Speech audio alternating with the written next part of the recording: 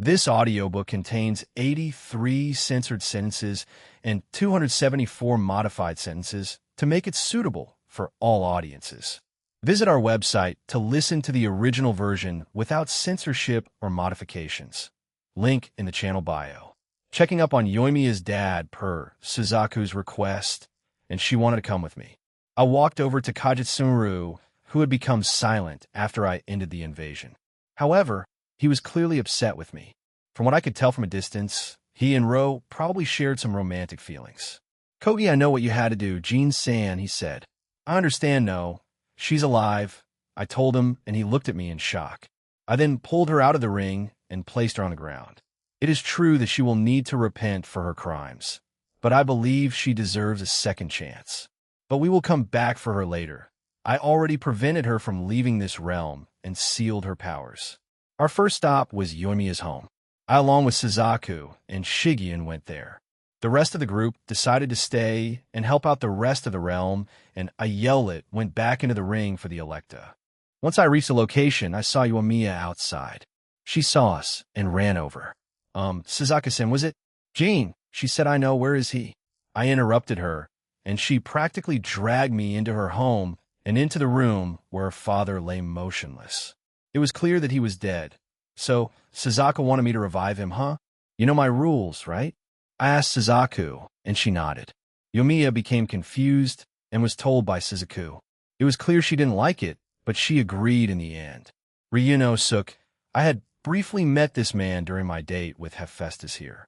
He was such a fascinating fellow. So when I put my hand on the ground, his body briefly glowed and his spirit came out. Ryunosuke-san, you're aware of what happened to you? I asked him.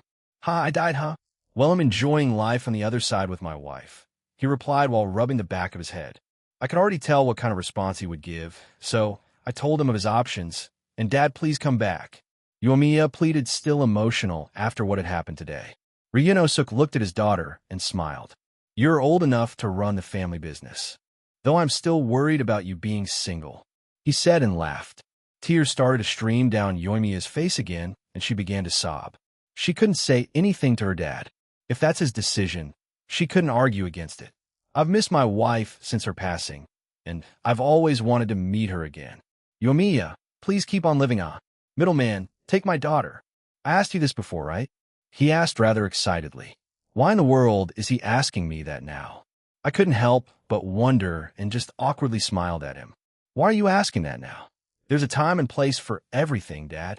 Yoimiya shouted, mortified at what he had just asked me. Well, we'll get moving then. Get married soon. And your mother says hi, said Ryunosuke, and then he disappeared. All of us were left there a bit shocked by him being so nonchalant about it. I turned to Yoimiya. The sadness was vanished, and she was just angry. She was mumbling something about having to deal with everything by herself from now on, and he didn't leave her too many instructions on how to do certain things. If you want, I can help you, Yoimiya, I said to her and told her my plans for my future business and restaurant. We can even do some reconstruction on this building, give it a fresh new look, you know? I said to her. But you don't need to do any of that. Jin-san, she said, a bit confused. Well, your dad did leave you to me, so I feel like I should help a little, I added, and she blushed. Oh, okay. And nice to work with you then. She put her hand out for a handshake, and we shook on it. Great. They'll send you details in the future, and if you have any designs you want, just send them over to me, Hey Race, an email and updated contact info. I handed her a business card I had made. Oh, so professional, she said, a bit surprised.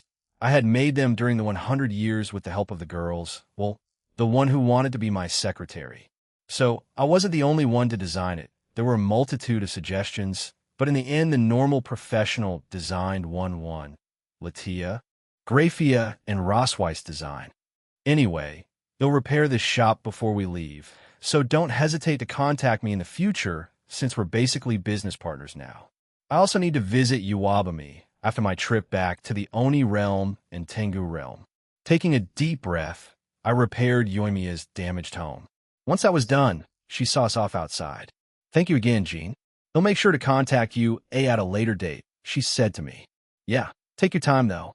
But here, I handed her my personal and updated phone number. The business card I gave her had my business-related phone number. Yumiya was still quite sad, and she was definitely putting up a brave face right now. I wasn't sure if I could take on the role of comforting her, since we're practically strangers except for that one-time interaction. However, I did offer her that lifeline just now. So she has that option to come and talk to me in a more private setting. Thank you. She then walked back into her home, a home that shall have all to herself starting from today and onwards. Okay, time to check Shafinga one more time, get Asahi, and go back to Zyoto Vidaya. Chapter 7, Part 1, The Enduring Wind Goddess, and a day in Takamagura Shinto realm, Shifujin skywards, soliloquy upon returning to the Tengu realm. I was surprised to find that some Tengus were speaking with an A. Most of them were the younger generation, so kids and teenagers and a few young adults, but they seemed to be very receptive to NA now. Unlike earlier in the day when they were giving her side glances or when they gave her uneasy looks. It did seem like the older adults had kept on telling stories and gossip about NA's situation. But the two leaders and her parents were here too, so they might have just told them the truth since some of the adults looked unsure. We made our way to them, and Yuenting was standing dutifully beside the ice-encased Asahi, and Shinobu seemed to be scolding the entire Arataki gang. It's been hours since the attack, and she's still quite angry about it. Huh? Jin. Welcome back. I heard from Ine that Takamagara was also attacked. I assume you repelled it? SJB asked me, as a lot of the attention was on us now.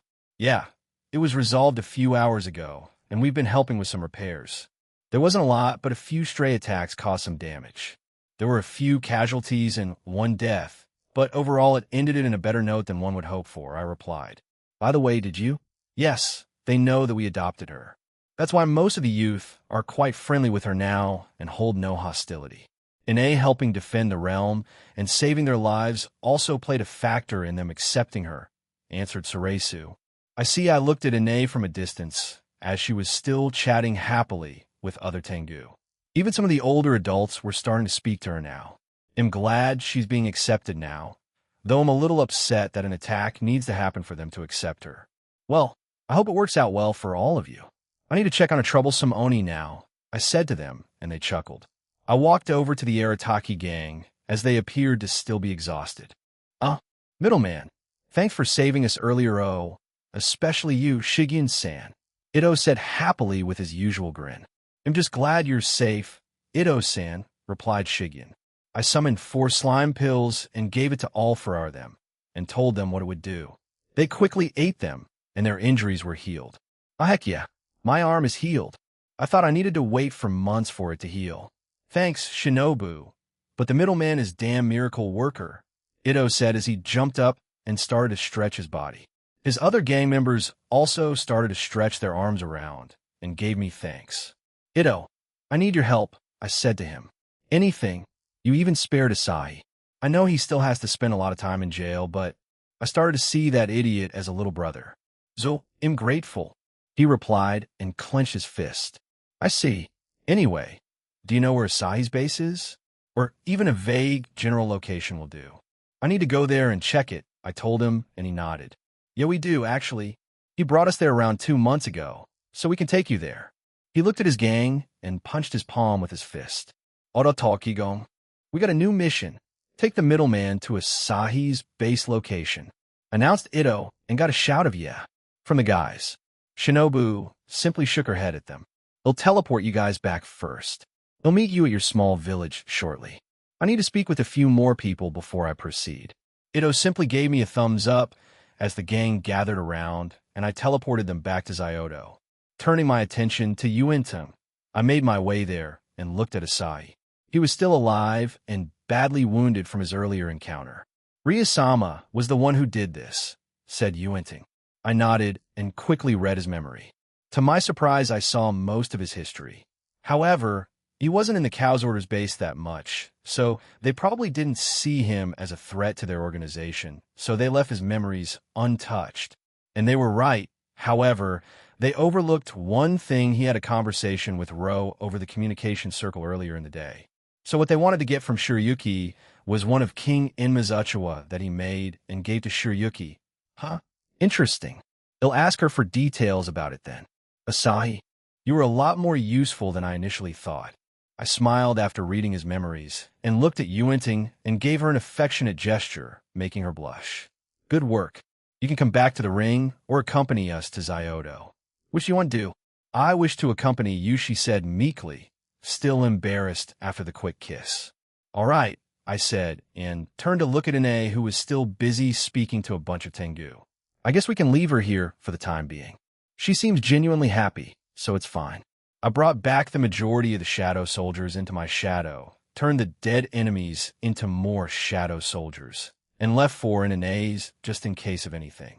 We then left for Zyodo after I put the ice-encased Asahi in my inventory. However, Aaron, I want to stay here and learn a bit more about the Tengu realm with Ine, said Rias. Really? I asked and she nodded. Well, if you're sure, go for it. We shared a quick kiss, and we finally left for the Oni realm. Zyodo, Vidya, Jin-sama.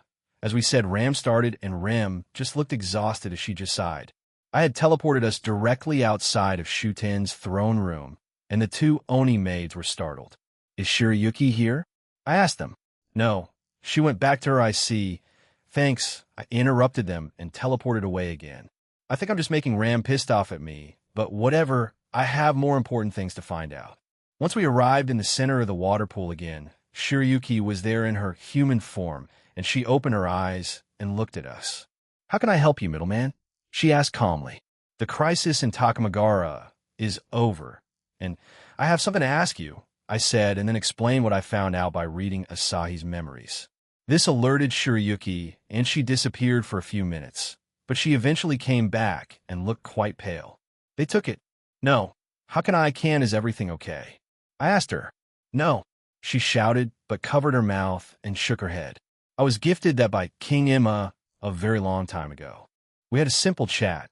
However, he enjoyed it so much that he gave me that as a parting gift. He's quite famous, so I kept it and treated it like a national treasure of sorts.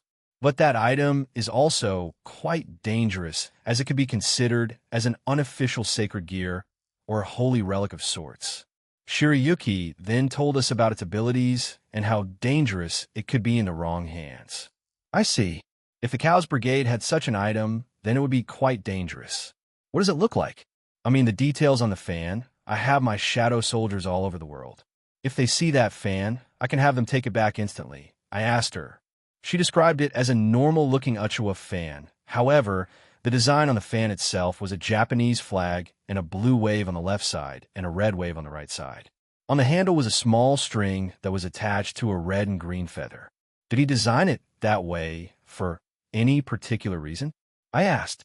Not that I know of. However, at the time I was wearing a different set of clothing the same as what I'm wearing now, but it was a bit shorter and had the colors of the fan. The main color was red, with some blue waves and green wind as patterns. Those were the designs of my kimono. She made a face and added, when I say it out loud, he may have created the design based on what I wore that way. I hope he doesn't get upset when he finds out I lost it. It was stolen during an attack and was targeted. Even though he is the Lord of Hell in Buddhism, we can hope that he didn't join the new faction of the Cows Order where the evil gods gathered. If he didn't, then he could be reasoned with. Can you contact him? She shook her head and said, it was a one-time meeting, a coincidence. I do not believe we can see him again. However, I did meet him in Kyoto for that brief visit in Time Kyoto. I repeated. Quite ironic, since she comes from Zyodo, since Shuten named it after Kyoto itself. I looked at Suzaku, and she shook her head. I have no idea where Lord Enma's residence is. It could be at numerous Buddhist shrines and temples in Kyoto, or even Japan. However, I can ask my great-uncle. Aaron, don't make that face, she reprimanded me. I was making a face? I repeated and looked away. She pinched my cheeks and said, yes, you may not like him, but he is quite knowledgeable in many things since he was head of the clan for many years. All right, well, ask him. I need to meet that old relic again eventually after all, I said and sighed. What do you mean? She asked confused. I mean, I'm going to marry you. We've already engaged, I said to her and looked at her strangely. A small blush appeared on her face as a result of this. Oh, why yes. You're right, Shirayuki coughed in her fist, drawing our attention back to her. You are a Himejima, correct? It should not be a problem. Amaterasu-sama has been trying to create her own alliance with Japanese gods once she found out about Jin's attempts at creating peace. One of the first were the other religion of Japan, Buddhism, so those gods and King Enma is one of them. Amaterasu is deeply connected to the Himejima clan after all, Senshirado. Or thought that King Enma may have some kind of romantic feelings towards me. You are mistaken, young middleman. He has a wife, and even King Enma is terrified of her. What on earth is up with most husbands in this world being completely weak to their wives? You will learn in the future, young Padawan. You is learn when married then. I don't need either of you being Yoda right now, no. I'm just asking you to go with me. When I go meet with King Enma, I will speak to Amaterasu-sama about it. If she agrees, all three of us can go, she said. I'm fine with that. I nodded and agreed with her. Well, that's all I came here for. Thank you for answering my questions. I could also ask Amaterasu about it before we leave, so I can have my answer then, but it'll wait for Shirayuki to ask her too. Once we left the waterfall pit and got to the surface, we coincidentally came across the Arataki gang, and Ito seemed to have lost his soul. I can kind of guess what had happened since it looked like they came from Shuten's home. Ah, Jin-san greeted Shinobu. Hello. It doesn't seem like your leader is doing too well. I greeted her back and she gave us a tired smile. Shinobu didn't have her mask on her face, and she looked quite different without it. Yes, we stopped by to see Shuten Doji-sama, and our boss got scolded quite harshly. He didn't want to go initially. However, both Rim-san and Ram-san were waiting for our arrival back in the realm, and they snatched us up when we arrived, she explained. I can imagine Shuten doing something like that, and Ram doing it with stoic yet gleeful faces. I see, I said and walked up to Ito before slapping his face and him coming back to us. Middleman. Good timing. We were about to go back to our base, and then no need to explain. Let's go. He nodded and ran off, leaving everyone behind. We sighed at him and quickly followed after him. It didn't take us long to arrive at the quaint village that they stayed in, and it seemed a lot better than last time. Before we left this area, I subtly increased the fertility of the land. This meant that the vegetables that they had been growing were flourishing, and they had set up more plots to grow them. In addition, I repaired the well and provided them with more water, enabling them to thrive. It's Ito and I-chan. One of the kids shouted, which made the rest turn to us. They then ran up to us and started to pester him. By the way, Shinobu, what will happen with Ito? I asked her. Shouldn't Sama somehow manage to convince Amaterasu-sama to leave the punishment to her, and so boss won't be able to leave this sub-realm for quite some time?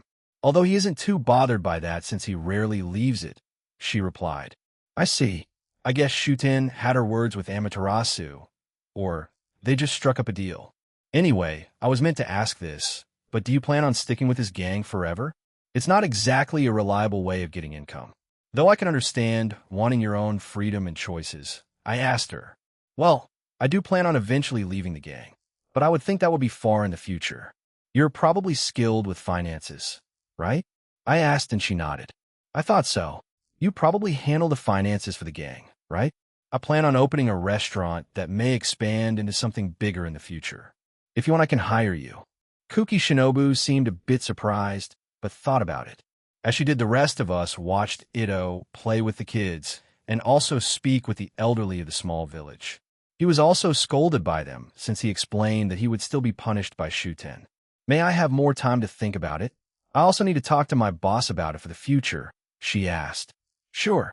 It's not like I'm looking for an immediate answer, I replied. She shouldn't have any other reason for refusing since I have basically infinite money and can destroy the human economy if I wish. My employees' minimum wage in the future should be quite high enough, so people employed in any of my businesses in the future should live a good life, roughly making around 180K a year, more if you're higher in position. After a few minutes of helping the people in the village, the place had a more modern look. I had helped build new houses here and also gave them some animals they could use for food. Since we were done, we were going to go to Asahi's base. We had gone north of the village, and we were running there at a moderate pace. Ito hadn't said anything since we left, but I could tell that he was excited about something. We eventually reached a small cave and a stupid little sign outside that said Asahi Sato, Gang Cave, which made me chuckle. We entered, and it was small, and it seemed like Asahi himself had quite literally punched his way into this mountainside, as many of the walls of it had some fist-shaped indentations. There was a small opening with some essentials like a few chairs, some kind of cooler that had ice magic at the bottom, a few wardrobes, and other essentials like a small bed for him to sleep on. I was expecting something, but this is muttered Shigen. It looks more like a homeless person's man cave, I said and got pinched by Suzuka. Ishtivi, Hutith, it's the truth. She didn't let go of my cheek until I started to move around and search the room. For the most part, the items here were normal, nothing too suspicious. However, there was a bookshelf on the left side that gave off a different feeling than the rest of them. I wasn't the only one looking at it, as both Suzaku and Shigen were looking at it as well. Arriving in front of it, I touched it and it vanished. It wasn't a powerful illusion spell, but it did the job to trick the Arataki gang. However, I was more impressed that Asahi managed to stop Ito and his group from destroying the place and accidentally revealing this spot. There was another small room beyond this doorway, and I passed through it, followed by the girls and the gang. It was much larger than the base that Asahi wanted to show off to them. The inside of this room was a lot more advanced. It had a metal floor, walls, and roof. There were multiple monitors that were set up near the middle of the room, and one of the cameras was no longer working, but Takamagara was at the top right of its screen. The others were for the Tengu, Kitsune, and Oni realms. What was Asahi keeping tabs on all the sub-realms all this time? Asked one of Ito's men.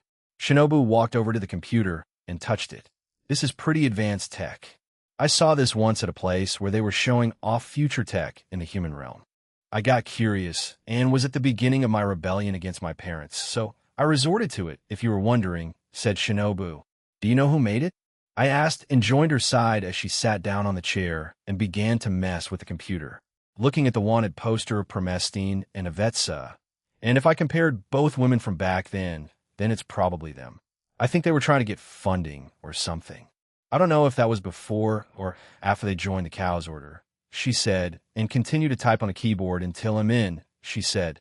I almost snickered at how cliché it was. It felt like those films where the hacker types for a bit on the keyboard before saying what she said. However, I didn't expect Shinobu to be this skilled at tech-type things. As she looked through the computer, the Arataki gang watched her, while Shigen and Suzuko started to look through the room. There were some books in a corner, and Shigen started reading through them. I walked over to Suzaku since she bent down and picked up something. I peered at what she was holding, and to my surprise, it was a picture. It looked like it was taken without the two people in it knowing. Both of them were clearly Oni, and if both of them were merged or combined, they would look vaguely like Asahi. His parents, huh? I said, and Suzaku nodded. I guess he longed for them. I wonder if they're dead or alive. Comptoir. Answer. Only Asahi Sato's mother is alive. His father could not pay off a certain debt and was killed for it. Asahi's mother is in hiding now. I see. I can ask him about his past another time, but I think I have a vague idea of how it was. Debt, huh?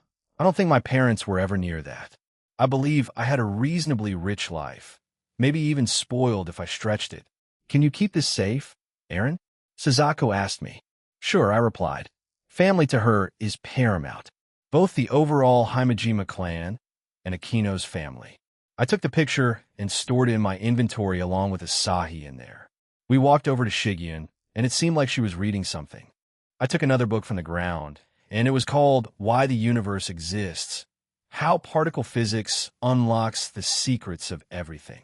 Another was Atoms, Molecules and Photons, an Introduction to Atomic Dash, Molecular, and Quantum Physics.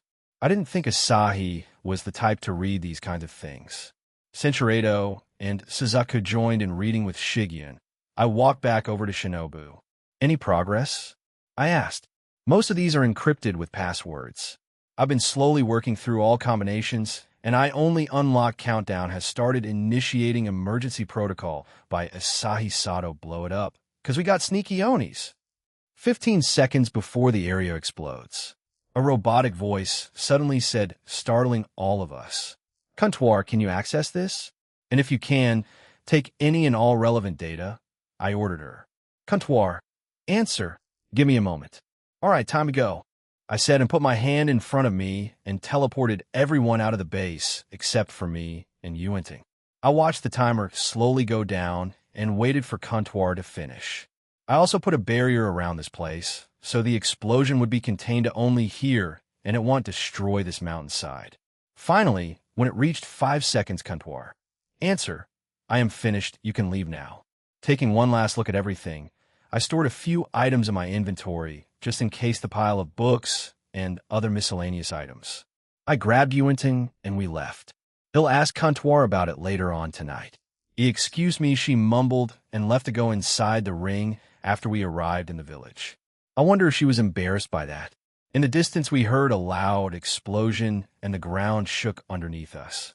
What was that powerful? What in the world was Asahi hiding in that thing? Asked Ito as he looked in the direction of the explosion. Wait, it doesn't look like the mountains are going to topple over.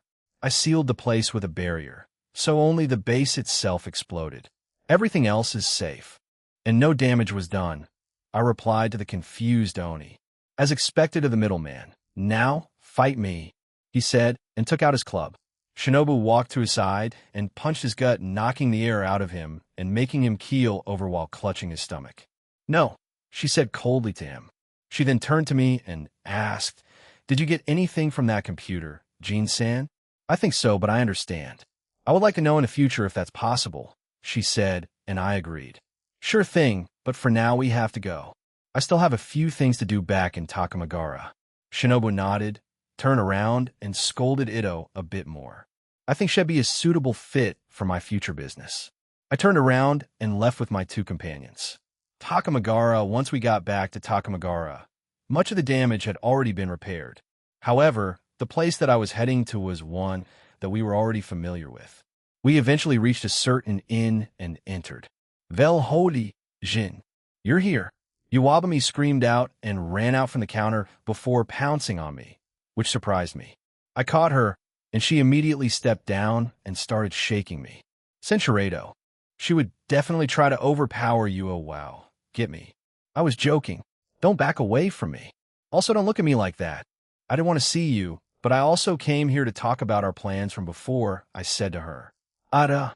I didn't think you'd admit that, but great. Let's go to the kitchen and talk, she announced, grabbed my arm, and dragged me away.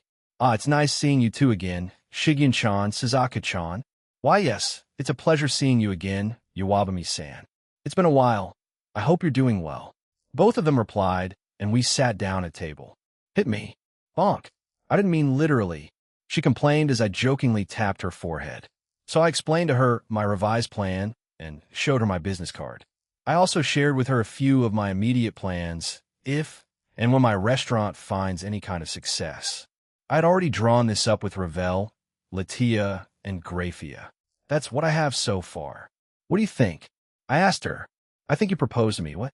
I gave her a look that said she was insane, and she laughed at me. I was joking. Jin-kyun, but I love it. I'm fine with this. When are you getting married? She said excitedly and slammed her hands on the table. Great, but what was that last part? I asked her. I just wanted to tease you, Jin-kyun. No need to be so serious. He'll go back to the front since this is over, but if you guys decide to stay the night, please feel free to come back. The day is ending soon after all, she said and left. And we'll probably ask you to stay the night, Aaron. Yeah, I feel like she will, I replied to Suzuka. Well, at least we're in a place we've been to before, and the hot springs aren't too far away too, so I think Shuri-san might ask us to go there, added Shigen. There's that too, replied Suzuku shyly. I was confused by it, but shrugged it off, and we finally left the establishment.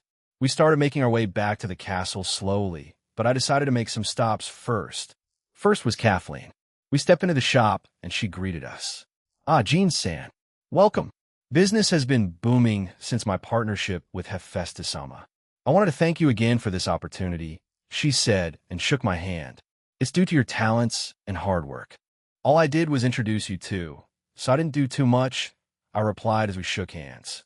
I looked around the shop as did my companions, and it seemed like the items she's been making had dramatically improved since the last time I saw it. Amaterasu-sama and a few others approached me and told me the truth. So I've been desperately trying to improve my skills. I've also spoken to Hephaestus a lot, as well as the dwarfs of Asgard. We've shared tips, and they've even come here to see my own work, she explained. Muvith, Burin, Sherry, and Kyoko, right? I asked. Yes, that's them. We've been sharing techniques and other things. Apparently, those two shops have merged in their realm, and they've become an even more significant name over there, she added. That's surprising. They were kind of competing with one another. I wonder if Hephaestus was the one to tell them to merge, or they just came to an agreement after working with Faye. Well, whatever the reason is, I think this is good. A man suddenly walked into the shop, and it was Sasaki Kojiro. We hadn't seen him since Mom rejected him. Oh, Midlimankun. I didn't expect to see you here again, he exclaimed cheerfully. I take it that you got over the rejection? I asked, and he awkwardly looked away. I maybe. Anyway, Kathleen-chan, can I have you repair my swords for me? He asked and placed both his swords down. Sure thing, Kojiro-san, replied Kathleen as she took them away. Those monsters were quite powerful, you know? You guys fight them on a regular basis? Even the heroes of this realm took quite a beating, you know? But I think it was a good thing. Some didn't take advantage of those chambers you installed all over the supernatural realms. Cinchuredo, I didn't think you'd be here. I is at the Stardust Dragon. Can I have an autograph? The female asked and walked up very close to me. Sure thing, what's your name? I asked and summoned a pen. Miyamoto Musashi, or famously known as Shinmin Musashi no Kami Fujiwara no Harunabu. I'm a big fan of that powerful dragon hero. She happily exclaimed and brought out a poster of me in my boosted Gear Queen form, and I signed it. Thank you. I didn't expect to see Miyamoto Musashi, though. And she's also a female. I was expecting a male. Miyamoto Musashi had light pink hair tied in a bun and pale blue eyes. She wore a custom-made blue and red hakama. She had shin and leg guards and carried two swords with her. She also seemed to have a bright and cheerful personality. Cinchuredo, we're probably going to stay for the night and a bit for tomorrow, then we'll go home. I have a few things to do, and I doubt it'll get to them since the day is ending, I said.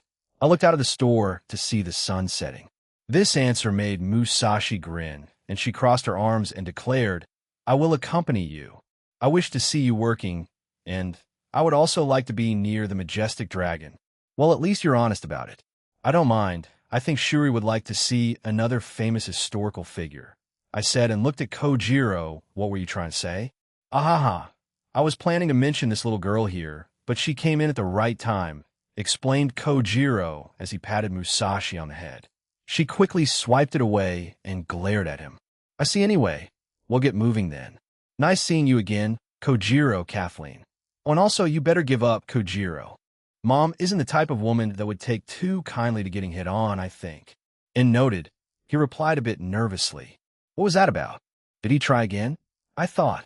In the end, we just left with an unexpected traveling buddy, Musashi. We arrived at the two novel shops, and we dropped into Ye's first. Oya, Jin-chan, Shigin-chan, Suzaka-chan, and Musashi Dano.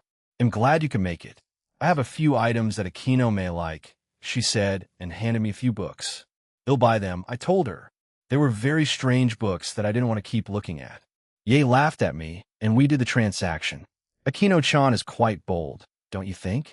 She asked as she handed me a plastic bag with the books. Well, it wouldn't be Akino if she wasn't like this, I said to her and stored the books in my inventory. By the way, how's Esfine? She's also awake now, but didn't try to run away. They're both just waiting for you both. They're probably getting up to no good before she gets locked up too. Fufu, said Ye quite mischievously. I mean, why do you think I went to your shop first? I have pretty strong senses, I told her, and she also blushed a little, the same for everyone else with me. The store fell silent as I let that surprising fact sink in. Try to move away from the awkwardness. Shigen walked over to a shelf and pulled out a book. Unfortunately for her, she pulled out a romance novel she wasn't expecting, and she quickly put it back with an embarrassed look on her face. She quickly put it back and awkwardly shuffled behind me and just grabbed my shirt and didn't move. Why do they keep making weird knockoffs? This world and its strange sequels. We waited around for a few minutes, making light chatter and getting to know Musashi a bit more. She wasn't too bothered by my earlier comment and said romance is normal though not that I know since I'm an old hag who hasn't dated anyone, and then laughed it off. Finally, after 5 minutes of standing around, we could go over.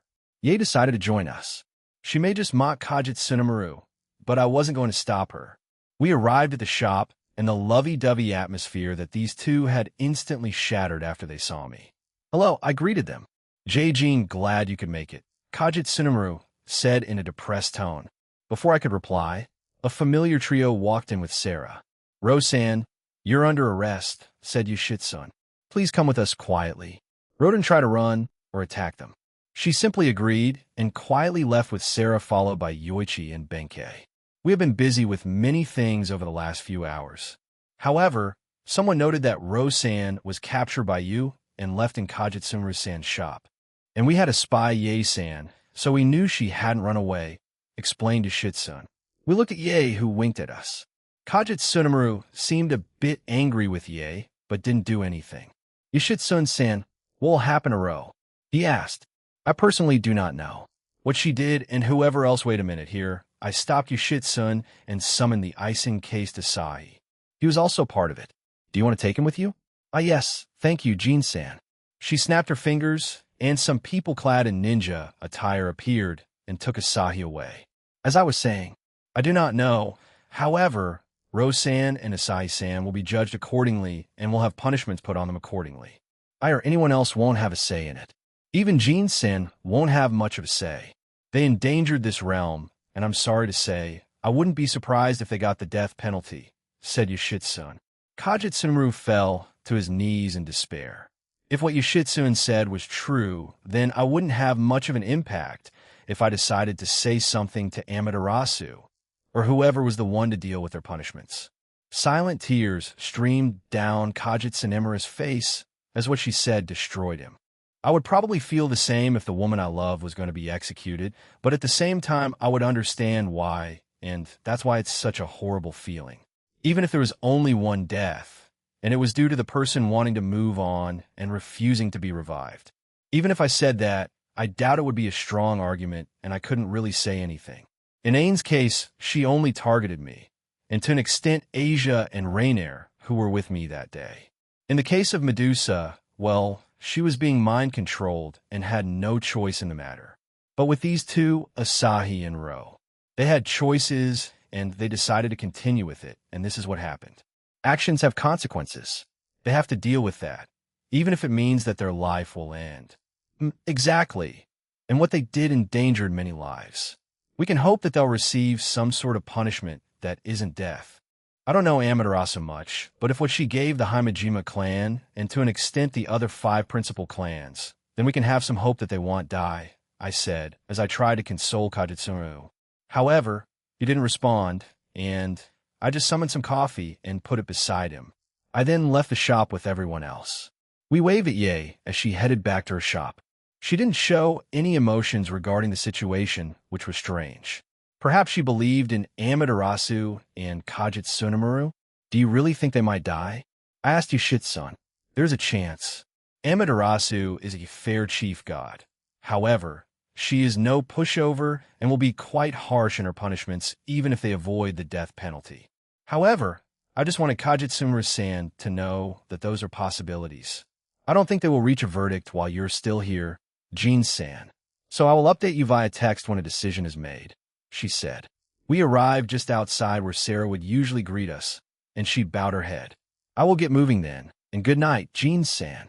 Yeah, you too. We wave her off as she walked out of our sight. Death penalty. Huh. I shook my head and left the decision up to Amaterasu. We navigated our way back to the meeting hall and entered it after knocking. Once we were there, Rose looked like she was exhausted and had that 1,000-yard stare as she looked at Jin and Shuri speaking to one another. I didn't feel any trace of Asahi or Ro here, so they probably took them somewhere else entirely. Welcome back, Jean. Shuri welcomed us after she saw us. We're staying the night. You do have a place in mind, don't you? Yes, Mom, I do. We can go to the hot springs for our evening bath if you want, I added. This is why I love you. One outstanding son-in-law. Also, these 3 ladies will be joining us, she said and spread her arms out again. I have no idea how she managed to get so close to these three goddesses in such a short period of time. Cinchuredo, I guess follow me for a little bit before we leave tomorrow. Anyway, let's go get a room at that inn first, Mom. I know the person there, I said, and she trotted over to us along with a still exhausted Rose. Ma-chan, Fu-chan, Rea-chan. We'll see you at the hot spring, she said to the goddesses who smiled and waved at her. Ada, Ada, Ada. Both Iwabami and Mom said that to each other. They kept repeating it for a few seconds before Iwabami looked at me and said, Jean, you have another Haimajima interested in you? Mom wanted to play along and hug my arm and said, Fufufu, that's right, Shuri Haimajima. Auntie, please don't say something like that, muttered Suzuka. Auntie? Ah, so you're Akino-chan's mother. You fufu. I can see where Akino-chan got her personality from. Jean, 2 or 1 room? Iwabami asked with a strange amount of enthusiasm. 1. I will make sure my son-in-law behaves appropriately around these girls. This is a wholesome trip, not including the attack from earlier, but it's still wholesome, Shuri declared and crossed her arms. Iwabami laughed and agreed with her. She gave Mom the keys and gave her directions. Mom dragged me along with everyone else behind us. Musashi decided to stay in the lobby and chat with Iwabami. It's the perfect size, said Shuri as she ran into the room, quickly got the tatama mats and futon out, and jumped onto them. Shuri-san is quite childish at times, said Rias beside me. That means she still has some of her inner child in her, which makes her a better adult, proclaimed Ine. These two had returned to Takamagura after we left Amaterasu's castle and met up with us. So we came to the inn together, and we were all going to the hot springs later with the goddesses. As Mom said, the room was even larger than the last one I got with Akino, Suzaku, and Shigin. It would easily fit us all. I wonder if Iwabami had a few luxury rooms upgraded since we were last here. As everyone else was choosing their futon, I glanced at Reiko as she had been silent the entire time since joining us. She had stayed behind to help with repairing the city, so we hadn't seen each other for a bit, but she also had been avoiding looking at me. I was a bit worried, but it seemed like she was a little embarrassed to look at me. It made me wonder if something had happened between her and Kintoki. Now, then, dinner, and then to the hot springs, declared Mom, as Rias and Ine marched out with her. They sure are lively at this time of the day, I said and sighed. It's better than being sad, is it not? Asked Suzaku. You have a point. You guys go ahead. Reiko, can we talk? I asked them and they agreed. Everyone else left, and Reiko and I were the only ones there. How was the rest of the realm? Everything had been remediated by you and with the help of your shadow soldiers. I only helped with a few small things here and there, speaking with people I know, and that sort, she explained while not looking at me. Reiko, look at me, I said in a more authoritative tone, and she reluctantly did so. However, when she did, she blushed the entire time. Thank you. Now tell me, did something happen during your confrontation with Sakata Kintoki? I asked her.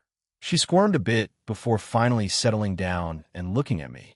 Do you know that he's a former subordinate of mine, and he declared his love for me, I see. I nodded at her, but remained silent. She started to fidget again and meekly grabbed my hands and looked me straight in the eyes. I rejected him. I didn't see him that way. And as she started to mumble and look at our hands, I saw that she was struggling to say the words she wanted to tell me. It was cute, but we would get nowhere, so we'll do it my way. Reiko, I called out to her, and she looked back up at me. Equivalent exchange. I'll give half of my life to you, and you give half of yours to me. Reiko looked confused for a second before her face turned completely red. However, she found the courage to speak back to me. Cinchuredo, she had declared that she would stay with me forever, and we had both agreed to take things slowly. We eventually pulled apart from our embrace, and Reiko looked at me, still blushing. Let's go join everyone for dinner, otherwise they'll get suspicious, I said and winked at her. Why yes, both Mom and Iwabami were giggling at each other and speaking to one another in hushed whispers. This was already going on once Reiko, and I joined everyone else in the dining area. Reiko, congratulations, said Suzaku, and Reiko blushed again. Thank you, huh? What happened? Asked Ine. Suzaku simply smiled at her and gestured to Reiko, and then me, and crossed her fingers. Oh, group. Congrats, Lucky Senpai. Smack. Did Grafia not tell you to stop giving out silly nicknames? Reiko asked Ine after smacking her on the head. Ow, I'm sorry, she said, clutching her head in pain as she apologized. Cinchuredo, I can understand why. I also know a few things about people in this room, declared Mom, and then pointed at Suzuku, herself, and Iwabumi. These three are trouble. I don't think she had anything to drink, so I don't understand why she was acting like this. But as long as she's having fun, I don't see a problem with it. The rest of dinner was rather uneventful, as we just talked about the attack, and Suzuku, to my surprise, teased Reiko quite a bit. Ah, the local bathhouse is worth visiting. Andy, that sounds lovely, Suzaku. Aaron should enjoy it too, replied Mom. We arrived in the same old hot springs from before, and even though the changing rooms were at different places, we all entered the same bath. Since I was on my own, I didn't need to socialize with anyone else, so I quickly got changed. I was the first in the open bath, and I quickly moved over to the furthest corner of the place. I sat down and waited for everyone else to arrive. Why are you all the way over there, Aaron? Mom asked as she and everyone else, the three goddesses, came out. Don't mind me, just giving privacy to the women here, I replied and gave them a thumbs up. However, my ring briefly shone and out came a Yellet, still in her bathrobe, as she hurried over and hugged my arm. I would like to join too, Aaron-sama, she said with a bright smile. She joined our side today and was already very enthusiastic. I wanted to talk to her about the Eevee and about her life before being turned into that android thing. But that can wait until we have a more private setting. Aaron, said Rai-Jean as she stood in front of me. I looked up at her and waited for her to continue. With the recent events, our duel will be delayed and held at a different date. I have received your contact information through Shuri, and I will contact you in the future about it, she said, and Shuri gave us a peace sign as she sat down. I see. Sure, I don't mind, I replied. It only makes sense. I doubt people would like to attract that kind of attention to the realm right now after being attacked. Though I already plan to add more shadow soldiers here. Aaron, come here. Mom called for me, so I hurried over with a Yellet still hanging on to me. Rai-Jean also came with us, as she sat beside Amaterasu, who was looking quite troubled by the whole ordeal. What's up, Mom? I asked and sat down in front of her. Who's that? She asked and pointed at a Yellet. I gave her the vague answer of a new subordinate. She was still suspicious, but let it slide. On to the real question, she said and pointed at the three goddesses with us. What do you want first? Huh? I have sort of convinced them to join your group. Aren't I a great mother? Yufufu, so who do you want? She asked again. I stared blankly at her before looking at the three goddesses in question. Amaterasu gave me a troubled smile. Jin remained neutral, and Rai-Jean shrugged. These guys aren't being helpful. Didn't Akino? Yes, she did, but as a mother, I would like you to hurry up with your relationships. Even Barato, Chan told me of her frustrations with you. She, while still a bit shy, wants you to be more active. She does appreciate you being considerate, though. There's more. Mom then looked at Shigen, who wasn't too far away, and she blushed and hid behind Po, who was with us too. Shigen-chan wants your love 2Gs. I scratched the back of my head. I did spend a lot of time with all of them during our 100 years, but I guess that wasn't enough, huh? Though the main reason why I can't get to them all is because of all the trouble that the cow's order causes. This is in addition to my job and my current responsibilities as a student. I have a limited time in the day, even if I sometimes do just leave my avatar to attend. There's also you preparing for your upcoming business. No? Added Rudra. That too. I sighed and said, I'm trying my best, Mom. I mean, I did propose to Reiko earlier. He did? Shuri asked, surprised, and looked at Reiko, who nodded in affirmation. Ara, it wasn't just starting a relationship. You skipped all the way to being engaged. I see. Is that your plan with Rainier-chan? She asked. I'm not entirely sure, but I do love Rainier if that's what you're trying to ask. I know a little bit about her past, which is why I'm a bit hesitant with her. As for the rest, it's just that we're apart because of our school and jobs. I mean, I'm currently committed to a few people right now, so I plan on strengthening those bonds once I'm in college. Though, I trailed off and glanced at Rias, who blushed when I looked at her. I had plans on using a certain tree in this realm to propose to someone. I continued as I kept my eyes on Rias, who understood what I meant and turned even redder. Rias-chan, huh? Very well, do it. I have been told to have better timing and mood. I will not, I replied. Mom then gestured for me to come closer to her, and when I did, she whispered into my ear, "What about Rose-chan? I found out a few things about her, and she's also been looking forward to you proposing to her and asking her to be immortal." I glanced at Rose as she had been splayed out at a part of the hot springs, as she was still quite tired after looking out for Mom during the entire day. I turned my attention back to Mom and said, "I plan on doing it when I get her parents' approval and when we go to Yggdrasil. That's the place I want to propose to her in. I already have Gondel's approval, but it wouldn't hurt if I also had her parents' approval. But even if I don't get it, I'll still propose to her. Era's so romantic. Yggdrasil, huh? How about a family trip after graduation? A supernatural one, she asked. I don't mind, but we'll have to ask everyone else since there are more than one person graduating. I turned to Amaterasu and asked, what will happen to those two that were captured? We are still deliberating. However, please rest assured that they won't be killed. We want to gain as much information from them as possible, she said with a gentle smile. I nodded and felt relief on Kajitsun Emmer's behalf. We'll tell him this tomorrow, so he won't be too worried and hopefully prevent him from doing something stupid.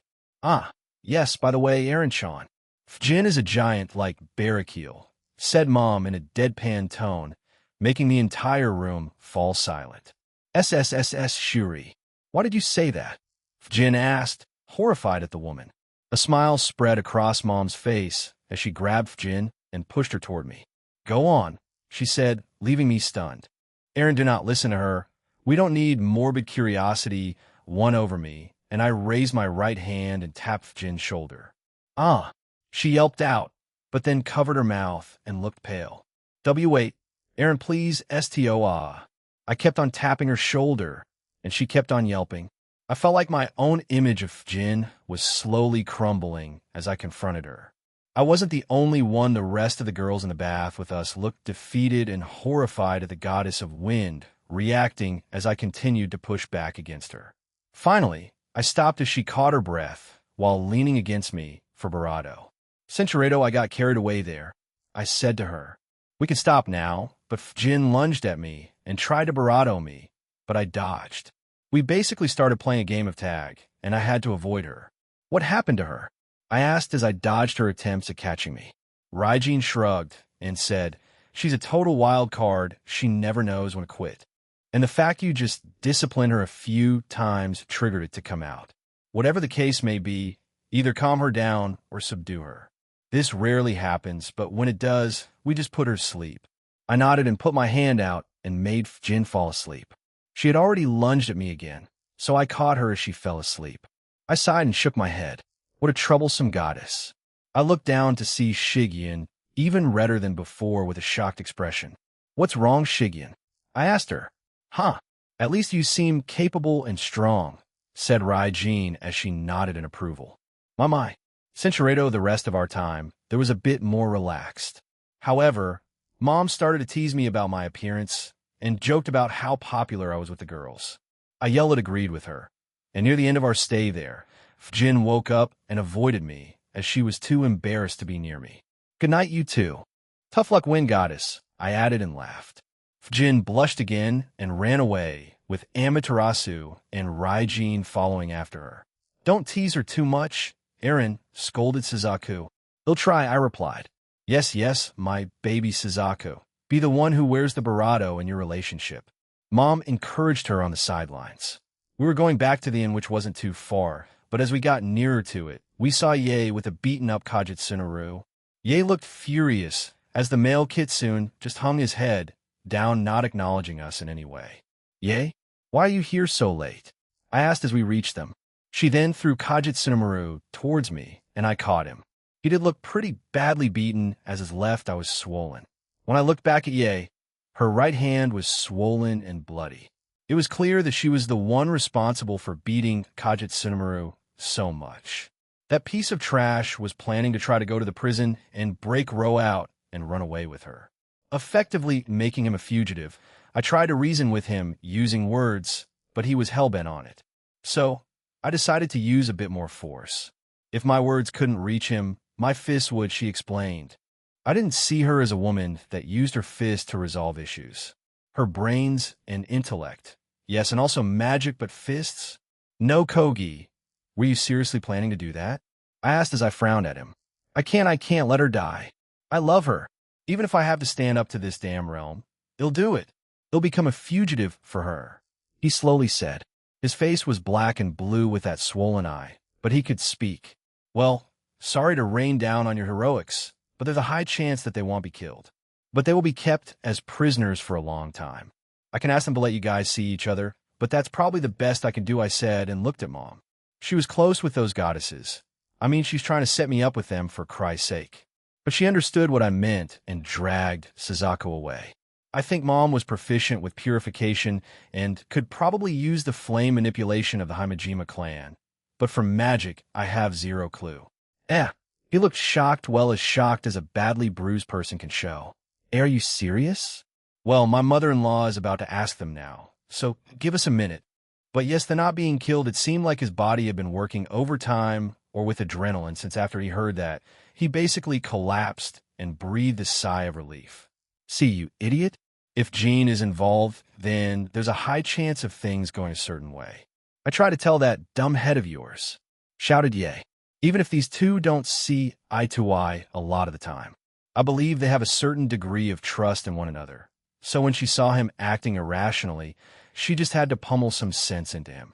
That makes sense, said Musashi, and we all looked at her. Did you know? Apparently a new moniker has popped up that people keep calling you now, along with your current ones? She asked. No, I don't really keep up with those, I replied, and healed up Kajitsunomaru, the man who creates miracles, and a miracle dragon. I mostly kept silent during our time in the open bath. But what Amaterasu-sama said also surprised me. If something like this had happened in the past, those two who were kept alive would definitely have been interrogated and then killed. You must have changed her in some way, she said. Yulo. New monikers, and they're not horrible. Both dragons cheered in unison. They were quite happy with it. That fits Jean-san, said Shigyun as she hugged Po tighter. Yes, for the short time we've known him, he tends to do ridiculous things that shouldn't have the outcome that they should, added Reiko. Yes, he's done a lot of miracles recently, including the before Rias could finish. Mom and Suzaka came back and she gave us a thumbs up. They'll allow weekly visitations up to 4 times a week. So choose those times wisely, Kajitsunomaru-kun, said Mom. Kajitsunomaru started to cry again and started to thank us all. Eventually, he managed to stand up and leave with Ye, who gave us a thankful look. We finally entered the inn where Iwabumi greeted us. Musashi also left, saying she'll be back in the morning. Fufufu, I heard it all, Boss Jean. Miracle boy, she said and danced her way towards us. She and Mom then high-fived. We let them chat, and we left for our room. Once up there, everyone went to their own futon, though. After a few minutes, most of them had come over to mine, since that's how we usually sleep. Ine, Rias, Reiko, Rose, Shigyun, and Suzaku. It was one less, but it was fine. Ayelet had left after our time in the hot springs and said we would talk about our memories once we returned home. She wanted privacy more than the barriers I provided. I didn't have a problem with that.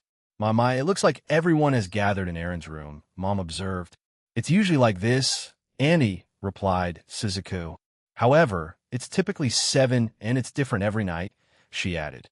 7? It's only 6 tonight, she then put a finger on her cheek and then jumped towards us. Everyone scattered as she aimed her body at me.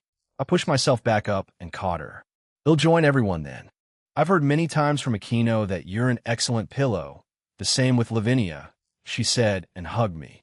Mom decided to sleep on my chest, and everyone just smiled at her and joined back with me.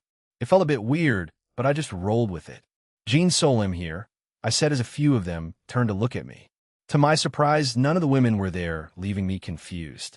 Even though Barato told me to come here, I walked over to the guys and stood by them. They were playing chess. Well, Drake and Garrett were. I think they're in, oh, darn it. Wait, no, I think they're in that blue sky part of your soul, partner, said Drake. I believe Comptoir wanted to speak with Elsha and Amorous with something, added Albion. I see, thanks. I turned around and left for that part of my soul. When I got there, I saw all three of them sitting down on the water, just chatting to each other. If I saw this in any other context in my past life, then it would just look like three friends talking to each other. Well, minus them floating on water, I wasn't sure if I should interrupt it, but once I took a step, they all turned to me. Ahon. I'm sorry, I'm the one that told you to come here. Yet I wasn't there to meet you, apologized Comptoir. No, it's fine. Let's just talk about it here, I said as I sat beside them. If you're expecting a lot of relevant and useful information, then I'm sorry to say that you'll be disappointed. However, there are some interesting things that would help locate certain bases, said Comptoir. At least it's not all for a loss to start. Most of the things that Asahi in his files, and what he looked up were, well, that of a young teenage male or young male adult. Movies, YouTube, Reddit knockoff, etc., etc. However, the other part were some messages he had with a few members. The most relevant of these were Promestine, Nagendra, and someone called 10k-15kThis. Teeps? He'll ask Valerie about that name, or Azazel. That doesn't ring any bells for me, I said and frowned. Nagendra seems to be the most active in India. Therefore, we can assume that his primary base is there.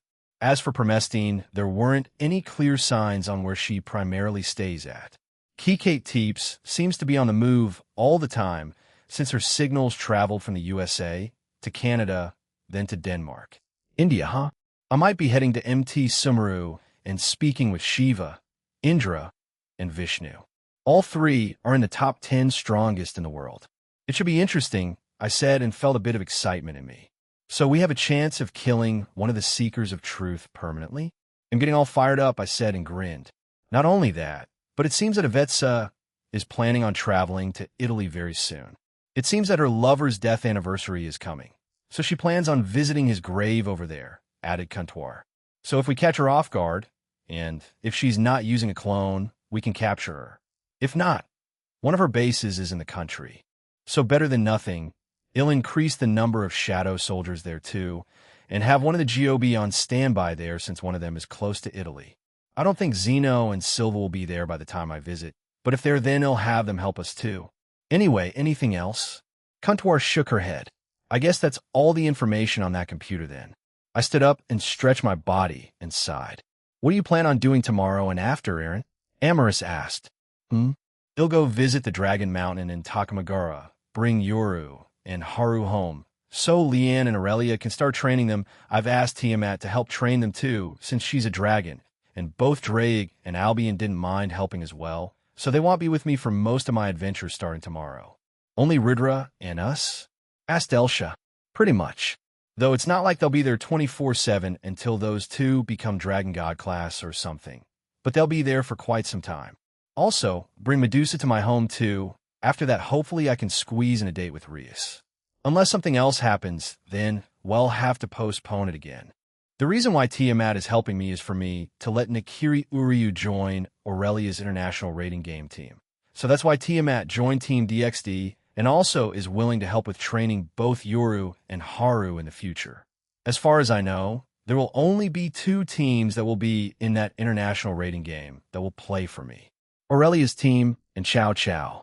As for their members, I don't know, but I'm leaving it up to Aurelia. For Chow Chow, it will mostly be ex-hero faction members. Then can I take over the announcements for the boosted gear? Asked Elsha, who looked quite excited about it. Then, I want to do it for the dividing, added Amorous. I don't mind, but you two need to tell Drake and Albion, I said, and looked at Comptoir. It's possible, right? Very much so, she replied. Great. Then I should go. I wouldn't. Elsha quickly got up and held my arm. Now, you shouldn't leave so soon, Aaron. It's been a while since we got to speak to each other, you know? That 100 years seemed more like 1,000,000, she said, and kept a firm hold on my arm. I know she's teasing me. However, after those 100 years, Elsha, who had been against the idea of letting me revive her, had begun to lean more into it over time. When she did, she started to warm up to me and would joke around with me more often. I took it in stride, but I personally found it a good thing, and our relationship moved forward from there.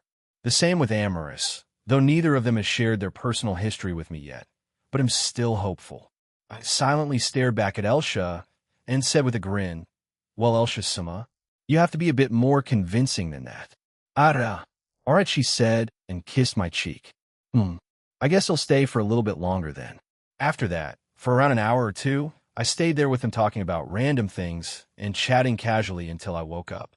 "Takamagara, Ea," said Suzaku as she offered me some food on some chopsticks.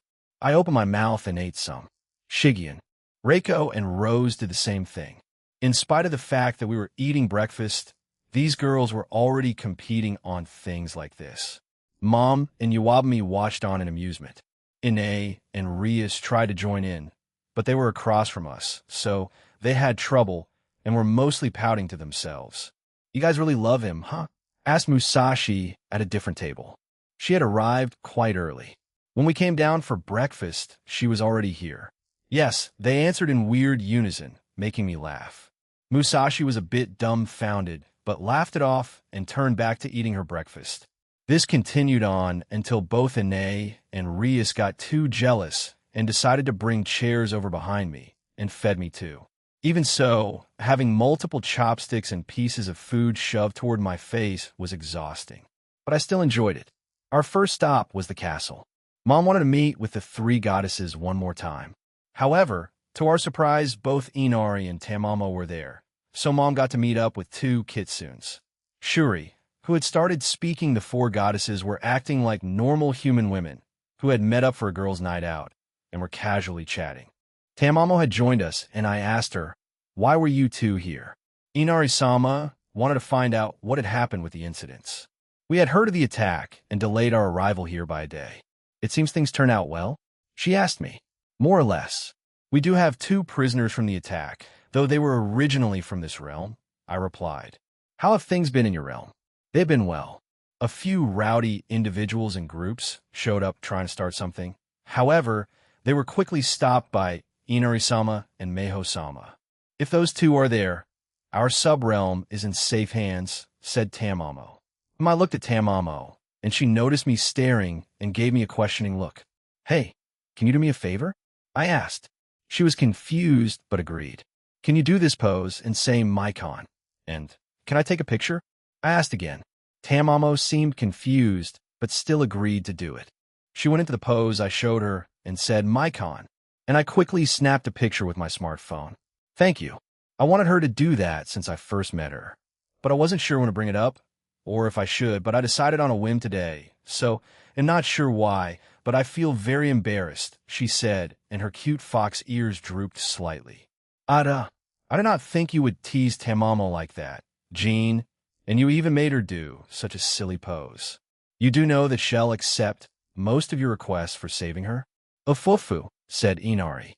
"I was only planning on asking her to do that. I wasn't planning on doing anything behind her back, unless that counted. He's out on a hunt for goddesses like I said from yesterday," said Shuri.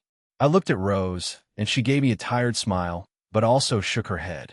"I guess I'll find out eventually." But I also didn't answer her and just stood there and waited for them to finish their talks. They eventually did, and Mom for some reason dragged Jin with her and pushed her to me, and I caught her. "Hello there, Jin. How can I help you?" I asked as she fidgeted restlessly in my hold. Si? I asked as she struggled to say something. Shuri looked quite smug, and the other two goddesses shook their heads. It felt like Mom was using Jin's stubborn streak right now. "Can you look after me?" she asked meekly. I felt my own brain short-circuit, and it seemed I wasn't the only one. Even Tamamo, who had looked at Jin, also froze. I quickly calmed down, let go off Jin, grabbed Suzaku's hand, who was closest to me, and turned around to leave. "It's time to head to Dragon Mountain to get Haru and Yoru. Let's go," I said and walked away. "Wait, you didn't give me an answer." I did not, and left the place without saying a word. Once outside, I sighed and looked up at the sky. I was fine with masochists. I mean, Akino is both, and I have no problem with it. However, it's probably because we've gotten to know each other more deeply. With Jin, that wasn't the case. "Shouldn't you answer her?" asked Suzaku. "Maybe another time. She can live without it right now," I replied. I glanced back to see everyone had caught up with us, including Mom, but she did look a bit upset. "Aaron, I know, Mom. I'll give her one when I come back here when I fight Rai, Jean." But for now, it's fine. Shell live, I said to her. She was still a bit upset, but accepted my answer. Anyway, let's go to Dragon Mountain. I didn't know if Shuri could fly, so I picked her up. Ada, so you rejected Fuchan, but you're causing trouble with your own mother-in-law? What a terrible son-in-law. Please don't say that, I tiredly said to her. We're flying there, and we'll be quick about it. Let's go. I quickly flew up, and then towards Dragon Mountain, everyone else behind me. What I failed to account for was that Musashi was running on the ground and was behind us by quite a bit. I looked at her, but she waved us on. I nodded and flew faster and arrived at the entrance to the place. It only took her a few more seconds to arrive. Ha! I didn't think you'd suddenly start flying like that, Jean-san. But I did enjoy the exercise, she said and looked around the place. It's been a while since I've been here. I heard Raijin-sama is here today, she added. Well, that makes it easier to get both Haru and Yoru then. I replied to her and let Shuri down. She immediately started looking around. He'll go get them. You can explore the place with Rias, Mom. Will do. Rias-chan, come here. Yes. Rias was a bit flustered, but let herself be dragged away by Shuri. It'll keep them company, offered Reiko. She gave me a quick peck, blushed, and caught up with him. Reiko-san is taking steps, so I have to as well. Rose declared quietly to herself with Shigyun agreeing with her. I started making my way to the house of Raijin. It stood out the most out of all the houses, so it wasn't too difficult to find. We quickly arrived at the front door with a few of the dragon and humanoid dragons look at us. I didn't see a bell, so I knocked on the door, and it opened with, to my surprise, Hachiman, the god of war. Midamo. We've been expecting you. Come in, he said, and let us all in. The interior of the home was also quite modern, but simple. We were in a small hallway, and to our immediate right was what looked like a living room, and Hachiman stepped into it, and we followed him. There were multiple couches, a table, some bookshelves filled with books, and to my surprise, an indoor fire pit. In the room were Raijin, Yoru, and Haru. Raijin got up and shook my hand. It's been a while, middleman. I heard that you accepted my request from Amaterasu. Thank you, he said and gestured for us to take seats, and so we did. Yeah, I didn't mind. As a fellow dragon, I thought it'd be appropriate to help the new generation, I said as I sat down. Fellow dragon? Both Hachiman and Raijin repeated. I smiled and turned my pupils into slits and summoned by wings. They were a little stunned, so I added, I'm just a hybrid though, and I hope you keep it secret. Before putting my wings away, I see most people would assume what your real identity was, but to think you were a hybrid. I see it makes sense. A human with 2 sacred gears that are based on dragons and was also a hybrid himself. Fufu, what a fascinating thing to know, said Raijin. May I know the reason why you want those two to be trained by me? I asked. They know of what was spoken in that meeting not too long ago. So with that knowledge and the incoming dangers, and especially with the recent attack, I would like them to be stronger. And why not ask someone who's been rumored to be one of the strongest beings in the world? He asked and smiled. Rumored? Me? Haha, you praise me too much, but thanks. I also don't mind. So would you like them to be back at certain times? Or, if it is not too much trouble, until they reach a certain power threshold, I would like them to stay in your home. I will pay extra if that's necessary. And, if possible, can they be added to the newly created group that was created? He asked. Staying in my home and joining Team DXD? Well, you'll need to consult Azazel and the sub-leaders, but I think that can be arranged, I replied. Those 3, Yoshitsun, Benkei, and Yoichi, were already part of the Shinto group for Team DXD, so adding Yoru and Haru wouldn't be an undesirable thing. We only had a few representatives of each pantheon, and I didn't know them personally, so it should be fine. I do plan on having the Chaos Karma Dragon, Welsh Dragon, and Vanishing Dragon personally train them, and also the Dragon God of Infinity and the Dragon of Dreams train them. I think that should be fine, right? I asked them and all their eyes widened. Huh, is that so? Well, if those dragons train these 2, then they'll surely become stronger, replied Raijin. No kidding. Those are famous dragons. After all, only a few know of the Dragon of Dreams, but it's rumored to be on par with the Dragon God of Infinity, added Hachiman. Well, I do like to take them back today, if that's okay. I do plan on returning home soon, since I have a few things to do for my job. Raijin nodded, and we all finally looked at the two girls in question who had remained silent. Both of them got up and bowed. "Please take care of us," they said in unison. "Yeah, leave it to me," I replied. "We'll be waiting by the entrance to Dragon Mountain. So when you're ready, come meet us out there," I said and got up. "Thank you again, Jean." I waved to Raijin as I left. I was tempted to ask why Hachiman was there, but I assumed they were friends and left it at that. We'll probably do it once those two settle into my home, but for now, it's fine. "What shall we do?" Musashi asked. Well, it'll let Mom and Rias explore the place and let them enjoy this holiday of theirs, even if the Cow's Order did try to attack the realm. For now, let's just wait for them, of course. "If you want to join them, then feel free," I replied to her. Even though I said that, none of them ran off to do something, so we just walked around, checking the entire place out again. There weren't any major changes, apart from stronger barriers set around the place, and we had lunch in the tavern from before called Draven. It was around 2 in the afternoon that both Mom, Rias, and the two dragons joined us at the entrance. We enjoyed our time there, since I was dragged away for at least an hour to help with training some of the youngsters. Musashi, Rose, and Suzuku helped me, so it wasn't that terrible. Musashi also left not too long ago. I also didn't think we'd spend that long here, but what can you do, right? I glanced at everyone, and both Mom and Rias had some kind of souvenir from the place. I'm sure they have more with them, but that's all I saw for now. "Okay, we're heading home. Are you all ready?" I asked and got a unanimous yes from all of them. Chapter 7, Part 2, Crimson Date and Gondol third-person point of view after a certain action by a person called the Middleman.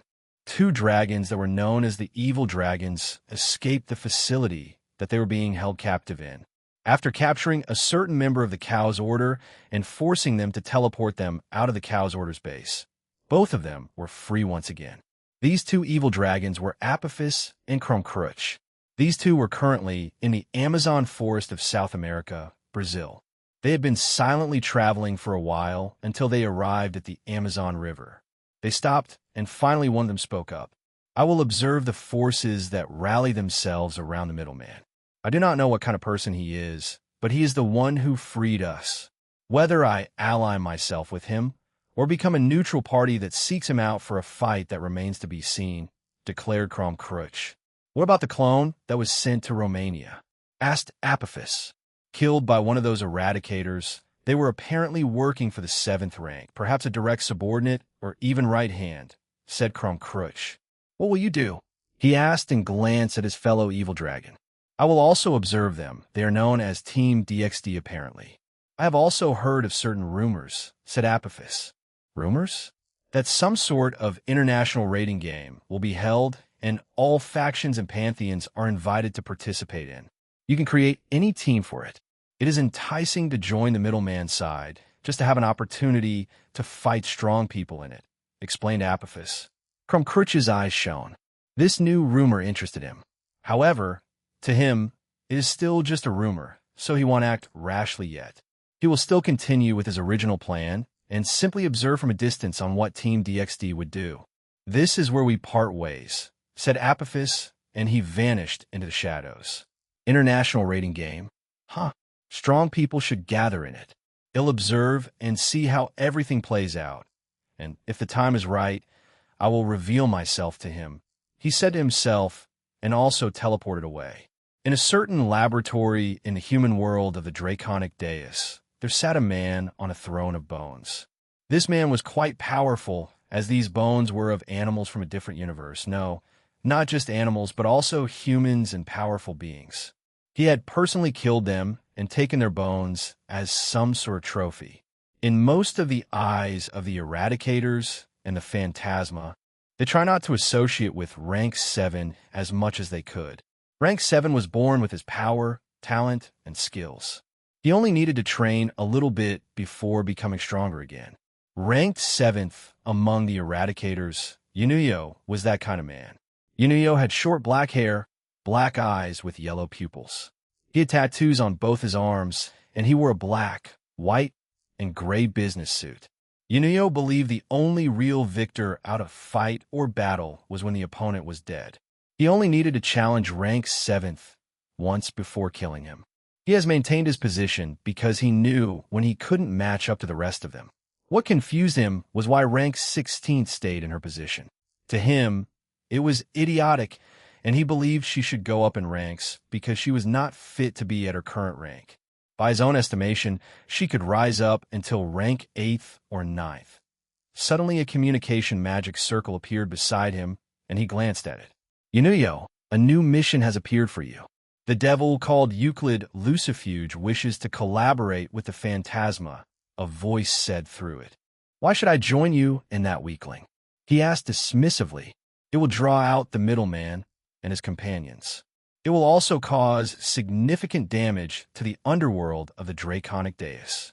They also have those two devils that are labeled as transcendental, Surzex Lucifer and Ajuka Beelzebub. Rise of Him has said that both of them may be able to handle your full power, the voice said. The middleman interests me. That outer god's followers aren't terrible either. However, they're too inexperienced. Naive. All of them, he said and grinned. He looked at his left hand and clenched it. Bones started to appear around it, and white energy covered the bones. Why are we attacking the underworld? He asked. Euclid Lucifuge has his own agenda towards the middleman. He wishes to end it all. Whether he kills him or himself is irrelevant. The middleman put a curse on him apparently, and he is out for blood. Kakaka. A curse, seh? Where is he now? Unknown. He is very mentally unstable at the moment and may lash out at anyone that angers him. We have told your two subordinates not to provoke him, otherwise it would complicate things further. Those two can handle themselves. I handpicked them after all, he said with pride and smirked. Where are we attacking? A small devil town called Oros. However, Rise of Him has also started collaborating to steal the floating city near that small town. It will be a two-part assault. Your team and Euclid's will be responsible for drawing attention to the town of Oros, which also holds a new academy built by the sister of the devil Leviathan. So we're the distraction. Huh? Well, as long as I fight the outer god, I don't care, he replied. I know. The little sister of the Leviathan Sona Citri, that town, she built a new academy there, Oros Academy. If you target that, then surely it will definitely keep the Alliance occupied. The same with the middleman, as he's known to fight for his teammates. You, your two subordinates, and Euclid's group will attack it. One of the clones of the remaining evil dragons will accompany you, as well as a clone of that which, Walburga. Also quit spoiling everything. I get it. They'll wreck a town and a bunch of tiny devils to get your dumb plans in motion. So when? He asked. A few days from now. Get anything ready in the meantime, and he'll contact you again. Yunuyo snorted, and the magic circle was destroyed. He had something new and fun coming up, and he grinned. He got up from his seat and stretched. When he did, the area was destroyed. Underworld, devils, and dragons, huh? At least they'll entertain me, he said, and brought out a small pendant that held a powerful monster. If I somehow lose, it'll just merge with you, and it'll go out with a bang and wipe out the underworld. Cuckoo. Yunuyo held his life with no regard. As long as he brought destruction and despair, he would be satisfied. He knew the risks of opposing an outer god that he would lose, no doubt. But he still wanted to fight one. He couldn't fight Magnum Tenebrosum, since being in the presence of that outer god was enough to bring him to his knees. But he knew that the middleman outer god was different. He knew he was still naive and cared about lives. He was an anomaly among the outer gods, and he would take advantage of that. Yunuyo then brought up a screen in front of him. He looked at a silver white-haired woman that Euclid had become enthralled with, and he smirked. The woman wore a small green jersey that had 100 yen as a small logo near her shoulder. That little devil liked this woman, did he not? I'm sure the middleman cares about her too. Let's pay them a visit then. A small clone will do. He then created a clone in front of him and instructed it to attack Oros first before him. Go. He ordered his clone, and it disappeared. I won't let you enjoy your time for too long, outer god. Will you send another one in? Asked Sarah Selbis. No. We need to analyze the middleman more. He destroyed one of the research facilities on that planet, and it halted our progress on certain things, replied Melvizoa. You're not one to let things like this slide, Melvizoa. So, what's your plan for retaliation? She asked again. I will send mechanical lions their way. According to my understanding, the Phantasma and Euclid are going to try to do something very soon. We will inflict damage that way. You're sending them back up then? She asked. No, those are distractions. We will not inform the cow's order. We will send the mechanical lions to destroy another part of the underworld. The middleman is close with devils, so we will take down the innocent.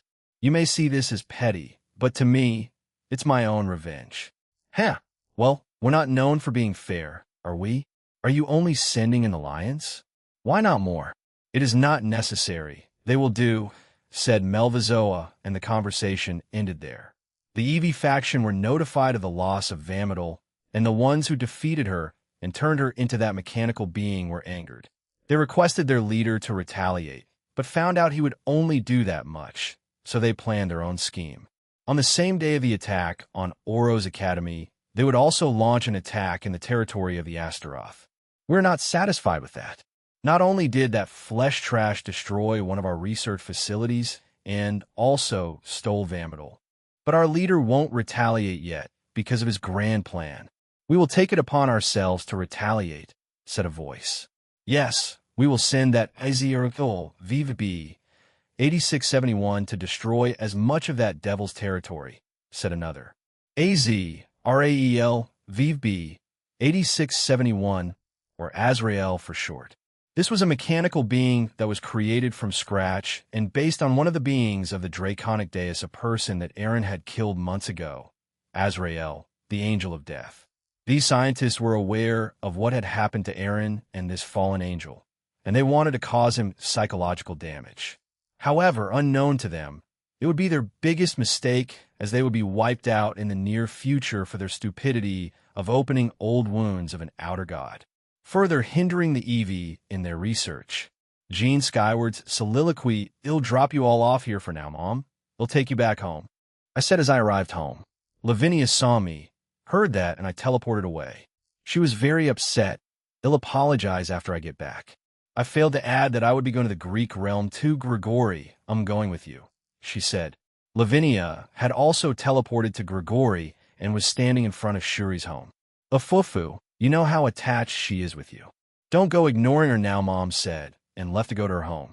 Well, I won't deny that, but I'm sure Im is attached to Lavinia as she is to me. I would even wager that it's almost toxic and doesn't seem to be getting better, but does it have to? I'm not exactly against changing it. Take care now, Mom said before entering her home. Yeah, I muttered as Nia stood beside me. Where to? She asked. What? I asked. You're heading somewhere else, right? She said and tilted her head. I hadn't even said anything about that, but she knew. But you're thinking, how does she know about that? Or something like that, right? She asked again and smiled. You can read me like an open book, Nia, I replied and laughed. You'll always know. That's my role to you. As one of your fated ones. I will always try to understand you, even the parts that you fail to understand, she said in a sweet voice and smiled at me. It felt like an arrow just pierced my heart, and I shook my head. And I thought I could say cheesy things, Nia. I might be influencing you too much, I said and laughed. I mean it, she said seriously. If I ever was transported to a world that you didn't exist in, I would rather die. Or if you somehow died, I stared at her a bit stunned, not sure how to respond to that. Ivanti, Nia, where did you get that idea from? I asked and kissed her on the forehead. I hope I'm wrong, but your evolution. Kuntwar said that you fell asleep during your first one, right? I tried to ask more, but she didn't answer me, so I think you died during your first evolution. I don't want that, she said and frowned.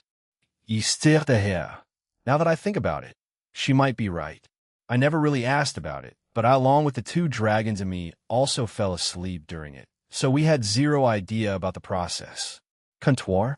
Kuntwar. Answer. I love you. If that ain't SUS, I don't know what is, said Drake. I am very tempted to punch you right now. It's way too tense and serious. I'm trying to lighten the damn mood. I'll agree with Drake on that one. She's being very suspicious right now. However, even if I die, they'll come back right to life, so it isn't a big deal. Well, to me at least, I don't know how they would truly feel if it did happen. Though, I can probably feel the same feeling if I tried to imagine that you're making that face again, said Lavinia as she grabbed my face. Aren't we heading somewhere? I'm sorry for bringing the mood down, let's go. Yeah, my bad.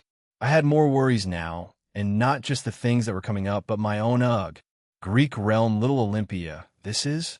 Lavinia asked as she looked around Little Olympia. You didn't come here last time, but we're in Little Olympia in the Greek realm, I replied and looked around us. I had teleported us to the middle of the place, so a few eyes immediately turned to look at us. Anyway, well, oh, hey, Jean. The voice of Hestia called out to us, and we turned around to see her with Astrea and Physis. She trotted over to us along with the two other goddesses. Hello, Hestia. It's been a while, Astrea, Physis. We only got to speak a few times during the festival. Barato, answer. Yes, it has, Jean, replied Astrea. Been a while? Are you insane? We literally spent time together during the festival, even if it was for only 2 hours, said Physis and frowned at me. Astran, Stiachan. Nia greeted them all.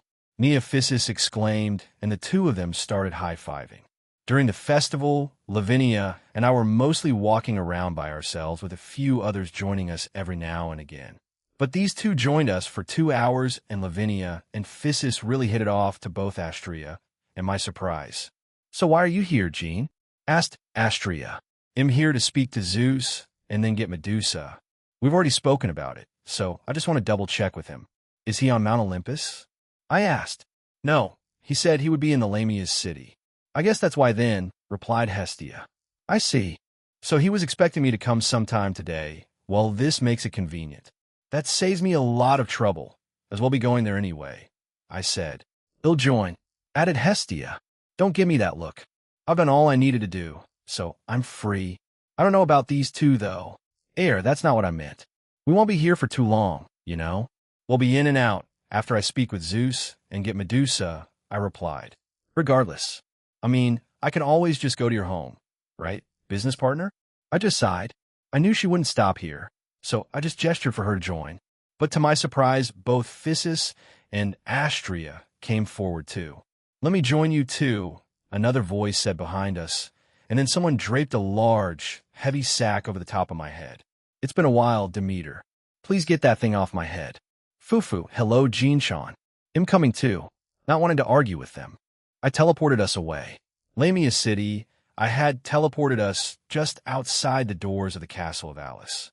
There wasn't anything super urgent happening, so I saw no need to directly teleport into the place. When we arrived, I felt Zeus and Apollos aura in the building with a few others. Ah, meet Lemon-sama. Are you here to meet with Alice-sama and Zeus-sama? A certain snake Yukai asked. It was Cathasia. Hello, Cathasia. I am. Are they in the throne room? I asked and she nodded. Allow me to take you there, she said and turned around and slithered away. We immediately started following her, with Lavinia looking around her surroundings curiously. Nothing changed here, and there wasn't any damage to the place. It seems the shadows and Greed made sure of it. Even I didn't need to come here after the attack since Greed said it was fine, and I took his word for it. All right, it's Lavinia's first time here. Huh, said Hestia. Replied Nia. Malice is a pretty big fan of Jean, you know? Added Demeter. Me too. Lavinia then stayed closer to him, and the goddesses around her smiled at her warmly. You're really fond of him now, aren't you? Honestly, it's sweet to see how much you care, asked Physis, and Lavinia looked troubled after hearing that. Is that an inappropriate topic to bring up? She asked, a bit worried she had brought the mood down. No, it's fine, said Lavinia, and she told them what had happened with Azrael and me afterward, culminating in my breakthrough during my fight with Serorg. You were. I didn't even notice, shouted Hestia in surprise. Depression is a silent killer, so it's true, she added and clutched her head. I couldn't tell either, at least you're better now, right? Demeter asked and moved to my other side and hugged my free arm. Act your age, Demi, reprimanded Hestia, who looked annoyed at her. Just because I'm more open to my affection towards him doesn't mean I should act my age, Hestia replied Demeter with a wink, making her frown and blush. Affection? When I thought back on it, I guess she was very touchy-feely with me back then, too. In my mind, it was a part of Demeter's personality, so I equated it to that. Then let me join in, too. I suddenly felt Physis hug me from the back, and it was a bit harder to walk normally after that. Astrea looked on with a smile, Hestia looked even more annoyed, and when Cathasia looked back, she had a troubled smile on her face. This continued until we arrived at the throne room while chatting about their realm. Jin-sama, Alice said, and looked confused. Both Zeus and Apollo looked amused. Centuredo, she was standing behind me, so I could still see where I was facing. To my surprise, after being encouraged by Physis, Astrea also came over. However, she simply walked in front of me, and once we had stopped moving, she leaned against me and rested there. No idea, it just ended up like this. I answered Zeus. Alice looked like she was ready to pounce on me, but Senko held her tail, so she couldn't do anything. Anyway, I'm here for her, I said and pointed with my lips at Medusa. Partner. What's up? I think I know. We figured out who the fourth fated one is. This surprised me, so I asked, oh, how so? I was genuinely curious as to how they figured it out. Well, from the way Contour has been acting, she's been pouting. We believe it's Astrea. Astrea? But we barely interacted, and when I first met her, well, it's just a theory for now, since she's refused to speak. They'll keep that in mind. Then I looked back at the scene in front of me, and Medusa had stepped in front of me and bowed. They'll be in your care, Jin-sama, she said. Right? And you'll be officially part of Team DxD too, all right? Again, she nodded, and I awkwardly looked at Demeter, who just smiled back at me.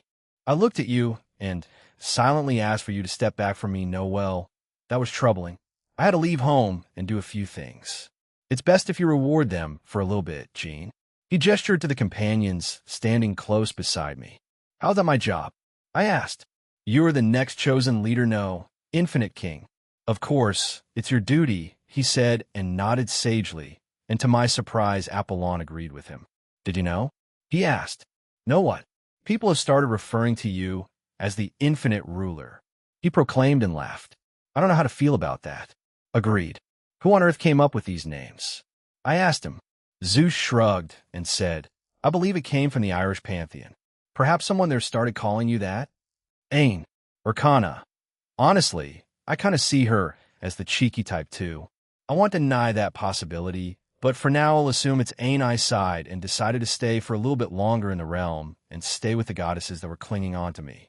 A few days later, Japan, Kuo, Skyward Household, we finally have time, but sorry in advance that it might be short. Rias, I apologized to her. No, it's fine. We both became busy after all. Just going on one is fine with me, she said and hugged my arm. Today was the weekend, and we were going on a date to the North Pole, as I had promised. Over the last few days, I've received reports from my shadow soldiers too. They had reported some activity from the Cow's Order, but for now, they hadn't made any moves. However, it seems to be geared towards the underworld, so I've added more over there and had one of the GOB on standby near the Astaroth territory. I told Latia about this, and she's had her household be on alert, and also informed Ajuka about it, so the Satans know too. Apart from that, Yuru, Haru, and Medusa have easily adjusted to living here. They are working hard while being trained by their teachers in the training facility along with the ones that come here to train for Team DxD. Currently, both Yoru and Haru were being trained by the two heavenly dragons, a dragon god, a dragon king, and a true dragon. While the rest of Team DxD who had shown up to train were being put through the ringer, while being trained by Scathack, Aurelia, and Leanne. Valley has tried to challenge them, especially Irene and Drake, and got his ass kicked quite quickly. But this fueled him even more, so he's steadily getting stronger. Let's go then. I'm quite curious as to what Antares has made of the North Pole. North Pole, once we arrived there, we were on a large block of ice, and the cold wind hit us. However, it was like the regular North Pole. There was nothing more than ice and white everywhere. There's nothing here, muttered Rias. We were both resistant to the cold, and the enchantments on our clothes also helped with negating the cold and keeping her warm. Therefore, neither of us were bothered by the sudden temperature change. Maybe it's in another dimension. I do feel a small cutoff point over there, I said and pointed to the east of us.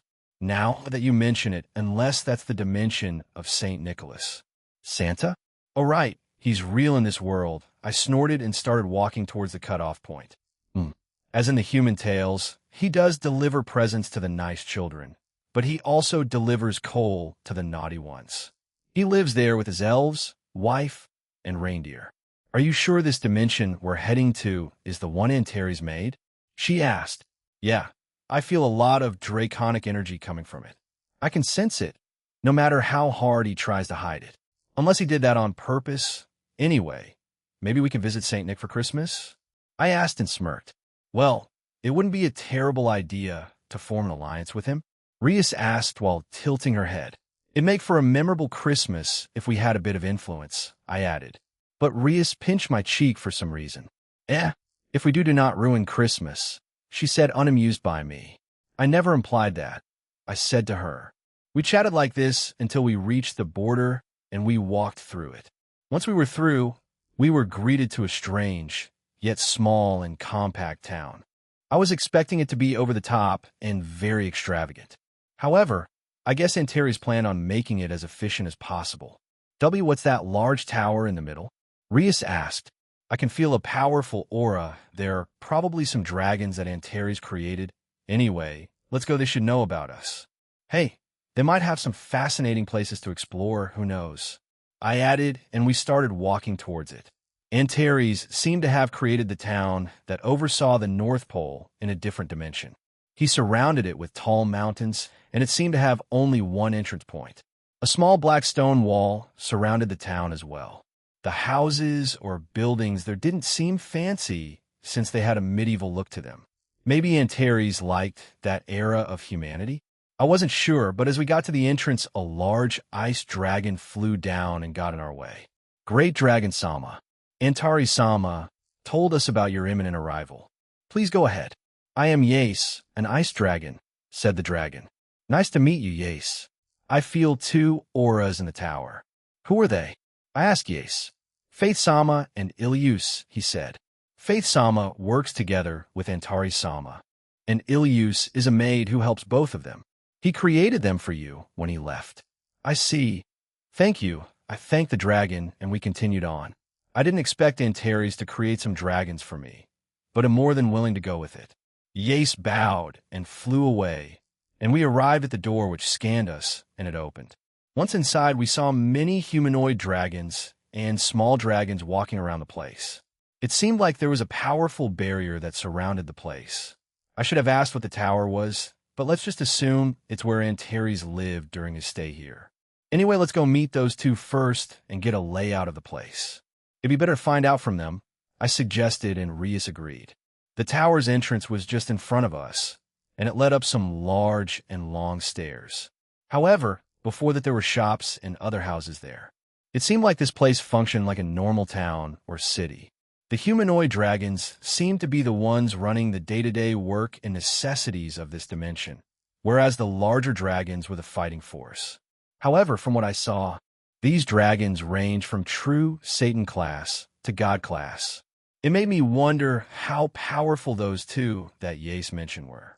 As Rias and I walked through the streets, we were greeted by the many dragons around us.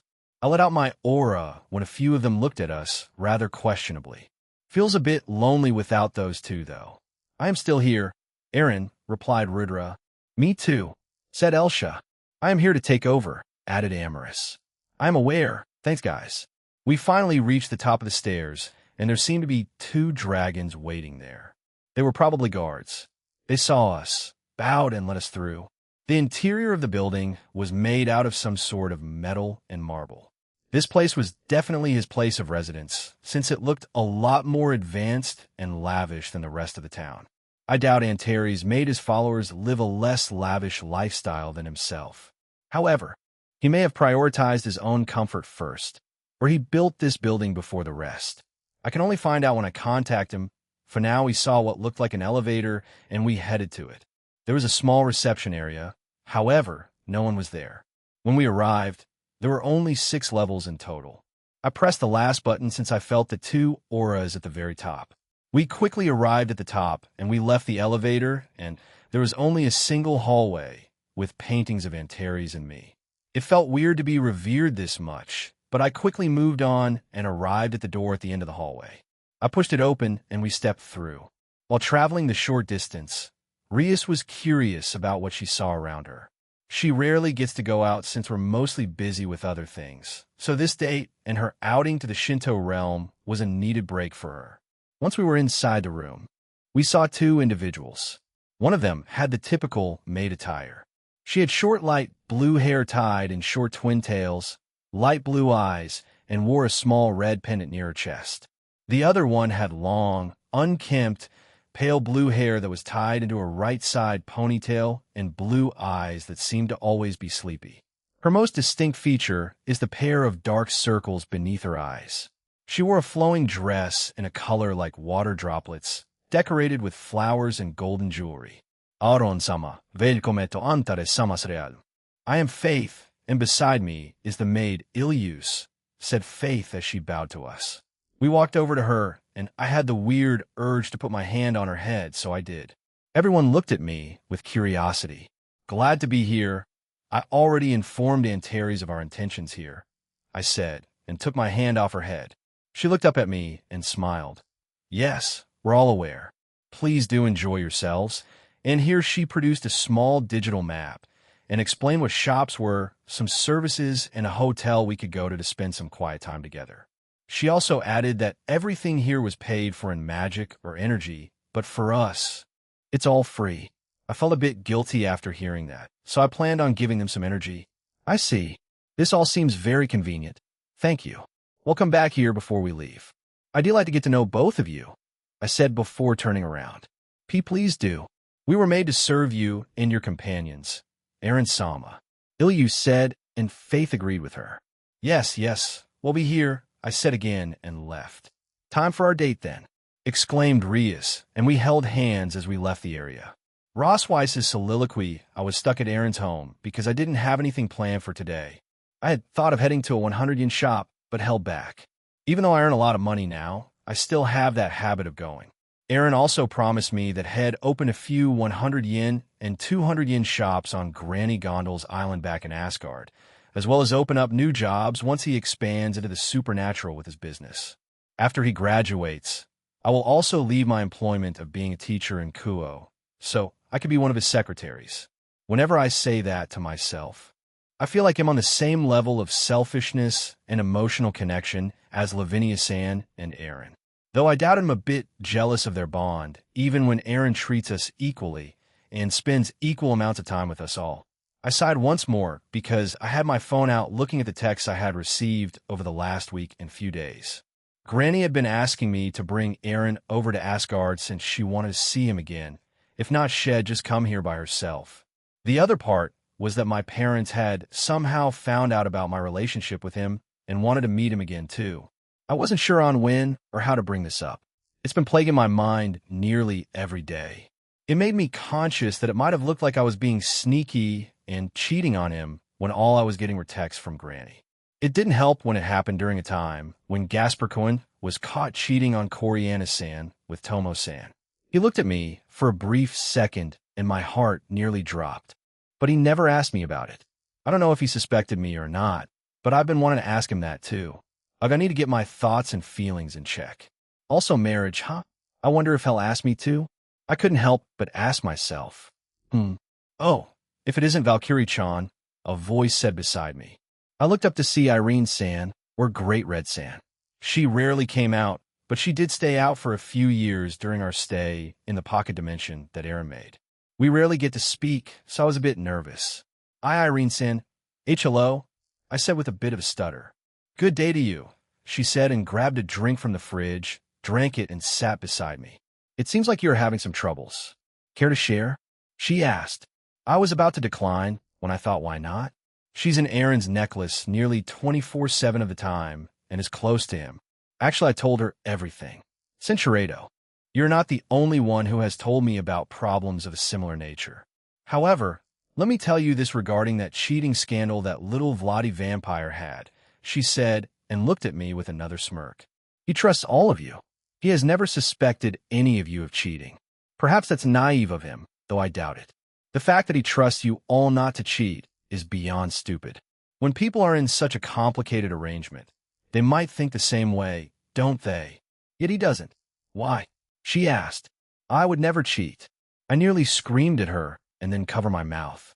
I expected Irene San to scold me or something. However, she simply laughed at me. You aren't the only one who had the same answer too. I believe that feeling is mutual after all.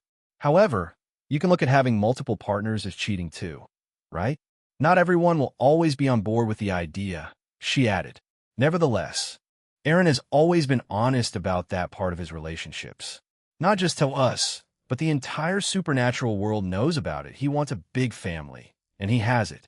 He takes care of all of us as much as he can, and while some of us may feel a bit lonely at times, he dedicates enough time to each of us, I said to her. Oh, certainly. I haven't said that he doesn't love any of you. Anyway, if you're worried, just talk to him. He has his own worries too, you know? He always wonders if he's doing enough for all of you, if he's spending enough time with each of you, and not being too biased towards any one of you. And Irene Sands seemed to hesitate, but then nodded to herself and got up. Regarding the marriage part, he plans on asking all of you eventually, but he wants to put a bit more effort into the rest of them. He did say he asked the last few a bit too casually and felt guilty about it, she said and laughed. Cincherado. Does Irene Sand mean that hell? Again, I felt my own face heat up. Roswise San? I heard my voice being called out again, and when I looked up, it was Suzaku-san. How can I help you? I asked her. It was a bit rare of her to show up like this, though she had started to do it a bit more frequently. Aaron sent me this, she said, and showed me her phone. I'm sorry, I picked the closet in my chats. Tell Toes that we'll file on a date soon. Suzaku-san laughed and said, I think he typed that out so quickly that he made some typos and didn't fix them. I think Toes was Rose and Fio, was meant to be go. She put her phone away and sighed. I swear he's just she said and smiled. Suzaku-san, may I ask you a question? I asked her. During the 100 years we found out about the fated ones, and we know 3 out of the 4. Suzaku-san was one of them, the other being Lavinia-san and finally Velgrind-san, that can only communicate with Aaron through his soul. The last one is a goddess, but he doesn't know who. How do you feel about being one of his fated ones? Akino-san was quite upset about not being one. When we all initially found out, well, Gene Skyward soliloquy, you better slow down, or you'll have an upset stomach, Rias. We had been to a few areas already, and around 2 hours had passed since we arrived here. We had a lot of attention put on us, and the humanoid dragons tried to not make me pay, but I did, and so they accepted in the end. In pacing myself, she replied, and ate a bit more. I shook my head, and we entered a building. Faith had recommended this place. It was a small bowling alley. Apparently, dragon bowling was a thing, and it was quite competitive here. We paid and walked to our alley. I have never gone bowling before. I hope I don't mess up, she said. Well, try not to hit the ceiling, she blushed and nodded. I had showed them a few videos of people doing that during the 100 years, and a few promised to not do it when we did go bowling. It's one thing to promise, and another to deliver. Rias grabbed a bowling ball, hyped herself up, and released. The ball rolled at a decent speed, and when it hit the pins, nothing happened. The ball seemed to have bounced off them. Rias was confused by this, and staff came over to us and chuckled. Rias-sama, this is dragon bowling, so you may need to use more strength than your usual normal strength. Those pins won't move unless you're at least a high-class devil in strength, he said. I see, she replied and grabbed another ball. She looked quite serious now. She let out a bit of her aura and rolled the ball towards the pins. This time the ball accelerated at very high speeds, and it quickly hit the pins. Boom! However, she used a bit too much, and once the smoke cleared, a hole had appeared and the area around the pins was completely destroyed. The staff member beside me, and the few groups that were here to play stared shocked at Rias. Rias herself slowly turned around while red in the face, and I burst into laughter at her. Dorog, I'm sorry. She shouted at me and then apologized to the staff member. As I laughed, I put my hand out and repaired the damage she did.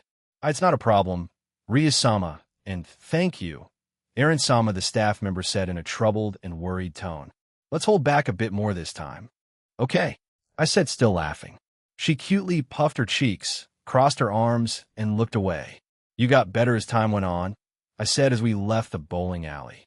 I can do it if I put my mind and body to it, replied Rias.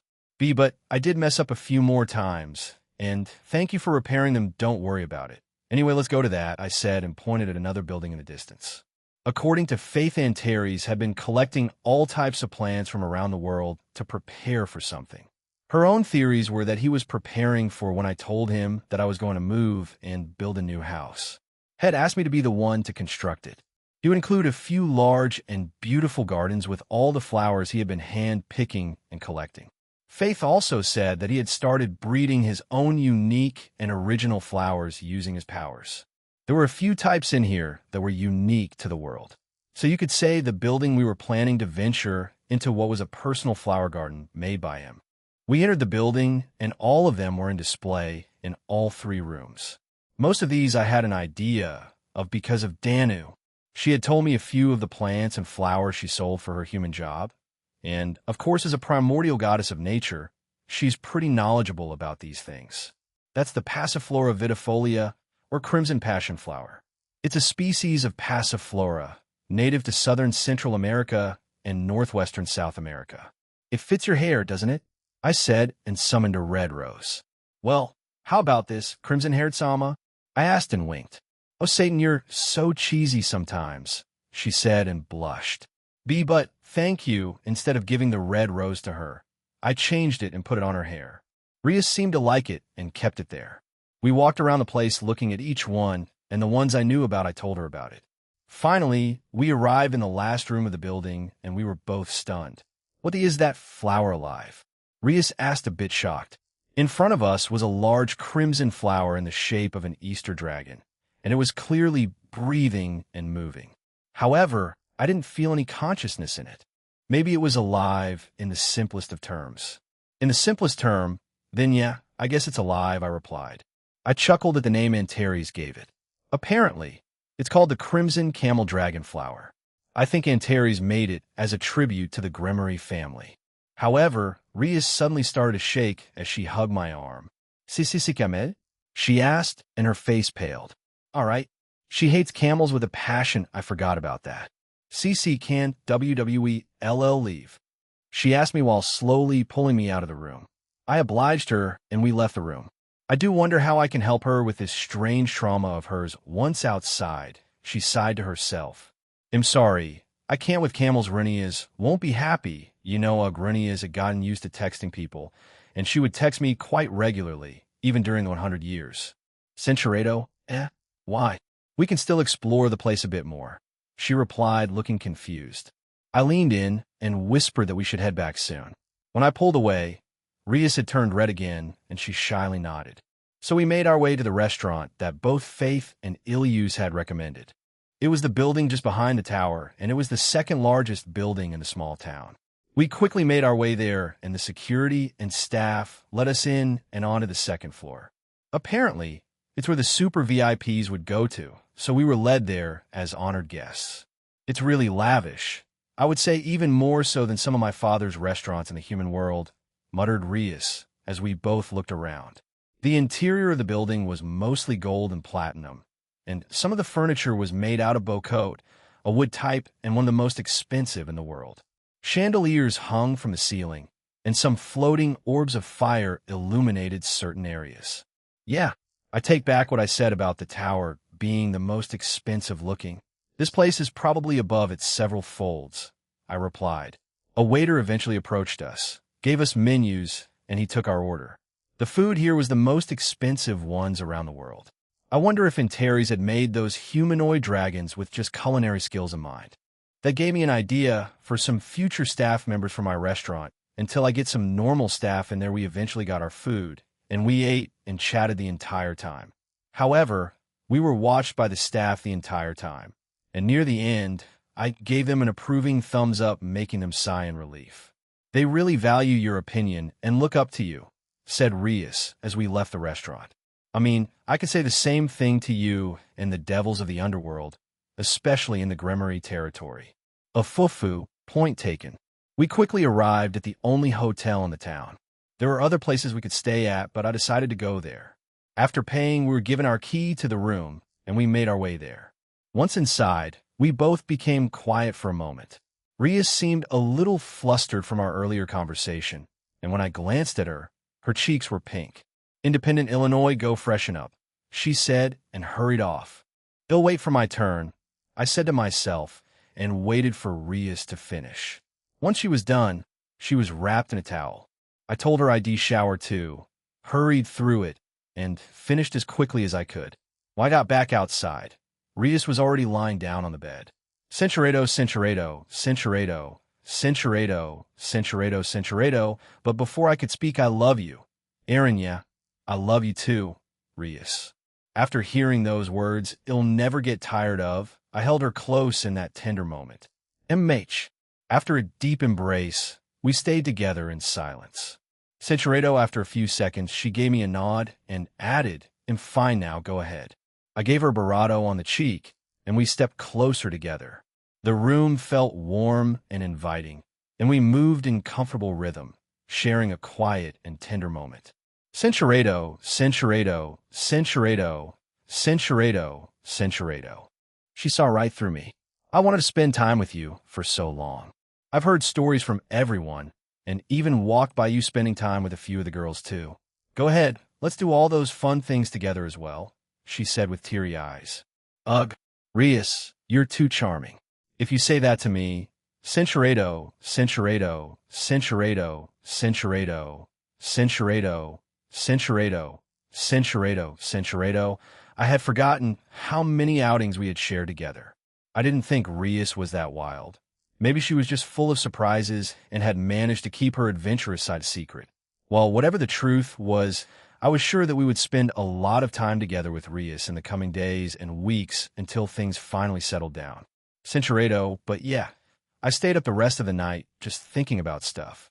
Sorry if the date was short. I would have liked it to be longer, but it's fine. A lot of things have happened in the last few weeks and months. Having short times of peace like this is good, she said, and hugged me. When are we heading back? She asked. We'll check in with those two one last time. I'd like to invite them to become my electa. If they don't, then it's fine. But if they do, then it's also fine. I already spoke to Antares about it while you slept. He's fine with it. You do realize you have your own faction, right? She asked and pecked me on the cheek. Yeah, I do. I can't deny that now, but I'll formally introduce it to the world once I graduate. They'll have more time once I do, since I'll mostly send my avatar on my steed when attending classes. We had breakfast together after getting ready for the day. We were on the elevator up to the tower, and once we reached the top, we entered the room and saw that those two were already there. But before I could say anything, we would love to Arinsima, said Faith. Rias looked at me, then back at the two humanoid dragons in front of us. Blondes and dragons, those are the most common women with you, now, said Rias. I would wager the devils too. Rias-chan, said Elsha from my right hand. Everyone stared at it, and they became confused. I explained why there was a female voice that came out of it, and they nodded. I was wondering what would happen if Draig and Albion left you. Though they already did before, but their voice recordings still stayed the same, she said. That's true. Anyway, Antares made new subordinates, and they're coming here, and never mind. They're already here, I said, and turned around. The door suddenly opened, and a large humanoid dragon with deep blue scales walked into the room. Behind him was another dragon, but this one had black and red scales. Sorry for the intrusion, Aaron Sama. I am Rizakri. The one behind me is Pazanth. From today onwards, we will be the ones that govern this dimension until Antares Samus' return. He sends his regards and says that the construction of your new home in the dimensional gap is coming along fine. He hypothesizes that it's around 34 complete. I see. Glad to have you on board, Rizakri and Pazanth, I said, and patted both of them on the shoulder. They both suddenly kneeled and began to cry.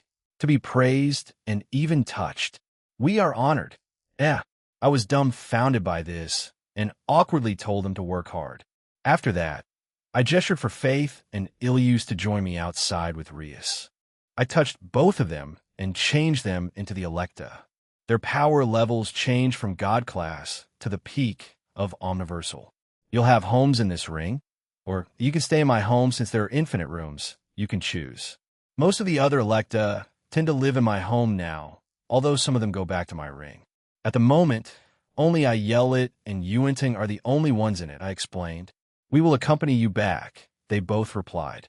Very well, let's go, I said, and we left for home Japan. Kuo Skyward household. A few days have passed, and we were in the training facility of my home. A few things happened. There was a recent test, and everyone that I got to school with got pretty good grades, especially Zenobia, who scored in the top 10. Everyone did enough to stay in the top 50, but she went above and beyond. Many were surprised and asked why she was so determined, but she chose to keep a secret. I guess Zenobia really wanted to be the next student council president. There were a few that made guesses like she wants to work for Aaron.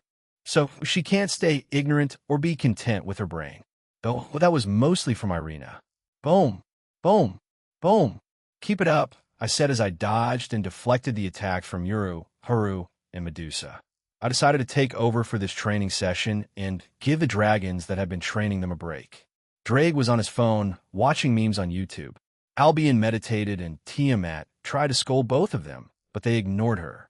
Yoru and Haru held hands and used a fusion-type attack at me, and Medusa followed that up by sending a barrage of elemental attacks my way. I put my hand out and divide. Said Amorous. I had started using both boosted gear and divine dividing abilities without needing to bring the sacred gears out. However, I was accused of being a cheater by both heavenly dragons when I did so a few days ago. Dawn. Bam. Ha. Both dragons began to send powerful kicks and punches at me, while Medusa supported them from afar. She gave up trying to use her petrify ability on me, since it wouldn't work, so she's been practicing her magic and started to learn how to use Tuki. I moved both arms to the opposite sides and caught Yora's punch and Haru's kick, and then I threw them both away and they crashed to the ground. I looked at Medusa and froze her with ice magic, and she struggled to break free. All right, quick break, I said, and undid the ice attack on Medusa, who sighed and fell on her backside. I quickly helped gather Yoru and Haru up too. Thank you. Both of them said, and I healed them. The same with Medusa. From a distance, we could see Team Vala fighting Kuroka, who was leagues above them. Initially, they were all shocked at her absurd power jump, but quickly got over it. For the last few days that they had been in here, they had been struggling with sparring with her. Even with Lu Fei's help, they struggled. The others did their own training, with the girls helping the other mythology and faction groups to get stronger, and the teachers, Aurelia, Scathack, Leanne, and Alicia, who I asked to help, have been the ones putting them through rigorous training sessions down here. Another thing, Rose had been acting strangely the past few days, and Suzaku had been staying with us when I came back with Rias. She said she had set up something and had around a week off, so she would be here until then. In the distance in another area, both Kanami and Dulio were engaged in combat with each other. There was a lot of tension since Kanami was holding back and pushing Dulio by a lot, and the look on his face showed he was tempted to use his balance breaker. Kanami had two sacred gears to master, the True Longinus and Ashenburst. Soon, maybe during the international rating game, I would announce to the supernatural world the changes I made to the sacred gear system. And the new Longinus would be formally recognized, but for now, I'll keep it to myself. However, for now the new ones I have in mind are Nerid Kyrie, Starbuster Star Blaster, Aeon Baylor, Alpheka Tyrant, Unknown Dictator, Carnage Incarnate, Grand Chariot, Ashen Burst, and two new sacred gears that I won, made, and two upgraded. Kamla, a former hero faction member who I killed. He owned the sacred Gear Night Reflection, and just like the previous Flame Shake, which I turned into Ashen Burst, I changed Night Reflection into Abyss Extinction to be a new Longinus. The final one was the sword I used during the attack on Takamagara. It was a short white sword with a chain link tassel and a red gem near the crossguard. Its name is Demon Armor, Incursio, just like Zenovia's Carnage Incarnate. Grand Chariot. It's another beast-type sacred gear with a mindless beast trapped in it. However, I haven't chosen a wielder for either Abyss Extinction or Demon Armor, Incursio, yet. By the way, we have a meeting tonight, right? Asked Haru. Yeah, we do. You don't need to attend if you don't want to, though we're part of Team DXD, so we'll participate, said Haru, and Yura nodded beside her. I'll also be there. Even if we're not strong enough to participate in some missions, we should be able to participate in meetings, correct? Asked Medusa. Yeah, that's fine, he replied. After that, they walked over to the dragons that trained them, and I walked over to Kiba. He was practicing with his newly acquired sacred gear blade birth. He, with the help of me, merged both his sacred gears, blade blacksmith, and sword birth. He wanted me to name it and laughed at my suggestion, but accepted it in the end. Blade birth can use both blade blacksmith and sword birth abilities at the same time. So he can use his glory drag tro while wielding demonic swords and vice versa. His armor state with glory drag tro also evolved, so it has both holy and demonic properties along with draconic, since he requested it. How's everything on your end? Got a name for your armor state yet? I asked Kiba. Yes, he'll name it Eren Senpai Super Armor Supermax Love, he said with a serious tone. No, I replied, yet Kiba just smiled at me.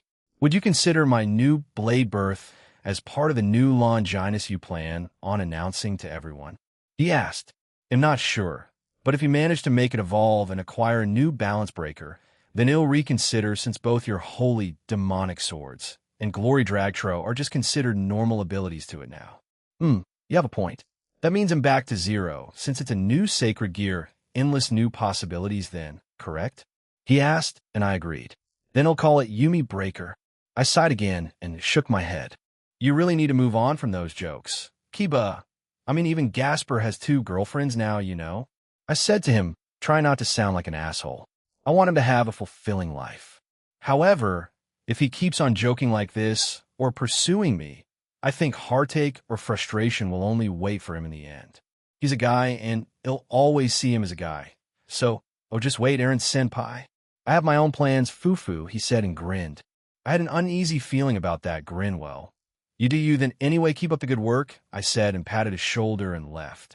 I walked around the training facility and watched everyone working hard. I stopped by a few of them and gave them some advice, but some of it came from me and some from Rudra. Eventually, I came across Azazel, who had been sitting at a random corner by himself, like some kind of loner. Azazel, what on earth are you doing over here? I asked and sat beside him. He had a serious expression on his face. I've been thinking about it, he said. About what? I asked. He sighed and looked at me. A reincarnation system for fallen angels, he said and leaned back on the bench. I didn't say anything and waited for him to continue. But I wonder if our short talk made him reconsider a lot of things. I got a few reports from Penemu and Rainier about him, as well with the current team/dog. I've had a lot of ups and downs in my life, successes and failures. Avetsa was one of the most promising researchers in my organization. I believe her intelligence and smarts were next to none, and even close to mine, and even now she may have surpassed them. She's my biggest failure. If only I let her make one that could even just revive her lover, she would have been fine with that. He frowned and sighed again. I hadn't seen Azazel like this at all. It's quite a sight to see. As someone who's smart and a good leader, if I cut out his perverseness and lazy side, then from an outsider's perspective you'd view him as a cunning and devious leader. Shiva of all people calls him the most sinister fallen angel, which has to amount to something, right? Is that why you've been thinking about making a reincarnation system like the angel's brave saint and the evil peace system of the devils? If you plan on going through with it. Do you have a name for it? I asked. I don't know. I just started thinking about making one. I haven't thought too deeply about it. We fallen angels can increase our numbers through normal means, reproduction. So we never needed a reincarnation system. Also, we grow if angels fall, but that's less frequent now because of what you did to the system. He then got up and rubbed the back of his head. Never mind that. They'll have a guest tonight. So get ready, all right? I just rambled on for too long. See you, he said and left via teleportation. And that's how it is. Everyone is progressing along well. Some have gone up a power rank, and some have improved their techniques and abilities to near perfection, said Penemu as she told a report on everyone progress from the training facility. Penemu decided to tease the others, so she's my secretary for this meeting. Of course, Kurosagi, who was here, along with Reiko on the other side of me, was a bit upset. However, Rose's mind was somewhere else, and she looked a bit nervous. Finally, we have a guest coming tonight. I take it that everyone had their fill earlier, correct? Asked Penemu, and everyone said a variety of yes. H. Heavens Mont Blanc, Delio muttered as he had fallen asleep after eating dinner here. Earlier, I had helped Grafia and a few others make dinner. This became a regular occurrence since I wanted to practice with my cooking again, and seeing as how we had such a large team, Most of us ate at various places in my home, from the living room to the extra-large dining room, or just the couches spread around the dining room. Sometimes even in the entertainment floor or here in the meeting room. Some still had some dessert or snacks with them, and since the Pleiades and Sharon were here, most of this was quickly done. Even Graphia had started to help with housework and cooking again, even with her house arrest still in effect. Suddenly, someone knocked on the door to the room. Suddenly, the door opened and Anae stepped in with someone else. Since Anae is learning to be a maid, she's in her maid attire and was acting like one. The one who appeared behind Anae was an elderly woman wearing a deep blue robe. She had a fearless look, and she appeared to have the same height as Ross Weiss. She has a good posture and looks slim overall. She walked in, and Anae followed behind her. She stopped in front of everyone and said, "Hello, all of you from Japan. Thank you for looking after my granddaughter who is sitting over there. My name is Gondel. I am Ross Weiss's grandmother. Pleased to make your acquaintance." She added a bow at the end. She then looked at me, and I got up. I walked over to Gondel, and we shared a quick hug. I had to bend down a bit because of the difference in our heights. "It's been a while, Gondel. I take it you've been well?" I asked the older woman. "Huh, these old bones of mine won't break that easily, Jean. I hope my granddaughter hasn't been a handful to you," she said and glanced at Rose, who flinched and blushed. I helped her to a seat, and she sat down on it. Immediately, Sharon brought her some tea, and Gondel thanked her. I returned to my seat and produced some documents. Gondel will be participating in a magician's assembly that will take place in the underworld of the Agar's territory, I said and looked at the documents. This is also something we can't tell anyone yet, but currently there is an increase in cases of disappearance cases where certain magicians are disappearing with knowledge of ancient magic or forbidden spells. Though you won't need to worry too much about that. I had Azazel contact the devils earlier and have them prepare. I added and put the documents down. "What do you mean by that, Jean?" asked Rias. "The Cow's Order are targeting high-skilled magicians with forbidden knowledge or certain spells and sealing techniques. Every single one that is attending that magician's assembly will be targeted. They might have a traitor, so they'll have my shadow soldiers on standby in one of the Giobi. Though we don't need to think too hard about it since I know why they're being targeted, Azazel, and I have already contacted the ones in our alliance, especially Grauzober too," I said and looked at Rose. "The Cow's Order are kidnapping them to try to unseal the beast of the apocalypse. However, I believe Rose has the way of actually unsealing it. You did a research paper on it, didn't you?" I asked and she nodded.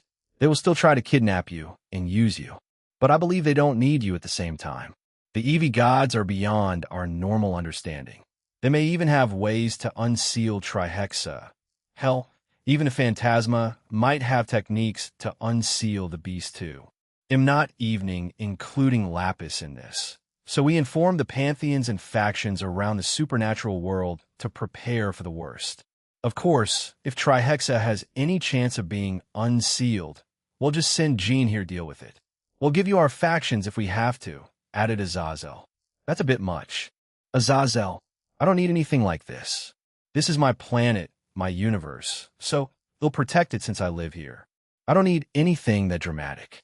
In light of Trihexa's threat and invasions from another world, they're willing to do more negotiations and join the alliance. So expect a lot more invitations in the future," Jean, Azazel said.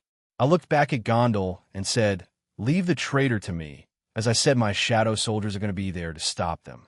I then looked at Azazel. "We also warned the devils that are on the floating island, correct?" "Yeah, the four Satans are aware. They'll be putting Serorg Bale, his peerage Seek Vera Agars, and her peerage to defend it just in case something happens there." "You added your shadow soldiers too, right?" "Yes," I replied. "But at the same time, I feel like they already got what they wanted out of the island. Therefore, the only other reason they try to take it is for the crystals that are found there. Though I doubt it, they might even have traders that have been providing them with the crystals. Anyway, that's all that needs to be said. An attack might happen on the floating city of Agars, and also the Oros Academy that's going to open in the future. We'll be going there in a few days. By we, I mean the Grimmery, Citri, and a few of my group. Team/Dog, I assigned you guys to look after the Astaroth territory too, and a few of my shadow soldiers are spread across the underworld." "Underworld? Oros Academy?" Zenobia repeated, and she looked at Sona.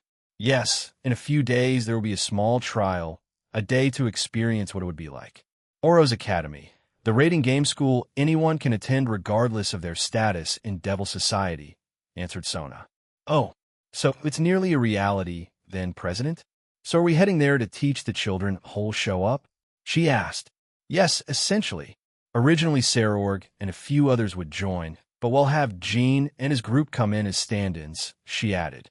You're showing up there too, right? Gondel? I asked. She smiled and nodded. Yes. I will teach those who cannot utilize demonic energy the basics of magic. Anyone can use it, even devils. So if they cannot use their natural energy, they can always use other sources of power. She said, By the way, Jean. Gondel then looked at me, at Rose, and then at the women in the room. How many women do you plan on having? She asked. Infinity, I deadpanned. Smack. Smack. Oh, is that so? To think you would have so many children in the future. Speaking of children, is anyone one of them pregnant yet? What about Rose? Her parents and I are quite curious, to be honest. They wish to see you again and formally meet the boyfriend of their daughter. Has Rose told you that? Reiko and Penemu were the ones that smacked me. Reiko herself looked mortified. Ever since she and I made it official, she had started to act more openly friendly around me. Her discipline, though it rarely happens, but that was one of them. Don't be too perverted.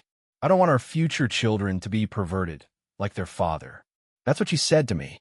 I mean, we skipped the dating stage and we got engaged right away, so there's that. However, she has already begun talking about children. No one is pregnant yet, but meeting her parents? I mean, I don't mind. I need to eventually do that to the girl's parents, so it's inevitable. And no, she hasn't told me. I replied and glanced at Rose. She blushed and looked guilty. Rose didn't even tell you? She asked and shook her head in disappointment. After that, we spoke about certain plans and expectations we had for the possible invasion during our visit to Oro's and Oro's Academy. We also discussed the plan to defend the floating city of Agars and other things. Apparently, Sarorg and Sikvera couldn't participate in this meeting, but sent one of their servants to attend. For Sarorg, it was his Queen Keisha, and for Sikvera, her own Queen Olivian, a dragon. The meeting had been dissolved earlier, and everyone had split apart.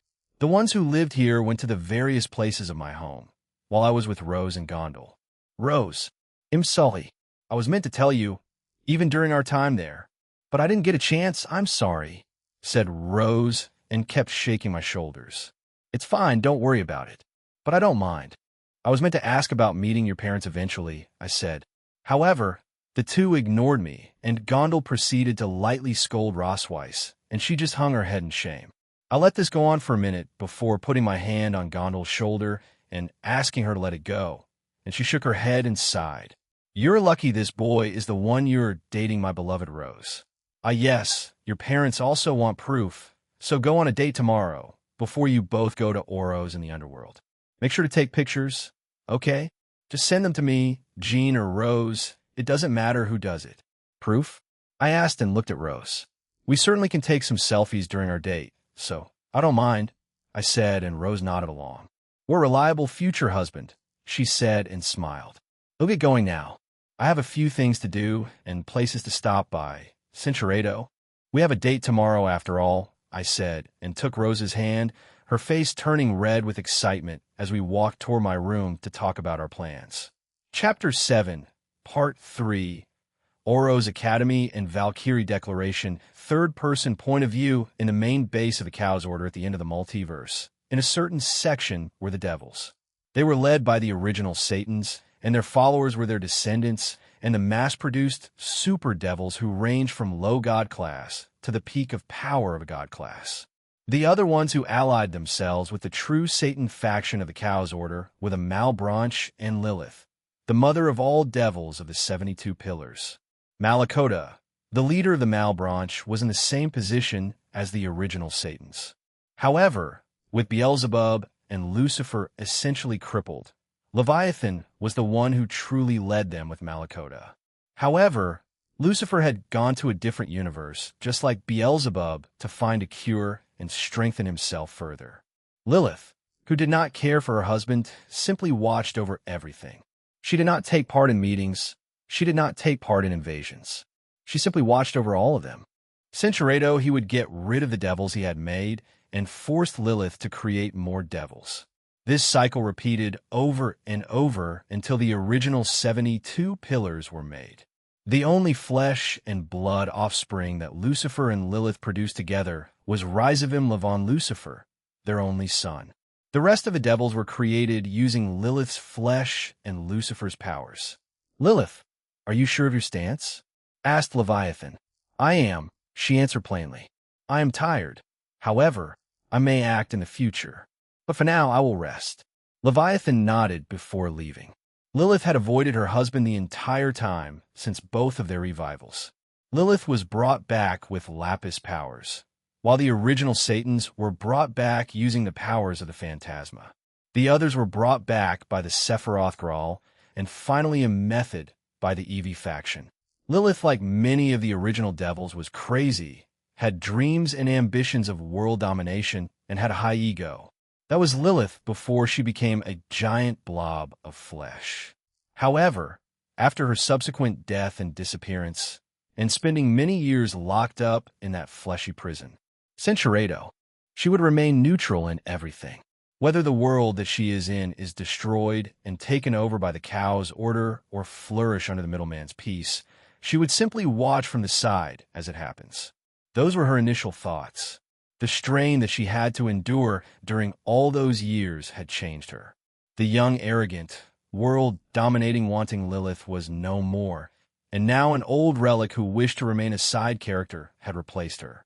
However, she did not dislike her current position in the world. Unlike most of the members of the Cow's order who had some sort of grand scheme or plan, she secretly watched the rest of the human world and the supernatural world. What caught her interest were the new raiding games created by her children, and the peace that a certain man wanted for all of the factions and pantheons. The raiding games were a source of entertainment for Lilith, so she would watch all the games she could. She had her own favorites and silently cheered them on. The other thing that caught her attention was a young human boy, who kept shouting about peace and coexistence. Once she was revived and started to learn about the Cow's order's purpose, the one who opposed them, she started to follow his movements. The other members of her organization thought she was thinking of countermeasures against the middleman, but she was just curious as to why he wanted peace and if that was his real goal. In the course of time, and seeing his goals never changing, she accepted it as fact and was secretly waiting for his next accomplishment. Whether it was something mundane, like helping a random faction or pantheon, having another pantheon or faction join the current DXD alliance, or him and his comrades foiling another plot by the organization she was in. Over time, Lilith had one selfish wish take root in her heart. She wanted to meet him, Gene Skyward, the middleman. She was curious. She wanted to know what drew people to him, why some former enemies of him joined his side, or simply gained respect for him. The original Leviathan, as much as she had hatred for the Gene, she also held him in high regard and couldn't deny the things he had done and achieved.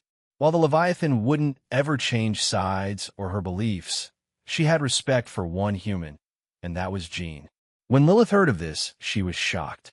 She never thought someone like Leviathan would have that kind of opinion on the middleman. So she set out on asking many people in the Cow's order on their opinion of the middleman. As expected, most hated him, most loathed him, many wanted him dead, or for someone to mind control him to join their side to gain a powerful ally. However, to the rare few who had something else to say about him, it usually split into two sides: fear and respect. Some were fearful of what kind of person he was and the power he possessed and what he could do with it. Many of them were aware that he was an outer god.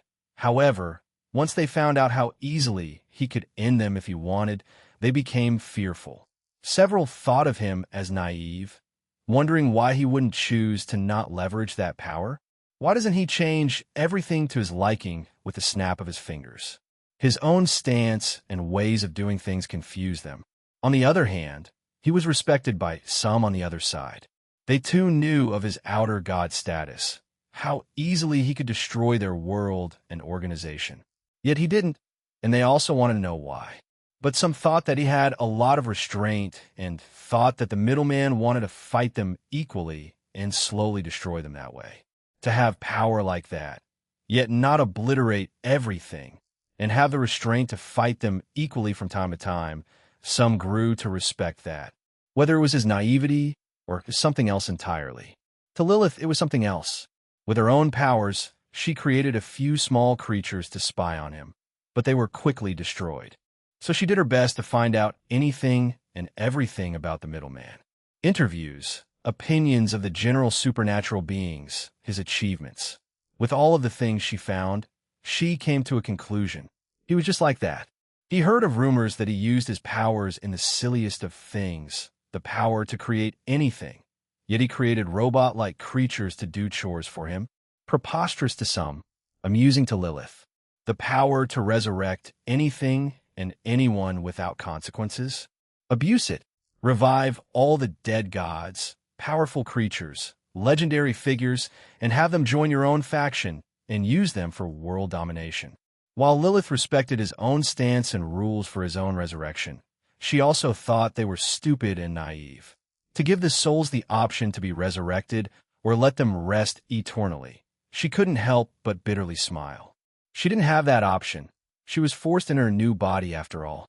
To Lilith, Gene Skyward was a naive boy who had the powers of a powerful god beyond their understanding. Yet, he only wanted to act like a normal human male and live a normal life. At first, she didn't understand. In her mind, why would anyone want that? If they had the power to change anything, surely a bit of your own ego would change, wouldn't it? If most people were given that power, they would become arrogant to some degree and abuse it to some degree. Yet he didn't. She didn't understand. But as she watched on and learned more, she understood to some degree. If you had the power to do everything and did all of that, then what? You would be left with an idyllic world with nothing to do. Everyone would regard you as a god and would either be too terrified to stand up against you or try to take advantage of you. At that point, could you trust anyone? Who was being genuine and who was doing it for their own gain? Lilith found out about video games and slowly understood how they worked, and she liked comparing Gene Skyward to a max-level character who used hacks or cheats at New Game to make things easier for himself. Yet he played it with handicaps. Don't do this, don't do that, hold back here, goof off there. In Lilith's conclusion, she thought Gene did it so he could enjoy life more, including the fact that he hadn't ended their organization yet. He simply wished to enjoy fighting the bad guys. Lilith couldn't help but laugh at the absurdity of it all when she came to that conclusion. An almighty god playing along with their whims, and one day he would end them all once he had his fill. But she wanted to live and see more of the peace that he desired. She didn't know if the peace he wanted was real or were just the bored whims of God. Yet, she wanted to believe in the former and not the latter. That's why she had been planning. I may act in the future, as if she told the original Leviathan. However, that plan was to defect from the Cow's Order and join the DXD Alliance.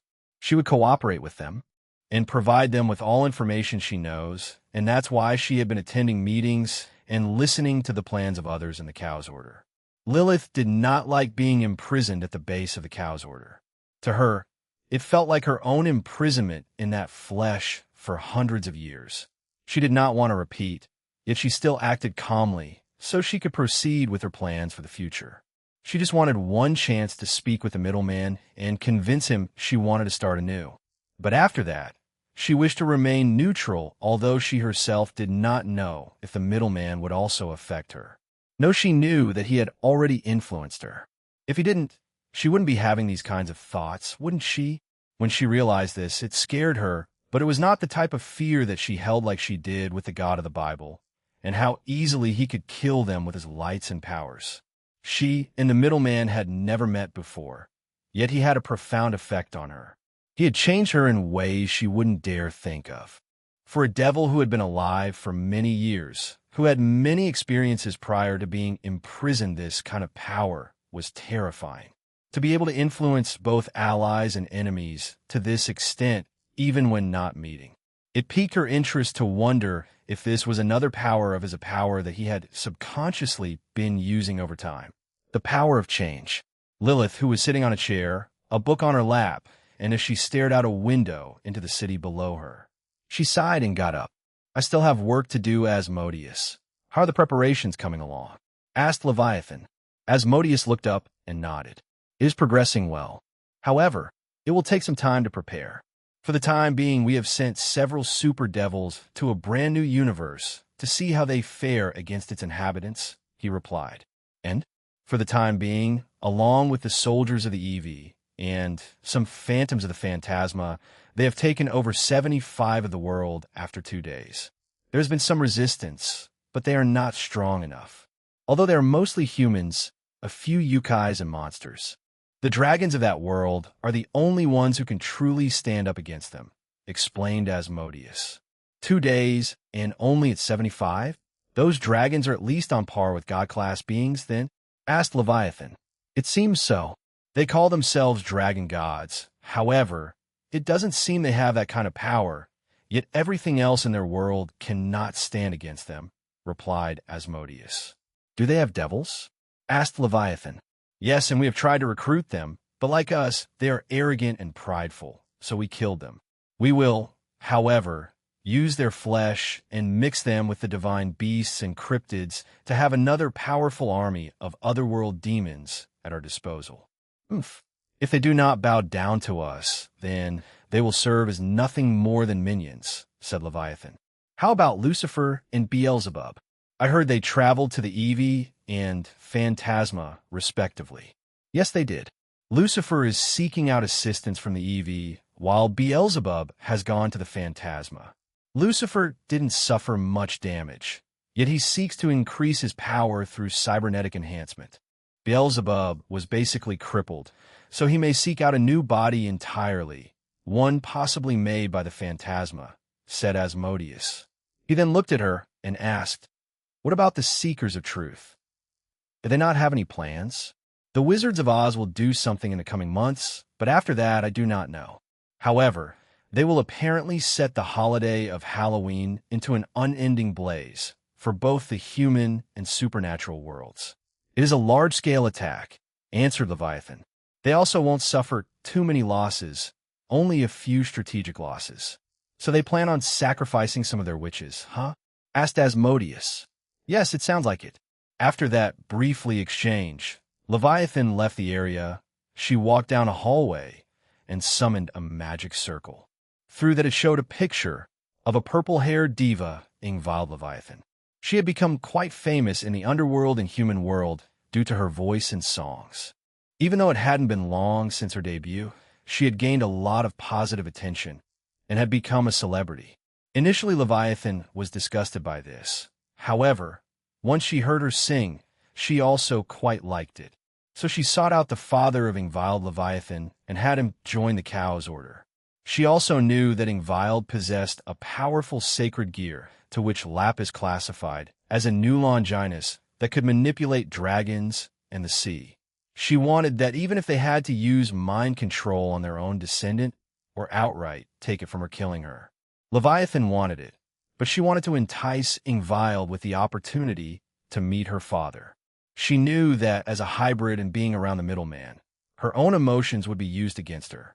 Ingvild's father had no issues with it, as he had planned on using Ingvild to rise up in the ranks of the underworld. However, once he found out that his only daughter had gone to the middleman's side, he had basically abandoned her, and he also resented the 4 great Satans for it. So he retreated back to seclusion. That was until he was approached by the original Leviathan, and he joined them very quickly. Ingvild's father had the mindset of the old Satans, so he did not associate himself with the current underworld government that much. And that's why he quickly joined the original Leviathan's side, to create an ideal world for himself. Fafafafa. To think with the help of Lapis we would be able to consistently create super devils that could even rival Shiva. Fafafa. Hades laughed as he looked at the many tubes in his own laboratory. He, like many others, had moved their base to the Cow's Order's base so that the middleman couldn't foil their immediate plans. After that, he transported the giant flesh of Lilith's former body into this place from the depths of Cocytus. After that, Lapis injected the blood of Nyarlathotep, as well as used some of her powers to stabilize the production of the new super devils. Currently, They had amassed around 5,000 super devils that ranged from low god class to the peak of god class. Also, there were at least 4 of them that were around the weak end of dragon god class. Those were Balberith, Varine, Gressel, and Sonolin. They were born unusual, even more so than the other super devils. So Hades classified them as dragon god class, the ones who surpassed the artificial transcendentals. However, he had not sent them out on a mission yet. He wanted them to get used to their powers, train, and hone them. So that's why he had sent both Balberith and Varine to the Eevee faction to be trained further and also have their powers enchanted further. The same with Gressel and Sonolin, as he sent them to the Phantasma. Hades-sama, we have completed another batch. They're all near the peak of god class and strength. They just need to be trained in order to utilize their powers, said a Grim Reaper. Good, do that. Our goal is to make at least 10 million in the next few months. If we can do more, then that would be more ideal, said Hades, and the Grim Reaper nodded before leaving. To think these little things could even help conquer the multiverse, Fafafafa. Now all we need is for Lapis to come back and make it possible to make dragon god class beings consistently. Hades laughed again. He hated Team DXD, the middleman, and the suffocating peace that he pursued. There is no surprise that not everyone would like the peace that Jean pursues. Some are fine with the way things are. Some are content with being enemies. To some, peace even hurts them, hurts the way they live, the way their lives are brought. To many beings, including gods, they want to stop that peace that he pursues. Along with the unusual sacred gear wielders that keep appearing, along with the original 13, new sacred gears that could be considered on par with the original are appearing now too. Hades is aware of one of them, not including Nereid Kyrie possessed by Ingvild Leviathan, Alpheka Tyrant. However, he is still trying to capture the current possessor, or at the very least, force them to join the Chaos Order. But it is progressing well, as the current wielder has no control over it and their own personal circumstances. Hades believed that it would be easy to manipulate her. Fafafa, a way to deal with the middleman's desires, that would most certainly be beneficial. Fafafa, you're interested in participating in the Halloween operation? Yeah, replied Atsudara Himejima. Even if I die, I want to speak to Shuri one last time. Very well. We will inform the rest of the members of the Wizards of Oz, replied Oz. But, as you know, we are expecting a calculated loss from this operation. I know. That's why I said that if I die, I won't care that much, he replied again in a calm tone. At the very least, he'll be with her after I die, he thought, and showed a rare smile on his face. Atsudara Himejima did not have much to live for. The few exiled members that joined them, and the few that were captured, it was a loss.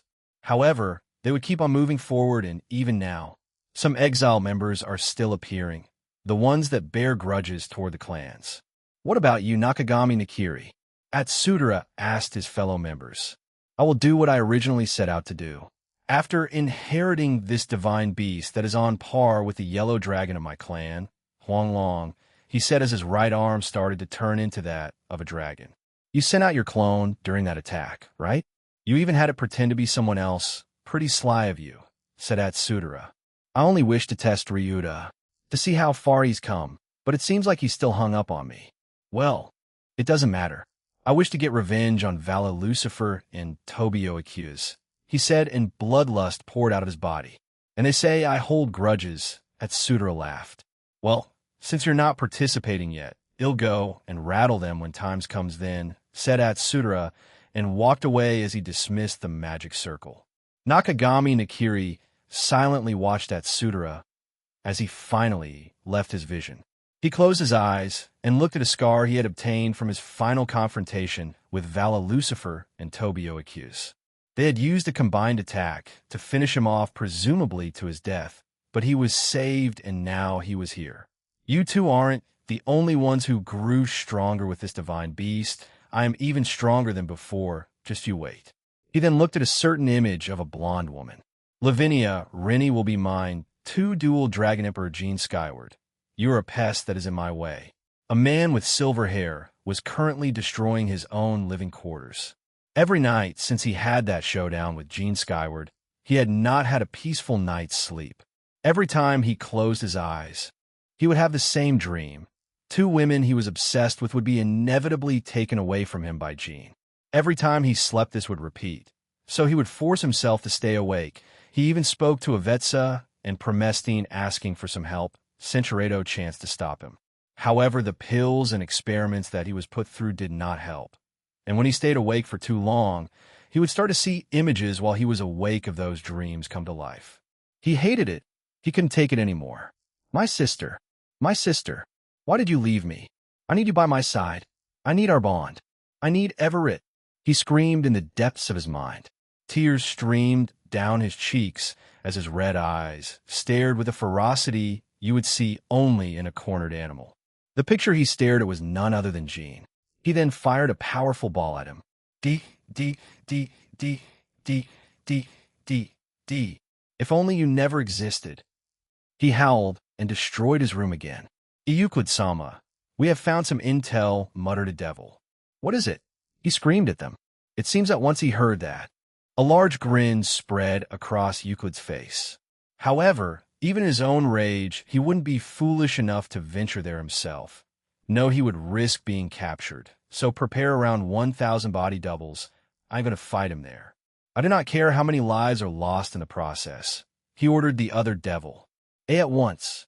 The little devil didn't want to argue.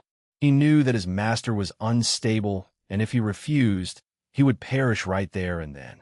He ran to a magician, explained what Euclid wanted, and they headed to Satinel and Avetsa, who were working together on something. They told them of what Euclid desired, and they obliged. They hadn't worked with many doubles before and were curious about the process, both for Euclid's clone and for Euclid himself. So they decided to consider this request, weighing their own curiosity against the demands being made. Euclid would become a guinea pig for his own selfish desires. Japan, Kuo Skyward Household, Jean Skyward's soliloquy, I never thought Gondol-san was Roswei-san's grandmother, said Fusey. Along with Lufei and Lisa were in the library of my home. In around an hour, I would be going out with Rosweiss on a date. I would take pictures during it and send it to Gondol so she could send it to her parents. She didn't tell you yet? Though I can kind of understand, since it's not something you would casually say, I replied. I was sitting on one of the many couches and chairs littered in this room. Fusey, for some reason, was sitting near my lap and reading a book from there. Lufei and Lisa were also at my sides. So I was squished in by two magicians and had one sitting near my lap. Fufu, I knew, Fusey-chan, you could have asked me about it since I was in Rosweiss-chan's home after all, said Lisa. I had a vague feeling since they did look alike when Gondol-sama came in, added Lufei. But it was still quite a shock. No wonder Roswei-sama was such a talented magic user. Fufu, I guess it runs in the blood, huh? Asked Lisa with a playful grin. I gave her a questioning look, but she just quietly giggled to herself. By the way, Aaron, you're heading out on a date with Roswei-san, right? Asked Fusey as she looked up at me. I looked down at her and said, yeah, we are. We'll be traveling to Tokyo for the date. Though I suspect that she'll try to take me to some 100-yen shops. Even after having such a high-paying job from her beloved boyfriend, she still makes trips to those stores. I guess old habits die hard. Huh? Lisa then got up and faced me. Well, am I hired for this position yet? I've been at it for a little while now, you know? She asked. Lisa did offer to be the librarian at this place, though she doesn't really need to do anything as far as I'm concerned.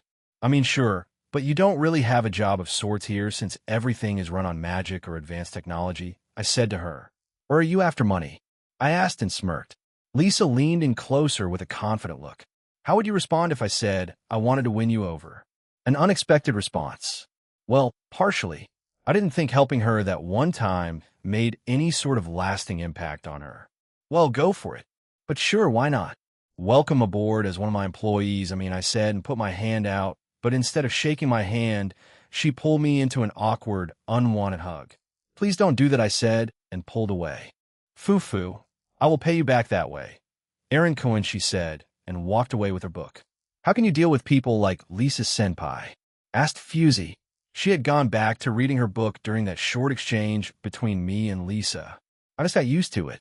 Whether it be here or my old life, probably. Anyway, it's just life experience. I thought you'd have that too, Fusey. I asked back. No, I tend to stay away and just study, experiment, and read on my own. Though, I guess that still remains the same here while I live in your home, but you talk to a lot more people here, Fusey-sama, said Le Fei. You tend to come out of the library at night, after dinner, and even if you have your books, you chat a lot with everyone here, and you tend to move from one group to another, she added. I agree with Le Fei. At the start when she first moved in here, she was quite a recluse. However, thanks to Ine and a few others, she started to talk to them more often, and she had even started to initiate these small conversations, and seeing her like that was very encouraging. She, in her own way, was becoming more social. I'm not against it, I just didn't have a lot of opportunities back in Grauzower. Sincheredo, it's like the devil's demonic powers. I mainly use my imagination and don't need to rely on equations and formulas. Sounds convenient, do you want to use it? I asked, but she shook her head. I already spent a lot of time with my own magic, so if I abandon it now, it would feel like a waste, but I heard from Lavinia-senpai and Rosweiss-san that you helped them with a few things, she said, and looked back up at me. Ah, those, yeah, sure, why not? Show me your magic circle. She did so, and a magic circle appeared in front of us. I examined it, tapped a few places, and applied my own magic and powers to them. What I did was the same thing I did to Rose and Nia. I decreased the strain and drain on her magic by around 99, so she would be using in theoretical sense 1 MP out of her, let's say 10,000 MP pool. She would also regain her magical energy at a rate of 10,000 MP per second, so basically infinite. Of course, these were just theoretical numbers as I hadn't looked at Fusey in detail with my observe. But it wouldn't hurt, right? So I used it on her. Name, Fusey Hirawa. Age, 18. Potential, High Tier God Class X Rank, Satan Class SSS. Gender, Female. Race, Human. Titles, Library Girl. Fuchan Silent Beauty. Sacred Gear, None. MP, 66,666,666. MP. Regan, 66,666,666 per second.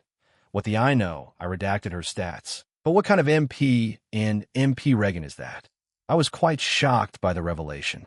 I know she had started training in the training facility in my home and was being taught by Nia, Rose, and Lisa, as well as a few others. But this was your incredible, Fusey. Are you sure you don't have some kind of special bloodline or something? I have the ability to see people's potential and other parameters, and what I'm seeing right now is pretty amazing, I said to her. Not that I could think of my family wasn't part of the supernatural, and the only one. To keep them safe, I moved away from them after finishing college, she explained. Wait, what? You're only 18, though? I skipped a few grades and enrolled in college when I was 12 before leaving college when I was 17. During that time, Mephisto Philly-san financially supported me, and I also supported myself by doing some jobs and assignments.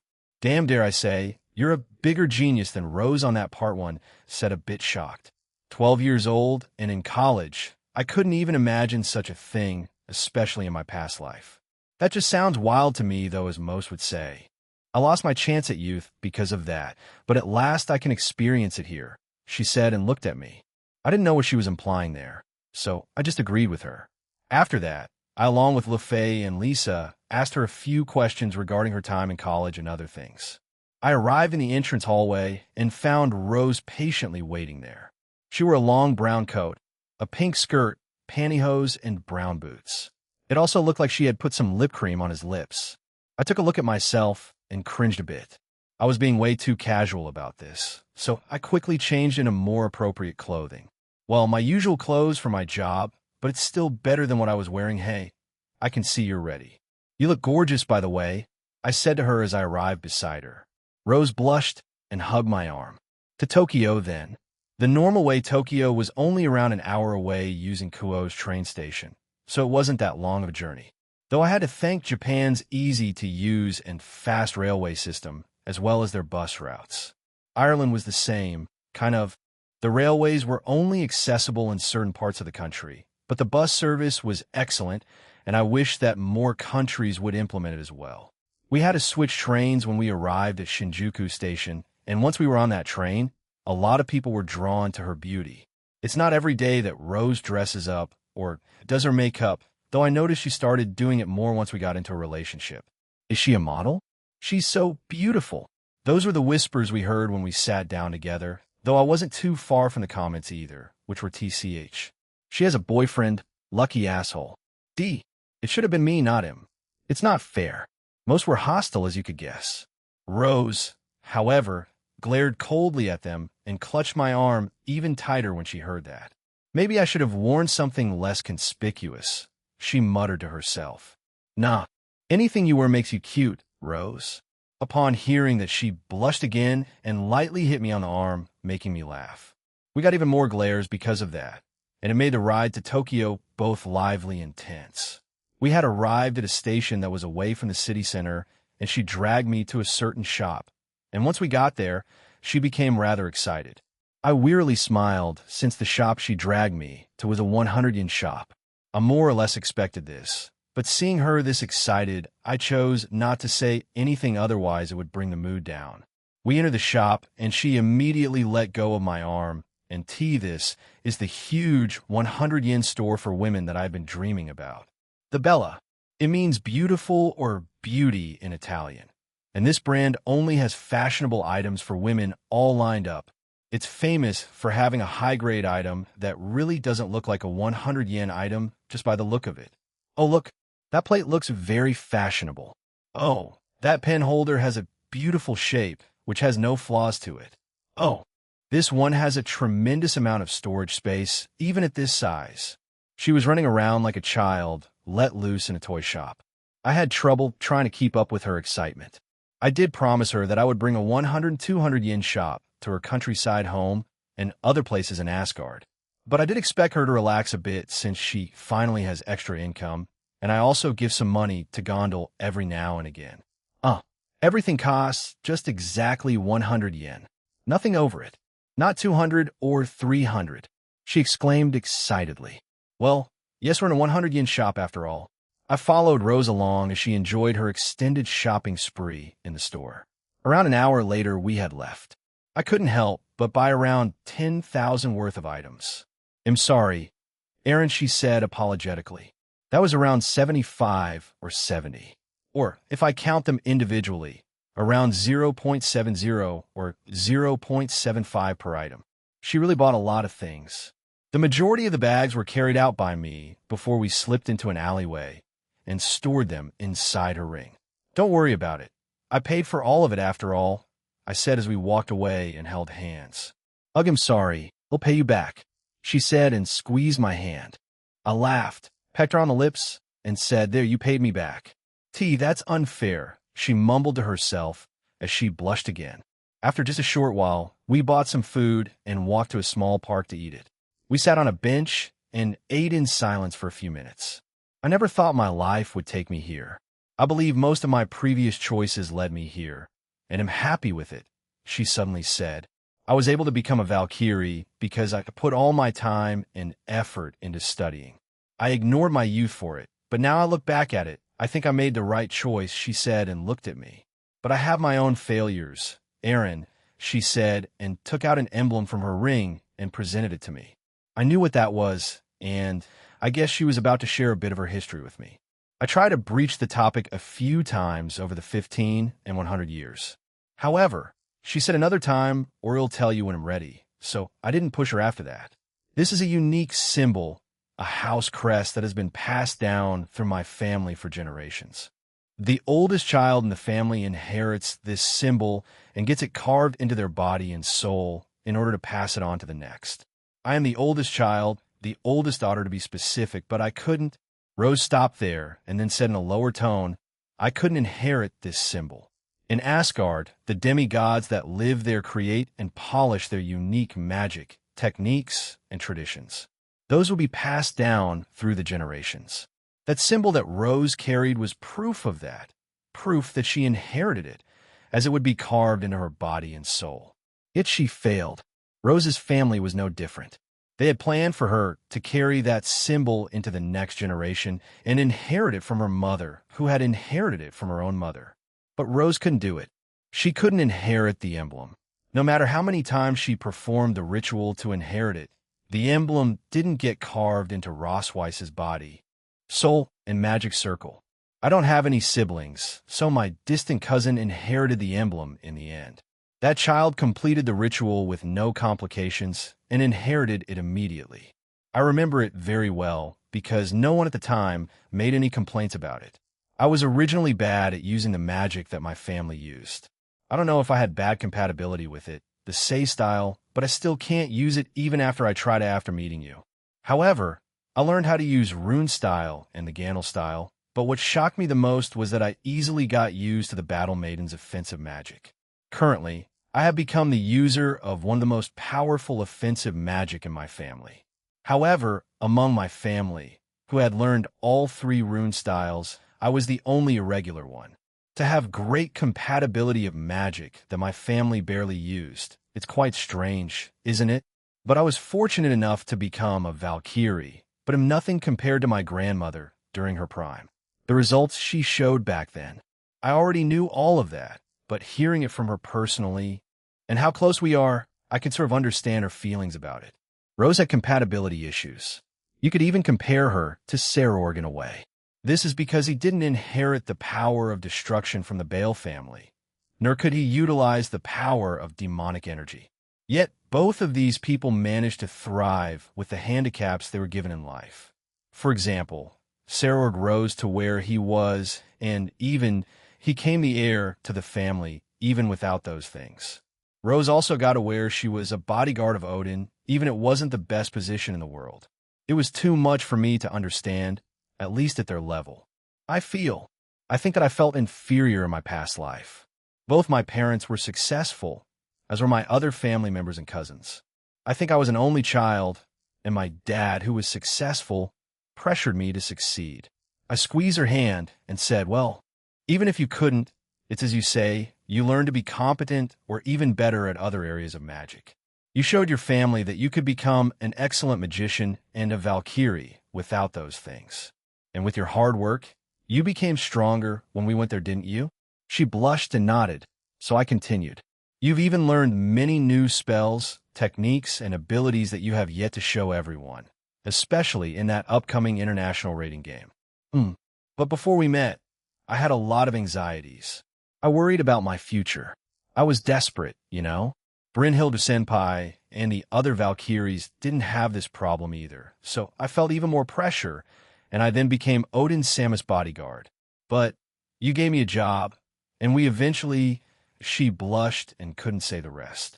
She shook her head and continued with her earlier remarks.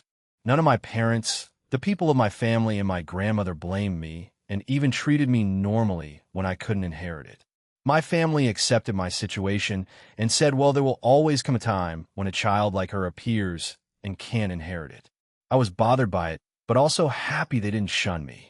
But after that, I always felt different. She shook her head and said, no, I'm really happy with how things turned out. I don't know what would have happened if those things hadn't happened in my life. Would we have met differently? How would we be now? I ask myself questions like that on a regular basis. You know the rest of my history, skipping grades, taking my classes and studies very seriously, and became Odin Samus' escort. Being abandoned and having to choose between becoming a devil or staying a Valkyrie and being your secretary, she said and laughed at herself. But I do think I have to apologize to my mother for failing her and not living up to her expectations. She briefly stopped and shook her head. I'm sorry, I didn't mean to unload all of that on you, it just felt right. We're on our third date, Cinchuredo. I love my life after being abandoned here in Japan. The people I met, the things I've seen and experienced, and she looked at me and blushed before pecking me on the cheek. Falling in love with you. I smiled and asked, is being a teacher fun? Yes, I never thought that being a teacher would be this fun. Azazel-san, Penemu-san, Lisa-san, and Griselda-san are my comrades and colleagues. Even the students, they're a joy to teach, even if they're a bit mischievous at times. Rose is loved by both faculty and students. That much is a given. Even if she's a bit strict with them when at school and scolds them for inappropriate behavior, she's coming from the right place. She only wants them to succeed in life. Are you sure you want to quit teaching and come with me? I won't force you, you know. If teaching is fun for you. I said to her. Also, didn't Sona also ask you to become a teacher at Oro's Academy? She gave me a troubled smile and shook her head. I appreciate the offer from Sona-san, and I'm thinking about it seriously, and of course I love my job as a teacher, but maybe I want to be like Lavinia-san. I want to be close to you and be with you. Cinchuredo, I transported us all to a replica of Tokyo as an attack was targeted at us. Dual Dragon. The familiar voice of Euclid screamed at us. Now, don't be so hasty, Euclid, said another voice. She's right. Calm yourself down. Even if we are clones, we can still suffer damage because of his abilities, added another. On the ground we saw Euclid. His eyes were bloodshot and he was foaming at the mouth, but I could also tell that it was just a clone. He was also accompanied by two others. The male had long flowing brown hair with blue eyes. He wore a unique white and yellow shirt that looked Chinese. He even had some sort of leather armguard. He had some sort of cloth wrapped around his waist, and he wore sandals with black and red shorts. The female had a gray ponytail, sharp green eyes, and wore glasses. She wore a professional-looking top with gold buttons, a black skirt, pantyhose, heels, and gloves. She also carried a wand of some sort. When I used Observe on both of them, the male was by Suspew, and the female was a Bilka. Both were clones and were direct subordinates to the seventh Eradicator. Both of their clones were just true Satan-class beings, and it showed that they were weaker than the originals. Euclid's clone was different and Shower. He was also a super devil around middle-tier god class.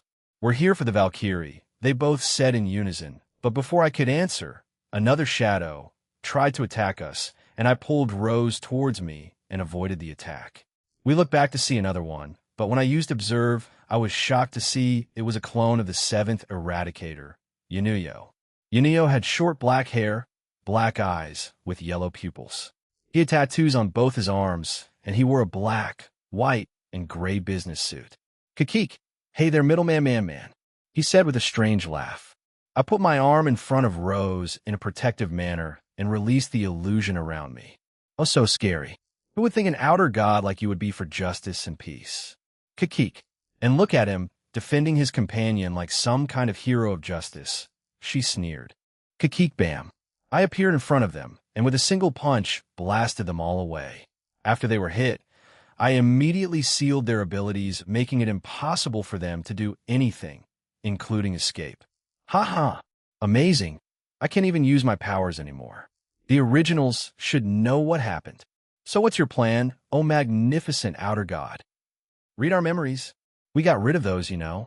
All you're going to see are the things we did after we started following you, shouted Yunuyo.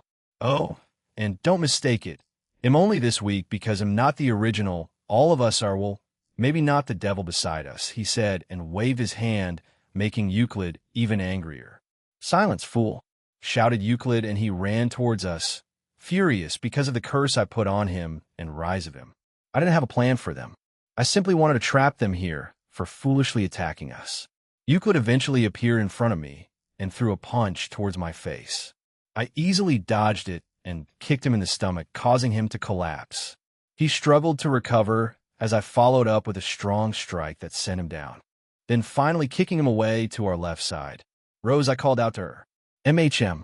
She brought out her Mistiltine wand and pointed it at Yunuyo and his subordinates.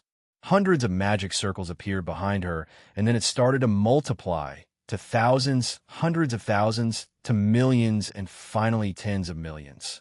Kik, look at that, so many. Would I even survive that barrage if my original body took it? He shouted.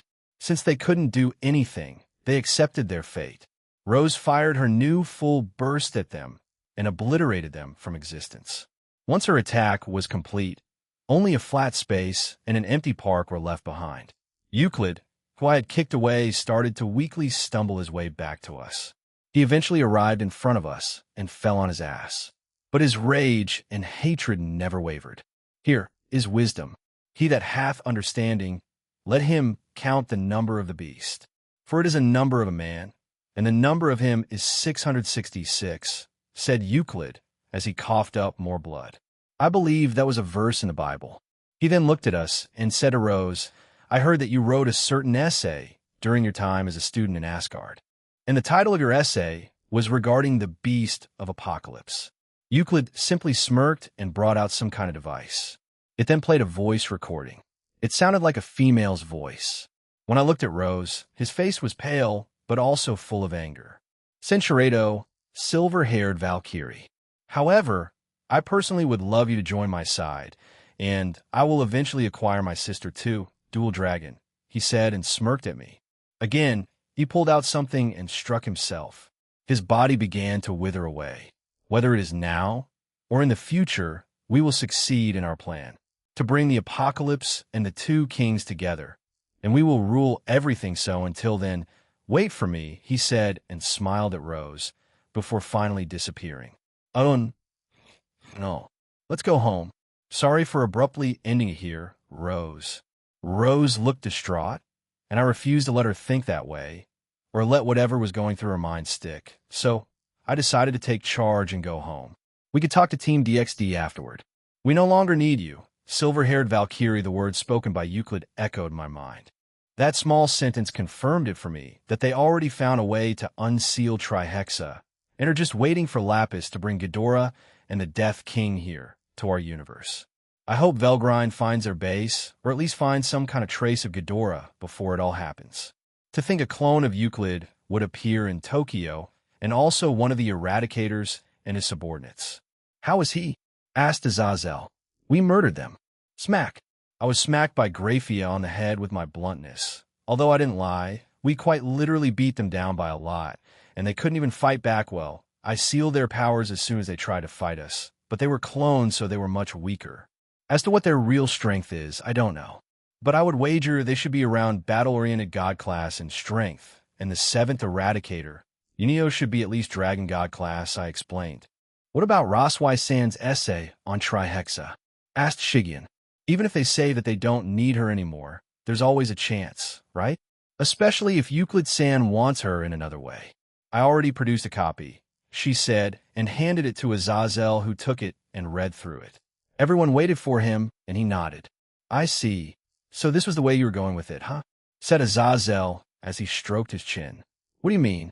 Rias asked. When many of the researchers of Apocalypse were focusing on the number 666, one portion of the magicians apparently used the different approach of using the number 616 to research about it. The ones that had been abducted for this incident all researched about the number of the beast by referring to the number 616. This confirms it. Rosweiss's essay wasn't about how to unseal 666, but about how to reach the seal of 666 itself.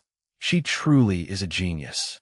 They'll ask right now, since anyone around Jean becomes rather abnormal. Have you managed to create it? Azazel asked.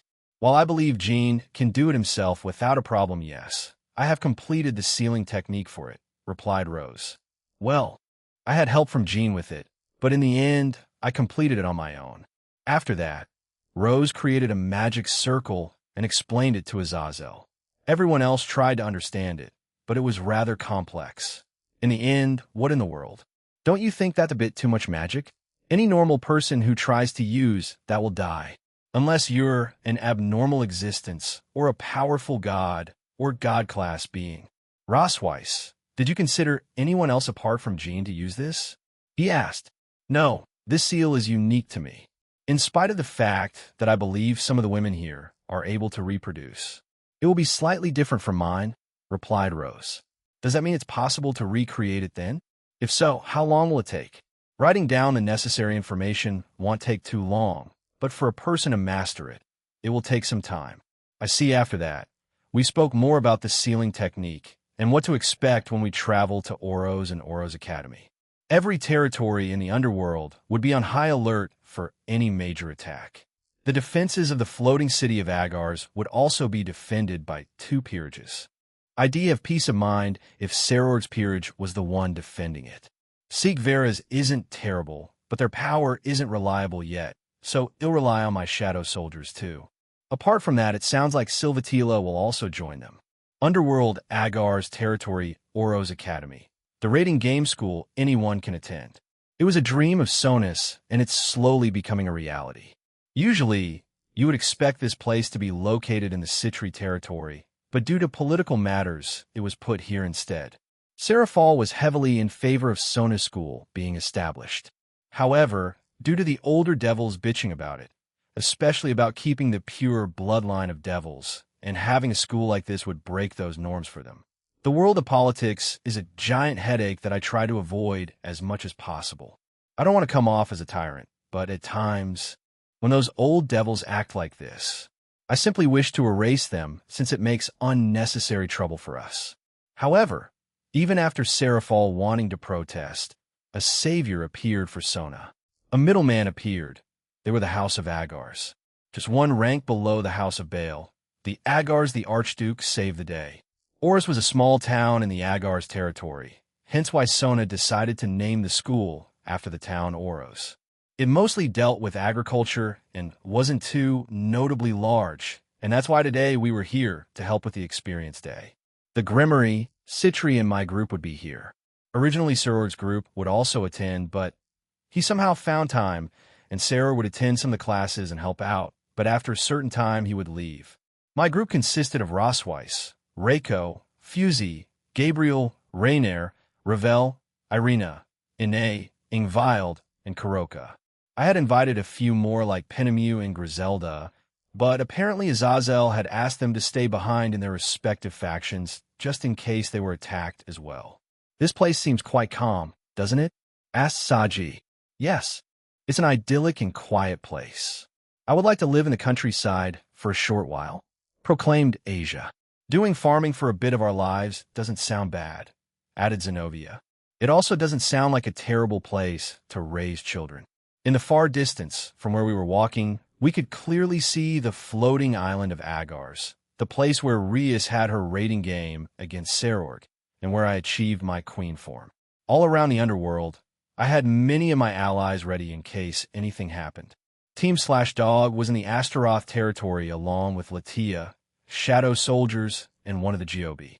Eventually, while walking south of the town, we saw a similar building to that of Kuo Academy, high school division, but a bit smaller. Near the gate, and on one of the pillars, was a nameplate that had Oros Academy written on it in devil text. At the entrance were Sona and Tsubaki. We quickly approached them. President, I brought the Grimory and Tool Group, said Saji. Good work, you can leave now, she said, and he nodded. See ya, Aaron Senpai, he said, and we bumped fists before he left. Let me say this first, Sona. Congratulations on having your school built, Rias said and shook hands with Sona. Thank you, Rias. This is still only the first school, and the opening of this school is quite far away, though we were able to organize the experience day. She turned around and said, Now then, let me show you the inside. As we walked through the hallways, it was a near 1-4-1 remake of Kuo Academy, smaller and with slight differences. As we passed certain classrooms, we saw parents and kids in them with devils that I didn't recognize, or someone from Sona's peerage as they spoke to everyone there. Both parents and kids were listening in seriously as this was a rare place to be in. How many are here? Sona asked Rias. This is an experience day, where people simply heard from rumors or from other people, but the number of them that came here were more than what I imagined. There are most likely 150 children today. If we include their parents and siblings, then the number of people here would exceed 400. That was a lot more than I expected. Most of these came here based on rumors, as Sona said, but we didn't expect this many. It seems like they'll definitely have a lot of students applying if today and other experience days in the future go well. As we continued walking the halls, a few kids and parents were surprised to see me, Big Dragon, and the Rias, Switch Princess here. A few asked for autographs, pictures, and fist bumps from me. Apparently, am known for them now. A few jokingly call me Fist Bump Emperor. If Drake were here, he'd have a fit. However, only Albion came with me. Drake wanted to rough up the two dragons a bit more, so I asked Irene, Ophis, and Tiamat to keep him in line and not to go overboard. Finally, we arrived at the gymnasium, and once we were there, we saw a familiar face and voice. Listen up. In order to do a punch, you would need to bend your hips and release your fist directly forward, as if you were punching with your whole body, said Serorg. Yes, the children replied with enthusiasm. We walked over to them as Serorg and the children kept on punching the air in front of them. Despite their struggles, They continued to smile. They definitely saw Sarorg fight, and some may even know his backstory, so they held a lot of hope in their eyes. Ah, you all finally arrived, Rias Jean, said Sarorg as he turned to look at us. Look, it's the Booster Dragon and his comrades. One of the kids said, and they all turned our way. Booster Dragon, Switch Princess. The Dark Knight Fong, Kiba, is also here. Are you going to fight? The regular class immediately became a Booster Dragon event. Big Dragon, push the switch, push the switch. They pleaded. I looked at Rias as she looked embarrassed. Please transform. I was about to say something when Ravel stepped up and said, please line up for the autograph and handshake. Please also set up tables and chairs. Please get in a line. The dragon won't go anywhere. Rias-sama, please make a line for the Switch Princess. Okay then, Jean-sama, Rias-sama, here is a felt tip pen. Ravel did all that in a quick and timely manner. I wasn't bothered by it, so I went with it. After that short event, I changed into the boosted gear balance breaker with Elsa's voice confusing many of the children. But I simply told them it was a limited edition voice for today, and they got excited. So Ravel contacted the Gremory family who were responsible for my merchandise and told them to expect it, and we sent them a few recordings of Elsha saying some lines. The Gremory and my group had split up, and everyone was helping out in the experience day. A few were troubled at first, but quickly adapted to their roles. Currently, I was on break, and I was walking around in my balance breaker without the helmet. Jean, Sarorg's voice called out to me. I turned to see Sarorg, Tsubaki, and Sona talking to each other, so I approached them. Are you on break? Asked Sona, and I nodded. Then good work so far, and thank you for indulging those children earlier. I also thanked Rias earlier for participating, as well as Kiba-kun. So what do you think of the school so far? Haha, don't worry about it. I enjoyed myself, and it's an excellent place, Sona. I think it is destined to have a prosperous future.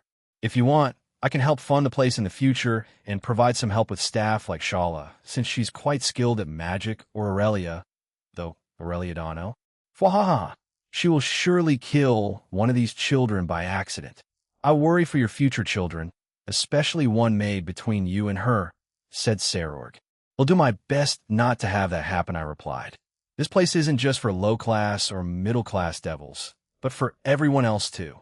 This is because they lack the ability and the demonic power to do so. There are children that have had their future shut down simply because they come from a lower-class family. If there are those who hail from an upper-class family but have to quit school because of being cornered by those around them, there are also those who have the gift but don't come from an upper-class family. For noble families that work as the higher-ups and that take importance in their bloodline, a place that raises low-class and untalented devils is something they won't take very well.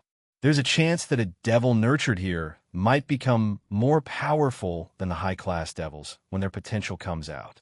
If that happens, then these devils will take the place of the noble devils that represent the underworld, since what's important in the current underworld is strength. That's one of the main reasons for opposition to building a school like this. A place anyone can enroll in, a place where their powers can bloom in other ways. Sona then said, Japan is a wonderful country. Everyone has the right to learn. The country that Akino, Tsubaki, and the others were raised in is a place that has better educational opportunities than the underworld. I would assume it's the same for Ireland, right? I guess it is. I had never been in a situation where I couldn't go to a school and learn anything. Something like that was just natural, you know? But if this school that Sona built can give the children here a chance at a bright future, then he'll fully support it. I don't know how much influence the middleman or the dragon associate has in the underworld, but he'll fully back you on this, Sona.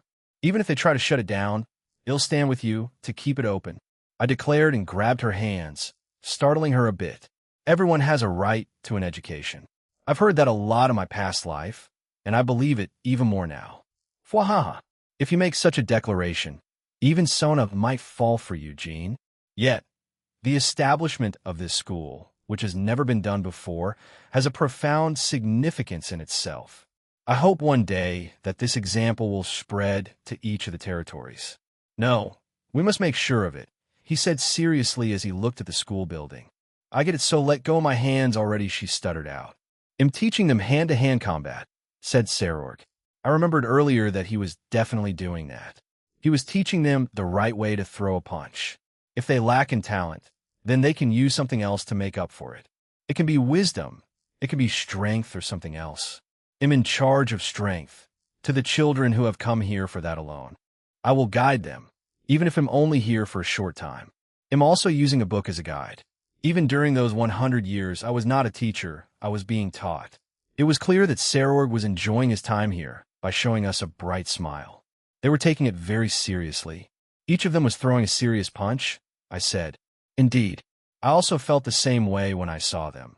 He replied, and then looked at his own fist. This huge, rough, and unsightly fist of mine was something I trained in order to come this far.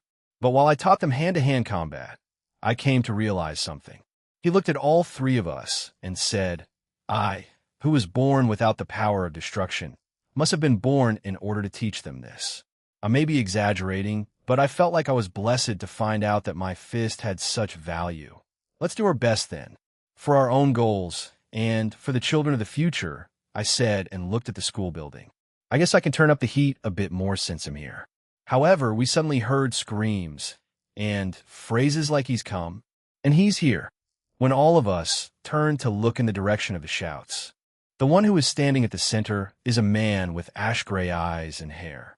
It was the raiding game champion, Dihauser Belial, also known as the Emperor. Hey, I'll come and take a look, said the Emperor, and he put his hand up. Both Sarorg and Sona shook hands with Dihauser, and as soon as they did, the kids started gathering around him and cheering for him. Emperor Belial, they screamed. I walked up to the champion, and we stared at each other. The area fell silent until he put his hand out, and I shook it. Dual Dragon Emperor, it is an honor to meet with you today. Cinchuredo, I hope it blooms in the future, he added. I won't be here for too long, but I will help out as much as I can. Sona, Sarorg, and Dihauser walked away, and Tsubaki whispered into my ear. The truth is, there will be filming done for a movie tomorrow at the Sky City Agrias where Sir Dihauser Belial will be acting as the lead role. He came for a visit here on his way there. Is that so? I said, but I knew it was a lie, unless Dihauser had a change of heart or didn't find out yet. Then he's planning on helping Clippeth and the Cow's Order and try to steal the city tomorrow. But it won't happen. As long as the Bale Peerage is there along with my shadows, they will fail. So unless they plan on doing something else, then that part of history won't come true. Well, let's just see how it all plays out, I said and grabbed Tsubaki's hand and held it. She blushed a bit, but in the end we walked away to start helping out the children again. While I'm not part of any peerage, I designed my illegal move Triana based on chess and the evil piece system. So we'll show you all my knight, rook, and bishop forms, I said to the children. First, my regular balance breaker is considered the pawn form. I proceed to enter the regular state of my balance breaker, the regular red armor. In traditional raiding games, pawns can promote to a knight, rook, bishop, and queen if certain requirements are met. It also depends on the type of raiding game that is played, I explained. After that, I quickly entered my rook form and punched the sky, creating a small shockwave. I then changed into my knight form and ran around at a moderate speed so that they could keep up with me. Then I switched to my bishop form and fired a small dragon blaster into the sky. I ended it with my queen form and told them that the queen form boosts many of their qualities that all had the bishop, knight, and rook. Thank you, mighty dragon-san. It's as he said, everyone. As a pawn, the lecturer continued with their explanation, and I walked away with my balance breaker still active, but I had changed back to my pawn form. I moved to another part of the school and found Saji teaching everyone with a lot of enthusiasm. Another lecturer that Sona had hired for today was teaching along with Saji. It looked like Saji was the one provided assistance since they were learning about sacred gears. He had brought out his snakes and showed them to everyone. After his turn was done, he saw me and came out. Good work, Saji. You too. Aaron Senpai. We leaned against the window that oversaw the grounds of the school. It was the same grounds that Sarorg had taught earlier. However, this time it was Lu Geru who was teaching the kids about punches and kicks. Momo was there to be the one to speak on his behalf, since he wasn't much of a talker. Aaron Senpai. He called my name out again. I looked at him and he had a very proud look on his face. The children in there, they called me Sensei with smiles. Even though I'm far from being one, he wanted to become a teacher for many reasons. One, to help Sona, and for his late father, who was also a teacher, and for his little brother Django. Aaron Senpai. I came to realize it once again after I looked after the children here several times. I will definitely become a teacher. Even though I'm already a middle-class devil, I can still keep on improving. And hopefully, in the future, I can become a high class. Yeah, if it's you, I know you can achieve it, Saji, I said to him, and then we heard more voices in the distance. Bring out the dragon, dragon. The children said. Okay, please wait a moment, said Asia as she brought out a hen, and he was already in his large dragon form. A hen, can you play with the children? She asked and saw Saji and me looking at them, so she added, Papa is watching. A hen looked our way, and his eyes shone. Yes, mother, a hen declared, and carried some children on his back and flew around with them. He didn't fly too high up, but just enough off the ground that the children laughed after they were allowed to fly on a dragon. A hen started to talk back during the 100 years, so I was a bit surprised. I had joked that he may become a dragon king, or even a new heavenly dragon or dragon god. So he's been aiming to reach that strength and be able to speak, and he obviously reached those already, but he thinks he still needs to improve. Vritra often says that a hen may be able to officially join their rankings once he proves himself to the supernatural world, said Saji. Suddenly we saw Irina, Zenobia, and Rainier approach Asia and help her up. They spoke to each other before Zenobia pulled out Durandal and started swinging it around to show the children. Since both Rainier and Irina were angels, they also showed them their light powers. On the other side were both Chiron and Kuroka teaching the children about Senjutsu, Tuki, and about Yukai. They'll get back to it. Aaron Senpai, he said, and tapped me on the shoulder before returning to the classroom. Yeah, good luck, I replied, and kept on walking around the school until I came across another classroom. Inside it was Rosweiss. She was teaching magic to the parents and children in it. Not only did the children listen carefully, but their parents as well. I felt some of them were unable to use demonic energy, so they probably wanted to try magic to see if they could use it at all. Rosweiss Sensei. Sensei, please teach us more. Rosweiss was surrounded by children and a few parents as they kept asking her questions. Fire came out. The fire did. It was small, but a flame broke out. Looks like the children became capable of actually releasing fire after learning basic magic. I then remembered that Sarorg also asked Rose to be a teacher here during the meeting of Team DXD. Jean's secretary Rosweiss, I want you to think about it one more. Will you become a teacher at the school that will be built in the underworld in the future? I'm not asking you to become one now, but it would be greatly appreciated if you could help out in the future, even if it's only for a few years. To teach magic to the devils? It may sound strange for a devil to use magic, but it's also true that there are devils that are terrible at manipulating demonic energy. There are also children who can't use demonic energy like me. Even if they can't use it, there's a chance for them to utilize magic, correct? Even if they couldn't acquire magic, their knowledge behind it will become a powerful weapon to them in the future. I don't care how many years it is. Will you please take on the role of a teacher? Like before, Rose didn't give Sarah an answer back then, but she did look troubled. I know from our recent date that she loved teaching, and I could see she wanted to stay and do it, be it in Kuo or in the future at Oro's Academy. Behind all the children that were excited about learning magic and being able to create an element, I found a single boy who had been standing at a distance from the other children. He was desperately doing a chant as he put his hand forward. It seemed like he was desperate in trying to release magic, but there was not a slight sign of it happening. That child, I believe I saw him at the random signing and handshake events that was set up for Iron Hard Dragon before. I believe his name was Laurenkus. I see. So that kid also came here today, huh? From what I saw, he seemed to be facing difficulty using magic, so he wasn't gifted with demonic energy, huh? He also looked like he was going to cry. I walked over to him as the rest of the children and parents were occupied with Rose. I put a hand on his shoulder and gave him a reassuring nod and smile. I gave his small body a small boost in power, and then fwash. A small flame appeared. The look of relief that appeared on his face said many things. Even though the flame appeared for a split second and disappeared the next, that was more than enough to make Laurenkus happy. D-Dragon, I did it. Yeah, remember, hard work will always show results. Don't give up, Laurenkus, I said to him. Why, you remember me? He asked, a bit surprised. Of course, I remember you coming to a few signing events, I said, and patted him on the head. He happily nodded before running to his parents, and he managed to make a small flame appear again. Oh my, this is a surprise, said a familiar voice behind me. I turned around to see Gondel. When I saw her, I took her back outside and spoke with her. Soon after, Rose joined us. Gee, Granny Grandmother, you came today. I made a promise to become the special lecturer for this event. It will certainly be an enjoyable leisure before the assembly tomorrow, said Gondel.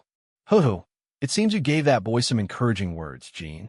Yes, he had a lot of potential. He just needed a small push so he wouldn't give up on it, I replied. As expected of my Rose's future husband. Now then, I came here to teach, she said, and a small fairy appeared from behind her. She walked into the classroom with Rose and me behind her. Gondel then addressed everyone in the room. Everyone saw that it looked like an older version of Rosweiss, but also saw Rose beside me, so they looked at Gondel with curiosity. She then patted the small fairy gently on the head and then asked, the source of magic, how did magic come to be? Does anyone know the reason? A child put his hand up and said, I heard it came from fortune-telling and sorcery. Gondel nodded and smiled at them. Yes, that's correct. Magic was born from fortune-telling and charms. I want to know about this. I want to be able to do something like this. I want to do this for that person. I want to do it for another. It was created by magicians who wanted to help many people. Her speech to everyone was smooth, gentle, and understanding for both children and adults to understand. There certainly are positives and negatives in the current magic that is used today. There is a clear distinction between them and how certain magicians use them. But, not matter what magic it is, it will definitely help the magician and those around them. There is no such thing as useless magic in this world, she said seriously, and from the looks of it, it had touched the hearts of the children as well as the adults. Gondel usually had a strict expression on her, but right now she was showing a very gentle expression towards everyone, one that I only saw during our talk about Rosweiss on the night we started dating. But I also held the same belief, just like magic and sacred gears. You can achieve your goals if you have the desire, perseverance, and will. There is no such thing as useless magic or sacred gears in this world. Desire. Sacred gears are driven by the power of desire, and it also determines the power for it as well. Even though you are a devil, your will to desire hasn't been lost. The stronger you desire, the stronger your sacred gear will respond to you. Those words, that sentence, it always stuck out to me when I first read it in the light novel back in my previous world. Ria said that too, I believe Issei. When I glanced at Rose, she was smiling at the scene. She had been a bit gloomy for the past few days since our date. I don't know what has been on her mind, and I've approached her a few times about it. However, she said to let her approach me when she's ready, so I've been waiting. Fufu. Now, let's end our lesson here for today, shall we? Now, this may be abrupt, but how many of you here want to become friends with a fairy? She asked. Me. All the children answered and put the hands up. They'll get going. I still have other people to help. Send my regards to Gondel, I said to Rose, and she nodded. Night had arrived here. Tomorrow we continue the experience day. Everyone that had come here, the children and parents, had gone home for the day. Everyone else, plus the special lecturers that Sona had invited, were staying in the dorms that were near the schools. Sona had made a dormitory for anyone who lived very far away. We had eaten dinner earlier, and everyone took turns having a bath. I was waiting for my turn, and 3 angels were surrounding me at the moment. Those cute children were so curious about a seraph. They kept on asking me questions about my powers and heaven, said Gabriel as she used my lap as a pillow. The same with me. Cinchureto, let's go. Zenobia said. Right, replied Gabriel as she gave me a friendly smile and left with the other 2. She asked Zenobia something, but I heard that it was only girls tonight, and they were having a serious discussion. I was left on my own, but suddenly the door opened and Gondel came in. I wasn't expecting her to still be here. The assembly is tomorrow, so she should be getting rest right now instead of being here. "Good evening, may I sit here?" she asked and gestured to the spot beside me. "Go ahead, it's not like anyone else is here," I replied, and she sat down. I didn't get to ask, but I assume that your relationship with Rose is progressing well? She asked. It is, but lately, after the date, she's been thinking a lot about something. I'm worried, so I've been waiting for her to approach me. I told her, and what had happened during it. To think they would try to kidnap my own granddaughter, I won't let it happen. Even if I die trying to prevent it, she said seriously. You won't need to worry about that. They'll protect her like I did with everyone else. Also, I wouldn't forgive myself, or I don't think I could face Rose or her parents if I let you die. Geez, Gondel, please refrain from saying such dramatic things, I told the old woman who laughed at me. Rest assured tomorrow we won't have any casualties, I added and sighed. Please look after her. She's my precious Rose, and I can't stand to think of her being hurt. Oh, and her parents were happy with the pictures you two took, especially of Rose in that store in Tokyo. I will, and no problem. It was fun watching her all excited like that. We then heard the girls leaving the bath. So it was my turn. Saji had gone home to check on his siblings and stayed the night there. But he will be back by tomorrow morning. He'll get moving then, Jean. Good night, she said, got up and left. Yefyu, I let out a sigh as I soaked in the large open bath provided by the dormitories. Today had been quite taxing, not physically, but mentally, as I had to do a lot of speeches, demonstrations, and helped out with various things. I was surprised when the girls said that I'd be going in here by myself. I didn't ask, but I heard them speak about it, but let it be. Tomorrow should be before I could finish my thoughts. I heard the door open. Senchoreto, once she joined me, we fell silent. She had leaned her body against me, and I wrapped my arm around her shoulder. That magic lesson was pretty popular today, huh? I asked, breaking the silent atmosphere. Yes, you're right. But I couldn't take a break because of its popularity and so many people coming to it, she said. But everyone enjoyed themselves, didn't they? I asked. There was one child who struggled at the beginning, but after you intervened, he looked quite happy and started to use magic quite easily. He made some wind and water too, you know? Ah, she must be talking about Laurenkus. Is that so? I just gave him a small nudge like I did with everyone else, I admitted. But after that brief conversation, we fell back into silence. Rose, I didn't get to ask back then, and even a few days ago, but why were you researching about trihexa? Aaron, you may be aware of it, but the existence of 666 was only stated and never confirmed. However, Great Red, who also appears in the same apocalypse, exists. That's what moved me to research it. Finding it was impossible. But I wanted to find out what kind of entity 666 is. So I used the numbers 666 and 616 to research the documents related to it. That's true, until I told everyone that trihexa, or 666, was actually real. Then they started to believe. There have been a few things that I have proven in the world, including the Omniverse, and I have caused some strange miracles and phenomena to happen in the world. They wouldn't start not believing me now, would they? Though I didn't get my answers from years ago, I finally did with your help, and we even developed a unique seal for it that I can use. So if that thing ever gets unsealed, then I can seal it back up, she said with confidence. Once, I asked Irene and Ophis about 666, and they answered in a way that I understood. In Irene's case, I've never met it, so I don't know much about it. But rumors say it's on par with Ophis, and it used to be, but I'm confident that one of us, and definitely both of us if we fought it, we would win easily. In Ophis' case, big, regenerate, stupid, sleep. But if it threatens my family, I will stop it. But also, I never met it. Well, regardless of whether it's 666, Ghidorah, the Phantasma, Eevee, or whatever else, they'll fight them all if it threatens this world. This is my home.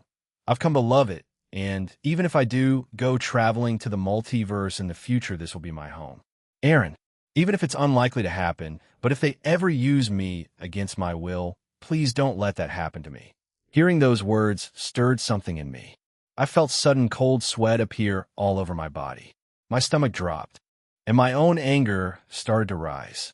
I felt like I had done a lot of things to stop her from saying that sentence. But Ross Weiss's soliloquy, ever since that day, I had many thoughts running through my mind. With Aaron's help, I managed to create a seal for 666 and potentially the False King and any other beings. Cinchuredo, there is a low probability of happening, but we all thought the same thing. But Lavinia-san was hurt a few months ago. Although Aaron has made many more improvements to our protection, there might be that small factor that something might go wrong. So if that happens, Aaron. Cinchuredo, who wouldn't be? If your partner asked you to do something drastic if things went wrong, even more so if it's from Aaron. I and everyone else came to know that he's extremely loyal, not just to his close companions, but to anyone he truly considers a friend. He would go through fire and back multiple times over just to help you. It's like Kantoir-san said, he's loyal to a fault. Even in his past life, she shared a little bit about him to us. The few friends he had there, he was deeply loyal to them. He apparently got into fights if it meant backing them up, or getting into trouble for their sake. Kantoir-san, he was just like this, but it was amplified when Aoife-san, his past lover, influenced him even further. What are you saying, Rosweiss? He asked me. Rosweiss, he rarely calls me that. He always affectionately calls me Rose like Granny. I felt my own heart twist, but I had to push on. If I was to be used by them to hurt my comrades and cause trouble in this world, I would rather choose death. I won't be able to endure everyone dying for someone like me. I told him honestly. I think this is the most appropriate answer. Don't say something like that. I would rather choose death or everyone dying for someone like me. There's no reason for you to die. But if I get captured by any of them, especially Euclid Lucifuge or one of the Eradicators that's coming, or Aaron gritted his teeth, and he looked up at me, visible anger. But that won't happen. I won't hand you over to them, ever, he said, and cupped my hands gently. When they appear again, it'll definitely defeat no. Stop them. Any of you, whether it be my partners or friends, I won't let something like that happen. Tears dripped down his face as he told me this. I hadn't seen Aaron shed a tear before. No, I doubt any of us have, even though he relies on us more and shows a wide range of emotions to us. His own sadness and troubles, he tends to keep them to himself. But he seemed to want to say something else, but held himself back. Instead, he hugged me tightly and embraced me gently. It was warm and comforting, reassuring. If it were anyone else, I would have had a hard time believing those words. But okay, I said to him, I'm sorry for saying that it felt like he showed me something that even Lavinia hadn't seen before. In my own selfish way, I felt like I had one in that aspect. Maybe I was jealous of Lavinia-san, but I would work hard from now on, harder than anyone else. I won't let anything like that happen to me or anyone else important to us. Jean Skyward's soliloquy, I held myself back from saying something psychotic or cheesy, but it was also uncharacteristic of me if I said those words, ID, sacrifice this universe. Know this multiverse first for all of you before ID, let any of you die. If I said those words, what would she think of me? That's why I held back. Even though I said I love this world, saying that would be too far. If I destroyed it and remade it, would the ones that I created be the originals, or would they just be copies of the originals? I didn't want to think about it, so I left it at that. But our time was interrupted when Kuroka and a few of the girls burst into the bathroom. Nya. Oh, wait, Rainer-san, don't move. Irina, you're the one who pushed us in as soon as we arrived. Snap back, Barato. We should get cleaned up before we head out. Gabriel happily exclaimed. Fufufu, Era, let's calm down, everyone, said Aquino. I knew this would be a bad idea, added Rias. Why was I dragged along? Asked Fusey. Ahaha, you'll get used to it. Fusey-san, setting Viled. Please, everyone, form an orderly line, hey. Ravel was stopped when Ine pushed her further into the bath. No, let's go, Birdie-chan, said Ine as she dragged Ravel along with her. Chiron, come to me, shouted Kuroka. Ne-sama, you're being a nuisance. Don't swim around the bath, snapped Chiron. I wish it was a little less chaotic, said Reiko as she put a hand on her cheek. The open bath on the men's side had quickly become overcrowded. Rose and I stared at them dumbfounded, but we also ended up laughing in the end. I wiped the tears from my face and whispered to her, I promise you that this piece will be a permanent thing in the future. Also keep my tears a secret. It's pretty embarrassing. Yes, it's our little secret, she replied and pecked me on the cheek. The rest of the night was chaotic, but it was typical of my household. Chapter 7, Part 4, eradication, annihilation, and outerification, third-person point of view, kekiki ha ha ha. Yunuyo laughed to himself. He and his subordinates and Euclid were blown away by Aaron, and they stood no chance. He certainly exceeded my imagination. How will we deal with him, boss? Asked by Susbu as he rubbed his head. We go to war. We're putting everything we have into this, so let the other weaklings join us. If I die, I'm going out with a bang. That outer god will be the one to do it. He screamed and powered up, making this part of the world shake. This was the immediate aftermath of their defeat to Aaron. The other subordinate of Yunuyo was a female called Abilka. She had been the most damaged after their encounter. Her soul had been affected by quite a large margin that she was on the ground as she clutched her stomach. He impacted you that much. Take this, you're needed, and if you don't recover, you'll make sure you regret it, said Yunuyo. A small device landed in front of Abilka as she shakily grabbed it and pressed it against her barato. She collapsed in pain after doing that, overwhelmed and breaking down in tears. However, soon after she stopped, and she laid motionless on the ground. It worked, but it's only temporary. She's basically done for. How long does it usually last for? Asked Yunuyo as he looked at Abilka on the ground. According to the scientists of the EV faction, who are also collaborating with Avetsa, Satinol, and Promestine, 48 hours. Once that time is up, she will enter a countdown to explode. Those nanomites are still in their experimental stages because of the lost work, replied by Susbu. That's what they get for being idiots. Go, begin gathering them. With the rest of those idiots of the Cow's order, well destroy that town they're in, said Yunuyo as he left. Bai Susbu crouched down and asked, You alive? Screw you. Give me new clothes and a drink. She hissed out. Good to know you're alive. Anyway, you have 48 hours to live before you go boom. So do you have any requests? He asked. Give me a new body, you moron. Impossible. He targeted our souls. Mine and Master Yunuyo barely survived, but we took up those trials and even strengthened our souls because that information was spread all over the Cow's order. They even told us to do it, or else, well, just die after his attacks. Darn. Whatever. Just give me some clothes and water. She screamed and got up. Yeah, I'm going, replied Bezosbayu. Both Bai Susbu and Abilka were orphans in this universe. However, they rose to power and were handpicked by Yunuyo after being nearly killed by him in a duel for the 7th rank of the Eradicators. Both Bai Susbu and Abilka had tried to join the Eradicators at different points in time. The first to do it was Bai Susbu. He had studied a martial art from a different universe and planet. He eventually mastered it and incorporated his own techniques and his own unique style. Nevertheless, the young man lacked strength, so he began training rigorously and pursuing certain trials within his universe. Eventually, he reached a certain level of power and challenged the 7th rank. As to why, no one really knew. Most would challenge the lowest ranks first and then slowly go up. But Bai Susbu decided to challenge Yunuyo. Yunuyo was known to be the most brutal among the Eradicators, and he wouldn't leave anyone alive after he was challenged. However, to everyone's surprise, he sparred Bai Susbu after their death match, and even made him his direct subordinate. After that, no one challenged his seat for many years, until Abilka appeared one day and challenged Yunuyo again.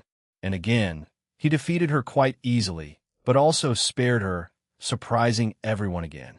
Centuredo Yunuyo slowly accumulated a small army for himself, and any tedious task that was sent to him by Ive or Fumara was handed off to his subordinates. The reason why Yunuyo spared his 2 direct subordinates was a simple reason. They were both his offspring, his children. Centuredo, he never thought he would face his own children, and he was disappointed. However, at the same time, he could tell they had potential, so he made them his direct subordinates. Yunuyo knew that they didn't know, and he acted on his own choices in his own mind. Whatever he defeated was his property, and now, in the coming days, he would be sending himself, his entire army, and his 2 children to their deaths. To him, nothing mattered as long as he was satisfied with whatever he did. In a different room, both Bai Susbu and Abilka sat silently. Centuredo, why on earth are you even asking now? she asked, getting even more annoyed. Oh no, just curious. Bisusbu looked around them and sighed. Well, our lives are coming to an end. I didn't think it would be this soon. Soon? We're over 700 years old, you dumb idiot. Still young, he quipped back. Universe Evia told, is everything ready? Yes. Many scientists answered at the same time. Good, send them over. We can start our assault now. All of them went over to their sections and began to type on their keyboards, and suddenly a large beeping noise started. A small countdown that started at 300 seconds. Centurado. AZ. Array. L. VVB. 8671 was modeled after the fallen angel Azrael. They had seen what the man looked like and how he was now. They took a small sample of his blood, modeled the body of Azrael VVB. 8671 after him, and gave him additional powers, blessings, and abilities. Furthermore, they believed that VVB 8671 would be an even more powerful being than the original. Powered by their technology and by his own blood along with Nyarlathotep, they believed him to be near the power ranking of Dragon God class. More so if it used its abilities. We'll show that meddling dragon not to cross our paths, the scientist thought with a grin. What he didn't know was that today would be the last time they would be alive. Unfortunately for them, they didn't have any future sight ability, otherwise they would not have done this idiotic revenge mission. Universe Draconic Deus Gene Skyward's soliloquy when I woke up, I was in a strange place. I immediately knew I was dreaming, but it's been a while since this happened to me, so I was a bit surprised by it. But it wasn't in the typical place I would usually be put in. In front of me was a vast and magical forest with large trees, all types of plants and wildlife. The sky was the purest blue I had ever seen. The air was fresh and it felt very tranquil. However, my powers still worked, and a large beam of white light in the distance was telling me to go there. So with nothing better to do, I followed the beam. On my way there, I encountered many animals I hadn't seen before, and I curiously looked at them. But at the same time, I tried talking to them, but got no response, so I gave up on that idea. I passed by a few unique-looking flowers, bushes, trees, and small streams or rivers, and a few small ponds or bodies of water. Not all of them looked the same either. One of the rivers was blue, another was pink, another purple, and other colors. I continued my slow journey, but was interrupted by the light becoming stronger. Whoever brought me here, they're clearly annoyed by my stroll. I better hurry, I said to myself, and chuckled. Quickly changing my pace, I ran towards a spot at a moderate speed and eventually arrived at the largest tree in the vicinity. Near the bottom of the trunk were two people. They were silently waiting there, and when they saw me, the one in the middle smiled while the elf to her left crossed her arms, huffed, and looked away. Who the? I shook my head and jogged towards them. I quickly arrived by them, and we silently stared at each other. Who are you? I asked, breaking the silence. You sure took your time, the elf said in an annoyed tone. Wait, that voice. Are you the magical fairy? I asked, struck by recognition. She smiled shyly and folded her arms across her barato. I then looked at the other woman, the one who looked like a nun. Her presence was even greater than the moon thistle fairy. Are you Shikigami? I asked, and took a step forward. I am, she said in a kind and motherly tone. I am Chimyun Chapati, and the one beside me is one of the moon thistle fairies, Siphenian. You two spoke to each other through a special connection, didn't you? Yeah, we communicated through Rose, so you really are Shikigami, I said, impressed by how remarkable they looked overall. We are here too, I accept. Let's form an alliance. I deadpanned and took another step closer. Both of them became stunned, but sensing what I wanted, Chimyun Chapati gestured for me to go over to her, and so I finally appeared in front of her after one final step. She then welcomed me warmly and embraced me with a comforting hug. If Draig or anyone else were here, they would be shouting and giving me a silly nickname. I feel like I haven't had many fun moments with the girls lately because of all the things happening around the world right now. I just haven't had much time for them. The feeling of resting my head against Shikigami was surprisingly soothing. Add to the fact that she gently stroked my head and she started to hum something, probably a song or nursery rhyme. I really needed this. Thanks, so why are you here? I asked and I heard Shikigami giggle. We are here to form an alliance with you, Great Dragon. We were going to offer ourselves up to you, along with my faction, the Warrior Faction. We are a strong group of women with great strength and power. Sound wonderful? Please do. I didn't let her finish, and I wrapped my arms around her, embracing her. She was a bit surprised and let out a yelp, but accepted what I did and hugged me back. All right, so what? But before I could continue, the world around me started to shake and crumble. I was alerted and pulled away from Shikigami and looked around worriedly. I then tried to fix it, but my powers didn't work. I tried to say something, but Siphinean grabbed my hand and pulled me closer. This is payback, and also stop being selfish. I was here too, you know, she said in both an angry and sad voice. Mighty Dra Aaron, call me Aaron, I said to her.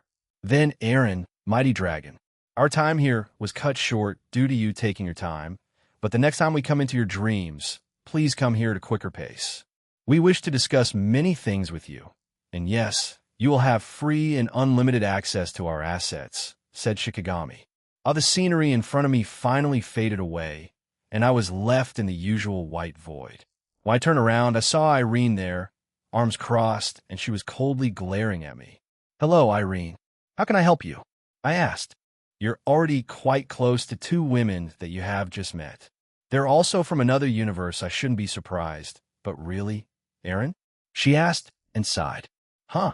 I mean, it felt like something was drawing me in and pushing me to be honest with my feelings. It was a strange feeling, I admitted. Drawing you in, huh? She repeated and looked me straight in the eyes. Are you jealous? I asked and took a step forward, and she took a step back. Oh, you are, I said, and she glared at me. And no, are you insane? I appeared in front of Irene before she could react and bravado her. Her shock was evident across her face, but she didn't push me away. Instead, to my surprise, she bravado me back. However, she quickly came back to her senses and tried to push me away, but I only broke our kiss temporarily. Irene, didn't you say silence? She muttered while looking away and blushing. At least I know how you really feel. Huh? I said and let her go. She didn't move away this time and just looked back at me with an accusatory glare. So, why were you stalking me in my dreams, Irene? You rarely dreamt during the 100 years, and even after that. When I saw that, I became curious, she said with a sigh. To think the goddess herself would personally come to see you and even offer her entire faction to you, you are aware that not everyone in that faction will like this idea, right? She asked. Oh, I'm aware. In all honesty, I got caught up in a moment and accepted, but I don't regret doing so. In a way, I have even more subordinates now through the Braystone faction of the Atoll. I didn't get to see their ranks, but both were quite powerful. They were at least beyond Dragon God class, so they're at least comparable to Regal Ziva, who killed Great Red in the canon timeline. However, being in that power class and being able to fight effectively are two different things. Like how gods are in this universe. Most gods are in low-tier god class. Those are the most common gods. They don't fight and are mainly agricultural gods and merchant gods. Whereas middle-tier to peak god class are the battle-oriented gods who range in levels of strength. Shiva should be at the top. Vishnu and Indra are in that category too. Pinch stretch them? I looked back up to see Irene pinching and stretching my cheeks. What? I asked her. I have been told to do this when you make a certain face, and you were making it just now, so I did this, she explained. Is everything okay? She asked, looking worried. Yeah, everything is fine, Irene. Anyway, I wonder when I started to fade away as I was about to say that. I chuckled to myself and started waving to her.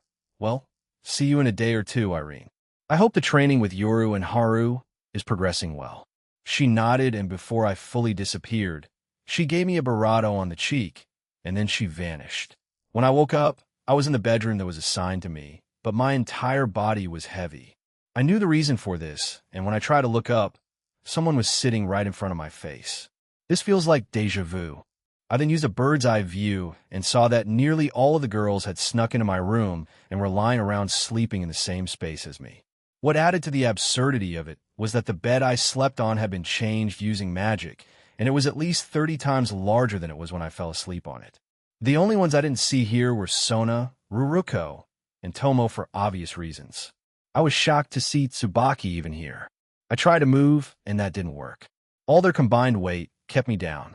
I didn't want to use them more and throw them off, and I sighed at the situation. I turned to my side to see Reiko staring at me. "Good morning," I whispered to her and gave her a friendly greeting. She shyly greeted me back and silently nodded. I guess she felt shy about the situation. Last night, I stayed with the usual group of 7, which included Reiko, Ine, Rias, Gabriel, Barato, Aquino, and to my surprise, Fusey. She had asked to join our unusual celebration. Cinchuredo, but ended up with everyone else, I replied. After that, everyone woke up and left. Even the girls of Sona's peerage were there, and Tsubaki looked embarrassed as she walked past Sona, who just sighed at her. "Aaron is the ultimate pillow after all," said Gabriel as she hugged me from behind. "Pillow Dragon Emperor," said Chiron, and a few agreed with her. "Drake would die if he heard that moniker," said Elsha. "I think they would be too numb at this point," added Amorous. That he would. After breakfast, we were walking toward one of the classrooms, and I spoke with Asia and Saji. Apparently, Vritra left to go to Valis' Sacred Gear. He was needed for something. I didn't know that they could do that, he said. Even Ahin left and said that I couldn't summon him for a little bit. "I wonder if everything is okay," muttered Asia, clearly worried about Ahin. "I believe they are trying to convince the remaining past hosts of Valis Divine dividing. I upgraded both my sacred gears, so I didn't have to deal with speaking to the past hosts. I sometimes wonder if that was a good or bad thing. However, the 2 dragons told me that it was a good thing, so they wouldn't have to worry about being blocked or cursed. But it makes me wonder, while I do have both titles of Big Dragon and Rear Dragon Vala does it. So his Albion shouldn't be grieving too much, and in turn, the past hosts of his divine dividing shouldn't be too bothered. Well, that's my line of thought in all of this. It could be very different from their perspective. It's probably I told them what I thought was happening, and they shouldn't worry. The dragons should be back eventually. I see. If that's the case, then I don't mind. Everyone needs help in gaining new powers and strength after all, concluded Saji. Yes, if Ahin is helping for that very reason, then I encourage it, exclaimed Asia. Oh, by the way, Asia-chan, Aaron Senpai. The Sarog-sen won't be here since they'll be patrolling the floating city and also taking part in the film that Daihauser Belial-sama is in, said Saji. They're going to be in it? Incredible. I never would have imagined being in a film. Even Stilling Wildsan is also becoming a large star in both the human world and the supernatural, isn't she? I heard Shigyon-san also plays the piano in some of her songs. Right. She's always had a fantastic singing voice, and add in Shigyon-san's piano skills. They're like a killer combo. Both of them started to talk about the circumstances that involved Ingvild, and said woman was just smiling at them. Though I'm a bit worried about it, I still support it. I feel like Ingvild's time with us will keep on shortening, unless I make an avatar for her do this, the same with Shigyon. But for now, they'll keep these thoughts to myself and see how it all plays out. Everyone had split into their own groups to teach the children and parents that had come back to the school for another experience day. Today, Sarah wasn't going to be here, so I had Era teach the kids about 2k and how to throw proper punches and kicks. She was a bit panicky at first, but she's gotten the hang of things already, so I wasn't worried. Rainier, Gabriel, and Irina, who I dubbed the angelic trio for the day, were being hounded by the children about them being angels and if they would smite them with light, which was a bit worrying. The rest were spread apart, like Zenobia and Kiba, instructing some children about being a knight and the traits of a knight and their role in a raiding game. Rose, like yesterday, was also teaching magic, while Rias and Aquino were teaching the children about the role and responsibilities of a king and queen. Cinchuredo, but she had to teach everyone magic, so she couldn't join us. "Is there anything you want to be when you grow up?" I asked the children. "I want to be a mighty dragon." A boy raised his hand and said that. "I want to become the champion of the raiding game. I want to work in a laboratory based in the Satan's territory. I want to become Satan Samus' personal guard." The children here started putting their hands up one by one and telling me about their dreams and ambitions. A lot of them were quite out there, but it's understandable since they're still kids. But "I want to become a student of this school," said a quiet kid. "Me too," they all said one after the other. I smiled at them. being in a place like that and having the opportunity of a lifetime. They certainly would like to be here, to be able to enroll here in the future and experience a fulfilling school life and have a chance to learn about the raiding games in a good environment. Very well. While I'm not a devil, I'm close to many and even a close companion to some. I have a good idea of a devil's work, so listen carefully. I said to them, and they answered with happy and enthusiastic yes. However, before I could continue, a powerful and large attack hit the barrier I had erected around this town when we first teleported here. Reiko and Ravel looked up and were frowned. The children and parents were both confused and worried.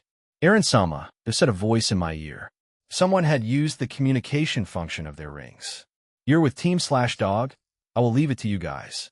If you think an enemy is worth capturing, do that, if not kill them. They'll leave you to defend other territories too. Urfine. Yes, understood. Leave it to me, as one of the goddesses of battle, she said enthusiastically. Ravel, Reiko, I muttered. Yes. Everyone, please remain calm and follow me. We will be holding a new event at the school. Please follow me in an orderly fashion, shouted Ravel as she flew into the sky with her fiery wings. New event? Yay! One of the children said and ran after Ravel, who floated away at a moderate pace. Please follow after Ravel-san, said Reiko as she guided everyone away. In an underground section of the school, there's a shelter in case of an attack. It's also quite large and spacious. I had helped expand it before going to sleep last night per Sona's request. It's also covered by a powerful barrier, and I also removed all the explosives that Euclid had planted around the school and town. That sneaky jerk really tried to do that here too. I won't let him destroy Sona's hard work. Once all the parents and children were escorted into the building, and a few of the Citri peerage stayed with them, everyone gathered at the front gate. Normal ways of communicating, using magic circles. Magical devices or our smartphones aren't working. Teleporting also doesn't work, reported Aquino. It also seems that there's another barrier that's covering the barrier Aaron made, added Tsubaki. We've been boxed in. I tapped my ear and connected to Sarorg, and then put my hand out to show what's happening on their side. Sarorg, it looks like you're being attacked on your end too, huh? I asked. Aaron, yes we are. I, along with my peerage, will help defend this place, along with your shadow soldiers. Sigvera and her peerage are also helping. Leave this to us. Very well, good luck, I told him and changed the line to Gondel and the assembly. Gondel, I called out. I then explained what was happening as we watched several of my shadow soldiers pin down several magicians. Yes, it seems like we found some perpetrators. I was very surprised to see more than one, she admitted, and looked angered and saddened. Then stay there and let my shadow soldiers do the work. Everything should settle down soon, I said to her, and she agreed. Who do you think put the barrier around us, and the one around Gondel-san? Asked Ane. The evil dragon, the Diabolism 1000 dragon Azidaka. Whether it's a clone or the original, they're all at least Dragon God class. And if we take into account Euclid's boosted gear replica, then having a few boosts transferred to him, something like this is possible, though they still can't break through my barrier, I told them. As everyone started to discuss various things, we saw hundreds to even millions of enemies appearing in the skies beyond my barrier. While I didn't see Euclid, Yanuyo, or any of his subordinates, but there was a familiar person there with two evil dragon clones too. Walburga, the witch affiliated with Hexenact, the wielder of the Incinerate Anthem. However, this clone did not have that sacred gear, but instead, it had an artificial sacred gear called Akuli Inferno. Upon further analysis, it's basically an artificial sacred gear that utilizes powerful purple flames, just like Incinerate Anthem. However, it used demonic flames instead of holy flames. The clone of the evil dragon Laden, the Insomniac dragon, Grindel, the Crime Force dragon, and finally the Diabolism 1000 dragon, Azidaka. Azidaka was a giant dragon with 3 heads and 6 giant wings. He had very dark scales with a shade of purple, while Laden is a tree-like dragon with red eyes. Suddenly, a large magic circle appeared in the sky, and from it was a silver-haired man. I met him before and even killed a clone of his. However, unlike his usually upbeat and cheerful appearance, He had large black bags under his eyes, and a vein was visibly pulsing on his head. It was Rizavim Levon Lucifer. It's on. Hello, piles of garbage. Excuse me for my appearance. A certain dual dragon has made my life a bit hellish since I met him. But I'm doing fine, so no worries, I won't bore you with the boring stuff. Just know that we plan on killing all the magicians and the members of Team DXD in the town of Oros. We also plan on stealing a few things from the floating city of Agars. Anyway, I need some sleep. After all, Yuhayaya after announcing that. Rizavim vanished along with a magic circle. Then the army beyond my barrier started attacking my barrier. There was zero chance of them getting through. However, there's also a chance they have an item from Lapis to get through it, but from the looks of it, they didn't. But to our surprise, Layden also disappeared after he spoke with the two dragons and Walburga. After a few more seconds, Azidaka also flew away towards the floating city. I see. I think both Azidaka and Layden were heading to the floating city. I informed Serorg about this, and some of my shadow soldiers who were stationed around the city headed out to intercept them. Suddenly, purple flames erupted all around my barrier, and Walburga was laughing at us. You can't hide. Forever you have to come out eventually, she said in a sing-song-like manner. I left Uinton and I yelled to keep an eye out for any changes on the outside. In addition, several of us stepped back inside to inform the families of what was happening. At the same time, countless others of my group, the Citri Peerage and the Grimmery Peerage, rushed out to the town and gathered up the devils who lived here to evacuate them into the school's underground shelter. As Rose, Reiko, and I were walking around the school to look for any stray families that hadn't gone down to the shelter, we came across a man and woman who looked relieved to find us.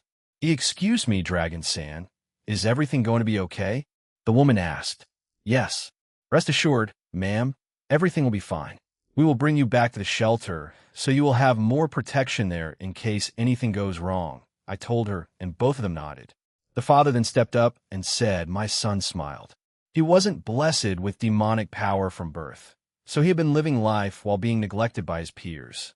Even so, after more than 100 years, we were finally able to give birth to him, so we wished for him to grow big and strong. However, yesterday we finally saw him genuinely smile, and he showed us that he could conjure some flames and then other elements.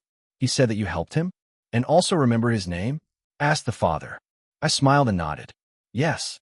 I remember Laurenkus from a few of my events. I only gave him a small push. Your son has talent in using magic, I said to him.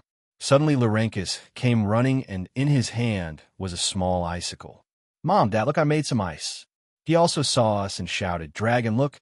As soon as Laurenkus reached us, his parents looked emotional and were about to burst into tears when Rose bent down and asked, Do you like this school? Yes. I enjoyed all the lessons that were taught, especially the magic classes taught by you, Raswai Sensei. If I keep learning like this, will I become stronger? He asked. Yes, you certainly will. Didn't the Mystic Dragon tell you? Hard work will always show results, Rose said with a smile and patted him on the head. After that, Reiko led them back to the main building and into the shelter. I stayed behind Rose as we watched them go. Whatever the magic is, it will definitely become useful for the caster and other people. Useless magic doesn't exist in this world, said Rose. These words, they've been repeatedly told by my grandmother when I was a child. I may have understood it, but I may also not have. But I feel that I can finally understand the true meaning of my grandmother's words. She looked at me a bit teary-eyed and said with determination, Let's defend this school and the future it holds for these children dear. Yeah, I could only reply like that. I was stunned by her determination there, and I felt the same way. These children deserve a future, and these guys won't take it away from them for their selfish desires. As Rose and I were making our way to the strategy room, we came across Saji, Tsubaki, and Sona. They were surrounded by some parents and children. Saji-sensei, will the scary dragons come? Asked one of the children. Is the school going to disappear? Another asked sadly. Saji smiled as he patted the children's heads and said, There's nothing to worry about. We will defeat all of the bad dragons. It will be a disaster if all of you get hurt, so we will need all of you to stay here. That's why I wait here like good kids. Right, President? Sona nodded and added, yes, he's right. So all of you don't need to worry about a thing, okay? Let me see. Please watch the Dragon Slayer's video here. By the time the video ends, the bad dragons will be gone. When they heard that, the children and their parents showed relief and walked to the shelter with assistance from one of my shadow soldiers. Saji then says it as he clenches his fist. I won't let them destroy it. There are many devils that are seeking hope from this school. This is also our dream. Rose walked towards him and put her hand on his shoulder. Yeah, let's protect it. Sona and Tsubaki also put on strong smiles and nodded. Saji, it's okay. We have survived many battles. We will continue to protect them. This time, it will be the same as then. Let's protect this town and this school. Yes, we can't allow them to destroy it. I was silent during that, but I felt my own emotions stir inside me.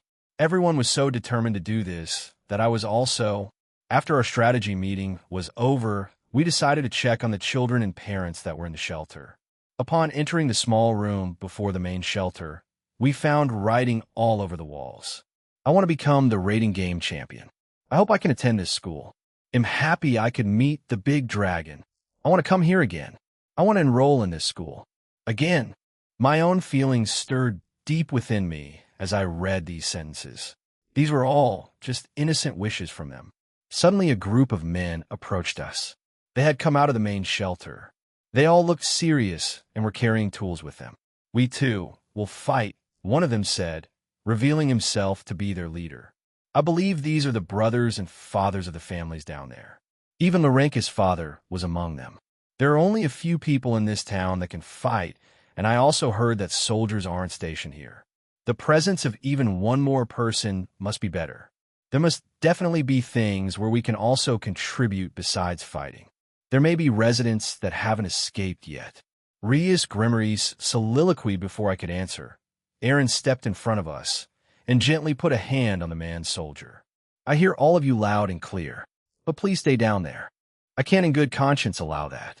However, I will take all those determined feelings of yours and fight with them, he said. They were all about to protest when their eyes widened and they stopped. Their leader looked at Aaron for a few seconds in silence, before he looked back at the others, and they all agreed. Very well. Middleman, please protect this place, he said. Yeah, I will. I promise you that. The men then went back down to the shelter, and Aaron disappeared from our sight, and then we heard his voice. Ravel, Fusey, Reiko, can I leave you three to guard the shelter? He asked them. Yes, of course, Aaron-sama, said Reiko and Ravel in unison. I don't see a problem with that, Fusey replied. Great, thank you. Everyone else, let's stick with what we planned, he said and walked away. Did anyone see Aaron's expression? Those men were very shocked, asked Aquino. He was crying. We all turned to Gabriel-sama as she said that. Crying? Aaron? I find that hard to believe, but I guess it makes sense to him. A family is something important. I don't think he would want those siblings and fathers to die on his behalf. He doesn't want them to lose their lives, even if he's only met them for 2 days in a row. He doesn't want their families to lose anyone in them. So he'll take on their burdens instead and fight on their behalf. Let's go join him, said Gabriel-sama, and we finally left back to the surface. Once we arrived back at the surface, Senchuredo said Rosweiss-san. He's here. Then that means everyone is finally here. They'll take care of the eradicator that's pummeling the barrier, and Euclid. They'll leave the rest to all of you. My shadow soldiers are here for backup, as well as Ayelet and Yuenting. Good luck, said Aaron. We hadn't seen his expression since we left the shelter, but as we looked on at his back, I felt strange, like he was going to disappear or something. It made me feel uneasy, but I set that feeling aside for now. Aaron put his hand up, created more barriers around the houses, buildings, and other structures of the town, as well as the school. Finally, he destroyed the barrier he had erected around the entire town. He disappeared from our view, as did Euclid and the man with bone armor. Aaron had disappeared. He probably took Euclid and the eradicator into another dimension. Everyone, get ready, shouted Rosweiss. After she shouted that, the millions of monsters, shadow monsters, and evil dragons that were there charged at us. Third-person point of view Aaron Tool's group. as well as the Grimmery and Citri peerages, split up into small teams. However, the evil dragon Grendel immediately flew towards Jinshru Saji, the wielder of the Vritra sacred gears. Suddenly, a large green circle covered the barrier. It was Asia and Yuenting. They both deployed their own healing abilities. With that, Team DXD and their allies would be fine and wouldn't worry about being fatally injured. Hey, you Vritrakian miss me? I would have loved to fight the dual dragon again, but it seems like he chose his prey this time. Let's fight to the death instead. Grendel shouted and laughed. Justice, Saji shouted as he punched the evil dragon in the stomach. This attack launched the dragon away and created a powerful shockwave afterward. Go on, Grendel screamed and spat out blood. He was shocked to feel the power behind the host of Vritra. He clutched his stomach, feeling severe internal damage from the attack. He knew he didn't have much time left after that single strike. Gwahaha! Amazing! You didn't need your sacred gear. The host of Vritra this generation is amazing. Let's go. Fight, fight, fight! He screamed and flew back towards Saji. The two of them exchanged blows. However, to Saji, the impact he felt from Grendel's punches were nothing compared to the people he had faced in those 100 years he spent in Aaron's pocket dimension. As far as he was concerned, the evil dragon's punches, which were comparable to those of a dragon god class being, were weak. Your fist is weak. You can't compare to any of them, not to Surg San, not to Aureliusima, not to Skathack Shish, or even Aaron's Senpai. He shouted and sent an uppercut to Grendel's chin. I don't even need my sacred gear for you, he said, and quickly charged up a large and powerful demonic ball of energy. Disappear. Well, protect this academy from scum like you, Saji declared, and sent his demonic ball towards Grendel, who had started to laugh. Amazing. Amazing. I want to fight you. I want to fight all of you with my original body. The next time we meet, definitely boom. Saji's demonic ball hit Grendel, killing him.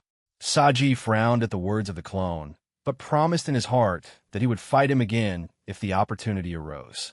He then summoned his absorption line and flew towards another area of Oros. So persistent, said Rainier as she had teamed up with Gabriel and Irina again. At least we can kill them quite easily, replied Irina. MHM, agreed Gabriel. Suddenly all three of them felt a powerful aura approach them, and they turned their attention to it. It was a female. She had a gray ponytail, sharp green eyes, and wore glasses. She wore a professional-looking top with gold buttons, a black skirt, pantyhose, heels, and gloves. Aaron warned us of her. She's one of the Eradicator's subordinates, said Irina as she glared at Abilka. If we kill these little chickens, would I do something useful before I die? She asked herself and pulled out her wand. She tapped her side and then pointed it up. A large lava monster came out of the ground, and it was covered in a black bone-like armor. Smaller versions of that monster also started to appear beside Abilka. She herself also started to change, as her eyes became completely black and her pupils turned yellow. A strange tattoo started to appear on her face, and it resembled gun gullets and roses. Her height also began to change, and jet black wings that were encased in bones also appeared on her back. Allow me to introduce myself. I am Abilka, a direct subordinate of Yanuyo, ranked 7th of the Eradicators. No hard feelings in doing my job, she said, and appeared behind Irina. She tried to grab her wings, but Irina had already made small spears of light and aimed them behind her. Abilka was surprised by this and created a shield of bones to protect herself. However, Irina was much stronger than her, and she was pushed away by the attack. Abilka wasn't injured that much, a few scratches and tears on her clothing, but nothing serious. So it's safe to assume that the women of the Outer God are also strong fighters. The same with those two, she said as she looked at a frowning Rainier and Gabriel. Don't Irina-chan, Gabriel shouted as she appeared beside Abilka, who hadn't noticed yet. Gabriel created a tennis racket made out of light and slammed it on Abilka's side. However, an automatic defense system activated and 2 large pairs of bone shields appeared. These shields stopped the attack, but like Irina, Gabriel was much stronger than Albilka, and it shattered the shield that protected her. Ugh! She winced out in pain as Gabriel's tennis racket made of light connected with the side of her abdomen and sent her crashing into one of the buildings.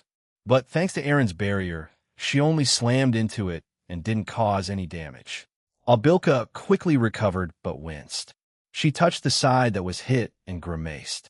Unrepairable. Even with what we have, do they have some kind of technique to prevent healing injuries? She asked herself. In Gabriel's attack, she indeed had imbued her attack with an anti-healing ability. Everyone that was in the pocket dimension over the 100 years was taught this by Aaron. He wanted to make sure that no healing abilities would be exploited by the Chaos Order. This also meant that the future international rating game would be even more interesting since they all possessed this ability. TCH, annoying pieces of That's Our Line, said Rainier as she sent out thousands of small balls of light towards Albilka.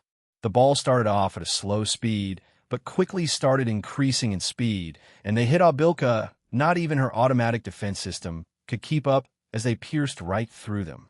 Dammy bam. Dawn. As Rainar's attack stopped, Albilka tried to move away, but was punched in the face by Irina and kicked in the side of her abdomen by Gabriel. She let out a pained shriek and desperately tried to get away from the trio. These three were dubbed the Funny Angels by the children here. Rainier, who had the most experience with children, grew fond of the Devil's children here rather quickly. Gabriel, who loved humanity, especially children, also adored these children, and she wanted to protect them. Finally, Irina became emotionally driven to protect them after seeing many of their dreams and ambitions. Each of them had different reasons for fighting, but in the end, it was to defend this place. They, too, saw a future for the children here and didn't want it to be taken away from them. Destroy.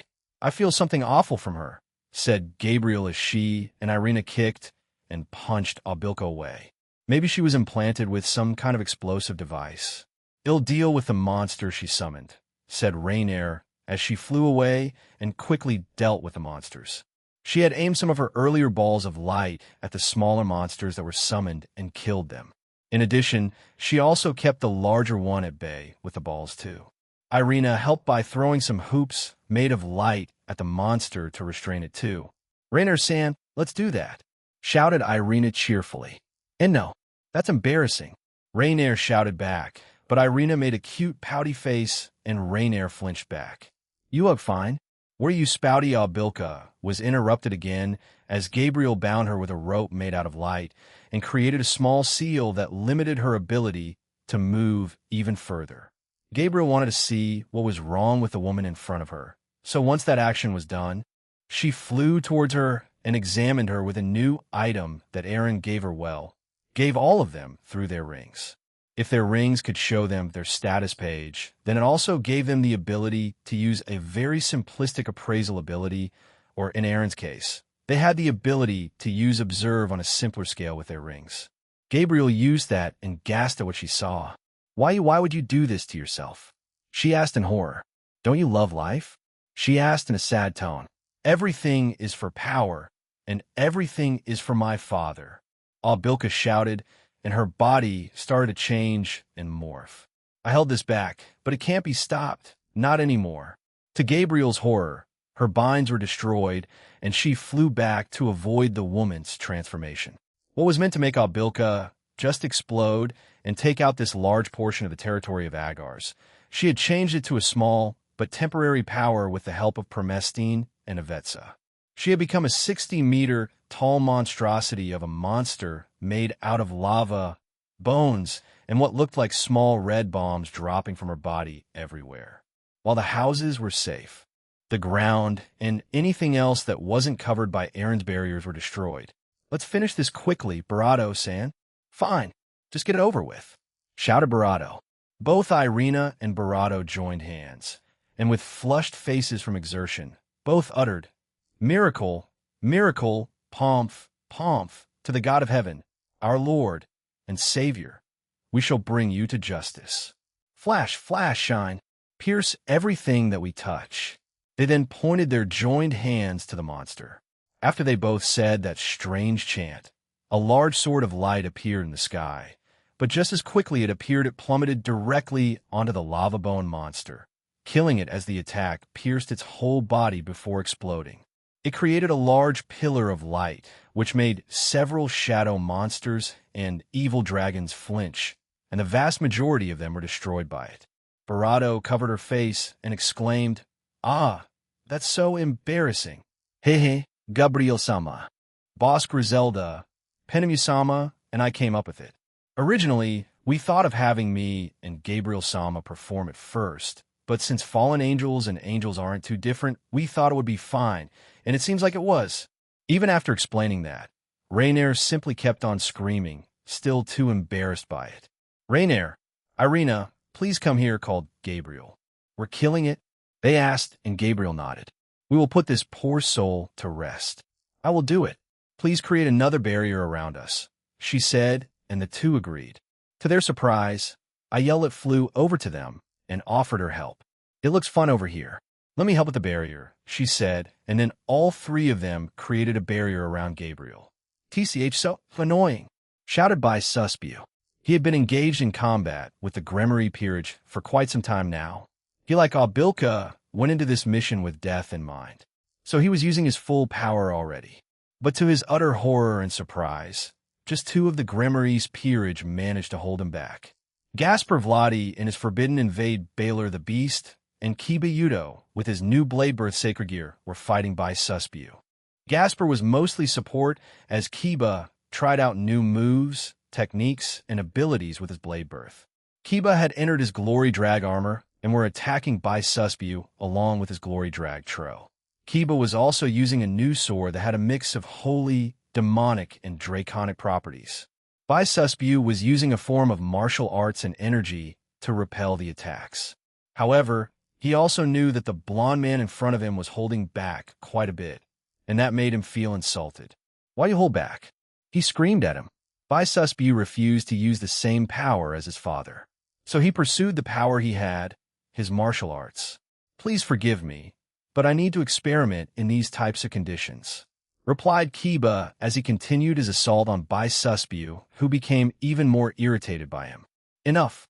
By Suspio swiped his hand at Kiba, who dodged and jumped back.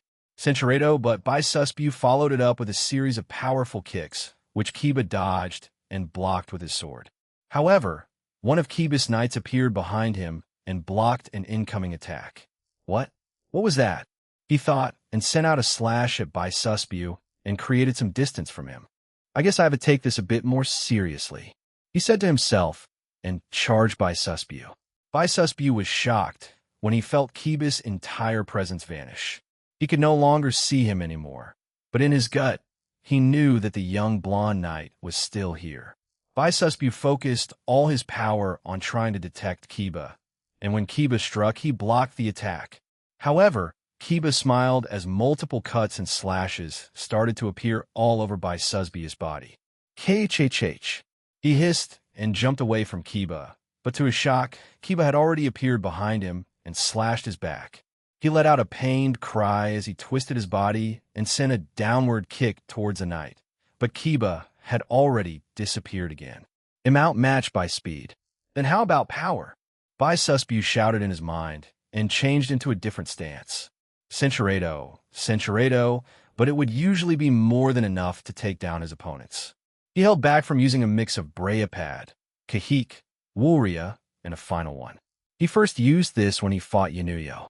However, it left his body in a damaged state, and he couldn't move for at least a month. Even though By Suspio worked for Yanuyo and was part of the Phantasma, he abided by his own code. Even though he participated in this attack, he did not like endangering innocent lives. However, he never expressed this to anyone around him. In a way, he was also a strange entity in his own universe.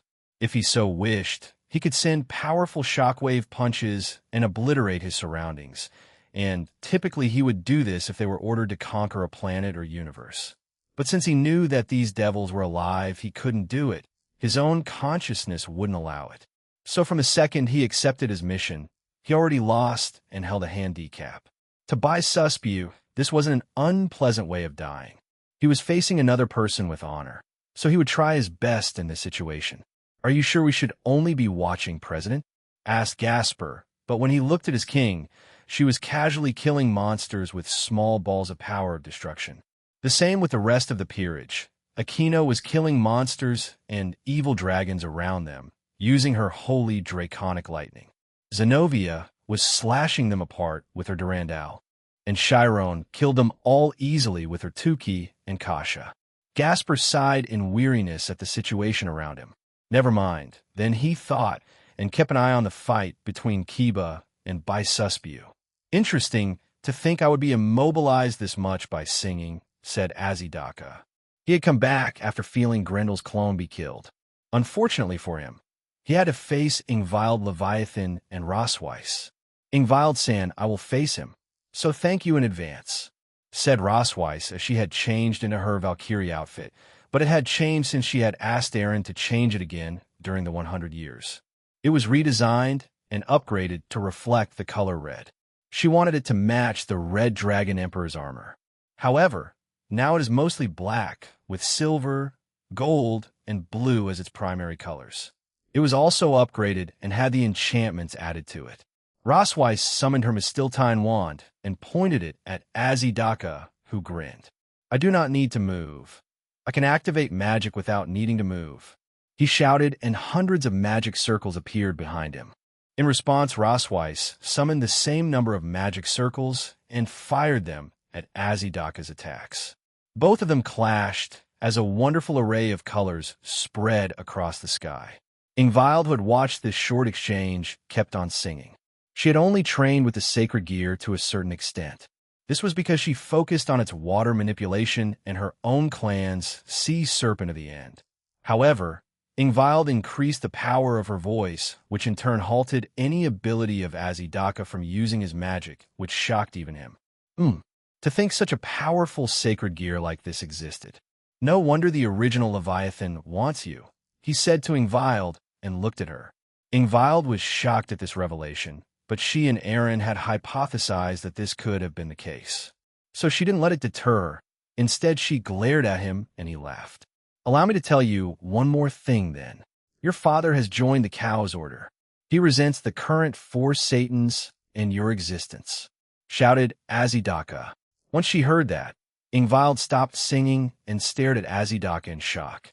Azidaka grinned as his gamble worked, and he spread his arms apart and created even more magic circles. He fired them at Ingvild, who hadn't moved, and Rosweiss appeared in front of her with a powerful defensive magic circle. "Ingvild-san, please don't lose focus," she said, but when she looked at Ingvild, it was evident that Ingvild had started to think about something and wasn't mentally here anymore. So Rosweiss sent her away by forcefully teleporting her into the shelter of the school. She briefly connected with Ravel and Reiko and told them about the situation and to look after her until Eren came back. Ingvild-san looked fine and was quite happy, but we never addressed her feelings about her family or father. That is our mistake. I will bring this up with Eren, she thought, and turned her hostility toward Azidaka, who laughed again. I did not think that powerful lady would be that affected about her father joining our organization. Cuckoo. Well, I usually don't use tactics like that, but it was quite annoying having my movements restricted, he admitted and shook his head. We play dirty, the left head said cheerfully. We should have killed her. Added the head on the right side. Fufu. Unless we meet again, we will refrain from doing so, the head in the middle said. It was the one who had been mainly talking. The other two had mostly remained silent until now. She is our precious comrade and sister. I won't let you get away with that, said Rosweiss as her eyes took on a stern, defined shape, sporting silver-colored irises. Rosweiss was jealous of the faded ones that Eren had. In addition, she was quite jealous of how they understood him better. But she did not resent them or have thoughts like that. However, she also wished to be closer to Eren more than anyone. Closer than Aquino, Lavinia, Suzaku, Velgrind, and even Comptoir. That's why I've heard that the middleman could do such a thing, but to think the main head said. She looks like the middleman. Middleman, the left head said. She turned into the silver-haired mode of the middleman. Added the right head. Correct. Rossweiss, with the help of Aaron and Kuntuar, had managed to attain the technique Ultra Instinct Sign. She can't maintain it for too long, so in order to show her love for Aaron, she sought him out to be able to use this. Rossweiss's body was covered in a complex silver, purple, and blue aura that consisted of rippling, fire-like energy, complete with sparkling particles that traveled upwards. In her mind, if she had to force a fifth fated one, it would be her and no one else. Rossweiss, for added effect, she enchanted her own abilities using magic and charged Azidaka. She appeared beside him and punched one of his heads, causing it to explode. The other two remaining heads were alerted, and he sent a kick towards his stomach, but Rossweiss easily dodged it with not much effort. Again, she followed it up by firing a point-blank magical attack at the head on the left, killing it too. Azidaka tried to use his own healing magic and was slowly regenerating the head on the right when Rossweiss kicked him in the stomach and sent him further into the sky. She then used her Mistiltine wand and aimed a single magic that had multiple layers on it at Azidaka. She quickly charged up her attack. It was a mix of explosion magic, nuclear magic, fairy magic, Norse magic, fire magic, plasma magic, and wind magic. Once done charging, she fired it at Azidaka. The attack produced an almost railgun-like beam that pierced through the air and instantly hit Azidaka in the chest. Then straight after, a large explosion occurred in the barrier, shaking everything around them. Once the explosion subsided, Azidaka had been killed. But as soon as it was done, Rossweiss was forced out of her Ultra Instinct sign. She began breathing heavily and gasping for air desperately. It hadn't been her initial attempt using it, but it was still quite hard for her to master and maintain. How can Aaron keep that technique active all the time? She couldn't help but wonder and took out a slime pill. He must have thought that I would use it, so gave me this in advance. She swallowed the pill and restored her stamina, magic, and healed her. As Rossweiss was about to continue fighting, she saw a large ball of white feathers that glowed in golden light erupt in the distance. And also on another side, a large tower of sword that started to create a large tower in the sky. Kibikuin and Gabriel Sama, it must be those subordinates of the Eradicator. So they must have been killed then, said Rossweiss. She created a magic circle beside her and killed an evil dragon that flew past her. I have more work to do. I need to master this new power too. What on earth is up with this brat and cat? Walburga asked in frustration. Suddenly, a magic circle appeared beside her, and she became even more frustrated. We already lost both the dragons and at least half of our forces. What the shing? Ine and Barato were the ones fighting Walburga, though in reality, both were just messing around with her. It appears that Ine mainly killed the others who were trying to assist Walburga, while Barato focused on annoying Walburga. Hey, Queen of the Purple Flames, Naya. How does it feel to be toyed with, Naya? When you're the one who's usually doing that. Naya mocked Barato as she dodged another attack from Walburga's Akuli Inferno. Hey, Beast of the Purple Flames. Why didn't your clone get a copy of your Sacred Gear Incinerate Anthem? Asked Ine as she killed another group of evil dragons. Because it's hard to make copies of a Longinus, you stupid brat. Snapped back Walburga as she sent out another torrent of demonic purple flames at Ine, who dodged it again. One of Walburga's monikers was Witch of the Purple Flames, so once she heard both Kuroka and Ine mocking it for the last few minutes, she became frustrated. She started to lash out and started throwing a bunch of purple flames everywhere with her artificial sacred gear. Dang it, where did that stupid dragon take Euclid and Yanuyo? I can't fight all of them, even after getting a power-up. Shoot, what about the ones in the floating city of Agars? Are they done yet? It's not a difficult mission, even if I'm a clone ID, rather not kick the bucket yet. Walburga flew away from the two with her broom and glared at them. It can't be helped. Try not to die, since I'm using the maximum output of this artificial sacred gear, she said to them and smirked. Ine and Kuroka fired a ball of light and a Tuki bullet, but Walburga dodged them and shouted, "Balance adjust." Balance adjust, similar to what sacred gear wielders shout out with Balance Breaker. It's a way for artificial sacred gear users to activate their counterbalance. The area around Walburga erupted into a sea of purple flames. Both Ine and Kuroka flew away to avoid being hit by the flames. The flames around Walburga started to form a large shape. It slowly morphed into a large fox that stood on all fours. It had a unique purple cross on its forehead, and its eyes glowed purple too. Counterbalance, purple blazes of the QB. Hoo-hoo, I came up with it myself.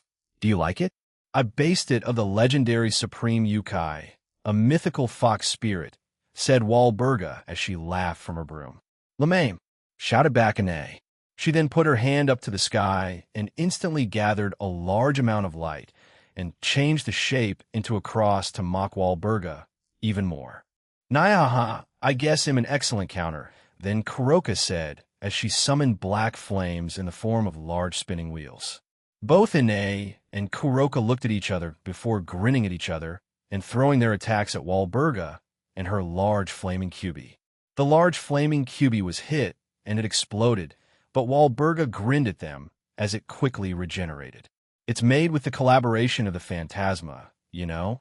It won't be defeated that easily. Both blinked a few times before grinning even wider than before. Oh, okay. I guess we'll try a bit more then, said Ine as her body was covered in both light and Tuki. I guess so. I took the liberty of copying Chiron and Yasaka for this, after all, said Kuroka. Ine, who had been flying around with just 2 pairs of fallen angel wings, had covered her body with Tuki and light. She then mixed them together to create her own unique energy. With the help of Aaron changing their bodies over the 100 years, they could create strange phenomena like this. She then showed off 16 jet black wings behind her. 8 were fallen angel wings, and the other 8 were Tengu wings. Kuroka, on the other hand, changed her hair from black to white, and her hazel gold eyes turned red. Like Kunu in Yasaka's Fox Dragon God mode and Chiron's Shiro mode, Kuroka had started to practice creating her own new form. A mix of both. Perhaps she copied her little sister. No one knew the truth, but just like Ine, she proudly displayed 8 devil wings and 8 draconic wings. Both of them unleashed their auras and blew away everything around them and caused the entire barrier that covered Oros to shake. Walburga's eye twitched. What did I mess up? Darn, they're at least near Ignia's level of strength. Darn, she thought and tried to fly away, but Ine appeared in front of her with a crazed grin. Where are you going? Ine asked playfully. See, can I get a refund? She asked. No. Boom. Arg. Walburga let out a pained cry as she was struck hard by a light spear, which was then followed up by Ine kicking her in the face, and she crashed into the ground. On Barado's end, she had successfully destroyed the flaming QB. Now I didn't need to even use this, Cinchuredo, she said and laughed before disappearing. It's not like she matters. They probably had their memories erased, so it'd be useless to keep her around, said Kuroka, who shrugged it off. True, but I think we should have at least tried, muttered Ine. Oh well, let's get rid of the rest. Captain Kuroka, Nia, sir. In the Astaroth territory and around it, Team Slashdog were engaged in combat, along with the help of one of the goddesses of battle, Urfine. Urfine was an elf who excelled at magic, the use of a bow, and healing. She had long, elegant blonde hair with green eyes. She also wore earrings that were of a blue rose. She had a small necklace with a blue pendant and a dragon symbol in it. Her dress was long and elegant and was mostly white with gold and green patterns on it. Her bow design was unique to her own, had a white rose and a golden green body. Yo, how many are there? Cookie asked through a transceiver. I think Urfine-san said there were at least 2,000 attacking the territory, shouted Kanami. Take them all down. That's the plan, replied Cookie. Stop talking and focus on the fight, shouted Natsum. While Team Slashdog was in the territory, many of the servants of Astaroth were also helping defend their own territory. This also meant Latia Astaroth was here as she was the current heiress. However, the battle for Team Slashdog wasn't as stressful and strenuous as they thought, with the help of Lavinia's new sacred gear, Tempest Extinction. She had her original sacred gear, Absolute Demise, evolved into its newest form, and she let Aurelia Le Guin name it for some strange reason. Tempest Extinction, also known as Ice Queen that froze the universe, had its usual abilities, as well as its previous balance breaker turned into one of its normal abilities. Lavinia Rennie had covered the entire Astaroth territory in a never-ending blizzard, just like her previous balance breaker. However, this time it also froze the time of anything it perceived as an enemy, so most of Team Slashdog were killing frozen enemies.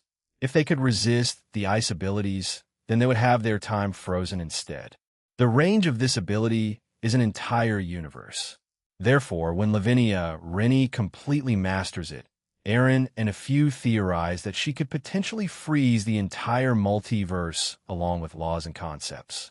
While Absolute Demise summoned 3-meter-tall ice dolls in the form of women in a dress and with 4 arms, Tempest Extinction summoned 15-meter-tall humanoid ice dragons instead. They also hold the same powers as their previous forms. However, they also possess dragon-like qualities, but are not affected by dragon-slaying abilities or tools.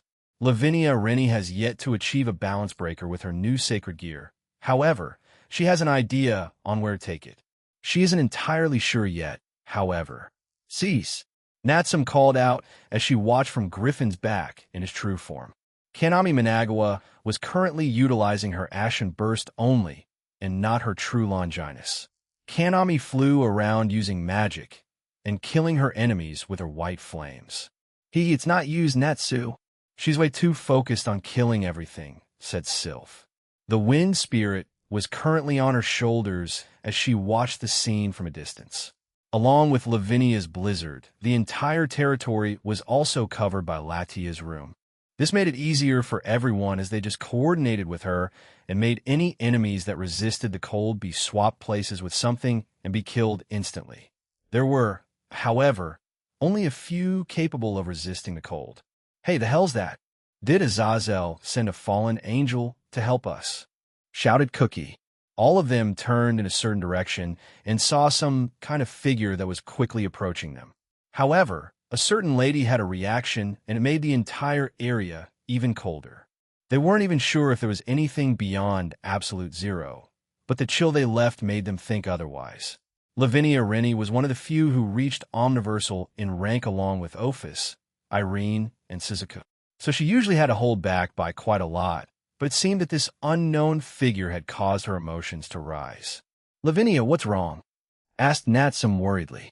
That looks like Azrael, said Lavinia calmly. She stared at the previously fallen angel with a cold glare. Wait, what? I thought he was gone. Didn't Bro take care of him? Asked Cookie.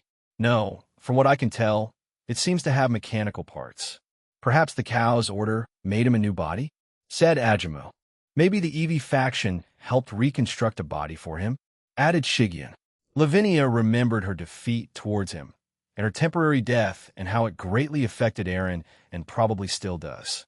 In her mind, she could get revenge right now. Leave him to me, she told her team. But Kanami, it'll be fine. I'm not going to lose myself to my emotions. Trust me on this, leader. Fine, but Natsum, can you go with her? Asked Kanami. I was already planning on that. I'm coming with you, Lavinia, announced Natsum, and the two quickly met up. I guess Aaron wasn't the only one worried about me, she said and smiled at Natsum. When we heard of what had happened, we were really shocked, you know. At least Aaron was there to help heal you, Natsum said with a frown. In any case, he'll just stand back and watch. If you need help, he'll provide it. But apart from that, he'll take down anything that tries to interrupt you. Okay, MHM, thank you, the Ice Princess said as she flew towards the mechanical Azrael. Targeting LAVNIA acquired. Proceeding with the mission per the orders of the Eevee, said the mechanical Azrael. I see. It's probably just a robot made in the same way as Azrael. It doesn't seem to have any memories. Did the Eevee create this to emotionally manipulate me or Aaron? She asked herself and frowned. You shouldn't have done that, Lavinia said in a creepy voice before the area around them was encased in a large ball of ice. Wait, what? Lavinia! Natsum shouted. Natsum couldn't see through the ice. It was too thick and had a deep shade of blue, so it wasn't transparent. Ugh, I can't break this since it's Lavinia, darn it. Suddenly, Urfine appeared beside Natsum, surprising her. Whoa, Urfine? Natsum-sama, please do not worry, Lavinia-sama is fine. She may wish to fight this separately from the rest of us. But please trust her, said Urfine. Natsum looked at Urfine, then back at the large ball of ice. She repeated this a few times before Natsu. Come on, trust Ice Princess-sama. She, Suzaku, Irene, and Ophis are probably the strongest on Aaron's team. They should be fine. Encourage Sylph. Fine. Darn it. Fine. But I'm staying here, so I can keep an eye on it. It'll only defeat enemies from here. That's fine. Natsum-sama, I will cover the areas that were yours and Lavinia-sama's, said Urfine, and she left. I promised Aaron that I would look out for her, you know? He just had a worried look about today. You wanted to score brownie points with Aaron? Asked Sylph. However, Natsum didn't answer the teasing and simply took down anything that came near the ball. Lavinia was a precious comrade, and everyone knew the bond that Aaron and Lavinia shared. So, as one of his closest companions, and also a longtime comrade of Lavinia, she thought she had some sort of obligation. In a different dimension that Aaron and Kuntuar created, he had brought Euclid Lucifuge and Yanuyo in there to kill them. He didn't want to endanger anyone else, nor did he want to accidentally cause more worldwide phenomena. At least here, he could to some degree let loose. Kakik, our final showdown, Outer God. Let's get to it, shouted Yanuyo. Hold it, I will stop him, shouted Euclid. I need this. He took my sister and that Valkyrie away from me. HAA, forget you and your weird obsessions. I'm a stronger one here. That does not matter. I'm Faith for your first mission. Play with Euclid for a short while. Ill deal with Yanuyo, ordered Aaron. At once, Aaron-sama, said the draconic beauty. She appeared from the ring, surprising the two, and kicked Euclid in the face and sent him off to a distant section of the dimension. Good call. Well, fight first, shouted Yanuyo. If you want a sliver of chance, go all out, said Aaron. A wide grin spread across Yanuyo's as he unleashed his entire power, which caused the area around them to shake. To his surprise, the dimension didn't, but he ignored that as his body was covered in shadow-like bone armor. His hair turned from jet black to crimson red and yellow. The bone armor started to cover his body, much like the scale mail of Aaron's boosted gear. His eyes also turned a crimson color, and his power had increased several folds. When Aaron used Observe on Yanuyo, he had reached low universal in strength, which didn't surprise him. He expected the Eradicators, Ive, and the leaders to be at least near universal class. In response, Aaron removed the illusion around him and unleashed his current full power of the technique, Autonomous Ultra Instinct. Yes, it's that silver form that killed Sias. Let me have a TAS before Yanuyo finished his sentence. Aaron appeared in front of him and kicked his face. This caused a powerful ripple around them and destroyed their surroundings. It also killed Yanuyo. However, he didn't want him to die so quickly. So as soon as he killed him, he also revived him. Once Yanuyo recovered from the strange feeling, he looked at Aaron in shock and even more excitement. Centuredo, this was the first time in his life he got to use his full power and have it be meaningless. Yanuyo suddenly backed away and created a large creature behind him, accompanied by several bone-like objects that had sharp points to them. He grinned and sent them towards Aaron. Aaron dodged them easily.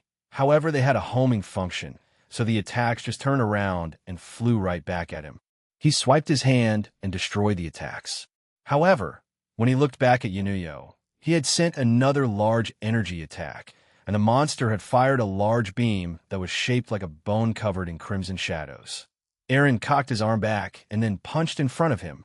The shockwave and power generated wiped everything out in front of him, and, in the distance, Faith had to grab Euclid and forcefully teleported themselves to a different section, or else they would have died too.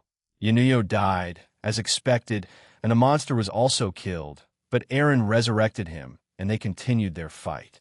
I can fight forever like this. Hey, you can make shadow soldier things, right? When you permanently kill me, turn me into one.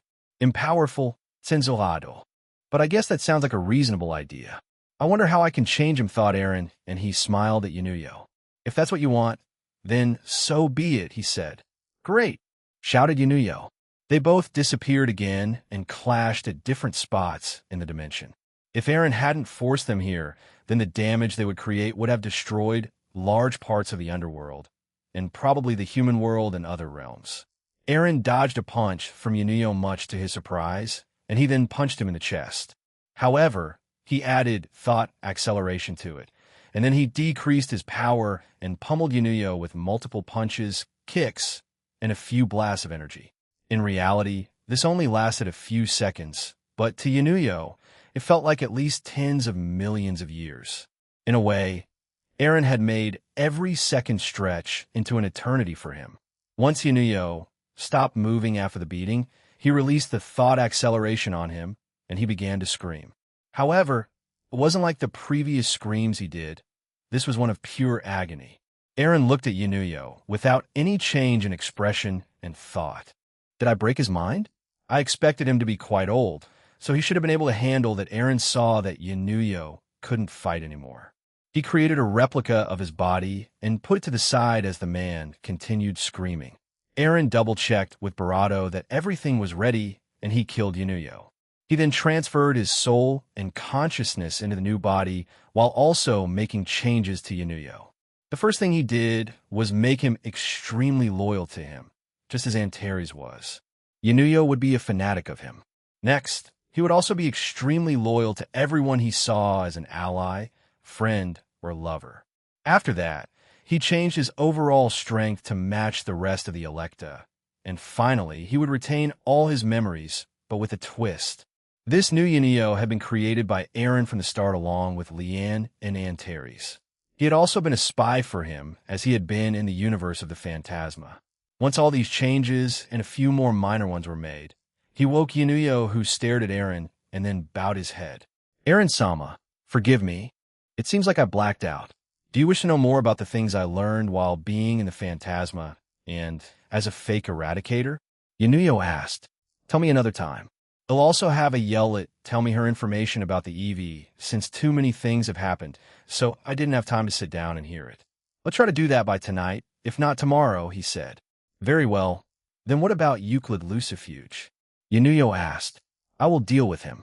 You and Faith will go back to the underworld and explain what happened, said Aaron, and he gave Yunuyo an item. Destroy that as soon as you're there. It will inform our allies of what I did. Well, everyone that is defending Oros. At once, he said and disappeared. He then came back with Faith in tow, and she smiled at Aaron.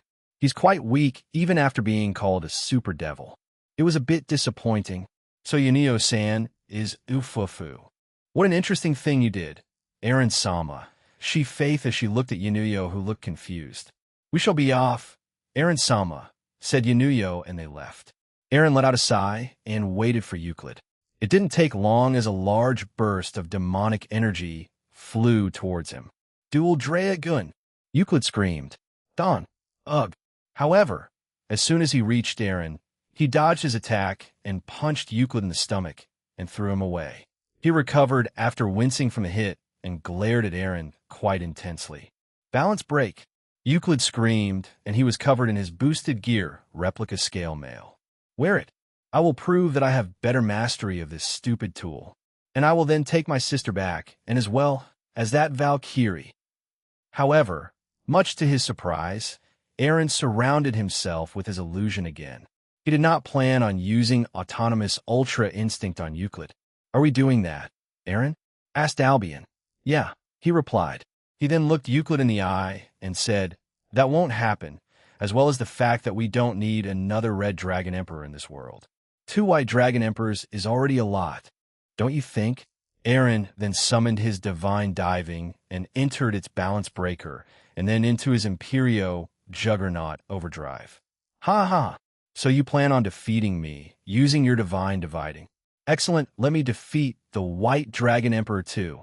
Aaron appeared in front of Euclid and punched him in the gut again, and followed it up by kicking him in the face. This caused him to be blown away and lose temporary consciousness. Let's do it, ordered Aaron. Yeah. Aaron put his hand over his heart and chanted. the pure white dragon dwelling within me. Rise up from your supremacy gradually. The silvery white armor that exceeded supremacy began developing jet black patterns. The pure, everlasting outer God I possess within me claimed the throne of the beginning in response to Albion's chant. The wings of light on Aaron's back became infused with black. Following that, a pair of newly developed wings extended out from his back. The jet black god of infinity, certain parts of the armor became golden after Ophis' voice rang out. The mysterious and unfathomable creator of reality's jet black, draconic wings grew out of his back. All of the edges of Aaron's armor sharpened and became something with an organic form. Aaron and Albion's voices then overlapped with each other. We shall transcend the limits to accept the oath. Black, eye-like objects appeared on all of the gems in his armor and unleashed a dazzling brilliance. Censurado.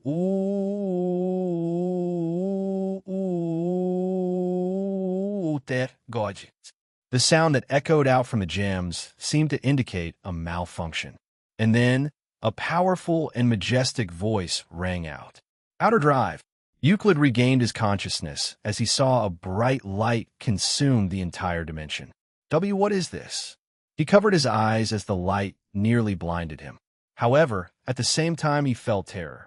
Due to the chant, his entire armor emitted a dazzling radiance, and his aura had also increased to unfathomable amounts.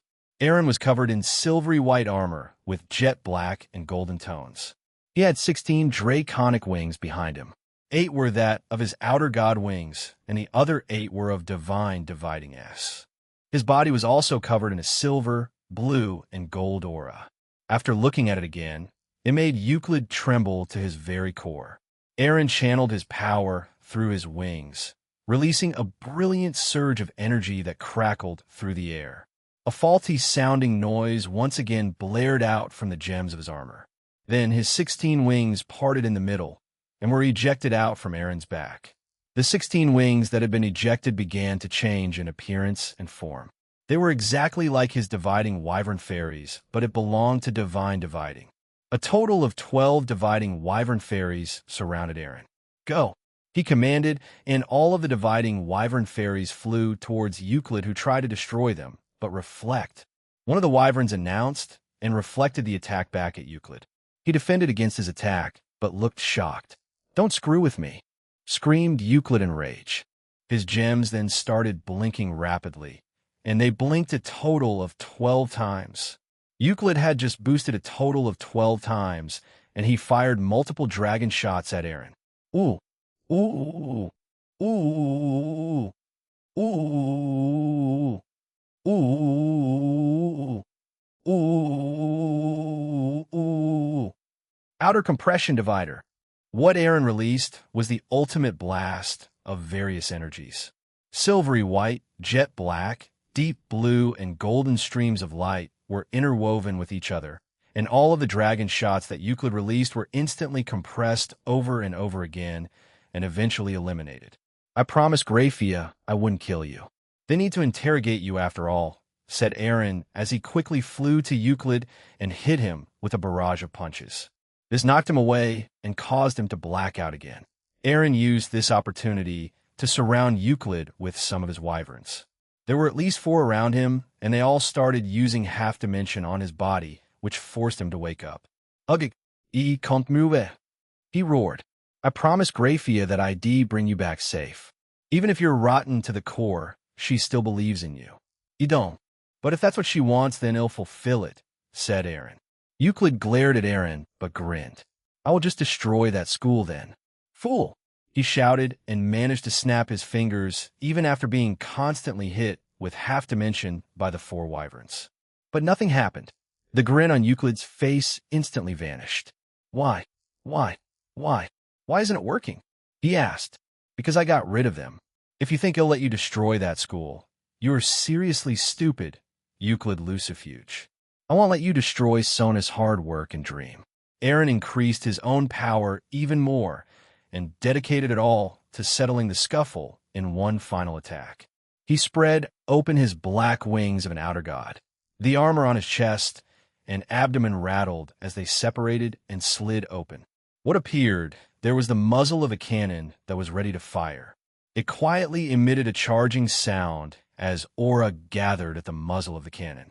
After a vast amount of energy had been gathered, Aaron looked at the little brother of Graphia and said, "Apologize to Graphia when you meet her again."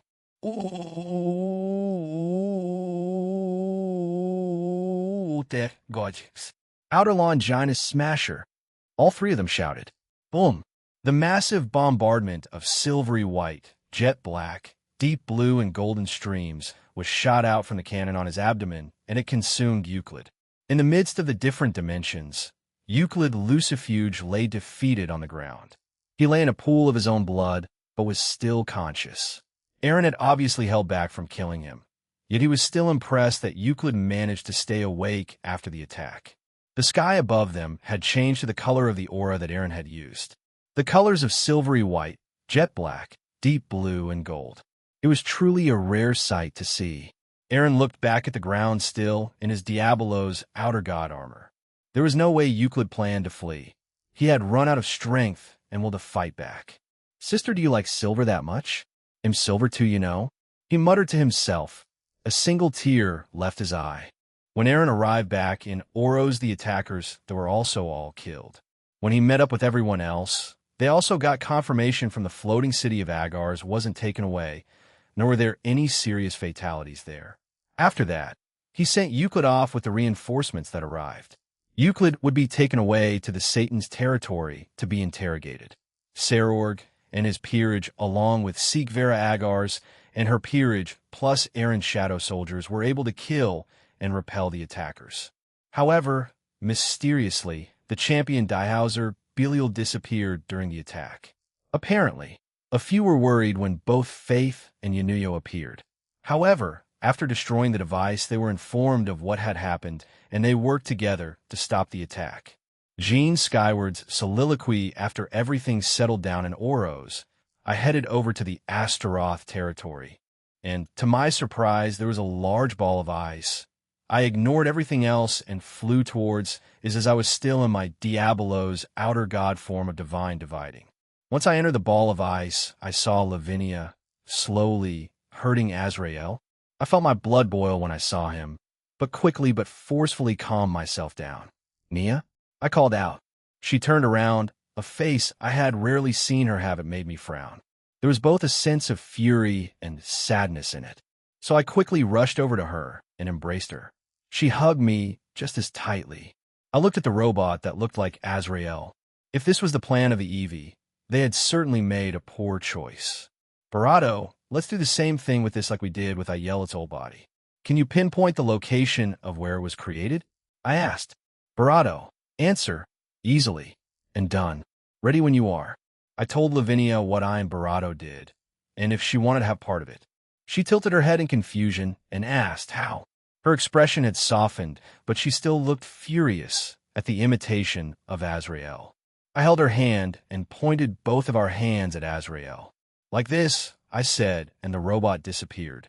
Third-person point of view universe, Eevee told, as the scientists were waiting for the results of their small mission. Vivabe 8671 suddenly appeared in their laboratory. They were on a certain planet in the Eevee told universe, but before any of them could say or do anything, it exploded. However, the explosion was much larger and much more powerful than anyone anticipated. This was because it was amplified by both Kuntuar and Aaron. Not only did this explosion wipe out the planet, but multiple others near it. Those planets were also smaller research facilities, so it hindered them even more. Once the gods of the Eevee faction found out about the actions of the scientists that were killed, they enforced strict rules of what can be done and what cannot be done in terms of retaliation towards the outer gods. Universe Draconic Deus Jean Skyward soliloquy, and we're done, let's go back. I said, and she agreed with me. The ball of ice around us shattered, and Team /Dog with Latia and Urfine joined us. "Eren Sama," Urfine shouted and hugged me warmly. She, like many others, pressed close to me in greeting even though I was still in my armor. I was touched by her enthusiasm. Since she rubbed her face, as if I was just wearing a normal shirt. I take it that everything worked out well? I asked them. Team/Dog nodded. It seemed like they had incorporated California here, but no Maroom or Middle yet. We're about to go check out more of the territory since Latia asked us. And we're getting paid, so anyway, we'll get back to that, Aaron, said Kanami. Yeah, I apologize for stopping you guys, I replied and exited my armor. By the way, what was that armor just now? Natsum asked and poked my cheek. That's when I combined my own power with divine, dividing, creating a new armor. I used it against Euclid anyway. I could tell you guys a detail when we get home, I said, and they nodded and left. I have to do my job, mumbled Lavinia sadly. It won't be that long. They'll see you at Oro's Academy, okay? I said and hugged her gently. Urfine, help them. I ordered her and she let go of me and gave me a salute. Aye, Captain. She answered and left with Lavinia. I quickly teleported back to Oro's and checked for any damages that I might have missed, but I had mostly repaired everything else. Aaron Senpai, these two are on death's door. What shall we do with them? Saji asked as I walked around and spotted him with Abilka and Baisusbu. Yunio was also standing beside them. However, both looked utterly defeated. Saji came over to me and whispered, apparently, they were begging Yunio. They were saying that he was their master and father, as well as part of the Eradicators. Did you use that ability you told us months ago? Yeah, but for now we can interrogate them too, so they'll send them over to Grigori, I said, and seal their powers as another measure.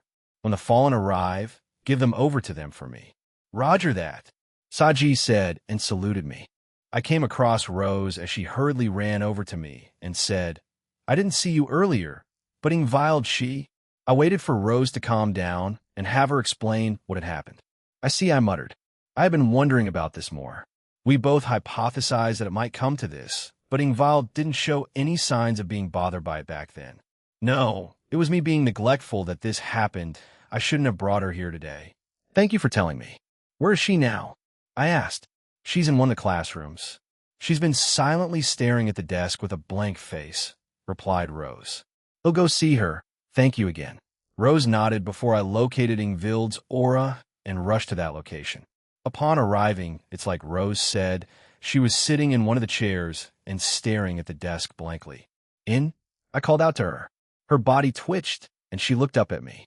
Is everything done? She asked, and I nodded. Yeah, everything's settled down now. What's wrong? I asked as I made my way to her. According to Azidaka, my father regrets bringing me into the world and hates me. I thought I wouldn't be bothered by it, but many thoughts started appearing in my mind. It also made me wonder if my mother from back then also hated me. She said as tears welled up in her eyes. Should I have been born in the first place? She asked weakly. Of course. Ingvald Leviathan was meant to exist after all, even though Valley said it more sarcastically. You and him were miracle babies in your own right. Both of you are hybrids born from the original bloodline of the old Satans. And both of you acquired a sacred gear, I said. While my dumb little brother made a few poor choices, he and his team are no longer terrorists. In his own way, he's atoning for his own sins by being part of Team DXD and helping the Alliance. You, on the other hand, I hugged her from behind, and I felt her grab my arms. Just like Rose, don't say things like that. Everyone in this world has a purpose. Even if you don't know what that is yet, you'll eventually find it. You definitely have them.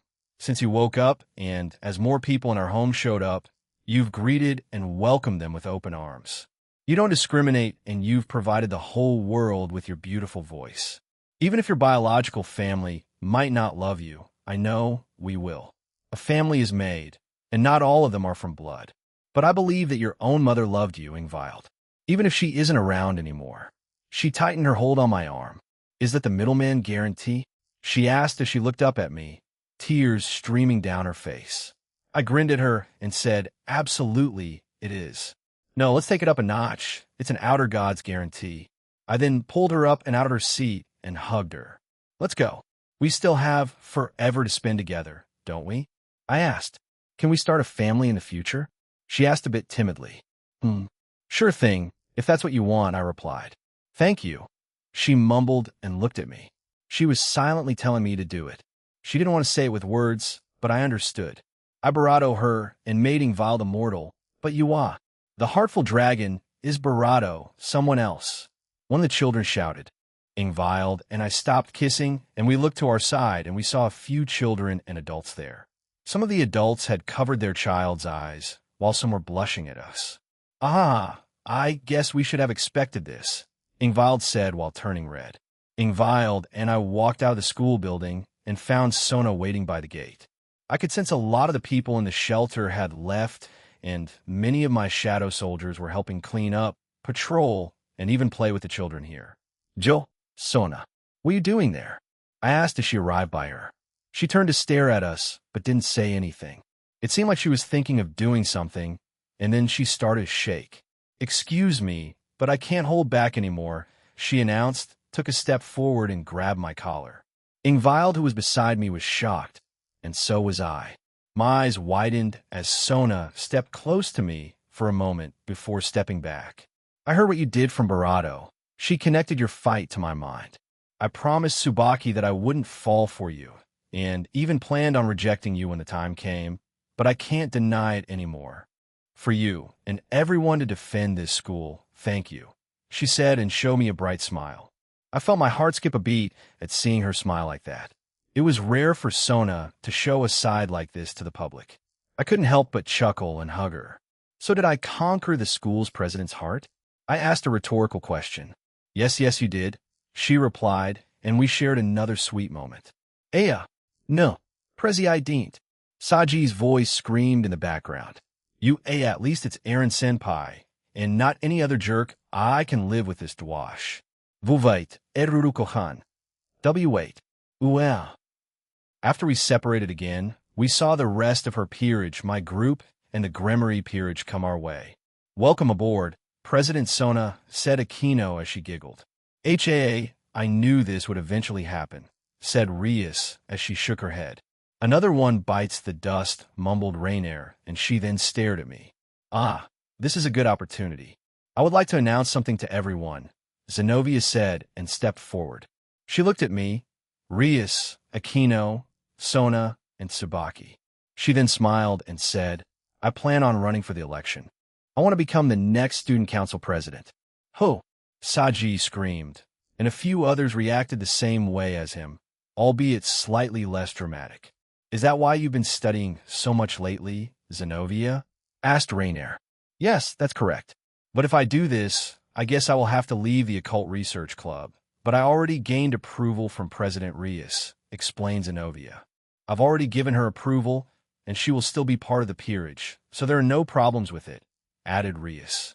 Nova-chan as the new president sounds good, cheered Gabriel. He'll support you, Zenobia-san, added Asia. More studying then, bring it on. Zenobia, shouted Irina. Momo, who also planned on running for president, looked at Zenobia, who also looked back at her. There were silent sparks in the air, as both of them were going to have a friendly rivalry for the seat. We the seniors watched from a distance, as our juniors started to enthusiastically talk among themselves. Our graduation is coming soon, said Aquino. You two have already chosen whom to be the next president and vice president, right? I asked. Afufu, I have, yes, I know who to assign. Both ladies answered, and we continued to watch them. In spite of this, I noticed that our group of angels, both fallen and pure, kept glancing at me, which confused me. Chapter 8, Part 1, Magnum Iniminandum, and Organization EXE Underworld Agar's Territory Gene Skywards Soliloquy. This place should be fine. Those traitors have been handed over to the Alliance, and will be interrogated as well, said Gondel. Rose and Gondel stared at each other silently, but before they could speak to each other, a few children ran towards us. Sensei, is it true that you are leaving? Won't you come to this school anymore? Please teach me more about your magic, Sensei. I want to be capable of using magic. Gondel patted their heads and said, I will come here again.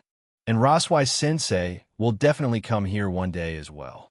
The children smiled once they heard that from her. Gondel then addressed Rose directly. Rose, the path you have walked and the wisdom you have learned wasn't wrong, even if it was different from our household. See for yourself. The children were clueless as to what she meant, but kept on smiling at the two of them. These children's smiles are the result of the path you took. This is something you were able to do because of the current you. Have more pride in yourself. Rose, you are my granddaughter, and I'm proud of you. After she heard that, Rose covered her mouth and tried desperately to hold back her emotions. Despite this, tears flowed from her eyes. Yes, thank you very much. Donald turned to me and winked. I expect grandchildren in the future, and so do Rose's parents, Jean. Please don't make us wait too long. Gee, Granny, Rose shouted, going beet red as the older woman laughed at her and left. Hey, are you planning to fall for Roswise Sensei? Mystery Dragon? He showed affection to someone else earlier too. And it wasn't the Switch Princess. Awkward. The children said, and started to chant playfully towards us. Rose couldn't take the teasing anymore and ran away, and they all laughed. Geez, don't bully your future teacher, I lightly scolded them. Third-person point of view, hello. Euclid greeted Surzex. Euclid Lucifuge was put in a prison cell with a powerful barrier, and it prevented the use of magic. Euclid was sitting on the ground, but when he heard that voice, he looked up to see Satan Lucifer. He smirked. How do you do, Surzex-sama? I never expected you to come see me. With a pained face, Surzex looked at Euclid and said, I have so many things to say to you, but I want to ask you just one thing, why? Euclid scoffed at the man in front of him. At the beginning, I thought my sister had eyes for you, but that wasn't true. So I was relieved, but for years I believed it. But then he showed up and took her away from me. That's all there is to it, however. At least your future brother-in-law isn't as big of a failure like me. Huh? Surzex smiled and said, he was strong, right? He's a brother I can be proud of. Are you interested in the other worlds? Surzex asked the man who had begun to look down at the ground. No, while they gave me a boost in strength, I did not travel to their universe. I simply joined the cow's order for my own goals and benefit, but I was stopped. Nothing more, nothing less, replied Euclid. However, I want to ask you one thing. What is a devil to you? What is a hero to you? The beings known as devils are a species that is known for both good and evil, just like what humans are, answered Surzex. Heroes are chosen by the people. Just because you have the blood of a hero does not mean people will see you as such. That's why the supernatural world sees my brother as a hero, whether he likes it or not, and not like the previous hero faction members. Hi, you are too naive, mumbled Euclid. Yohaya. Thanks to your marvelous acting, we were able to get the things we needed in the floating city of Agars, said Rizavim as he held up a large crystal in his hand. 4 devils. The name of Lucifer is absolute, replied the man. Originally, the cow's order wanted to take the whole floating city. However, after a few breakthroughs by their scientists, the Malbranche helping them, as well as the original Satans and Lilith, they were able to acquire those things that they wanted. If there were smarter ones in our species, they would have figured out that there was an extra traitor, a devil, cuckoo. But it's really funny, you know? To think the traitor among them was a popular player, Emperor Belial, said Rizavim as he stared at Diehauser Belial. I simply want to fulfill my wishes, replied Diehauser. So, what is it that you hope to accomplish by using me, Mr. Champion? Asked Rizavim. I want to investigate a certain incident that has been erased by the current government and heaven. I wonder what that is. Sounds interesting. The town under Rias Gremory's watch was previously my relative's territory, but that person had been erased after getting involved with a certain government. The ones suspected to be involved in it are several people related to the church, which were led by the father of Irina Shidu, who is the ace of the angels' leader, Michael. That incident, Yohaya, we've been making slow preparations for that. Actually, you've really had terrific timing, champion, but ITLL take a while. We have others before it, replied Rizavim. I do not mind waiting, he said. Why do you keep obsessing over her? Asked a voice. Why do you keep obsessing over Queen Pumpkin? The other snapped back. Forget you. 2 Irish gods spoke to one another. One was Ed, the god of the dead for the Irish mythology. The other was Manannan Mac Lyre, the god of the sea of the Irish mythology. He was slowly planning out a scheme to reunite with his beloved Aina goddess from the Irish pantheon. However, unknown to most people, Promestine had put the water god through a series of experiments and had fused together 3 souls into one. Currently, Manannan Mac Lyre had 2 other souls within him, and they all were obsessed with a goddess called Ain. Those souls were Ailil Olam and Gearoid Fitzgerald, two of her previous husbands. Combined with the current Manana Mac Lyre, their obsessiveness towards the goddess had reached new heights. Ailil Olam had been previously killed by Asia. However, Aaron failed to do at the time was destroy Ailil Olam's soul. He had been caught up in the moment, and with Asia obtaining her balance breaker at the time, the cow's order managed to gather his soul. But instead of resurrecting him, Promestine experimented in fusing souls.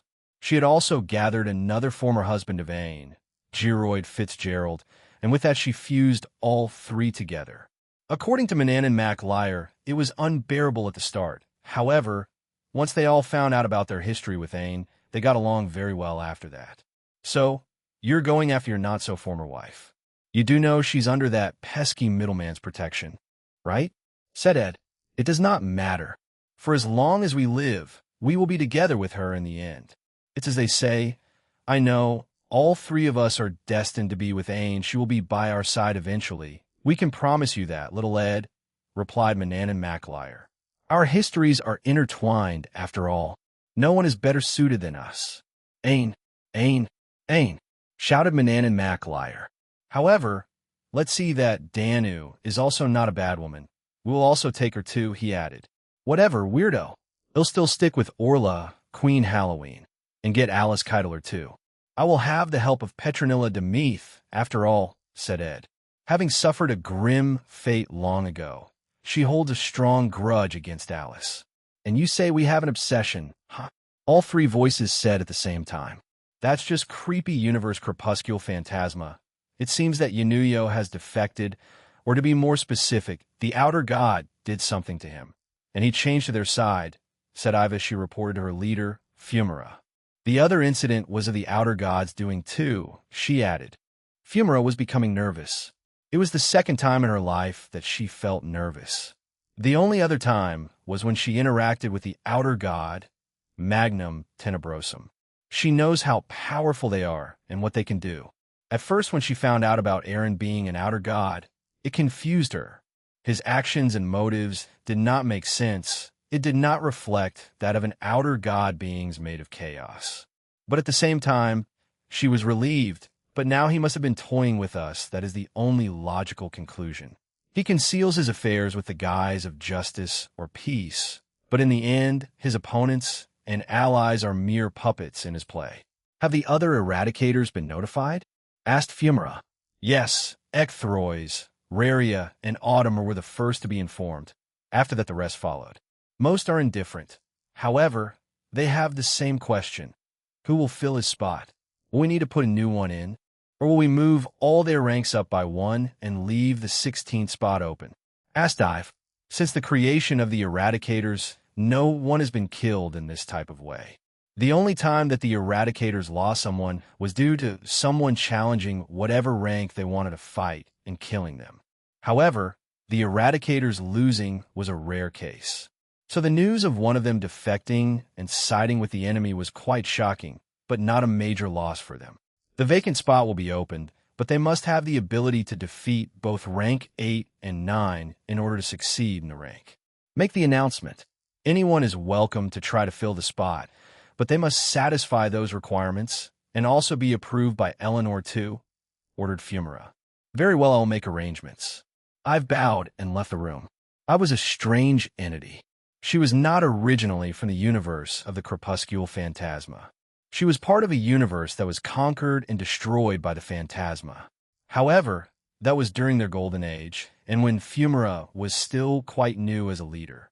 Just like Ecthrois, I was taken in by Magnum Tenebrosum, as the outer god had taken an interest in other beings. So it decided on a whim to take Ive and have her work for Fumara as a right hand. While I've held a grudge for many years, it has since subsided and pledged loyalty to the Phantasma and Magnum Tenebrosum. So she wishes for Magnum Tenebrosum reawakening more than anyone else, as she would love to conquer and destroy everything along with her savior and true master. While Ive is slightly weaker than Fumara, what separates the two are their experience and their abilities. Fumara had more experience and she was born with powerful abilities that were more or less considered cheat-like. Soul manipulation, gravity manipulation, life manipulation to a certain degree, darkness manipulation, energy manipulation, reality manipulation to a certain degree, and many others. She is also a master of Devega, or what's known as 10k in the Draconic Dais. You could say she's as powerful or more than Regalziva and Melvizoa from the Eevee faction of the Eevee Atoll, as she would easily kill Great Red if Aaron hadn't helped her get stronger, the same with Ophis. Soon, muttered Ive as she walked down the long and spacious hallway of Erelon Tower. Soon we'll be reunited. Rank 14 scoffed at Yanuyo's betrayal. In his mind, he was expecting it, but he thought it would be further in the future than right now. So he finally betrayed us, huh? Fine, I'll take it upon myself to kill him, he said to himself. Oh, why do you say that? Eleanor asked. She was here along with ranks 11 and 15. They were former followers of her, as she helped them get stronger and acquire those ranks in the Eradicators. Their strength and power are the real deal. However, they still follow Eleanor, who they wish to be the next leader if and when Fumara was killed. However, they also knew that the power difference between Fumara and Eleanor was like night and day. He became an Eradicator before I did. You could say we knew each other, he replied. So it's up to me to stop him. He's always lived his life the way he desired, whether he had a boss or not. You could say he just did whatever he wanted. He didn't want to be an Eradicator, yet at the same time he did. Eleanor gave the man a questioning look, and he explained further. He joined because of the chance of conquering planets, universes, and solar systems. He wanted to fight and kill. That's all he ever wanted. But since his rank is quite high, he rarely had the opportunity to move after a certain point. So he must have been bored. But I didn't think he'd change sides that casually. I wonder if that outer god did something to him, he marveled. There's a high chance of that god manipulating him or controlling him, so we have to keep an open mind. We know just how terrifying those outer gods are. With that said, are you sure about challenging him? What if the outer god stops you? Eleanor asked. Then we just kick his ass, replied Rank 11. Rank 11 is a female Eradicator and also a battle maniac. However, she can be level-minded if she wants to be. However, her emotions do tend to win most of her battles. Outer god kick, as doesn't always mix, you know, said Eleanor. Iduntkare. Even though most of us hate him, he was still part of our group. It makes me bitter, but if he lost a fair and square fight, then it's different. But I doubt outer gods fight fairly, said Rank 11 and stood up. Well, let's just wait and see the truth. And it's as you say, he may have lost in a fair fight, but at the same time, he may have been mind-controlled, said Rank 15. Rank 15 was also female. However, she also holds the same beliefs as Rank 2, Raria. She doesn't like the destruction they cause. However, for her sake and her family's sake, she will do it so they won't die and have a place to live. And just like Rank 2, she keeps her true opinions and feelings to herself. She tries to be the voice of reason among her colleagues. Fufu, I agree. But we should, before Eleanor could finish, the door opened and I've came in. They all looked at her, surprised to see her here. Oh, Ive, why are you here? Asked Rank 11. I had business prior to coming here, but I believe it was imperative to announce this. Rank 9 is helping the Monkai Association of the Cows Order. Currently, he is bringing Black Alice to those trials, she informed them. The room fell silent as they stared at Ive. What? Are they trying to harm themselves? Asked Rank 14. No, Black Alice and the monsters and Yukai she brought with her completed the other trials they took. I believe they may be capable of using the powers if they pass them. They heavily resemble each other, including the DNA, said Ive. Interesting. Yufufu, the beings of the Draconic Dais keep on surprising us. Don't they? Especially those exiled clan members. They too also pass their trials with few casualties. Perhaps it due to the outer god's interference to their universe. He who creates miracles also creates them within his enemies. How peculiar, said Eleanor. She became even more interested in that universe, especially toward the outer god who called it home. Well, regardless, we need all 16 Eradicators to open it. It was sealed a long time ago, So you're all required to open it in around 8 hours, as they will arrive by then, said Ive, and she left. Maybe they're just stupid, added rank 11. However, no one else spoke. All of them had differing opinions. Outer God Middleman and Dragon, I want to meet him. Peace, my family wants it. I do, and so does rank 2, thought rank 15. Universe Draconic Deus Gene Skyward's soliloquy I see. So that's what happened, I said after hearing both Ayelet and Yanuyo's story and information. It had been a few days since the attack on Oro's Academy. We did another experience day and ended it there for now. In a few months, there will be another one, and we'll be helping out again. A few things have happened since then. But for now, the 2 subordinates that were captured by us are being interrogated by Ajuka and his servants.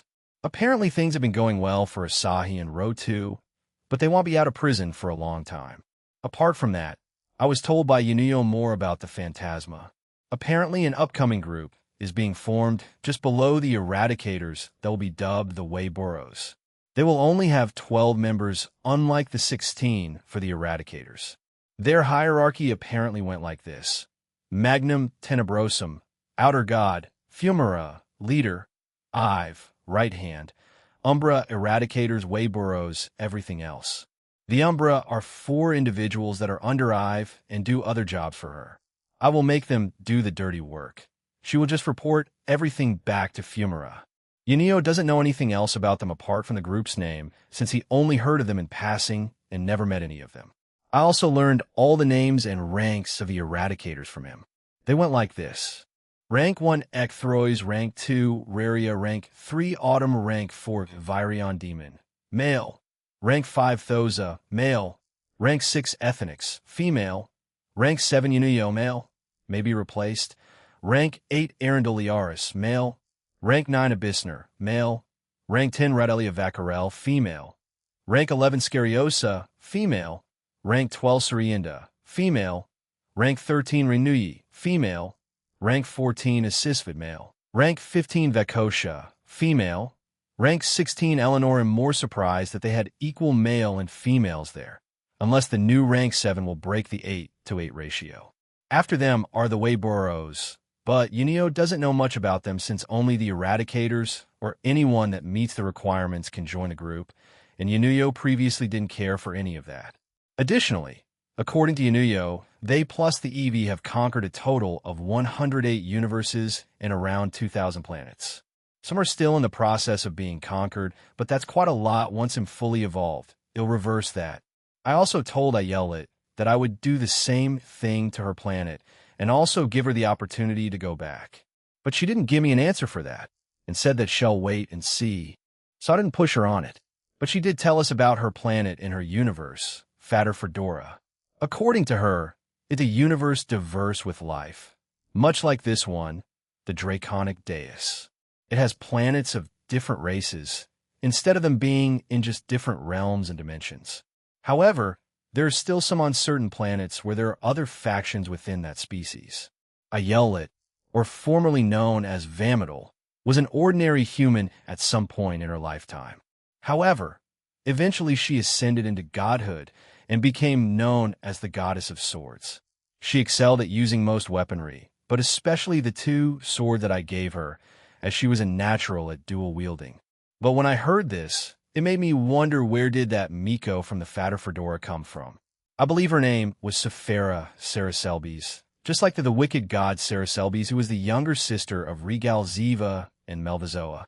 But when I asked Ayelet about her, she didn't know, so that means they hadn't met or even knew of each other. Because according to Ayelet, there is a resistance that's formed in Fatter Fedora, and they've done enough to slow the invasion of the Eevee faction. Just like us, they called their group Resistance, and they consisted of many of their strongest fighters. We'll go there eventually. No, they'll add them to my plan. I originally planned on doing something about the Phantasma and Eevee when I evolved. However, adding your universe won't be an awful idea, I said to Ayelet. Plan? She asked. Don't worry about it, but ITLL benefit the multiverse in the long run. After that, I'll just never mind, but trust me on this. Is there anything else?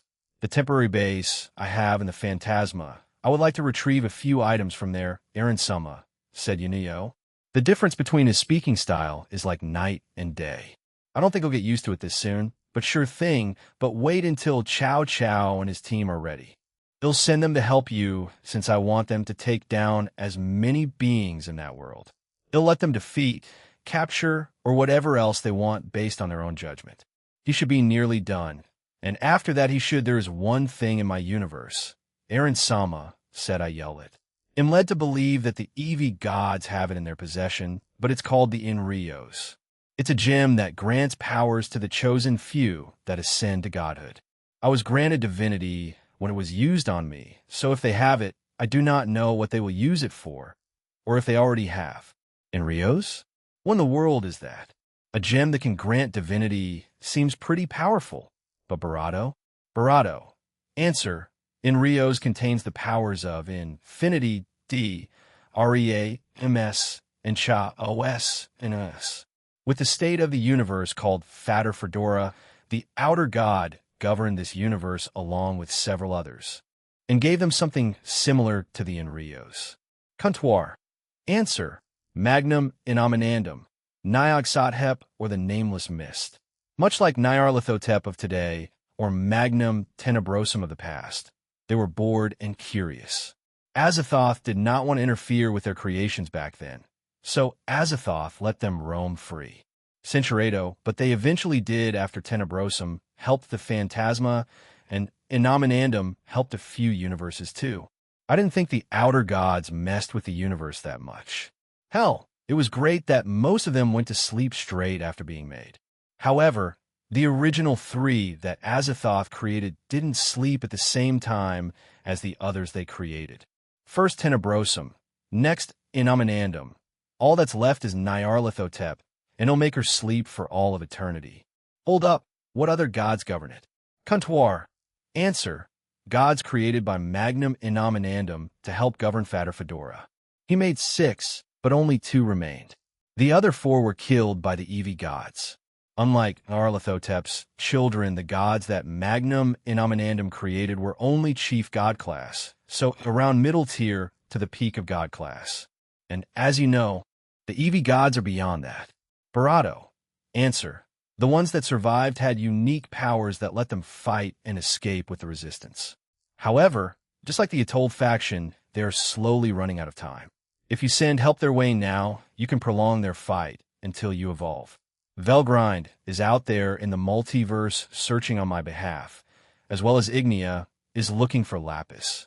They'll just make 2 new elective then, and then give them 2 shadow soldiers. I suddenly stood up and told them what I knew and what I planned on doing right this very second. Ayelet seemed stunned, but I ignored this and touched the ground. It's a lot less dramatic now, as 2 circles appeared in front of me, and out came a male and female. These 2 already have the same ranks as the rest of the Electa. The male had short blonde hair, red eyes, and elf ears. His entire outfit was mainly black with a few wine-red accents here and there. His weapon of choice were dual guns and a large, futuristic-looking rifle. Meanwhile, the female was the exact opposite. She had black bob-cut hair and brown-gray eyes and wore an elegant white dress. She had a large and white oriental piece behind her body and carried a gold-black fan with a yellow gem near the crossguard. I pointed at the male, Ivonos, then at the female, Sviva. I then tapped my head and sent them the relevant information for their mission. It was basically to find the remaining gods, the Resistance FXF, and if possible, the Inrios. I then looked at Ayelet and asked her if she could give them an item. This was to prove to them that these 2 were allies and would help them. Ivonos turned to stare at Sviva and waited for her to say something. It looked like Ivonos wasn't the type to take charge and had made Sviva into the leader between the 2. Sviva looked at Ivonos briefly before she smiled. Afufu, very well. I will be the leader of this mission. Aaron Sama, please give us both a range and close combat shadow soldier, she requested. I nodded and sent them both those soldiers. Thank you very much. We'll try to make this quick, but if it takes a while, may I receive something in advance? She asked. I tilted my head, and she gestured for me to come closer, and I walked over and leaned in to listen. Please let me join the guild, she said. B. And Evonos to the Guardians in the dimensional gap after our return. Also, she then kissed me on the cheek. I had made them the same way as I did with the other elect in mind. I don't understand, never mind. He'll make that happen. Off you go then. Oh, and if you come across Lapis, Ghidorah, or any other threat, kill or capture it and notify me. We will, until then, said Sviva before they disappeared, and I couldn't feel their auras here anymore, but I could feel them in the multiverse. They were pretty far away. I turned back to the two with me. Let's continue with our day then. Kuo Academy 8-day has passed since then, and I, along with everyone else, were in Kuo Academy High School Division. It was any boring day like the other, but it was still quite early in the morning, and I had come here by myself. I had sneaked up to the rooftop and was just relaxing there. I will be going to Italy soon with Lavinia. Everyone understood why I wanted to go there, and didn't offer to go with us, which confused Nia. 1. I wanted to go there without an army, so we could capture Avetsa by surprise. 2. I want to go to Lavinia's parents' grave. Kuntor had found it for me. I know that they were resurrected and made into hybrids, but I wanted to at least visit their grave and ask for their blessing there. I didn't know if I should propose to Lavinia there, but I wanted to do it straight after I graduated. It feels like I've seen her look at me and silently asked me, Cincherato, right? You really shouldn't be sighing that much, you know, Aaron. There's a possibility that a fly could end up in your mouth if you do that, said a familiar voice. I turned to look to my side and saw Kanami there. She put her hand up and said yo and then sat down beside me. Kanami, what in the world are you doing here? It's still quite early, you know. Also, aren't you usually still asleep right now? Though Natsum does kick you out of bed if you have a mission, I said and chuckled. Natsu isn't being cute anymore. Who even kicks their older sister out of bed, even if they have work? She complained beside me and started to wave her hands around and kept on complaining. Natsu. She calls Natsum that from time to time when she's complaining about her, but their relationship and bonds as sisters is as strong or even stronger than in the past. I watch her as she kept on complaining until she stopped and looked back at me. Ah, right here, she said and handed me a piece of paper. They want help from you and Grigori. It's nothing to do with the interrogations, just a few minor things, she explained. Please make the library bigger. We're running out of space. Please add a few other cells since we keep catching idiots and we're running out of space. Please give me more money. What you gave us is running out. Azazel. Visit your mother. Shuri. When's my date? Penemu. I have a personal request, if that's all right. Jean-san. Shemhazai. I need bro's opinion on stuff. Cookie. Father. They told me to write something here, but I need assistance with Middled. Maruam. My eye twitched, although I thought the first two requests were valid. Maybe Azazel's too, but the rest were just stupid. Well, maybe not Mom's, but still she could have contacted me via my smartphone. When Kanami read it beside me, she immediately burst into laughter and clutched her stomach. I guess she hadn't read this, huh? Don't you have a mission today? I asked as I put away the piece of paper. I do, but I wanted to hand-deliver this to you. I had to beat Lavinia in a game of rock, paper, scissors. She was really upset too, she said and sheepishly chuckled. Oh, by the way, you're traveling to Italy with her when the weekend comes, right? She asked. Yeah, that's around 3 days away. Why do you ask? I know I can't come, so don't worry. That's not why I asked, she said, and started to fidget. I gave her a strange look, and she shook her head. I'm here to make a declaration, she suddenly shouted. Declaration? I repeated, still confused. Kanami suddenly and quickly leaned forward and gave me a barato on the cheek, and then pulled away while blushing. I know that Natsum is already taken after your date, so I aim to be engaged before her. Aaron Tool, I declare that to you. Be bye, she shouted and then turned back around. Oh, and you have to meet our parents, she added and finally left. I was left there by myself again. I know Kanami and I have grown closer over the years since she started to come with us to the pocket dimension. However, I always wondered if she held herself back for the sake of Natsum. But I guess she wasn't. She may have been planning things on her own end. After a few seconds, my phone buzzed, and when I took it out, Aaron, marry me. It was Natsum. She had proposed through text. What in the world? No, meh. What I failed to see was that it was the group chat that we all had. Well, we had a few different ones. This chat that both Natsum and Kanami had sent messages to was the chat group where everyone in my household was in. The other ones were Team DXD and a few others, like Team Slashdog, Super Satan's Fan Club, Moneygrug Grigori, and others. Minaya, let's just talk about this when night comes. Okay, I sent back to them. I put my phone away and sighed, so I had a small little trip to Grigori again. Huh? After that, I was potentially going to Italy, unless something else happens once I got back to the classroom. It was already pure chaos. The usual suspects were already screaming about something or other, but I made my way to my desk, where Kuda and Najima were waiting. Surprisingly, they were very silent, but they were also quite smug. However, both Peerages and Ingvild were already there, so they gave me strange looks and pointed at their phones. I wearily smiled and shook my head, and they didn't ask any further. Well, for now, that's it. So what are you two idiots so smug about? I asked as I sat down. I kissed my D-date Esicurus, and Kuda said in a weird shy voice and was actually blushing. I held hands and kissed Y with Wisan too, added Najima. They had said this loudly enough to draw the attention of the class, and the elite virgin squad, or whatever their name was, became furious. You what? They screamed at both Najima and Kuda, who in turn started to laugh and mock them all. Ha ha ha, we have girlfriends now, deal with it, shouted Kuda. First the kiss, then after. Yuhi, giggled Najima in a strange way. They shouted insults at each other for a few seconds, and Sona didn't do anything other than rest her hand on her head. She knew it was useless to try to break this stupidity up, but then both Najima and Kuda looked at me with massive grins. Can you beat that, Skyward-sama? They both asked smugly, and for some reason everyone was now looking at me. I looked at them, then to the rest of the classroom. The devils were looking at me with curiosity. They must be curious about how I was going to respond. It's usually witty and to the point.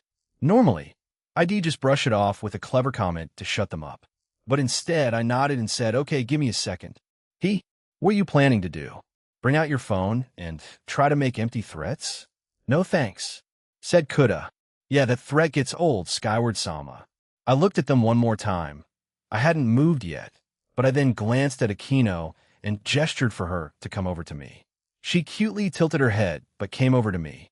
As everyone watched, I think Rias, Tsubaki, Sona, and Ingvild caught on what I was about to do. I held Akino's left hand that had her ring on and dispelled the illusion magic that was kept on it. Normally, the girls had some kind of illusion magic on the rings. I mean, it would be very suspicious if the rest of the student body saw it, right? We had a few people question us about it near the start, so I started putting illusion magic over them, and then finally the girls just did it when we went to school. This was the same case for Sona, Tsubaki, Ingvild, and Rias. Akino also caught on to what I was doing and hugged my side. I then showed everyone her left hand and said very loudly, I proposed to Akino a few weeks ago, and she said yes. They saw the ring on her hand, and all of their eyes popped out of their heads. It remained silent for a few seconds, Akino brightly smiling, Ingvild and Rias trying to hold in their laughter, and the Citri King and Queen just shook their heads at me. This was my ultimate finishing move to these idiots I call my friends. They, of course, were looking at me in pure shock and silence. Their mouths hung open. You fufu. I was so happy when Jean proposed to me. I even told him I'd have as many children with him as he wants. She declared to the class, further adding fuel to the fire.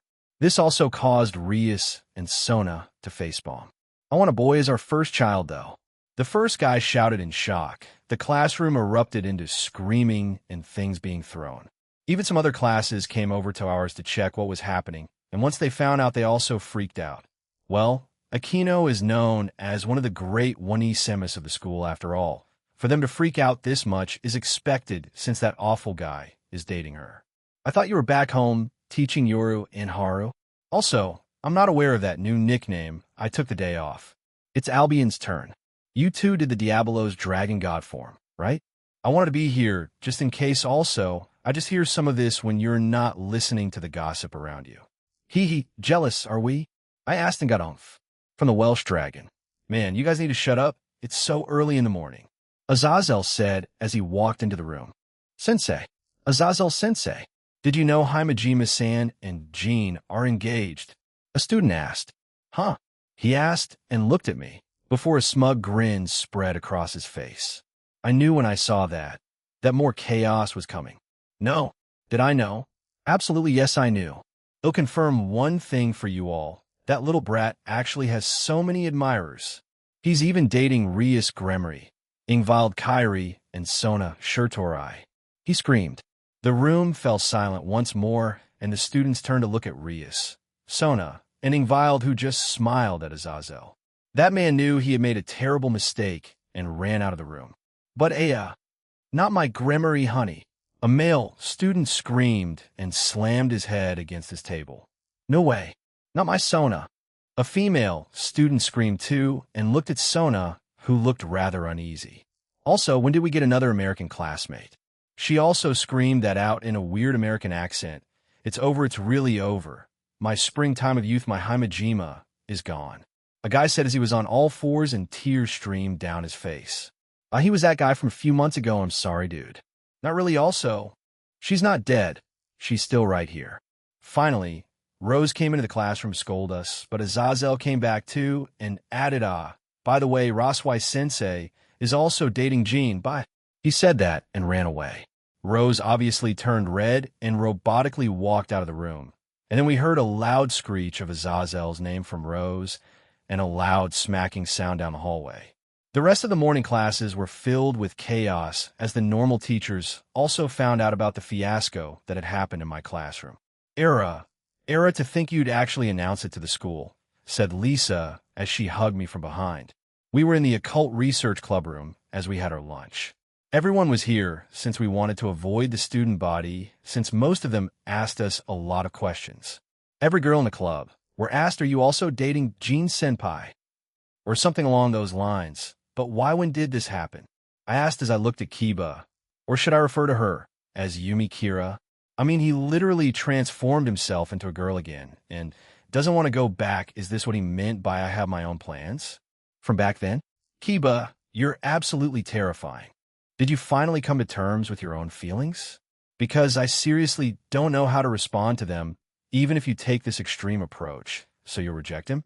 If it were back a few months ago after the Kokabeel and Azrael incident, then probably. But now we've spent many years together, and he's a close friend of mine. I'd feel terrible if I just threw him to the side like that, but he'll wait until we get Tosca and see how he reacts. If he goes back to being a guy, then great.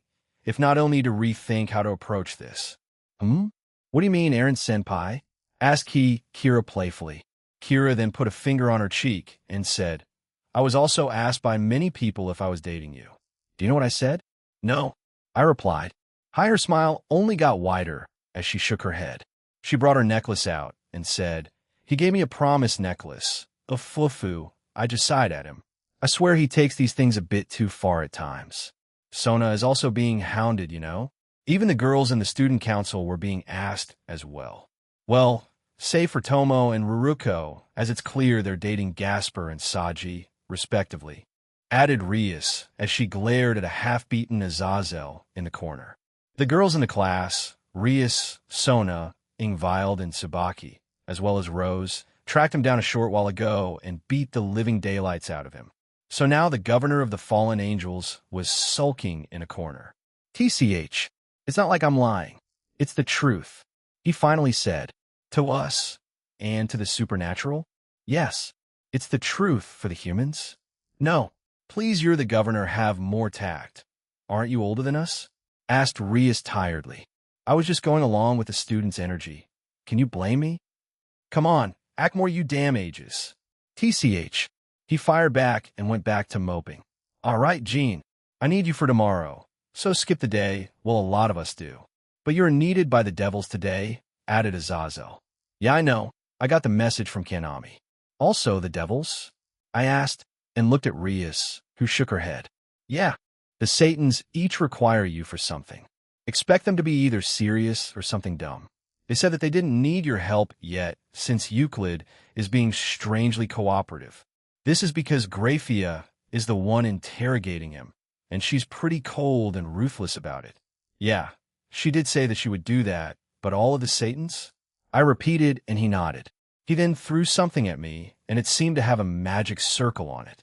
That's a teleportation circle to the Glaciolabala's territory. You'll need to head there. You already know the ways to the Gremory, Citri, and Astaroth territory, right? He asked. Yeah, I do, thanks. I do wonder what they want me for, though. Wait, I can count this as requests then? I asked him. Give me a second. Azazel summoned his phone and started to furiously text on it. He showed a wide variety of emotions in that short time. However, he finally looked back at us and said, Yeah, you can consider this the middleman's job. That's fine then. We continued talking about the situation at school, as well as speculate what the Satans needed me for. Don't talk to me, engage Sama, said Kuda as he shuffled off, still sulking. We still have a long way to go, skyward Sama. You beat us fair and square, added Kuda as he took his defeat gracefully. It was after school, and everyone had left the classroom, well, except for the devils. The school was still abuzz since a lot of speculation was circulating around and that my close group of friends was real, and a lot of people came to me asking about it and how my close friend from abroad thought about it. I gave them vague answers and just left it at that, but I suspect there will be more from now on. Please don't indulge my sister too much, otherwise she'll go overboard, said Sona as she came up, and we exchanged a quick greeting. They'll try, but Seraphal usually does whatever she wants after all, I replied. Tsubaki, do you want to come with me? I asked as she had been looking at me quite intensely. Tsubaki looked at Sona, and she agreed with it, so she walked over to my side. I don't know why she wants to go with me. I'm not going to Grigori today, though, but I'll ask her again tomorrow if she wants to come. I'm busy with devil work tonight, so I can't come with you, said Aquino as she greeted me warmly. Centuredo, are you ready? I asked and looked at Tsubaki, who looked coldly at me. I tried to lighten the mood, but never mind, to my surprise, Tsubaki grabbed my right arm and hugged it. I am ready. Shall we? She asked without looking at me, but I saw that she was blushing. Cute underworld Citri territory. It's been a while since I've been here. The last time I was here was when I was brought by Sona and Seraphal during our date to give their parents the food I cooked up. I heard from President Sona that you got their approval. Approval? If you mean in cooking, then yeah, I think. Tsubaki sighed and shook her head. Did she mean by dating them? If that's it, then they probably gave me their blessings when I first took Ingvild and Sarah to Kyoto. They did say, take care of them, or something like that. I walked towards the guards as they saluted me. It seems that I don't need to explain why I'm here anymore. I gave them some food and drinks. I don't know if it's appropriate, but it's better than going hungry or thirsty. Do you do that for all guards you meet in Devil's Territory? She asked. I guess. I mean, it's boring as heck since 9 times out of 10 you really don't do anything. And if you do, it's usually just greeting someone from the household. We quickly arrived at the front door, and when we rang the bell, we heard a loud scream, and the door was swung open so hard that it nearly flew off its hinges. My errant senses were tingling. Seraphal said and grabbed me and pulled me into the home. You heard the doorbell, I retorted. Details, my errand details. Also welcome, Tsubaki-chan. Glad you could join us. Good day to you. Seraphal-sama, replied Tsubaki. So, what did you need me for, Sarah? I asked as we walked through the halls of the Citri home. We were being led to a part that I hadn't been to before. However, it seemed Tsubaki knew where we were headed. Fufu, it will greatly benefit you, Aaron. I expect plenty of praise and gratitude afterward, she said and didn't elaborate on that. We eventually arrived at a large door, and Sarah pushed it open. Once inside, it was what is all this? I asked. Everywhere I looked were giant monitors and other tech-related things. It was almost like the hidden part of Asahi's base. Each monitor-computer combo was a servant of hers. I'm pretty sure I saw them during the Supernatural Sports Festival we held a few months back. Remember when you told us that you wanted to track down a few individuals of the Cow's Order? She asked, and I nodded. Well, I, along with the help of Ajuka-chan, Surzek-chan, and Falbium-chan, had gathered a small force to help you. Of course, we did it in secret. Ajuka-chan provided the technology.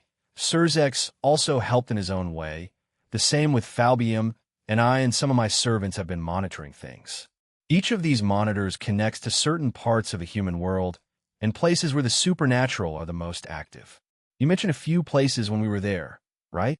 So we set up some surveillance in the USA, Russia, Italy, South Korea, China, and other places. We've been spying on all of them, and we found some neat things. I was a bit shocked by this.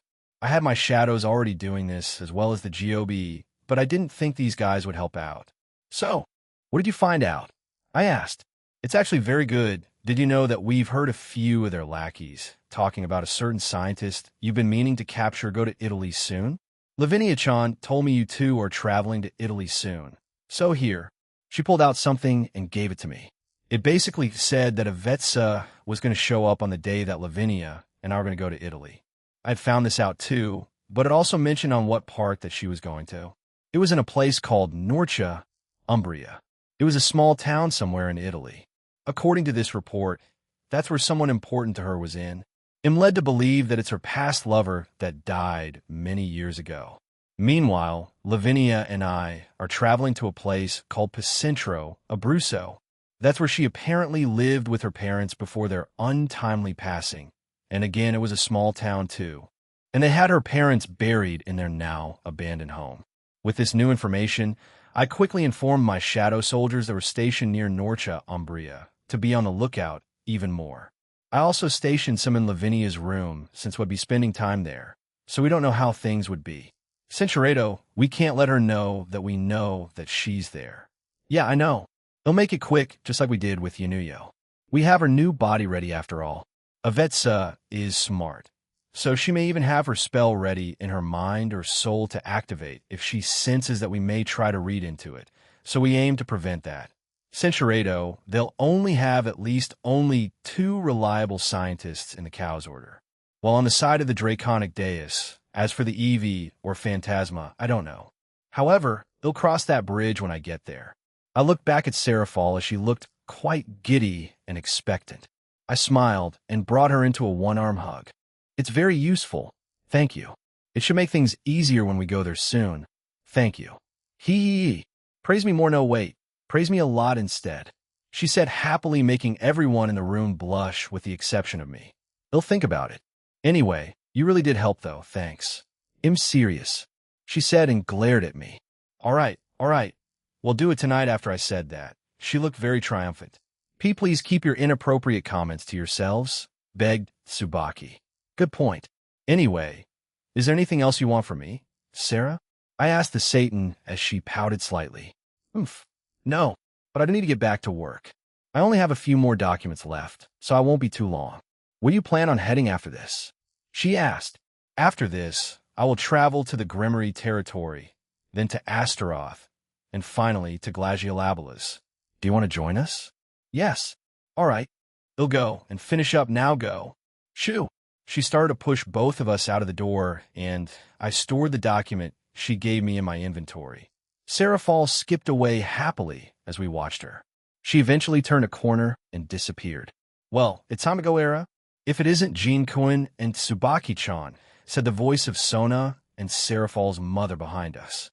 Ah, Isolde, hello, I greeted their mother. Isolde-sama, it's been a while, said Tsubaki as she bowed. She walked over to us and poked both her cheeks. She then smiled and said, I heard that you and Sona became a couple. Fufu. Originally, she had said that only someone smarter than her, and if they beat her in chess, would be allowed to marry her. She then put a hand on her cheek and sighed. When her father, Lord Citri Cyril Citri, reminded her of that, she admitted that you already beat her in chess months ago. My, to think you would convince her entire peerage, and even Seraphal, to keep such a secret from us. You're a bad boy. She was being very playful. She wasn't like this last time. Perhaps it's because they've softened up to me. Not just me dating both their daughters, but also the fact that they're also helping me with my restaurant and future empire.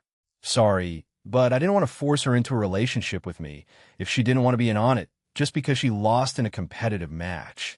Though I did lose to her quite a bit too, so it wasn't one-sided at all, I explained to her. Cinceredo, very well. Come back again, okay? We'd love to have your food again. Ah, and make sure we get discounts when your store opens. Yeah, we'll make sure that happens, I replied, and we finally left. Grimory Territory Geo. As soon as we arrived in the Grimory home entrance hallway, what I saw left me dumbfounded.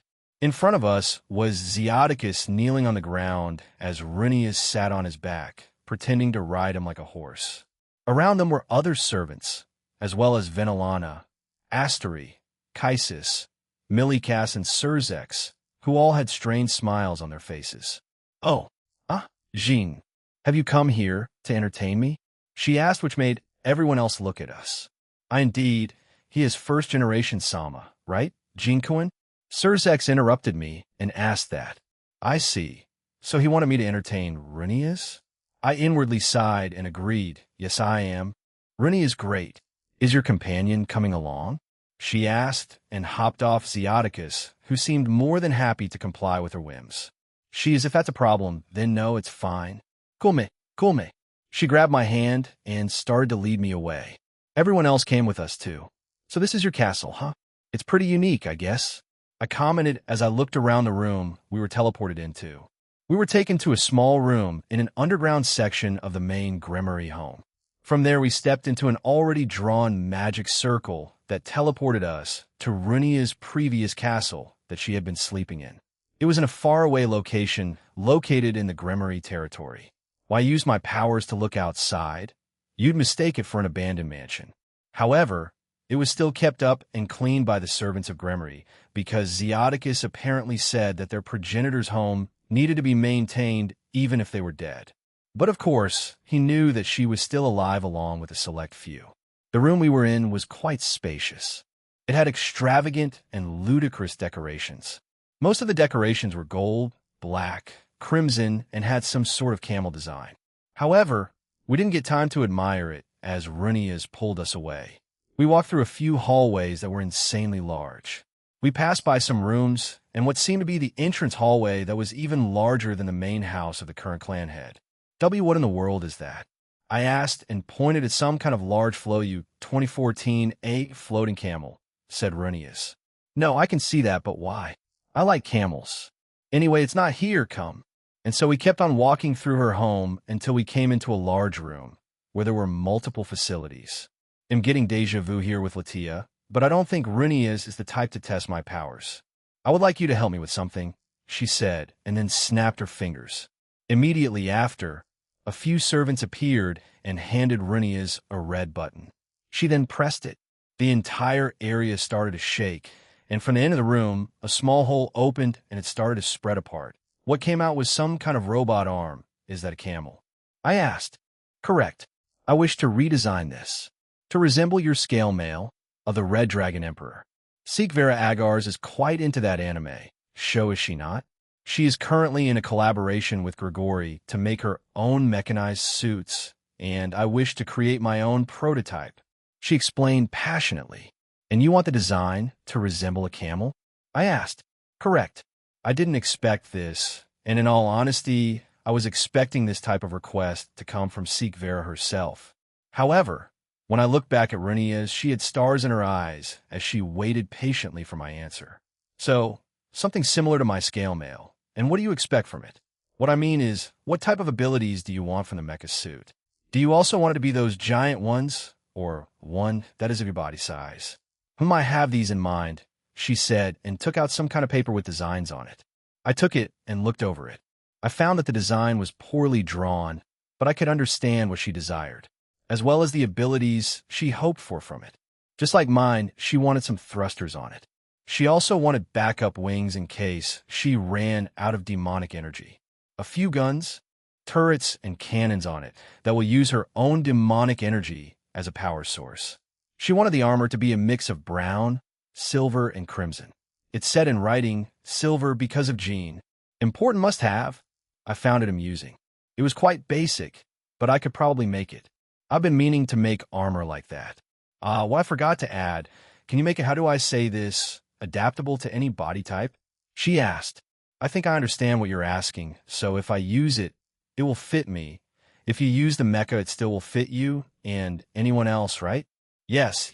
Cinchuredo. I dropped the slime onto the floor and touched the ground, and the slime began to glow. It started off small, but gradually became brighter until the room was fully illuminated. After a few more seconds of this, it finally subsided, and in front of them was a metallic crimson and brown armor. It looked like my boosted gear scale mail, but the helmet was a camel's robotic head instead. This armor will function like a sacred gear. your thoughts will turn into actions. So if you wear it and thought of bringing the wings out, then they will come out. The same with the guns, turrets, and cannons. I explained and put my hand towards it. The armor disappeared and turned into a ball of light. That light then floated towards my right hand, and it turned into a small crimson-brown bracelet. Here, it only requires your thoughts to activate. Of course, you can use your own voice too. I explained and handed the bracelet to Runius. She immediately put on and shouted in excitement, "Crimson break," and was immediately consumed by a crimson and brown light. After the light faded, Runius was now in a new armor that I made, and it also changed to fit her size and body shape. Runius began to giggle to herself as she summoned crimson silver light wings behind her and then flew around with them. Suddenly, a few target dummies appeared from the walls of the room we were in, and Runius summoned some of the turrets from her shoulders, and using her demonic energy as a source fired powerful blasts of demonic bullets at the dummies. Depending on the amount of demonic energy you use, those bullets will become more powerful and increase in size. Of course, you can also control that too. The same for the other weapons on that thing, I explained. After she heard that, the turrets disappeared and medium-sized cannons appeared on her shoulders, and she fired a powerful blast of demonic energy at the wall. She must have held back because it didn't destroy it. She played around with it for a few more seconds before flying back to us and exiting the armor, as she jumped once and then stood in front of it. Good, very good. I like it, Jean. I have no problems using it. It's almost like I've used it my entire life, but with this I can. She stopped there and looked smugly at us. I take it's to your liking? First generation, Sama? Asked Zeoticus as the rest of the Gremory family joined us. Yes, it is. Jean, have you ever thought of creating more items like this to sell? It would certainly make you a lot of money, asked Runius. No, the things I usually create end up usually used by myself or by my close companions, and also I don't really trust people to not abuse them. However, since all of you are family, and this was requested by you, then I don't mind. If a random devil I didn't know asked for it, I may have declined or even made a very weak version of it. Also, please don't try to replicate this. With most things I make, I have that as a fail-safe. So, just explode. You're quite paranoid about these things, Jean-kun, said Venelana as she placed both her hands on my shoulders from behind. Well, as long as the cow's order exists, I have to be, I replied. Venelana hummed behind me and started massaging my shoulders. Millikas suddenly ran up to Runius and looked quite excited. That was amazing. First generation, Sama. And may I use it? He asked. Answered Runius as she handed the bracelet over to Millikas, who also used the armor and tried it out. However, since Millikas had the power of destruction, he also used it as a power source and created even more destruction around the place. Once he was done, I repaired the damage he did. It seemed like he wanted one too. So I leaned over to Surzex. When's Millikas' birthday? I asked, and when I looked at Surzex, he had tears streaming down his face for some reason. Are you okay? I am Jean-kun. I am. His birthday is not too long after. Astri smacked him on the head. But I did get the date of Millikas' birthday, and I would gift him something similar. Though I did ask Astri first to ask him for designs, and other things had one on it. By the way, why is Sonakun's queen with you? Asked Surzex. After Surzex asked that they all looked at Tsubaki. They had glanced at her before, but now they finally addressed it. We're on an after-school date while I do my job, I guess. When I glanced back at Tsubaki, she had turned red. She tried to say something, but each and every time she tried and nothing came out. So she just decided not to say anything in the end. Fufu, his circle keeps growing, I wish smack. Astri smacks Surzex again, and he apologized. I feel like these two are some kind of skit duo whenever he gets carried away like that. Though I doubt he would have a problem, since he's quite popular. I still have 2 Satans to go to. So, if this is all, then we'll get moving. But if you want something else, you know how to get in contact with me, I said, and turned around. Venelana gave me a sad smile before moving out of my way. I don't know how to deal with her. She's married, and that makes things complicated. I inwardly sighed and left it at that. No, this is fine. I will contact you again, Jean. Thank you, said Surzex and Runius. I waved at them as we teleported away. Astaroth Territorium? Oh, Ajuka. I didn't think you'd be here, I said. I had teleported us just outside of the gardens of Latia's home, and we found Ajuka, Latia, and a few servants of Astaroth there. Ah, Dvinkun, welcome. Perfect timing. We were about to contact you. In honesty, we're here to ask for help with a few repairs and would also like you to construct some things since you're quite fast at it, explained Ajuka. Repairs and building, huh? All right, though I'm surprised I missed some buildings when I repaired this place, I said to them. You haven't been to this entire territory yet. You may have repaired the majority of the surface's damage, but there are some underground sections that suffered some damage due to the attack, explained Latia. Uncle, I will take him with me. We will return when we are finished. Yes, that's fine, replied Ajuka, and we walked away. Ah, yes. Please don't get into too much trouble, he said with a chuckle. Latia, who walked beside me, turned red after she heard that. She didn't say anything, so I was a bit confused. So you're expecting now? Why would you even ask? Tsubaki's even here. She snapped back. So you're implying that if Tsubaki wasn't here, would be hanging out a lot? I asked again. Be quiet. Aaron, she said in an angry tone. My apologies, madam, I replied and laughed.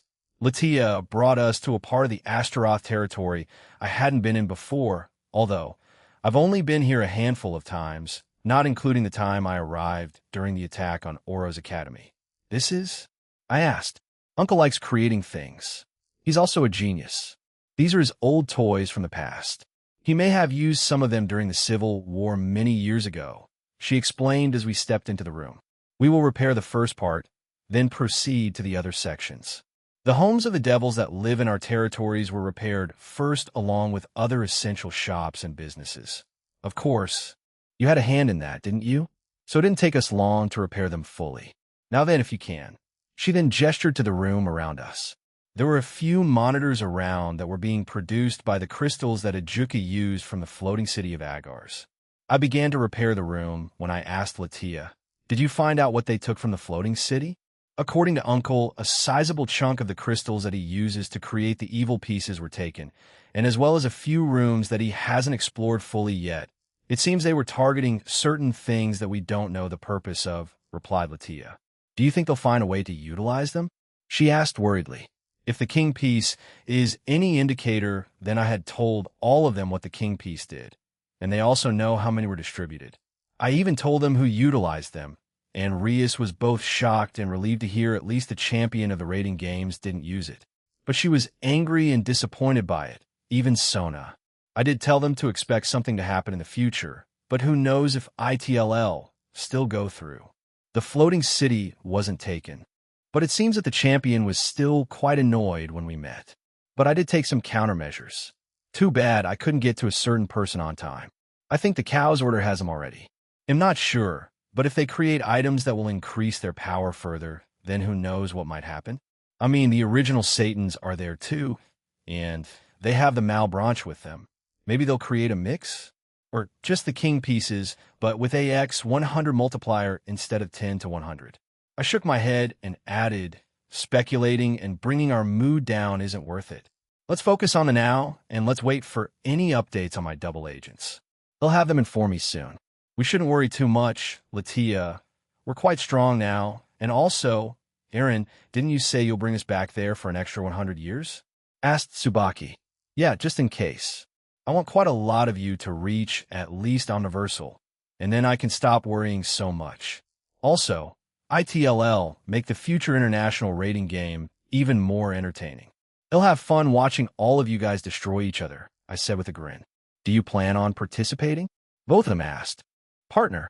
Probably not, I replied. No.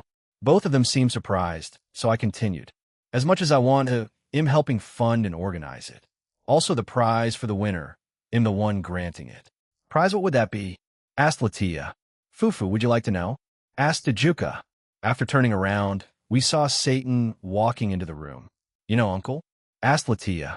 Indeed I do. I, along with Surzex, Michael, Seraphol, Falbium, Azazel, and a few other organizers know of the prize, he said and looked around us. He then put a small barrier around the room and continued. The prize is anything that Jean can grant. Isn't that amazing? Of course, there are limits to it. Anything we want. Both Tsubaki and Latia finished each other's sentences and looked at each other. What do you mean? Asked Tsubaki.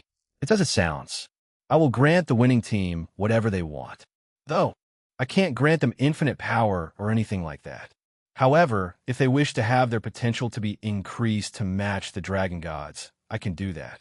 If they want a lot of money, I can also do that. Anything, save for a few exceptions, they'll grant to them.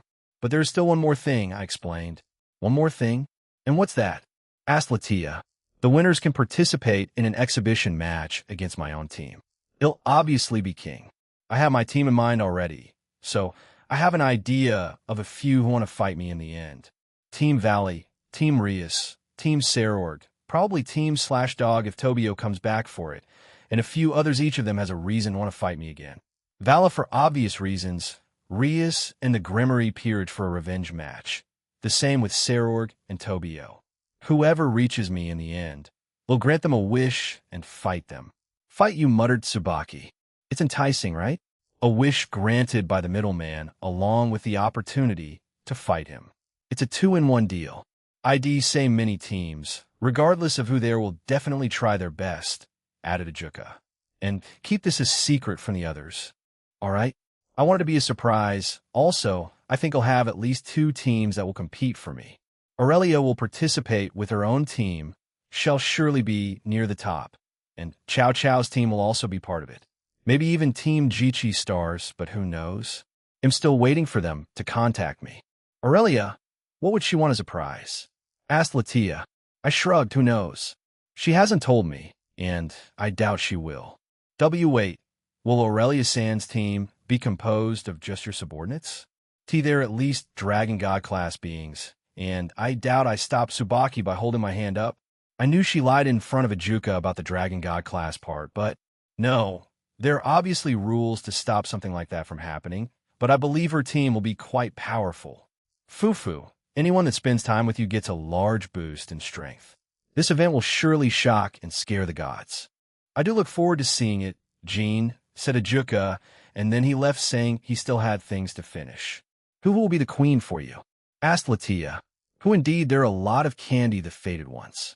There are 4 of them, so they'll surely fight over it, said Latia as she interrupted me. Or are you still in the process of choosing? If so, can I participate in it? She asked. Just because they're part of my Fated ones doesn't mean they'll automatically get it, Latia. But yes, there will be a process for it. In the end, whoever wins will be the queen. Of course, they'll have other spots, you know. Pawns, rooks, bishops, and knights. But I can understand why they want to be the queen. The fight for it will be fierce anyway. Let's finish this up. I still have one more place to get to. After that, we finished our duties in mostly silence. I think they were thinking about what to do with all that they just learned. We're done, I said as we found Ajuka. Good work. I'll wire the money to your account. That should be all for today. Thank you, Jean, said Ajuka.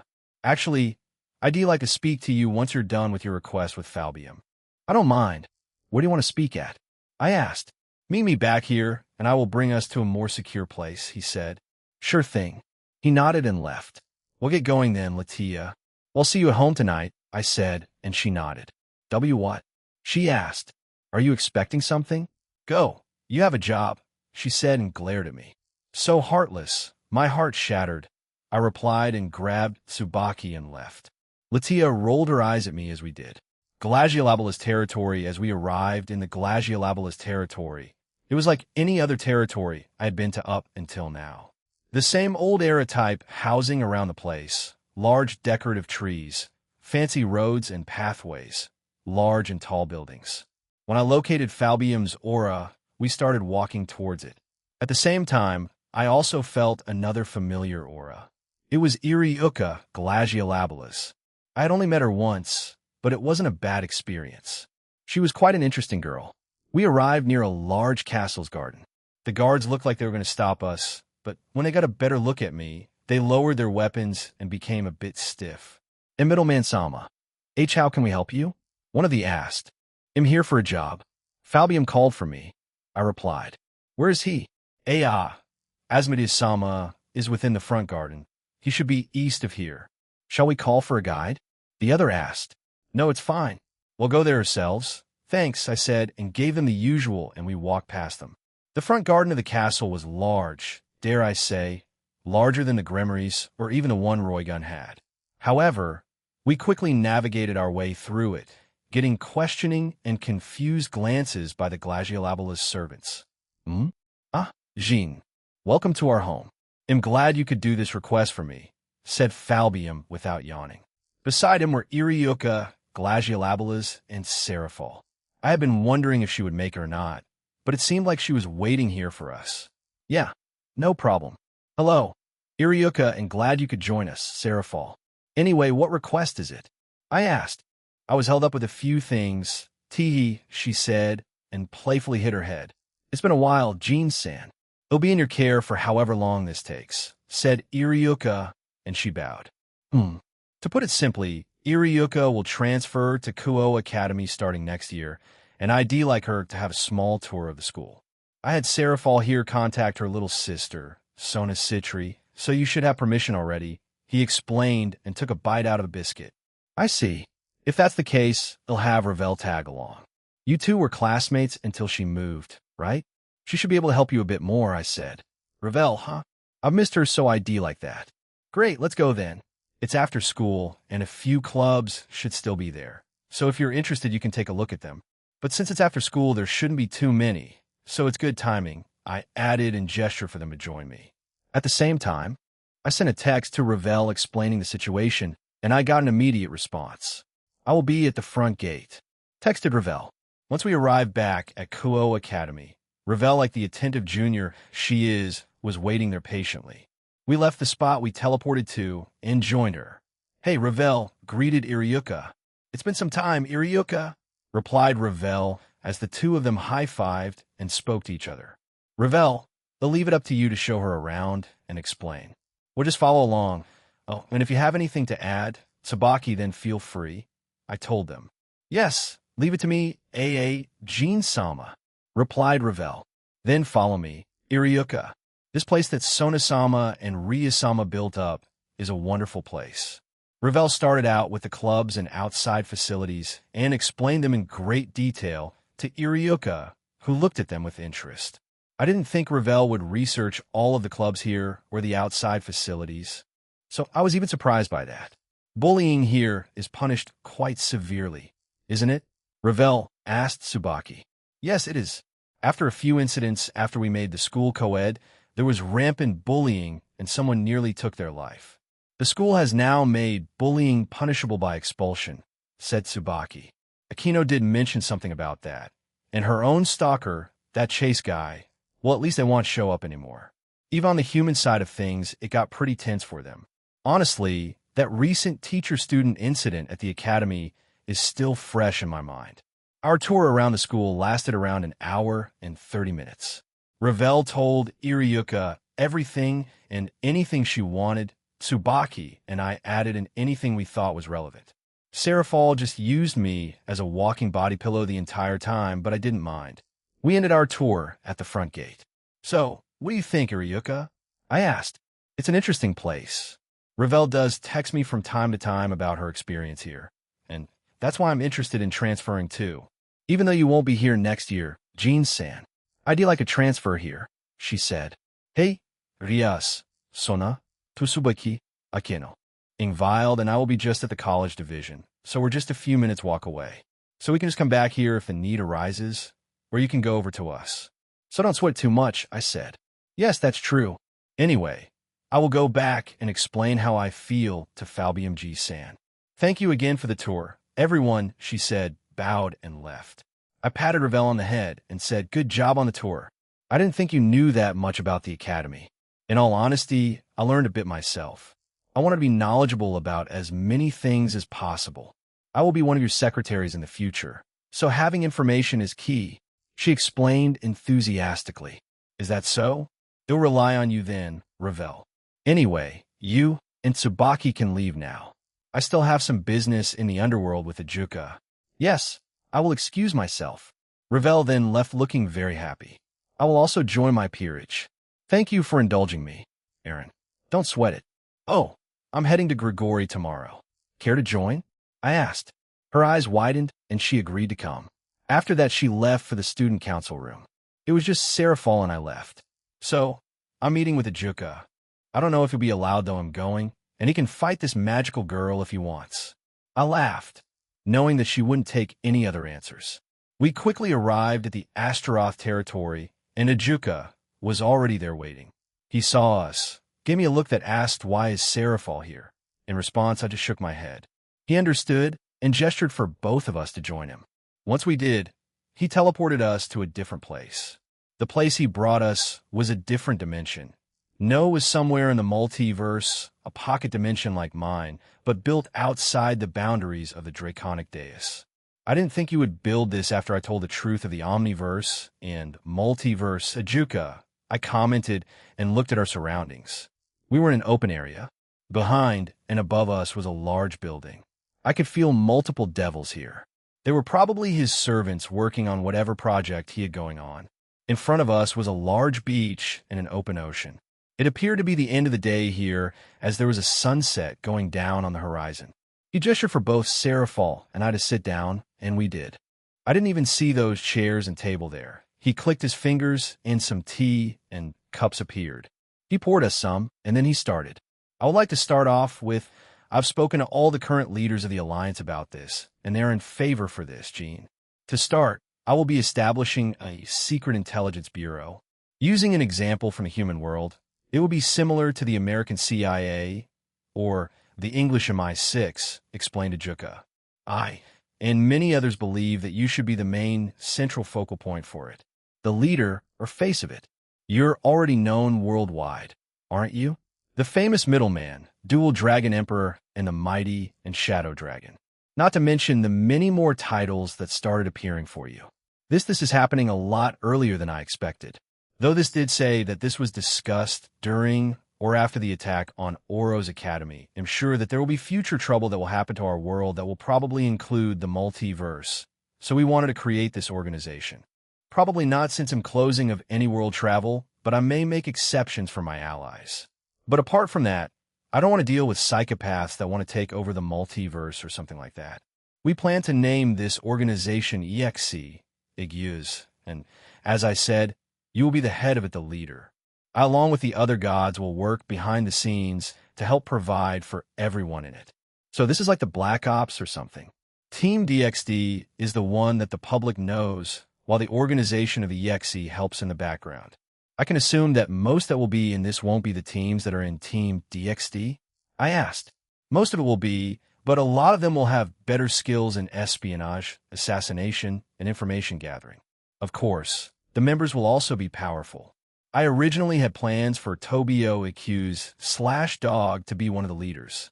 However, since he's retired from the front lines, and his current team is going through many changes, I thought I'd appoint you instead. If you have any ideas, can you tell me some members you already have planned? I asked. Well, even though their team is going through changes, I would like Team/Dog to be in it for starters. Penemu and my nephew Latia will also be in it. I believe these two will mostly help you, while Reiko and Rosweiss help you and the rest of Team DXD. However, I would like you to refrain from showing your face for the time being, as well as using either of your sacred gears. As I said, I want this organization to be a secret for the time being, explained Ajuka. That's fine. I have some new sacred gears that I classify as the new Longinus I wish to use anyway, I said. I brought out Demon Armor, Incursio, and Abyss Extinction and explained them to Ajuka. First, it was Ashen Burst. Now you evolved another common sacred gear into Abyss Extinction and created a new sacred gear. You certainly know how to keep things lively, Gene. If it's possible, could I see at least the balance breaker of Abyss Extinction? He asked. I don't mind, I said and got up. Abyss Extinction looked like a small, shadowy purple dagger. I dropped it into my shadow and muttered, Balance break. FWSH. I was covered in a large mass of shadows. The shadows quickly dispersed, and I stepped forward.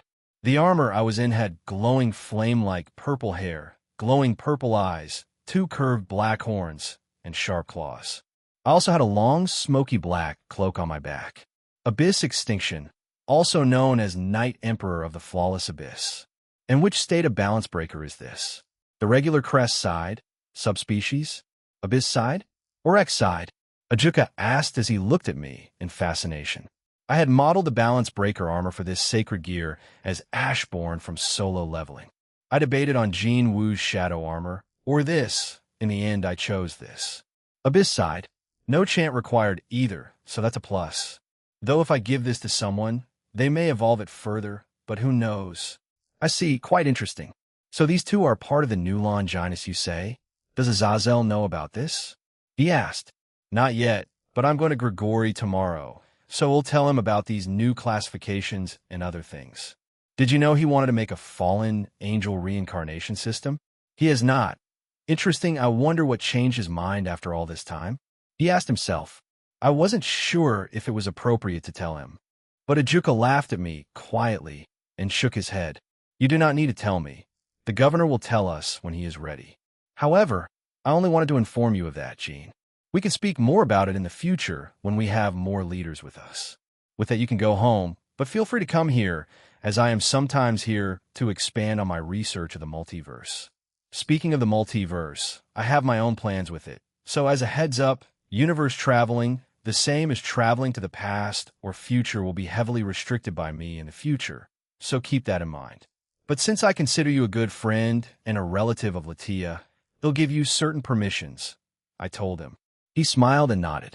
I heard from Azazel, Mr. Creator, and I appreciate it, he said and winked. Anyway, thanks, I'll see you soon, or whenever that is. He nodded, and me and Seraphal finally left. She had been busy eating the snacks that Ajuka provided, but nodded along with our conversation the entire time. Chapter 8, Part 2, Azazel and Yashina, third-person point of view in the vast multiverse. We follow a young man who was in pursuit of a certain individual. However, as this young man loved to fight powerful opponents, he would spend a certain amount of time in different universes and beat any opponent he came across. Come on, come on, come on. Ignia shouted at his opponents. Who is this guy? Shouted a man. Who cares? Kill him. We can't afford for him to help the allies. Shouted another. Fire Dragon Gods, Iron Fist. Ignia shouted as an enormous number of flames hit his opponents in front of him. Ignia had not been in this world before. After his run-in with a group of pirates called the Straw Hats in another world who were fighting some weirdo that used string, he had easily killed him and then challenged the world's strongest creature in that world and also killed him. Ignia hated the fact that the person called Kaido acted like a dragon, yet Ignia himself didn't see him as such. He called him a false dragon and killed him using his real dragon form, greatly shocking many. After that, he killed other notable pirates and even killed the strongest swordsman in that world. To Ignia, it was boring. He had promised his father that he would help him against the Cow's Order, but he did not promise anything about killing anyone else in the multiverse. He was a person who loved fighting. Whether it be an honorable duel or a death match, he would participate in any of them. After Ignia left the world of pirates, he came to this world. If his father was with him, he would describe it as a typical fantasy world, and Ignia thought the same too. However, he had appeared during a time of strife. A large-scale war was currently going on, and he had just joined in. He didn't want to be on anyone's side, so he attacked both the bad and good guys on the battlefield. But both sides quickly figured this out, and they started to attack him and each other. Come on, make this more entertaining for me. Ignia screamed at them as he jumped high into the sky. Censurador? Who on earth are you? He asked. Ignia, from Fairy Tale. I don't know how you traveled to this world, but I will stop you. I reincarnated here after all. I won't let you fairy what? Ignia asked himself and looked at the man in confusion. Ignia rolled his eyes, appeared in front of the young man, and struck him with a fatal blow. The attack ended his life instantly. The look of shock was evident on the reincarnator's face. He hadn't expected his life to end like this. Be but in the protagonist. Icon de bom. Ignia ignited his fist with flames and obliterated the reincarnator. Protagonist? Are you insane? God, I think Mother told us a few reincarnators were still alive, but wow, they're weak. Didn't they have a system or cheat to help them? Are they really this weak? Ignia chuckled. Nah, they just don't have plot armor to help him. What sorry excuses for humans. Tenji Kuin. Another female voice screamed in the area. Ignia turned to it and saw an angry female flying towards him, tears streaming down her face and her sword ready to attack him. What's her problem? He asked himself. He aimed his finger at her and fired multiple shots of flames at her. She managed to deflect a few, but was overwhelmed by the amount in the end. The female was weaker than the male he had killed. So when she couldn't defend herself against the attack anymore, she was overwhelmed and also died. Does this world even have a hero? If so, where are they? He asked himself. However, suddenly a large pillar of light erupted to the western part of the land. Ignia saw it and grinned. Are you calling for me, Hiro-sama? He asked himself happily. But to his surprise, a human male appeared in front of him.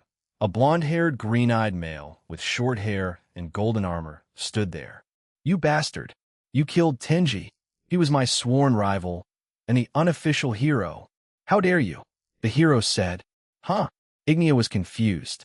This is war. What the heck are you talking about? He asked and appeared in front of the hero. Take this. The hero screamed and slashed at Ignia. This is the legendary sword, Vrimoninus. It can cut through anything and has holy properties. Again, Ignia sighed and caught the sword, shocking the hero. What? Impossible, ga. Ignia didn't let the wannabe hero finish.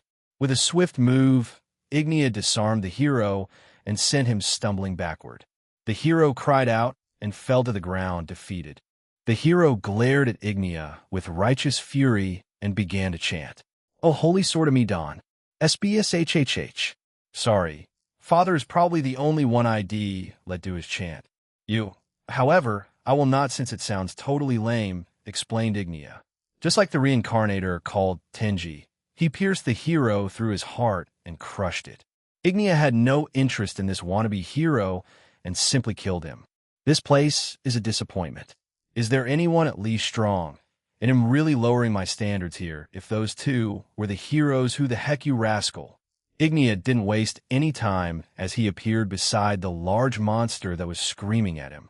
He immediately kicked them in the face, and they crashed into the ground below. Ah, it's a dragon. I was waiting for you to show up, good. Show me how dragons are like in this world, he said, and took a fighting stance. I am Asilia, the Black Dragon. Tenji was my sword friend and future lover. How dare you? You all, what kind of boring backstory is that? Asked Ignia. Backstory? You dare? Yeah, idare. I literally said it. What you gonna do about it? Asked Ignia as he grinned at the dragon below him. A weak hero and a pathetic reincarnated idiot. My god, this place is pathetic. Come on, at least show me you have some power. D. Shouted Asilia as she fired a powerful breath attack at Ignia. However, Ignia simply sighed. That's it. Even more disappointing then, he muttered to himself. Ignia gathered a large volume of flames in his mouth, and then fired it at Asilia. Fire dragon god's roar. Dum. An even larger, thicker, and powerful breath attack left Ignia's mouth. Even though he was still in his human form, his breath attack was larger than Asilia's. What is this? A god? No, is he a dragon? No, is he the legendary dragon Go Boom? Asilia couldn't finish those words as she was instantly killed once the flames hit her body.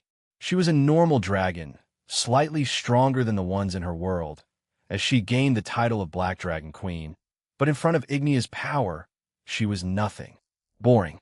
I'm leaving. Where on earth are you? Lapis?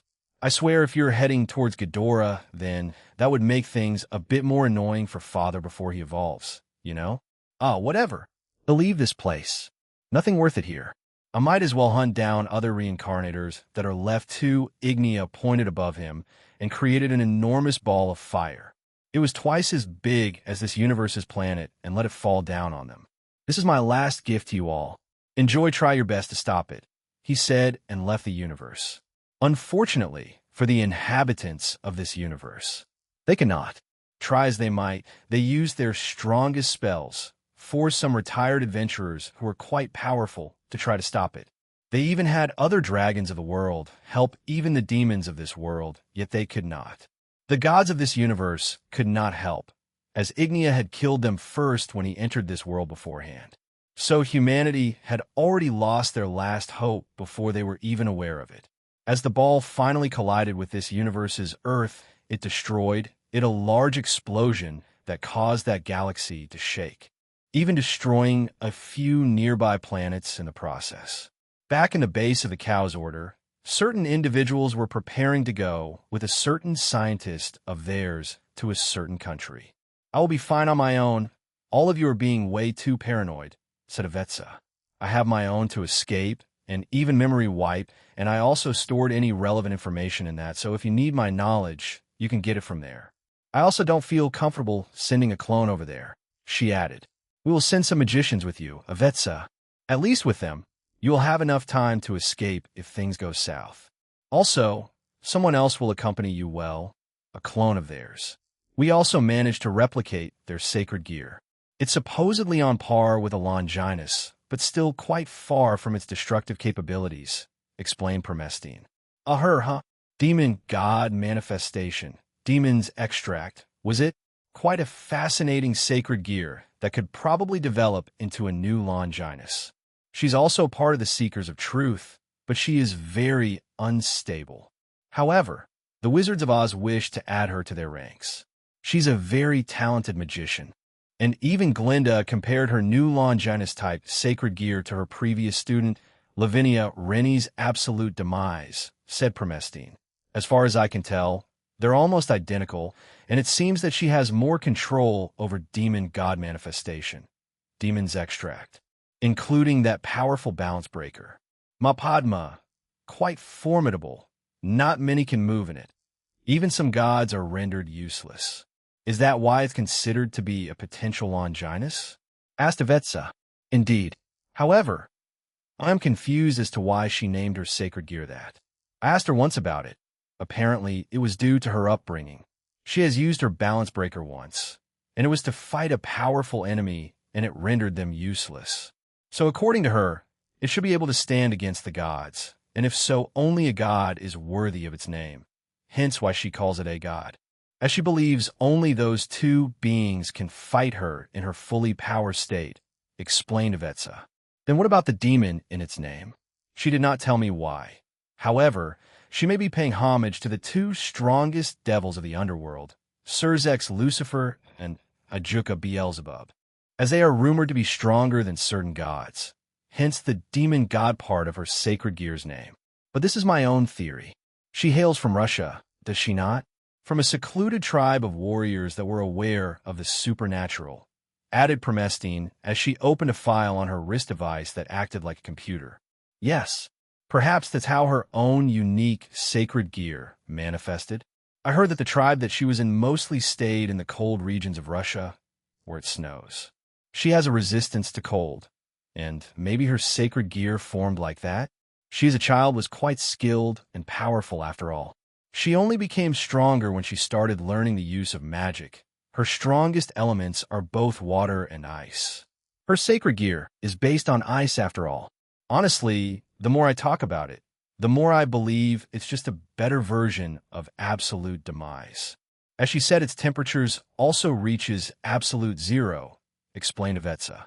Promestine smirked and laughed. Lavinia Rennie, also known as the Ice Princess, and Yashina, also known without our organization as the Tundra Queen, both have near-identical sacred gears. I am interested in them meeting each other." "Why?" asked Avetsa.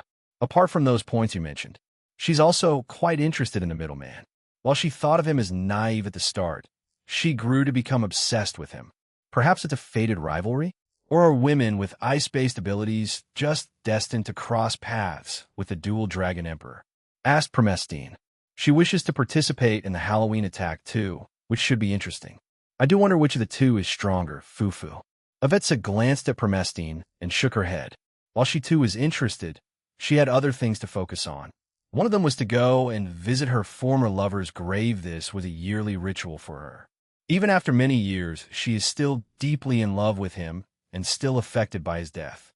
She could never forgive Azazel for denying her the chance to be happy. She held on to that grudge for this long, until she can confront that governor. She wants rest, and only then she can rest easy or find peace. The upcoming attack on Grigori. She will take part in that too, and she hopes that it will come with huge losses for Azazel. Big sis Yushina, are you going with Avetsa to Italy? Asked a young woman. A clone of mine is going, Chloe. We have seen the amount of damage my future husband, Aaron, can do even with 1,000 body doubles. It did a lot of damage to that devil Euclid. So, I decided to be a test dummy and use 10,000. It will be interesting. Huh? Are you expecting him to show up in Italy? Asked the young woman. If there is trouble, the middleman will be alerted to it and appear there. While I do not believe that Avetsa will cause unnecessary trouble for herself, it won't be a terrible idea to be prepared, replied Yushina. Yushina, the current wielder of the new Longinus demon god manifestation, Demon's Extract. As far as ability and potential are concerned, the sacred gear is almost identical to Absolute Demise. Yushina was a tall, beautiful, and slender woman with long, light blue hair and blue eyes.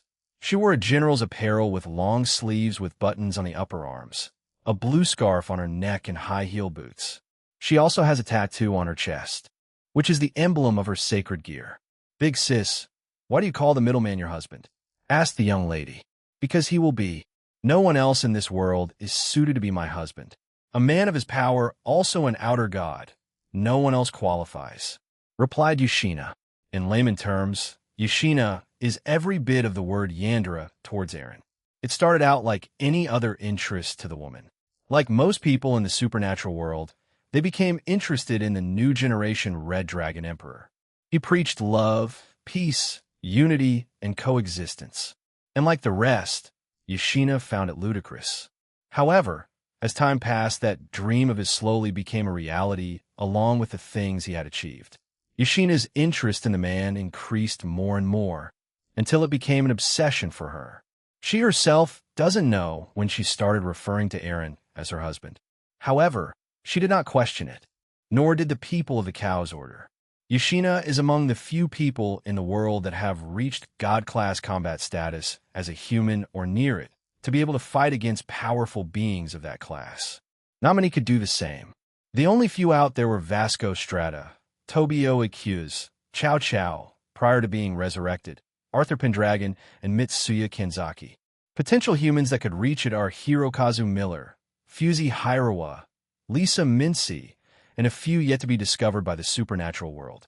Also, Lavinia Rennie, the woman I am constantly compared to, and is the wielder of the original 13 Longinus Absolute Demise.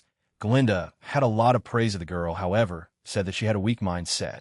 If I do face her in the future, I would like to test myself, added Yushina. A clash between the Tundra Queen and Ice Princess is inevitable in the future. However, Yushina is ready and is quite combat ready, as she's a master magician, a user of 2k, and has her demon god manifestation. Demon's Extract Sacred Gear. Universe, Evie, it told Chimyun. I heard that you got into contact with the outer god? Asked Risa Taurus. It was brief, but yes, I did. Siphenian was also there too, but we only spoke for a few seconds. However, he has agreed to an alliance with my faction so far. However, if we explain our next meeting, then he will surely agree to an alliance with the Atolled faction, replied Chimyun Chipotle. Would it be possible to send one of ours to meet with him? Asked Risa Taurus. It wouldn't be impossible. However, we do not have technology like the Evies, so it will take us a lot longer to reach the Draconic Dais. We also have that new organization to worry about, so it makes it even harder for us, said Chimyun. Then I will leave it up to you. I will inform the rest of your minor success. Please explain everything to him, and perhaps he may be the one to come to us instead. I will. Please leave it to me, replied Chimyun. So he accepted to take everyone in your faction? Asked Risa Taurus. He accepted before I had a chance to explain that part. He was convinced after I showed him our crest of trust, she said as she blushed. Risa Taurus laughed at Chimyun and shook his head. As expected of the mighty dragon, to think he would accept an alliance with your faction just because he admired your power. Well, it works in our favor. I'll leave this matter to your capable hands then, said Risa Taurus as he laughed and walked away. Chimyun sighed and placed a hand over her heart. No one has trusted me with something like this before. It was a bit surprising, but it wasn't unpleasant, she thought before walking away. Once Chimyun Chipotle's faction found out about the alliance and the reason for it, most were fine with it. A few were uneasy or hesitant, and a few were against it. They weren't against the alliance, but were against the reasoning for it. They did not want to give themselves up to a man of unknown origin, even if he is known as the mighty dragon. However, Chimyun, along with Siphenian, will set out to play the famous dragon's melody for them and ease their worries. She did not want them to think of Aaron as a bad person. So with his Song of Hope in hand, she set out to play it for everyone in her faction, as well as show some of the deeds he had done for his universe. Universe Crepuscule Phantasma Rank 8, Arundel Liaris, and Rank 10, Radelia Vacarel, were both elf creatures from the universe of the Phantasma. However, they belonged to different planets and tribes. Long ago, both of their planets were at war. The queen of Radelia's planet and the king of Arendel's planet were bitter towards each other for unknown reasons. Much like the Romanian vampires of the Draconic Dais, the planet of Arendel, Sustia, is male-dominated, and the planet of Radelia, Seenearth, is female-dominated. However, there are still females on Sustia and males on Seenearth. Rank 8. Arundel Liaris lived a lavish yet strict life. He was the heir to his kind, as his father, king, and mother, queen, were two of the strongest of their race. However, once they were taken over by Fumara and Ive, their lives only improved. They knew when they were outmatched and chose to serve Fumara, and they flourished even more. Arundel was blessed with both magic and Devega. Tuki, he was also a master at using any weaponry, and with the help of the Phantasma. Arundel was like any typical elf. He had blonde hair and green eyes, but he was quite arrogant because of his upbringing. However, he quickly surpassed his parents and joined the ranks of the Eradicators after defeating rank 14, and then slowly challenging rank 10, 9, and finally 8. He has stayed in that seat for many years.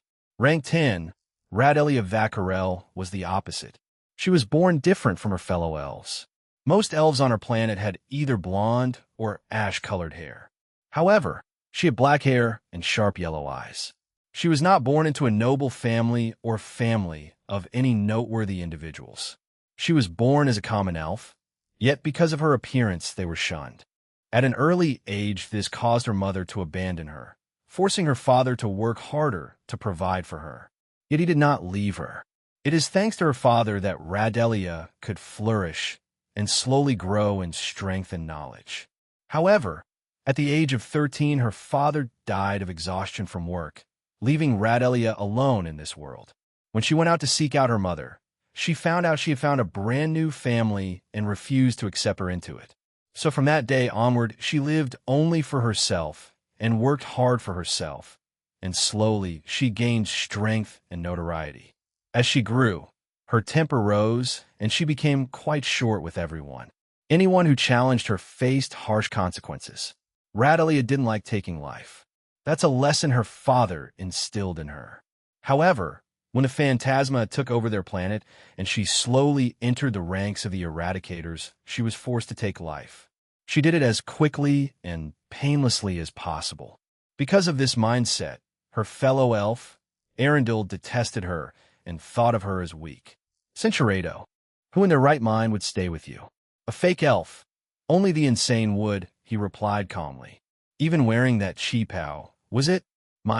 You certainly are brazen. A commoner's clothing from a different planet. No wonder you're shunned by your planet. Radelia was preparing to attack Arundel until rank 3 Autumner walked past them and added, "Keep your scuffles low this week. Ive and Fumara do not want to repair unnecessary damages." Both of them froze and silently agreed. To the Eradicators, the top 3 are people they do not want to mess with. The power difference was too much. So both rank 8 and 10 parted ways. They didn't want to anger Autumner, as that wouldn't be a good idea. I need to get stronger quickly, otherwise that jerk will keep being above me. With those thoughts, Radelia ran off to train. That was a common thing for her. Meanwhile, Arundel silently cursed out Autumner. He detests those who were born as commoners, yet are higher rank than he is or more powerful than he is. To him, it did not make any sense. To him, only those who were gifted from birth were only allowed to stand at the top. Arundel had plans of challenging rank 3 soon, and will prove to everyone he is right. Universe Draconic Deus Jeans Skywards Soliloquy. You're pretty energetic today, Sarah, I said as I watch her relax me after 8 hours of a long, exhausting day together. I've been stressed. I also wanted a reward, so my darling provided. She answered and stopped getting comfortable. Cinchureto, right? She asked. Am taking Tsubaki, though she has a legitimate reason for going.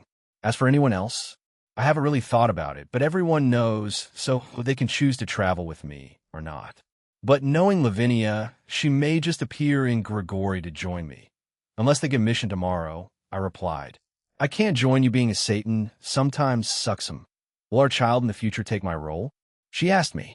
ITLL, depend on a lot of factors. Sarah, also, there's Ingvild who has the blood of the Leviathan, so, depending on a couple factors, you have a point.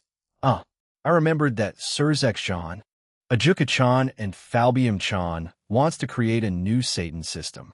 7 of them, and Surzek-chan wants to make an 8th seat. A special one, just for you, the Satan seat. Gene Satan? Aaron Satan? No, I already have the Omniverse to look after in the future. I don't think I'll manage if I have to take up the seat of Satan. Sarah, I replied and sighed. Is it called the 7 Great Satan System? Lucifer, Leviathan, Beelzebub, Baal, Belial, Mammon, Belphegor, and finally Satan. If we go by candidates, then Vala Lucifer, Seraphol, or maybe Ingvald Leviathan, Ajuka, or perhaps Latia for Beelzebub, Serug Baal, Dihauser Belial. I don't know anyone for Mammon, Roygun Belphegor, and for Satan. Well, they suggested me, but I won't accept it. Yes, that's the proposed name, but how about an heir then? Asked Seraphol. I want to take the mantle of Leviathan since I want to focus on my show and supporting you. So if we produce an heir, they may accept her or him as Satan. She suggested. Did you just casually ask me to have kids with you? I asked stunned. Seraphol blinked at me a few times before blushing. No. I mean, yes.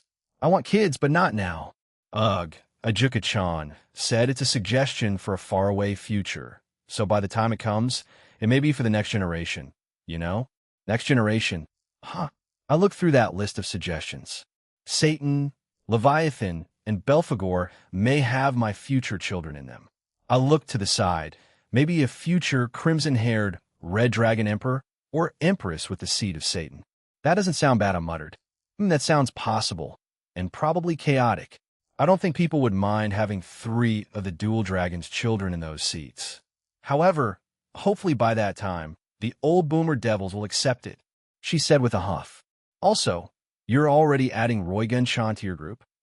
She snapped and glared at me. I did say that, didn't I? I asked her back and laughed. Seraphol was a bit upset after that, and I had to cheer her up a bit. The next day came, and in the end, Tsubaki was the only one who wanted to go with me. I had suggested to Akino that she come with me. However, she got a text from Shuri telling her to stay in school since she wanted to see her daughter graduate from high school. Ready? I asked Tsubaki. Yes, she replied. Underworld Grigori, welcome you too, said Penemu, as she greeted us as soon as we arrived in the lobby. Penemu, I thought you said you had work? I do, I've already completed some of them. So, I'm here to guide Tsubaki-chan to the cells. I see. Well, off you go then. They'll come get you in a little bit, I said to Tsubaki, and she nodded and left with Penemu. I took out the piece of paper that Kanami gave me yesterday and took a look at the request again. Please make the library more spacious. We're running out of space. Please add a few additional cells since we keep catching idiots and we're running out of space. Please give me more money. What you gave us is running out. Azazel. Visit your mother. Shuri. When's my date? Penemu. I have a personal request, if that's all right. Jean-san. Shemhazai. I need the opinion of my bro on something. Cookie. Father, they told me to write something here, but I need assistance with Middlet. Maruam. They'll start with the library then. I then walked toward the library. As far as I can remember, their library was already quite spacious. How in the world did they run out of space? Once I arrived in front of the door, it opened and I stepped in. To my surprise, Fusey, what are you doing here? I asked as she was helping gather books using her magic. Penemu-sen asked me for some help today, so I agreed. I hadn't been to Grigori before, So I thought it would be a worthwhile experience, she explained. We're just waiting for you to make this place larger so we can start reorganizing everything. Ah, is that so? So do you know any details, or do they give me full reign on this? I asked. The piece of paper only said make it bigger and no other specifics. Logically, I would go to Azazel first, but here, Azazel-san came by earlier and dropped this off, she said, and handed me another piece of paper. 12 levels up and 12 levels down. Make it really big, like the size of a dump truck, or however the hell you young people say it. Anyway, I'm ready to give Penemu to you when you do this for me. Thanks, Azazel. Does this mean Azazel-san wants to be hip? Asked Fusey.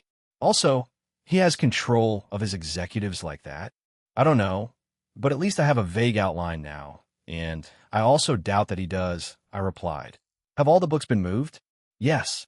These are the last ones, so you don't need to worry about damaging anything, said Fusey. I nodded and got started. I first erased the current library. What was left was just a giant hole in the ground. After that, I started with the floor we were on and then the 12 above us. I modeled it after the Library of Congress from the USA, but 4 times bigger. I also added a few other things, like an area for people to eat and drink, since most of the time that isn't allowed in the libraries I've been to. Like the other sections of Grigori, you pay with magic or another type of energy power. This was the same for the 12 floors below. All in all, it could store around 4 quadrillions of items, so they shouldn't run out of space in the near future. Once I was done, Fusey began to make several books fly towards certain bookshelves. Do you have a list or something? It looks like you know where to put these, I said, and gestured to the large book piles around us. Here, she handed me several sheets of paper. These give detailed instructions on where certain books are to be placed. She then clicked her fingers, and countless more boxes appeared. These have been labeled, so just follow them. Nodding my head, I began to help her by teleporting certain boxes of books to the appropriate locations, and then checking with my own powers to see if they were neatly arranged on the shelves. Leave the rest to me. Could you go and check if those books are in their right place? I asked, and she agreed to do it. She quickly flew up to each level to check for me. Meanwhile, I started to do the same for the bottom section, but noticed that the bottom half would be emptier than the upper levels. The door behind me suddenly opened, and in came Donasik. Hello, Jean-san. I brought a few more boxes over. These should be the last of them, he explained. Ah, thanks. Good work, I replied, and teleported them away. Any idea why the library was running out of space? I asked him. Azazel-sama started to record more of his ideas and theories, and decided to store most of them in the library. That's why there's an AZ section on the lower levels, he said, and gave me another sheet of paper. I read through it and sighed. This guy has at least 68 books written on his own sacred gear research. Thanks. Anyway, are you doing okay? How's life? I asked him as I continued with teleporting books. Well, it's been going well. I'm set up for a promotion soon, and Penemu-sama and Shemhazai-sama have said that I may become an executive in the future, and, well, I got into a relationship with another fallen angel, he said while stuttering. I grinned at him. Good on you. Seems like genuine hard work pays off. Huh. Keep it up, Donasik. Ah. Why yes, thank you again, Jean-sama, for this opportunity, he said and left. Shortly after, Fusey returned. How was it? Everything seems to be in their right place. How about the lower sections? She asked. I should be done. Let's go take a look, I said, and she agreed. We went down the spiral staircase and arrived at the first floor of the underground section. For the next few minutes, we checked on each level to see if anything was missing or misplaced. Near the end, and at the very last floor, was the place dedicated for Azazel's 68 books of sacred gear research. Fusey and I walked through the large section with a few books. I took one and examined it. It looks like the crazy ramblings of an insane person, pointed out Fusey. Well, you have to be a bit insane to do the amount of research he does, even if he does enjoy it. I mean, what on earth does this even mean? I asked and pointed to a section. I believe it says that Azazel thinks that if you fuse a soul with an inanimate object without adding certain conditions and powers, it wouldn't work or change into an artificial sacred gear. That makes me wonder, will you help him create an artificial Longinus in the future? You've already created the new Longinus, and evolve common and uncommon sacred gears into more powerful ones. I'm not sure, but I do plan on speaking to Azazel today about a few things. How about you? Were you just here for this? I asked. Yes, I'm essentially finished. However, may I join you? I wanted to ask you last night, but Penemu asked me first to help with this. Lisa Senpai wanted to, but was busy as a teacher and wanted to do something with your library. She explained. Sure thing, but I plan on going to Shimhazai since he asked for a favor, and seeing how much work he does and he has a pregnant wife, I wanted to check up on them. She agreed, and after doing one final check, we left the library and tracked down Shimhazai. We arrived at the residential section of the organization. It was more like a section of the place that looked like a regular underground neighborhood. Azazel apparently made this because he knew some of the fallen angels here wanted to start their own families, and just giving them a larger room made more spacious with magic wasn't going to cut it. I also helped expand it a few months back. I'm led to believe that he wants a favor that will involve his family. After finding the home that he and his wife and unborn child were in, we stepped up to the door and pressed the doorbell. It was quickly opened by his wife, Laniela. She was very pregnant now. I wouldn't be surprised if she gave birth in the next few weeks. Hello, Laniela. Is Shimhazai here? I asked. Hello, Jean. Yes, he is. Please come in, she said and gestured for us to come in. We entered their home, and it was a medium-sized home that was quite cozy. Most of the home was made of wood and brick. It was also reinforced with magic. This entire section had a powerful barrier, so unless Lapis or her items were used, no one would be able to break in. We were quickly led to the living room, and Shimhazai was there with a few documents as he read through them. He looked up to see us and waved his hand. Welcome, Jean. Thank you for coming. I do like to get into it, and I'm sorry to say this, but it's in a way 2 requests. The first part is this: he brought out a document and showed it to me. I see. So you were the one who Azazel chose to have this fallen onto, huh? I asked, and he tiredly smiled at me. The please give us more money for research was given to Shimhazai, and he did the budget for it, and now he was presenting it to me. I sighed and scratched my head. They need around 432 billion currency to do the first part of their research, and then a further 271 billion currency to finish it off. What the do we even have enough? Drake asked. I don't even know how many zeros I have, but this is basically pocket change for me, I replied to the Welsh dragon. Make the crow sweat. I grinned since I already planned on doing that. It's fine, Shimhazai, that's basically pocket change for me. But care to make your governor sweat a bit? A small prank on him, I said, although I cringed a bit when I heard the word prank since it reminded me of a certain individual. You want to give him the money and scare him into a very large debt to pay in the future? Asked Shimhazai, and I nodded. He sighed at me, but smiled in the end.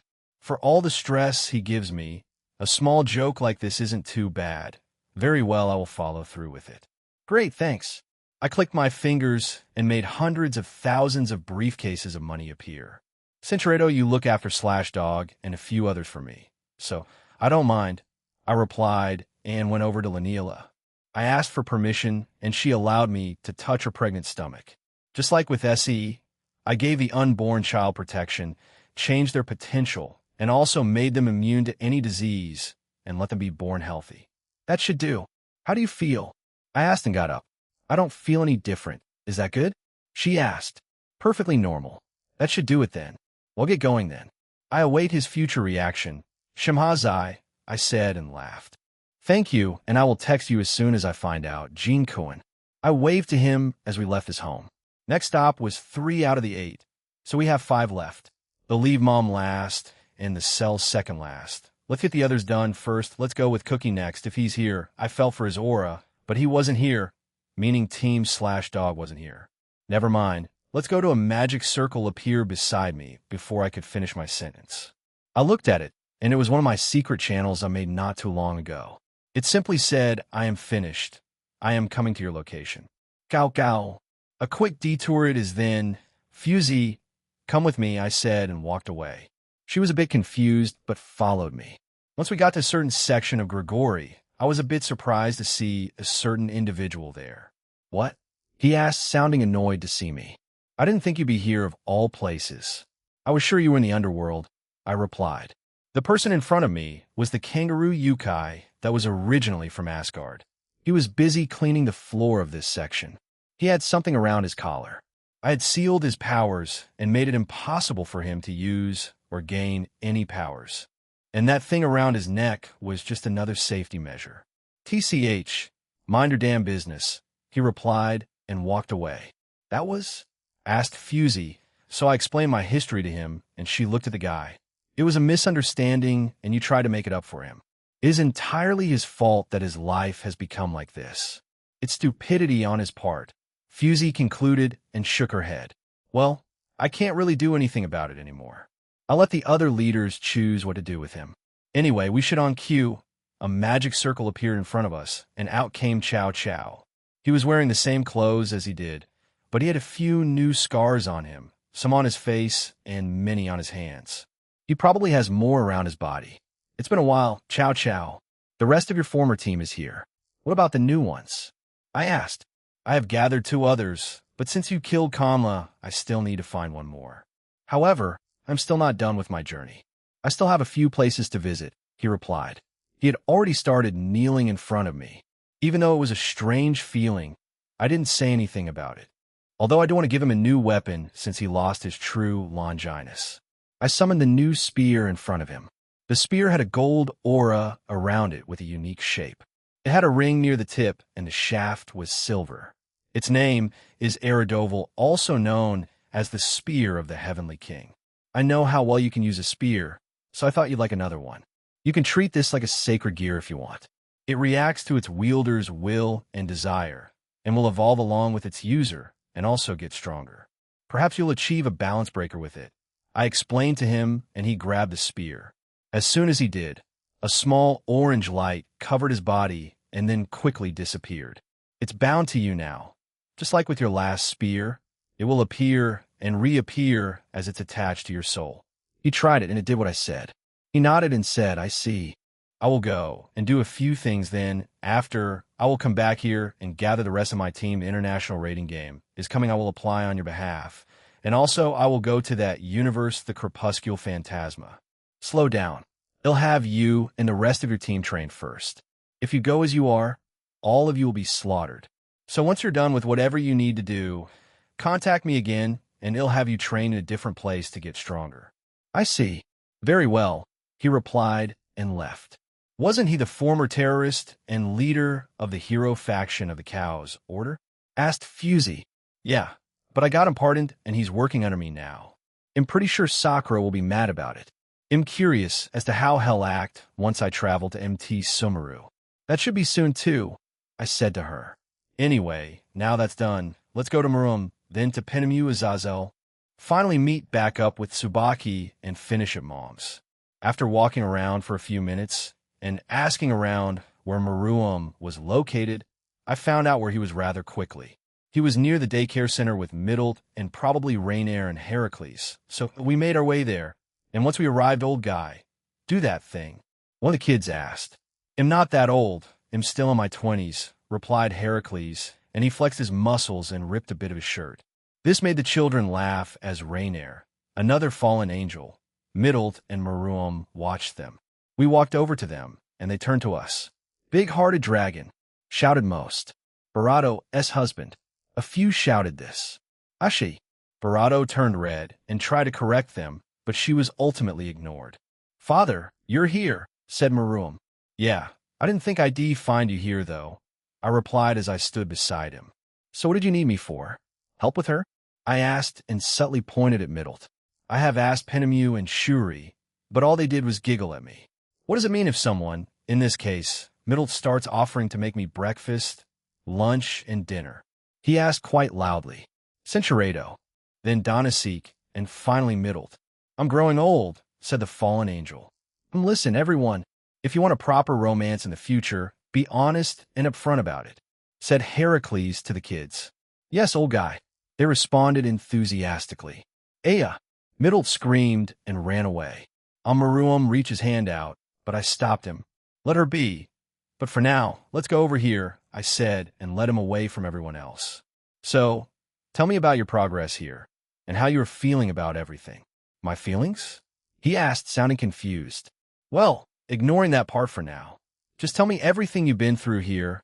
I told him, and he agreed. He fell silent for a few seconds and thought about it. I like it here, he said in more of a question than a statement. I've already said this before, but it's peaceful and very chaotic at times. The governor of the fallen angels is very entertaining when he is here, along with his other executives. Not a day goes by without fun in this place. Shuri Himejima has basically adopted me too, and treats me like a son as she calls it. I'm not sure how to feel about this, but I accepted the gesture. Barakil is also kind to me. Most of the fallen angels here were terrified of me at the start, but now they accept me like I'm one of them. They sometimes ask me for help, and I do what I can. I also participate on missions with Team/Dog with Middlet. While Middlet's combat level is still low, she is learning and slowly getting stronger. However, I do not know how to deal with her. I am aware of the affection she is showing me because Cookie Samejima told me as such. To quote him, "Dude, she's into you. Just go for it, and she'll probably date you," is what he said, and was smacked by the fallen angel Calawarna. I still don't fully understand human emotions, but would it be okay to say that Middlet is in love with me? If so, how can I respond to those feelings? He asked me. I was vaguely aware of it, but I felt myself grinning at Maroon. It hadn't been that long, but I thought it was a good idea to put him here.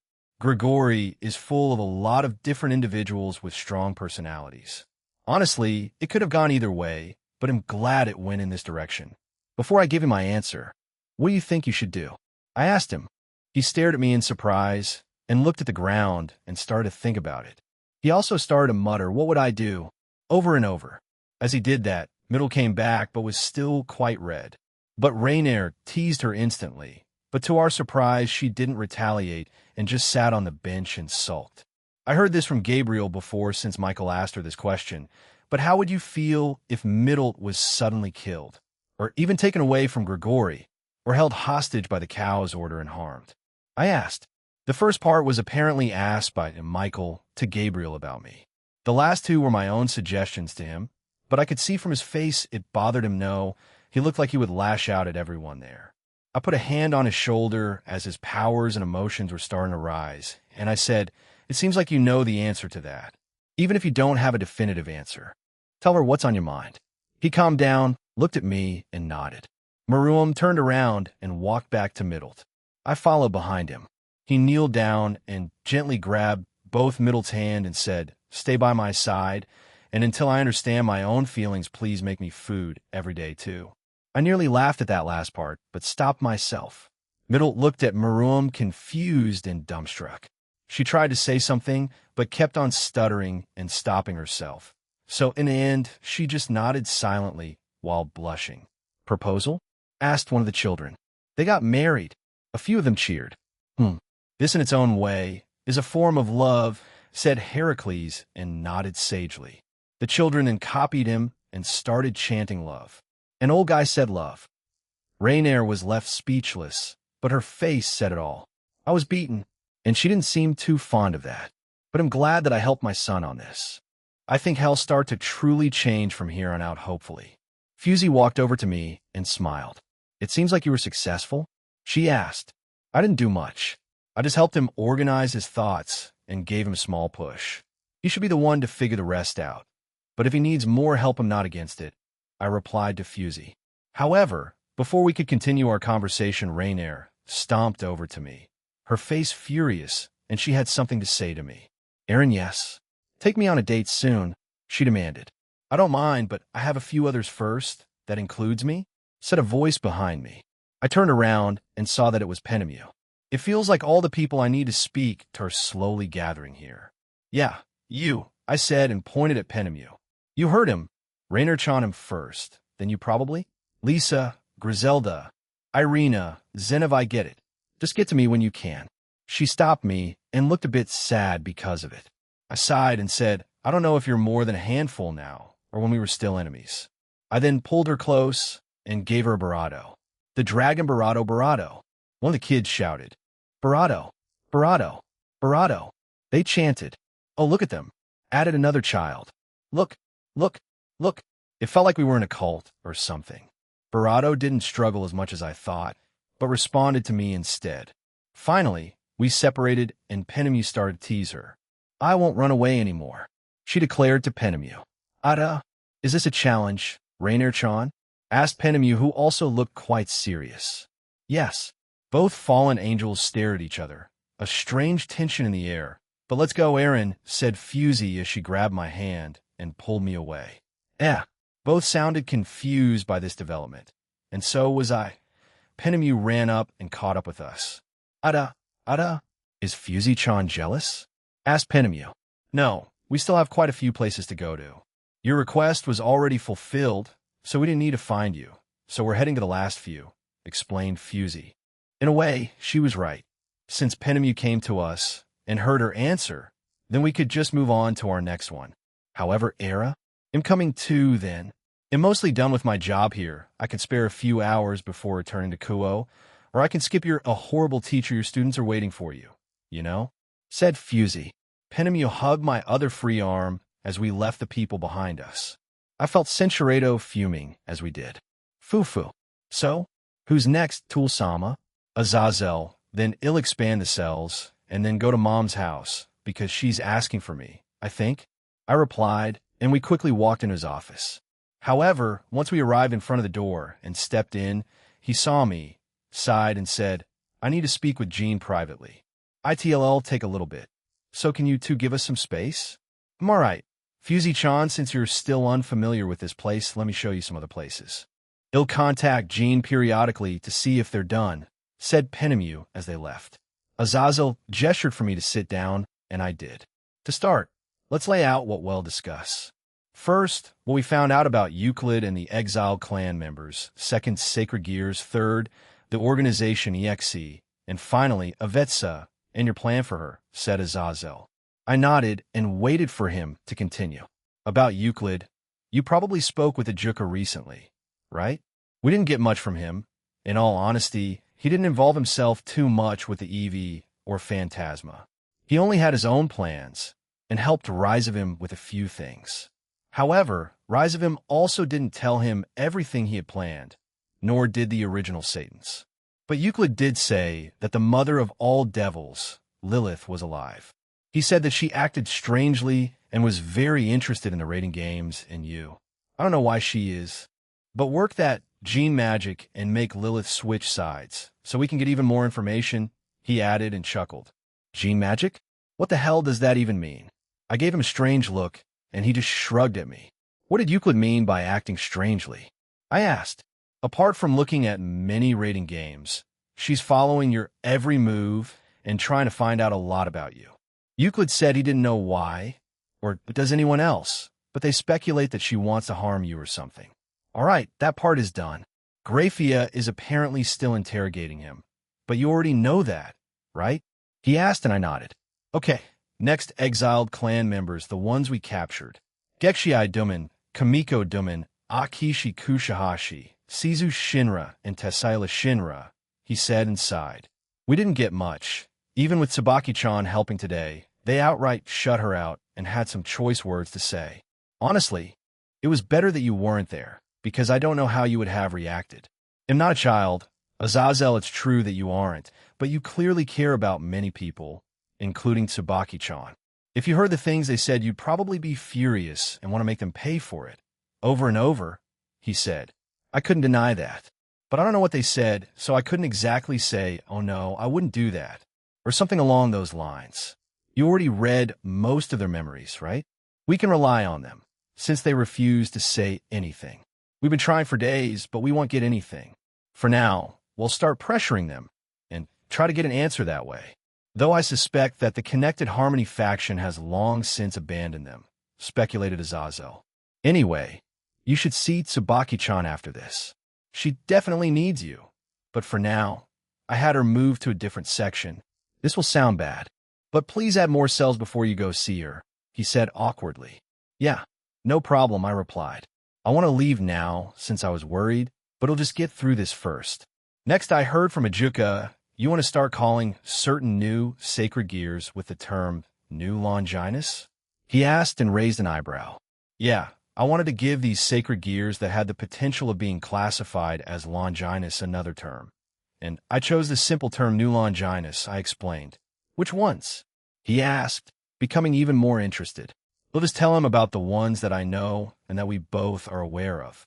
The ones that I know are Ingvild's Nereid Kyrie, Gasper's New Aeon Bowler, Zenovia's Carnage Incarnate, Grand Chariot, Kinemus Ashenburst, Abyss Extinction which I evolved from Night Reflection, and finally a new sacred gear I made called Demon Armor, Incursio.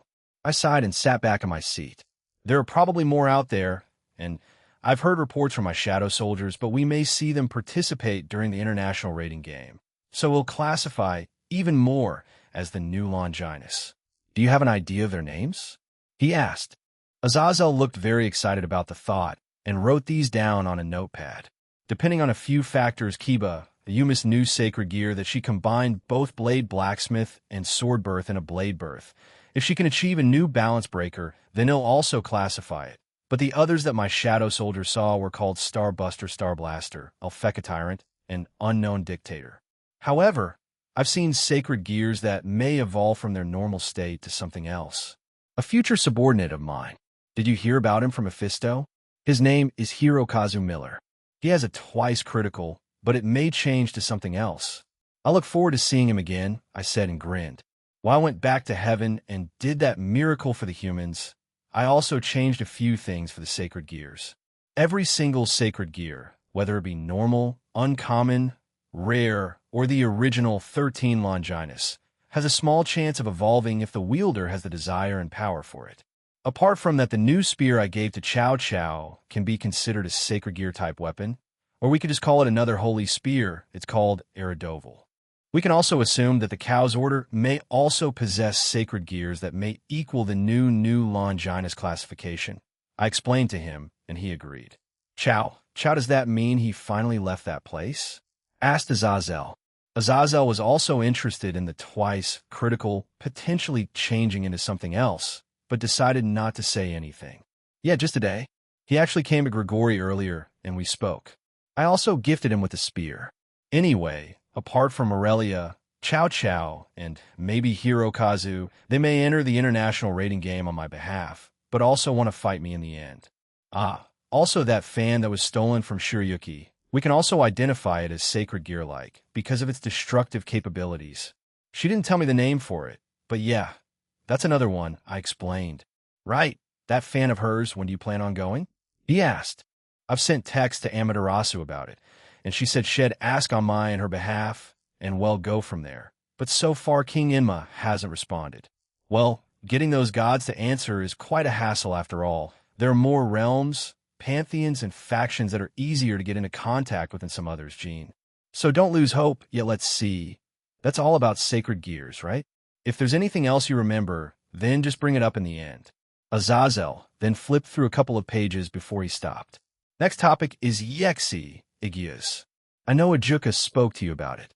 However, after we found out about the multiverse and omniverse, we decided to create this organization and have you, the creator, to be the leader of it. For the time being, we want just the allies we have in it. However, in the future, we want to expand to have members across the multiverse if possible, he explained.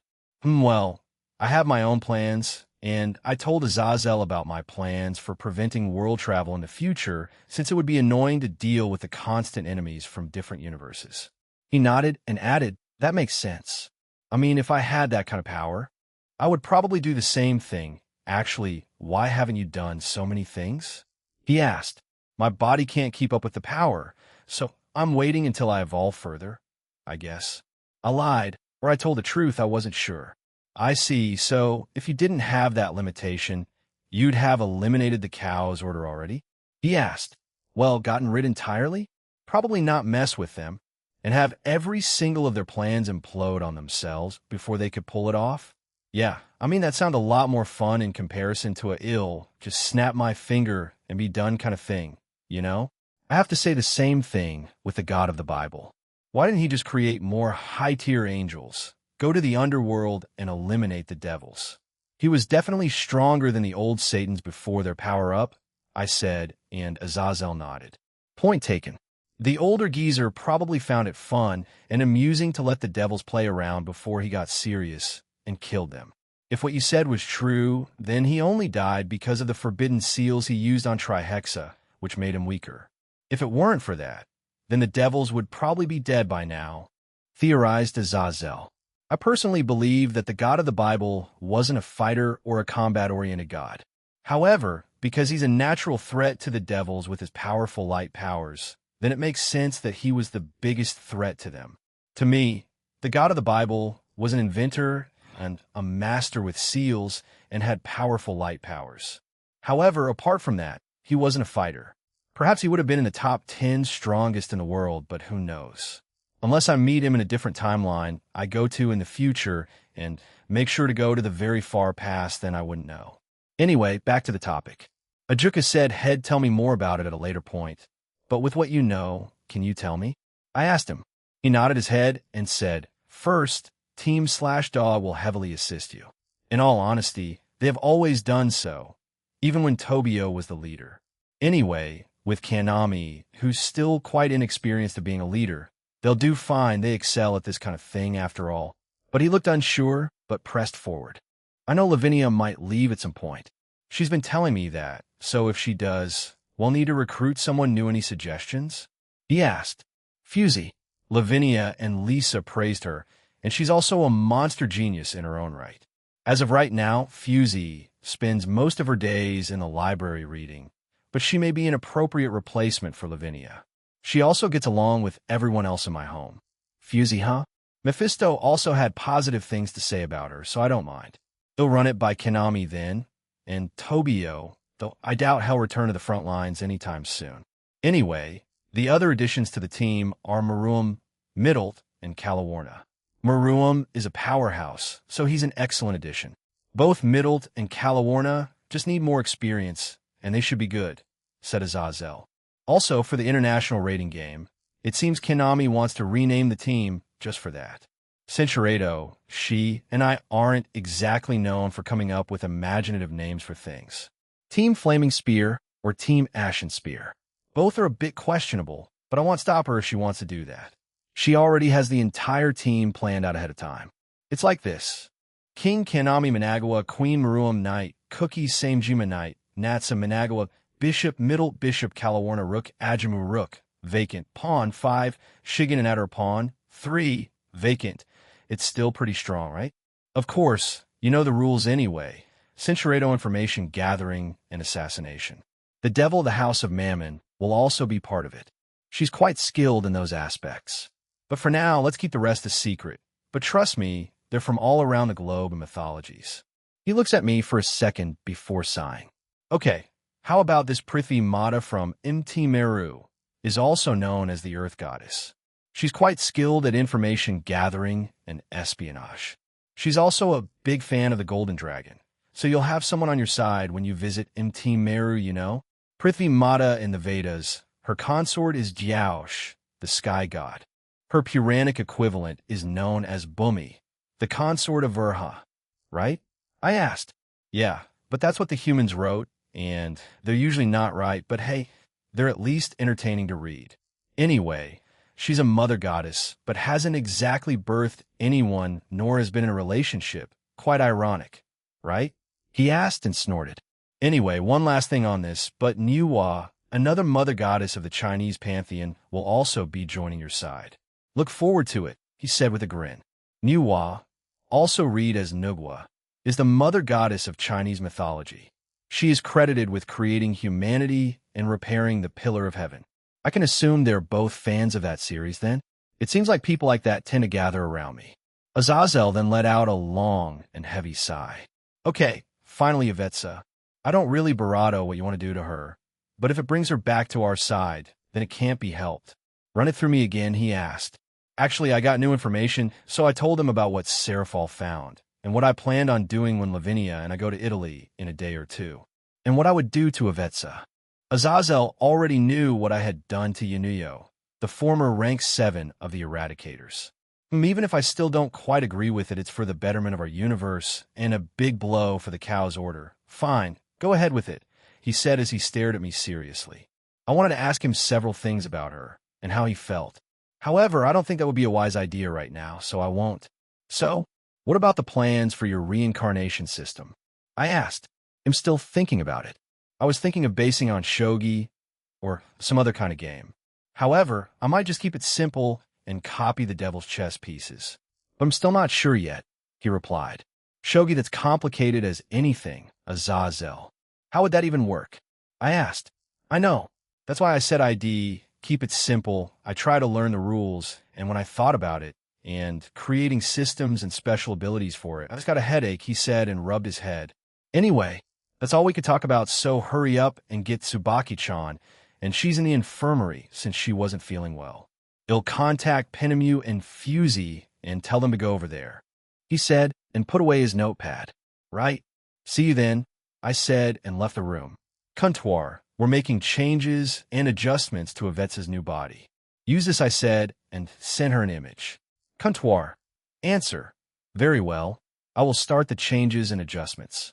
Thanks, I told her, and quickly arrived at one of the infirmaries of Grigori. The first thing I saw when I stepped inside was Tsubaki. She was silently seated on a stool, and I didn't feel anyone else in this place, so when I stepped in, she looked up and smiled at me. Hey, I called out to Tsubaki as I arrived in front of her. Are you okay? I asked. However, she simply stood up and quietly hugged me. We stayed like that for a few seconds before she spoke. I tried to reach out to them. We didn't have an enjoyable childhood, nor agreed with many things back then. However, since we were from the same clan, I still wanted to get to know them. But my ability to speak to beings through a mirror appeared, and I was shunned. Eventually, I left the clan and became a devil under President Sona. I thought we were close, but I guess that was just my childlike mind being delusional. They told me that they hated me even back then, and even more now. They said that many of the clan elders and adults were relieved when I left, and that they had a celebration. I know anyone that has strange abilities or is sacred gear is usually shunned by the 5 principal clans, but you hoped otherwise? I finished for her, and she nodded her head. I don't want to know what insults they told you, but I've already said this to Ingvild. A family is made, it's not just through blood. You obtained that through the Citri peerage, right? She looked up at me, and I continued. Hey, you also have me and everyone in my home. That's also another family, right? You already know my plans for Yvetsa. I would say that ID offered up to those two. Tsubaki shook her head. It's fine. I want them to reflect more on their actions and how they've led their life since leaving the clan. However, they also suffered, and not just me, and they say I'm kind and forgiving. You're also like that, Tsubaki, I said and chuckled. She looked at me with an unamused expression, and I stopped. Thank you for bringing me here today. Even if I didn't get through to them, I'm at least thankful to be able to speak to them again. Fufu, look at them, Fusey-chan. Cute, right? So, do you feel jealous yet? Asked Penemu from behind us. Please don't go ruining the moment, Penemu muttered Fusey. We turned around to see both Fusey and Penemu, and to my surprise, Rainier too. Penemu smirked at us. Fusey was already reading a book, and Rainier looked annoyed. Oh hey, done with the short tour? I asked as I hugged Tsubaki. Yes, I showed Fusey-chan a few of the notable places in Grigori, answered Penemu. And Barato.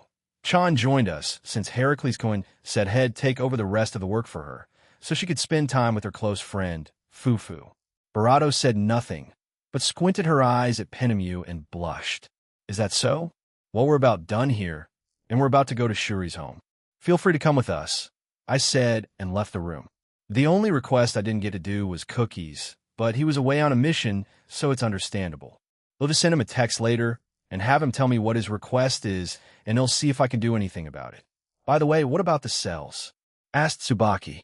All of you go ahead to Shuri's home, he'll go and expand it, I said and disappeared. I heard Penemu laughing at me as I left. Once I arrived at the area again, I saw Kishku there. He saw me and kneeled. Aaron-sama, are you here too? Yeah. I assume everything is proceeding well? Where's Ezri, by the way? I asked. Yes, there have been no problems, and everything is in order. Ezri, on the other hand, went to the underground section of Grigori. He was asked by a high-ranking female fallen angel. I believe they are in a close relationship, he said with a small smirk on his face. Ezri and a fallen angel. Huh? am not against them being in relationships. So good on him. Is that so? They'll check on him before I go to Shuri's then. Anyway, good work. I then put my hand up and expanded the place with an extra 10,000 cells with the same functions. Once done, I quickly checked over them and left to check on Ezri.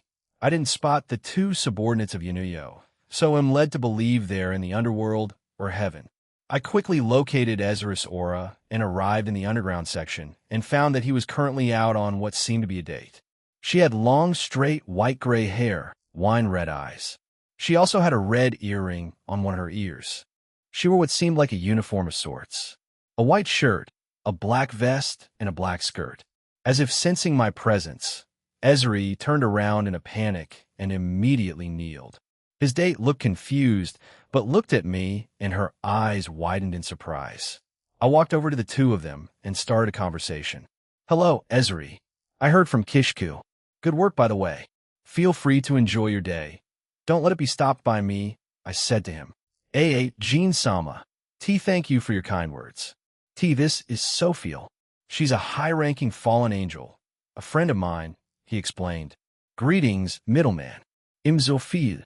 Ezri said he was free today, so we came here to spend some time. Nice to meet you. And yeah, he's free, so you can stand up now, Ezri. I just wanted to check up on you. It seems things are fine here, so we'll take my leave.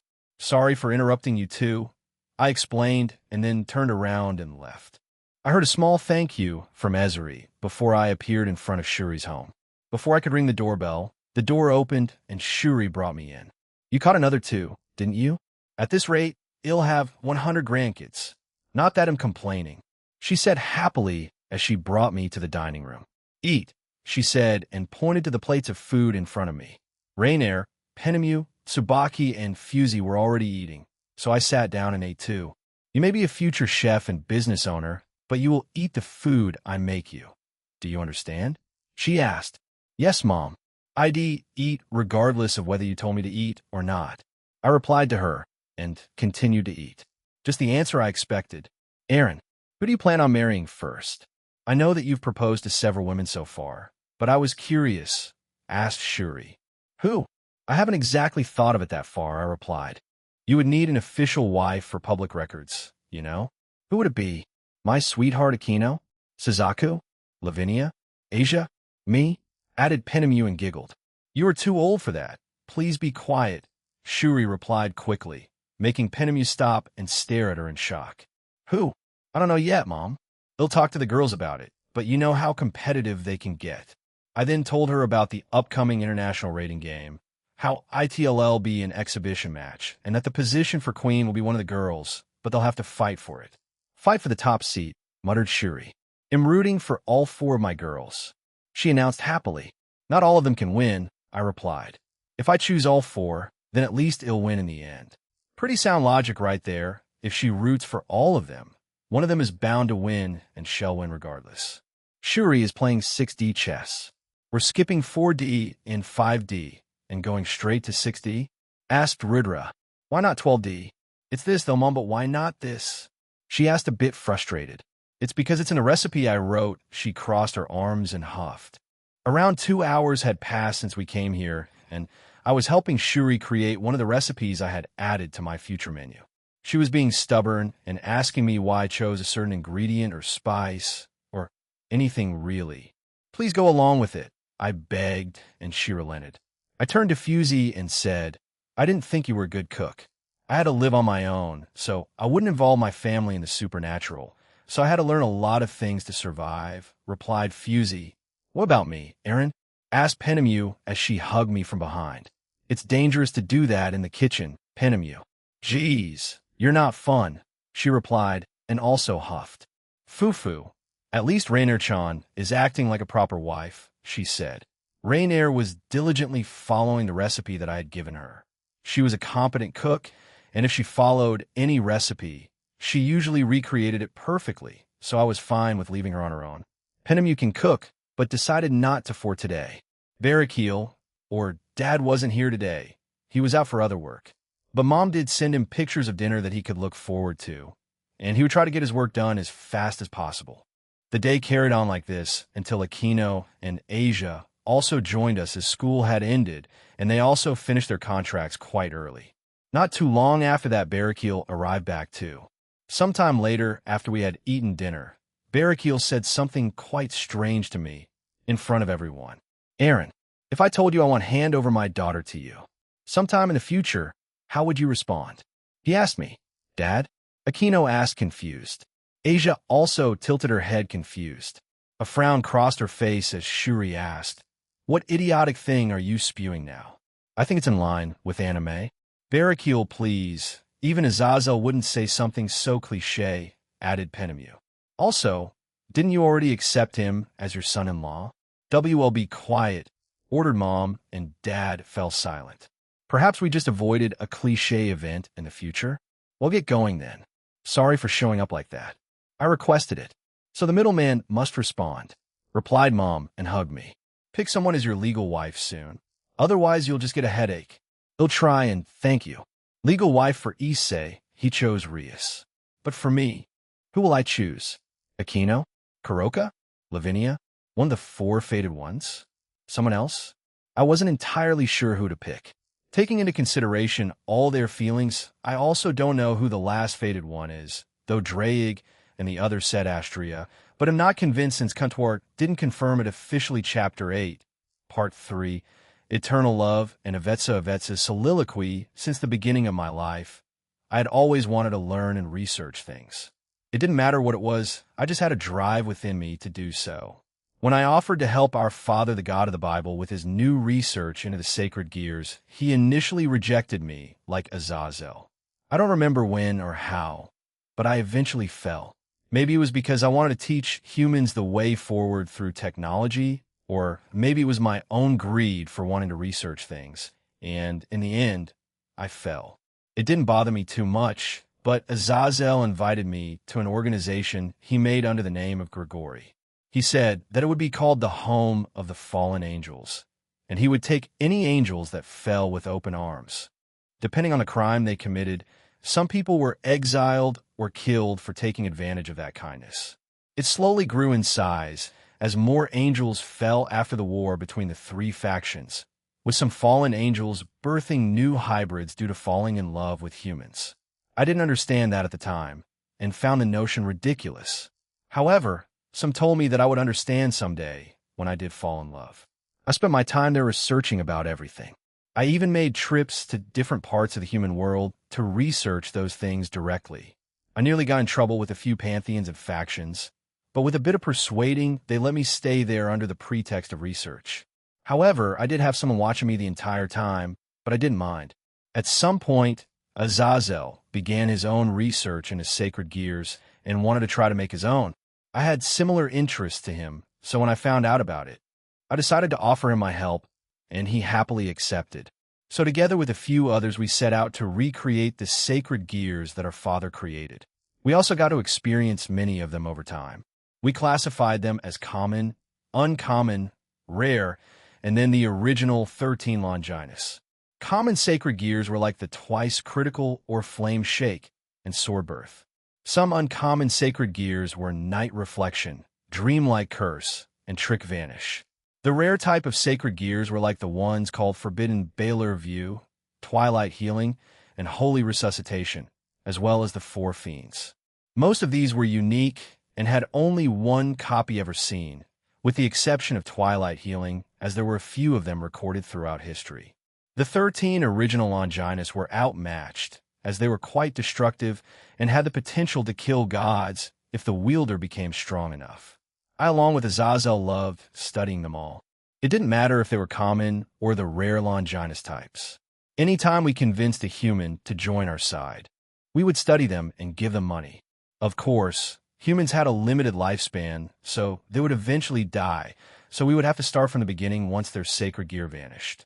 We found out that the devils developed a reincarnation system after their civil war. However, when I asked Azazel about making our own, he was hesitant. I was persistent in asking why, and he eventually told me that our race wasn't originally meant to exist if he called the balance breakers of sacred gears bugs of the sacred gear system. Then we, the fallen angels, were also a bug. Angels were meant to stay pure in his own mind, and that if we fell, we were just defective. I didn't agree. I believed that Father made us this way. So if we did fall, then it was designed by him. That was the first disagreement we had about our views. He wanted the fallen angels to die out naturally over time and didn't plan on making a reincarnation system. At the time, I was fine with it since it didn't matter much to me. However, a few raised questions about reincarnating some into fallen angels, especially the lovers of some fallen angel. Yet Azazel remained stubborn and didn't falter. This made some angry with him. Some even left the organization because of it. Some chose to become rogue, while others simply cut contact and lived reclusive lives with their partners before taking their own lives after their partner passed. I considered it idiotic since they could always just find another lover, but some called me stupid and childish for saying such a thing. They said I didn't understand and that I would when I finally found the one for me. Time passed on like this. I would disagree more and more with Azazel until we started working separately from each other. Other fallen angels started to disagree with him more: Kokabeel, Satinel, Darcel, and even Acacius, just to name a few. Slowly, one by one, they started to disappear or act on their own. Until one day, I met him. We had no interests that aligned, but he supported what I did. I found him an interesting human. He was called Fausto, and he was from the country Italy, a country I visited to do more research on something else apart from sacred gears. We had met by chance when he started talking to me out of the blue. I had no interest at the start until he spoke about something I had been working on, and we spoke from there. We held no interests as he just mentioned it in passing, but said that he liked watching me talk about the things I was passionate about. I found it strange, but didn't do or say anything about it. However, I was set to stay in that country for an extended amount of time for fallen angels. We had very long lives, and he was just another small human in it. That was what he was meant to be, something insignificant. But I eventually understood what those fallen angels meant.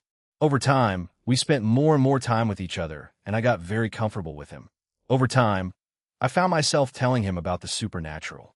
I thought he would reject me, but he accepted me and asked many questions about it. I even brought him to Grigori, and he met many other fallen angels there.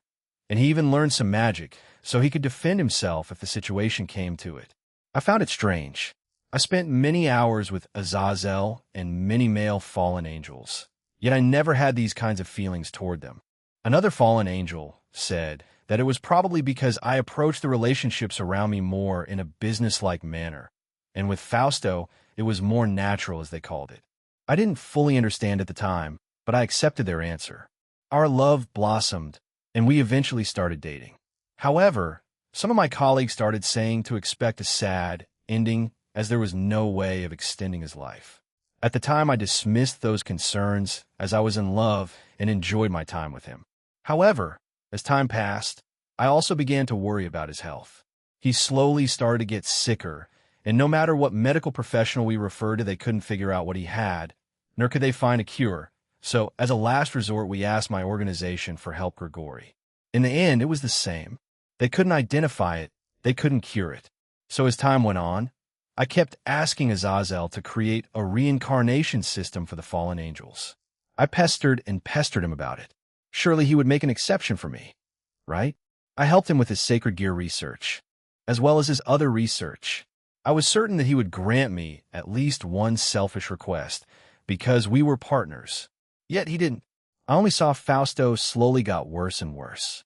In the end, I spent the last few months of his life by his side and watched his health slowly deteriorate. In the end, I couldn't save him and he passed away. I never felt so much sorrow and anger in my life. For the next 4 years, I kept asking him to create one, so future fallen angels wouldn't suffer because of this. However, to Azazel at the time, even if he treasured his comrades, he never saw his human partners as anything else but as a means to serve his own interests. His words of love to them were false. Some of those women truly loved him. They held him dear, but he didn't. I slowly lost respect for that man, and I secretly started my own research into making my own reincarnation system. I got into contact with some stray devils who knew the work of the Satan Beelzebub. However, soon after I did, they were killed. And eventually Azazel found my notes and research on it and confiscated it. He didn't want a reincarnation system. I didn't understand why. I asked him, but he didn't give me a reason. So I started keeping my research and new data on everything at a different location. I slowly started doing less work for him and Grigori.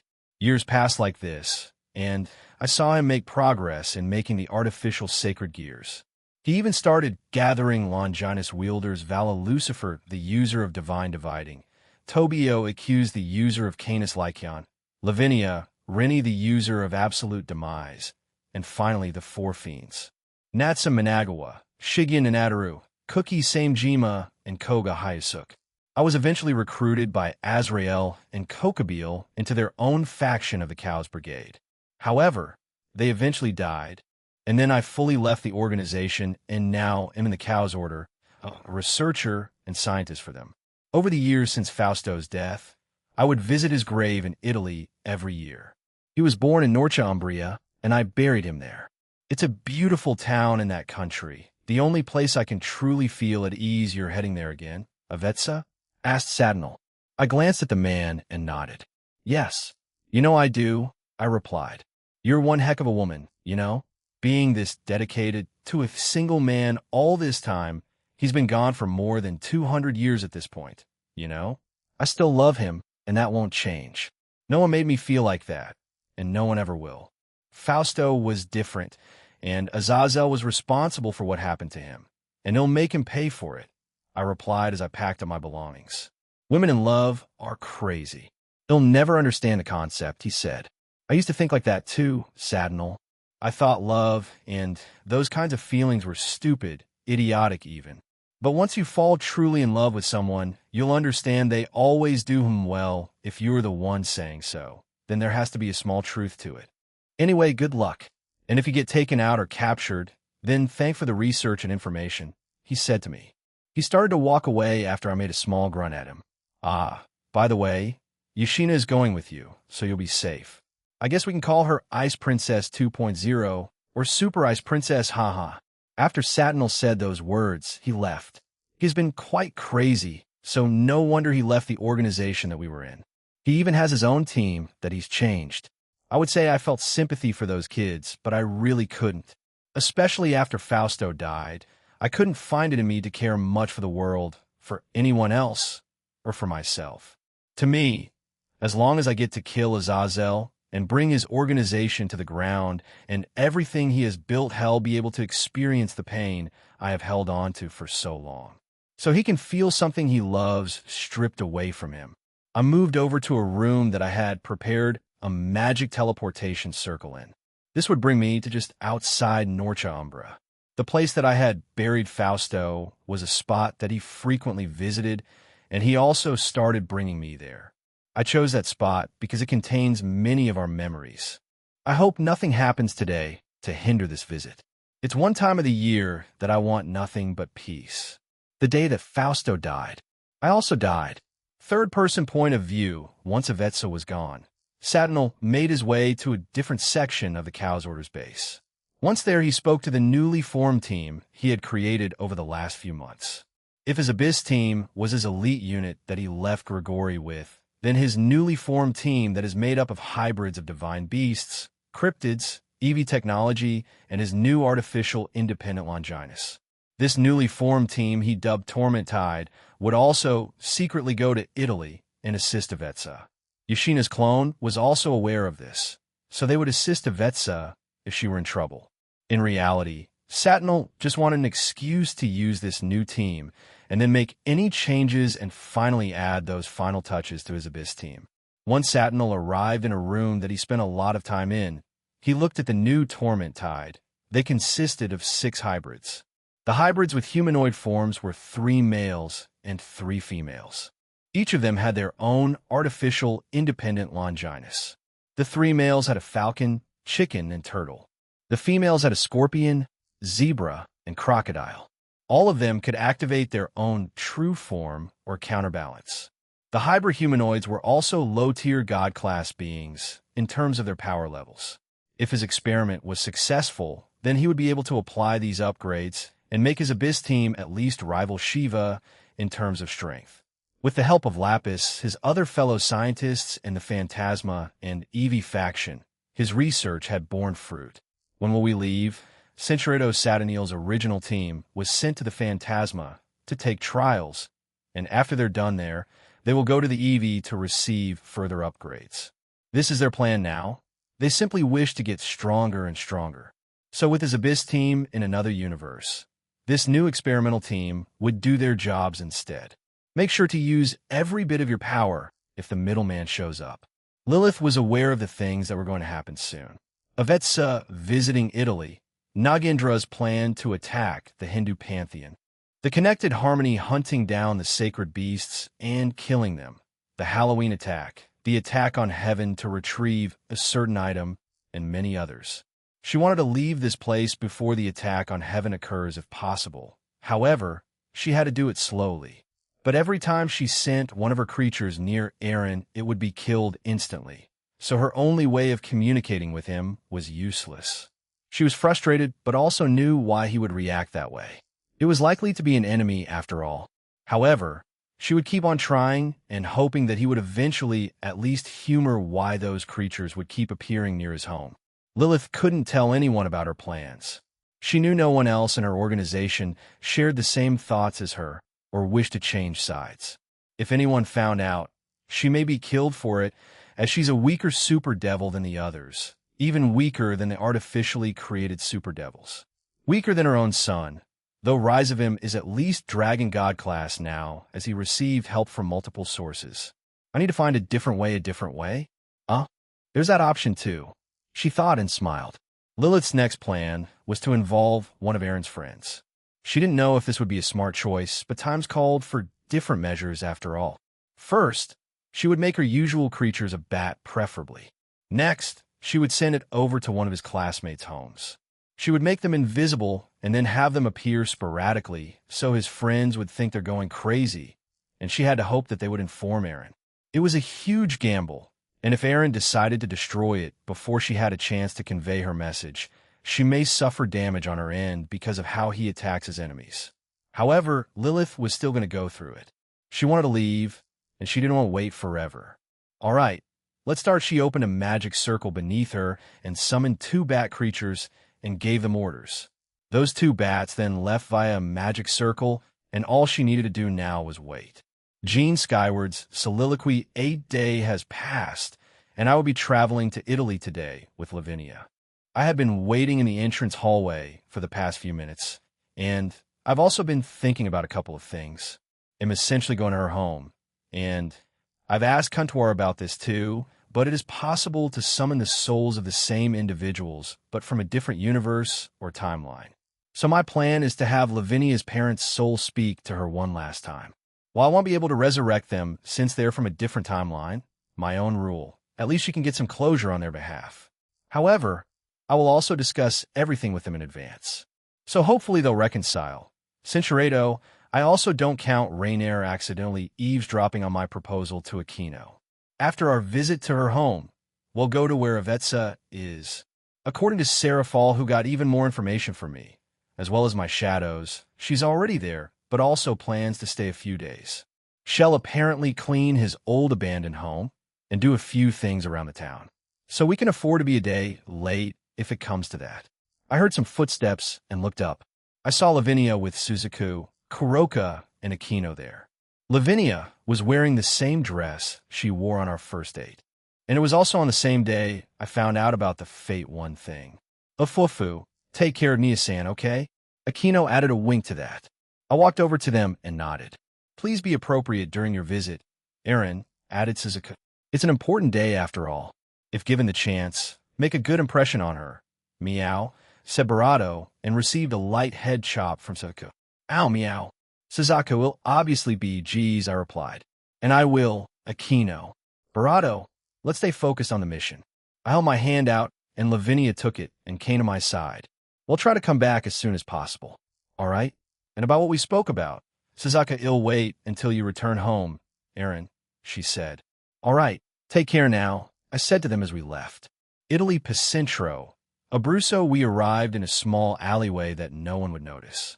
I had Kuntuar help me with that since I didn't know the layout of the time too well. Google Maps could only get me so far. Once we arrived, I turned to Lavinia. You look beautiful, by the way. Say that before we leave, geez. But I know this alleyway. I would sometimes hide here when I played hide and seek with friends, she said with a sad smile. Lavinia then started to pull me away, and we quickly arrived at a small plaza of sorts. All around us were buildings of different sizes, but they mostly had flat roofs and were mostly painted white, orange, or some kind of brown paint. It hasn't changed, she muttered as she looked around excitedly. Do you see those? She asked as she pointed towards the hill of sorts. There were many houses up there too.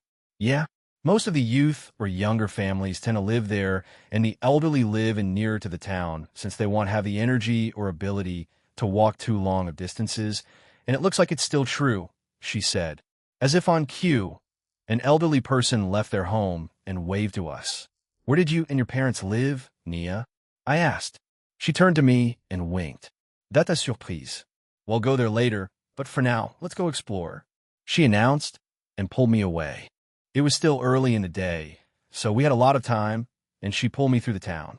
It was small or medium. Either way, all the houses were basically attached to each other save for a few, and most had a lot of plants hanging from their windows, which was interesting.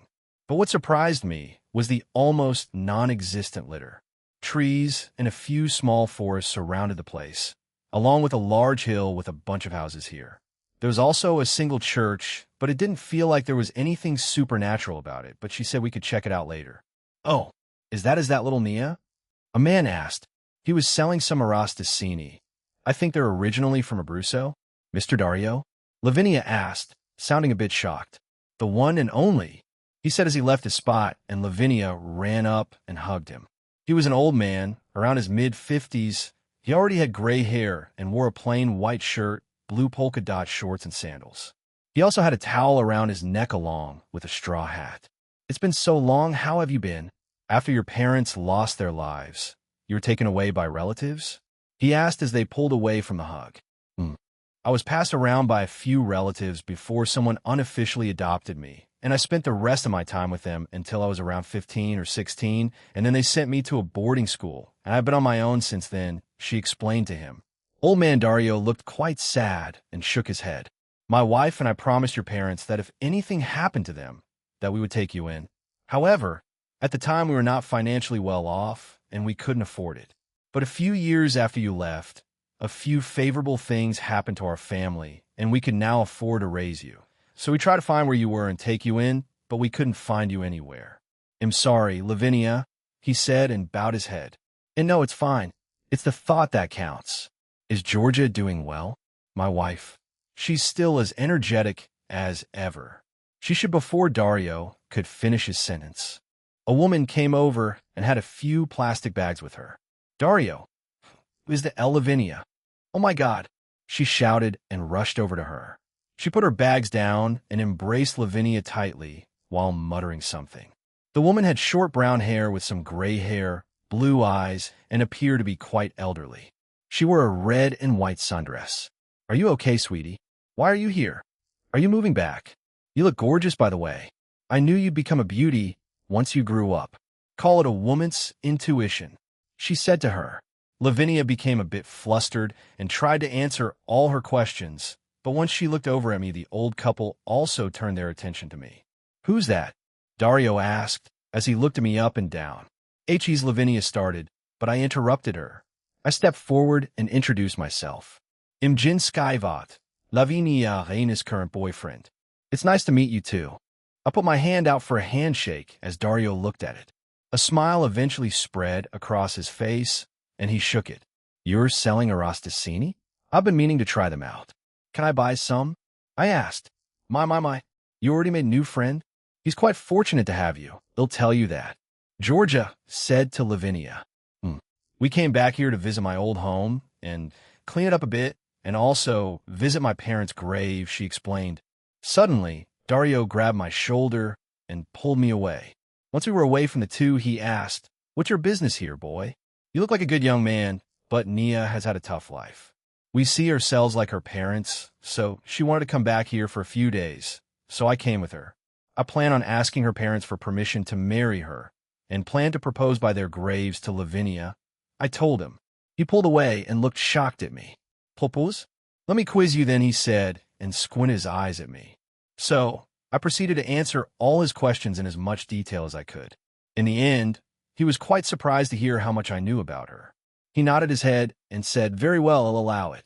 You better take care of her and not make her cry. You hear me? If you do, they'll find you and give you a serious beating." "I promise I won't," I replied, although I felt like I had already lied. "Good, let's go back. Jean, was it? How did you meet Lavinia?" he asked as we started walking back. "It was during a part-time job of mine. We just met by chance, and the rest is history. It's like we just clicked, you know?" My wife and I are the same. We just understood each other when we met, and we've been together for a better part of 27 years, Dario explained and told me about their history together.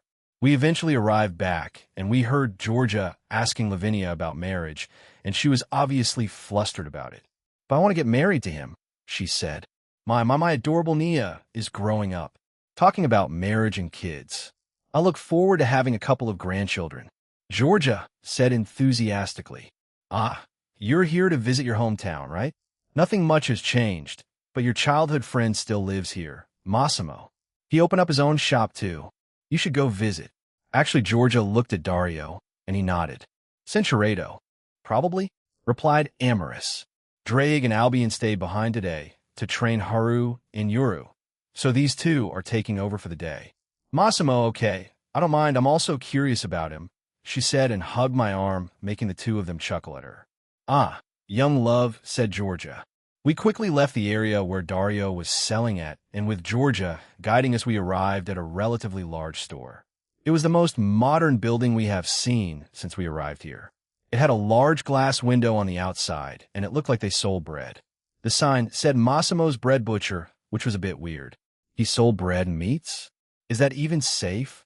We entered the shop, and once we arrived inside, welcome. "Oh, Miss Georgia, are you here for the usual?" a man asked. He had short blonde hair, green eyes, and wore some kind of baker's uniform, which mostly consisted of white and red colors. "Massimo, do you recognize this young lady beside me?" she asked him. The young man looked at Lavinia and me. Slowly, his eyes widened in shock and surprise. "Et Lavinia?" he asked, unsure. "Yes, it's me, Massimo. How have you been?" she asked, and she walked over to share a quick hug with him. "Oh my God, I didn't think I'd ever see you again," he said and grabbed both her hands, surprising her a little bit. "It's the most convenient time now. I love you, please go out with me." "No, me," he shouted. Lavinia, Georgia, and I stood there frozen. "What on earth?" shouted Elsha. "We expected this, but I didn't think it would actually happen," muttered Amaris. There were a few customers there too, and they were equally stunned by Massimo's sudden confession. Lavinia smiled gently and shook her head. "I'm sorry, I'm already dating someone and want to get married to them someday. I can't accept or reciprocate your feelings, Massimo, but I hope you find someone else someday." She left his side and hugged my arm and happily snuggled into me. Massimo seemed troubled, but let out a defeated sigh. "Uh-huh. I was a bit foolish to think that you wouldn't find someone while you were away. Oh well, I'll try my best to find someone else, Massimo. If that's the case, go out with me," one of the female customers said. But no, me. More and more of the female customers started professing their love for him, making Massimo blush and look troubled. "Well, he's quite popular, so I doubt he'll be too hung up about you, Nia," I said to her. "Fufu, I think so too," she happily replied. "I expected this, and I'm happy he moved on. Did you know? He spoke about you for many years, and even theorized that you would come back eventually. He said he would profess his love for you if that happened. Nonetheless, he added that he would accept any answer you give him," Georgia explained. "I see, but as I said, I can't reciprocate those feelings for him, but he's quite successful now, isn't he?" asked Lavinia as she looked around the shop. "Yes, he's quite a catch if you consider our small little town. He left to go to a nice university in our country, worked for a few years, and came back to start his own bakery. It's quite popular, and he's always busy." Georgia and I proceeded to buy some bread from him, and also some meat too. Massimo didn't seem that bothered by me or his rejection, as one of the female customers was already hugging him like her life depended on it. After we bought our things, we left the store. This time, Georgia wanted to take us to another place. It wasn't anything too special, but we left the small town and headed towards the woods. We walked past a few trees, and there seemed to be a small man-made dirt path. It led to 10k-this place. It's the playground I used to go to before my parents passed away. It's still here and looks well maintained, Lavinia said, and she walked over to an old swing set. There were various numbers of things there, a swing set, a slide, a jungle gym, and other things children could play with. And, as she said, it all looked very well maintained, as there were barely any rust on them. The grass and shrubbery around the playground were also well maintained, as many of them seemed recently cut. My husband, along with many of the elders as well as the young adults, keep this place clean and maintained. They don't want this quaint sanctuary of theirs to disappear. It holds a lot of memories for them. Even the youth of today sometimes come here to talk, have fun, and even play, explained Georgia. Lavinia walked over to a swing and sat on it. She couldn't fit on it, but she looked back at me and silently asked me to push her. I chuckled and agreed, so I walked over and gently pushed the swing for her. We stayed like this for a few minutes, silence overtaking our surroundings and Georgia watching us from a distance. Lavinia finally stood up and looked at me. It looked like she wanted to say something, but in the end she didn't. We walked back to Georgia and we toured the town again. We'll go to my home now, Georgia. We plan on cleaning it a bit. The same for my parents' grave, said Lavinia. Come by our home for dinner, Nia. I'm definitely telling the neighbors that you're back, so you better come. Okay. Oh, Jean is good at cooking, so maybe you can help? Lavinia asked and looked at me. No. Well, this time I'm going to be cooking, but maybe next time, okay? Okay, thank you. We'll be there. The two shared a hug before Lavinia hugged my arm again and dragged me away. It seemed like she was bringing us towards the large hill, but to my surprise, we took a left and went off a different path. There was no path here, but some of the grass and dirt had some old and worn-out footprints. After around 3 minutes of walking, we arrived in front of a relatively large house. It looked more like a mini-mansion. Unlike the rest of the homes in the town, it had a pointed black roof. Quite a few vines growing from the white walls, a few broken windows, and a lot of shrubbery was overgrown everywhere. Finally, were you rich or something? I asked and pointed to a large fountain in front of the home. I didn't remember having that there, but the rest I still remember, she replied. We walked forward and inspected the foundation. The water inside was green, smelled weird, and there were bugs everywhere. So I quickly cleaned it up and powered it up with magic, and it started to spew up clear water. Hiya, Gigi's. Don't just do that so suddenly. I nearly got my dress wet, Nia. Your dress can't get wet that long, I replied. However, she simply puffed her cheeks at me and gave me a look, and I shrugged it off.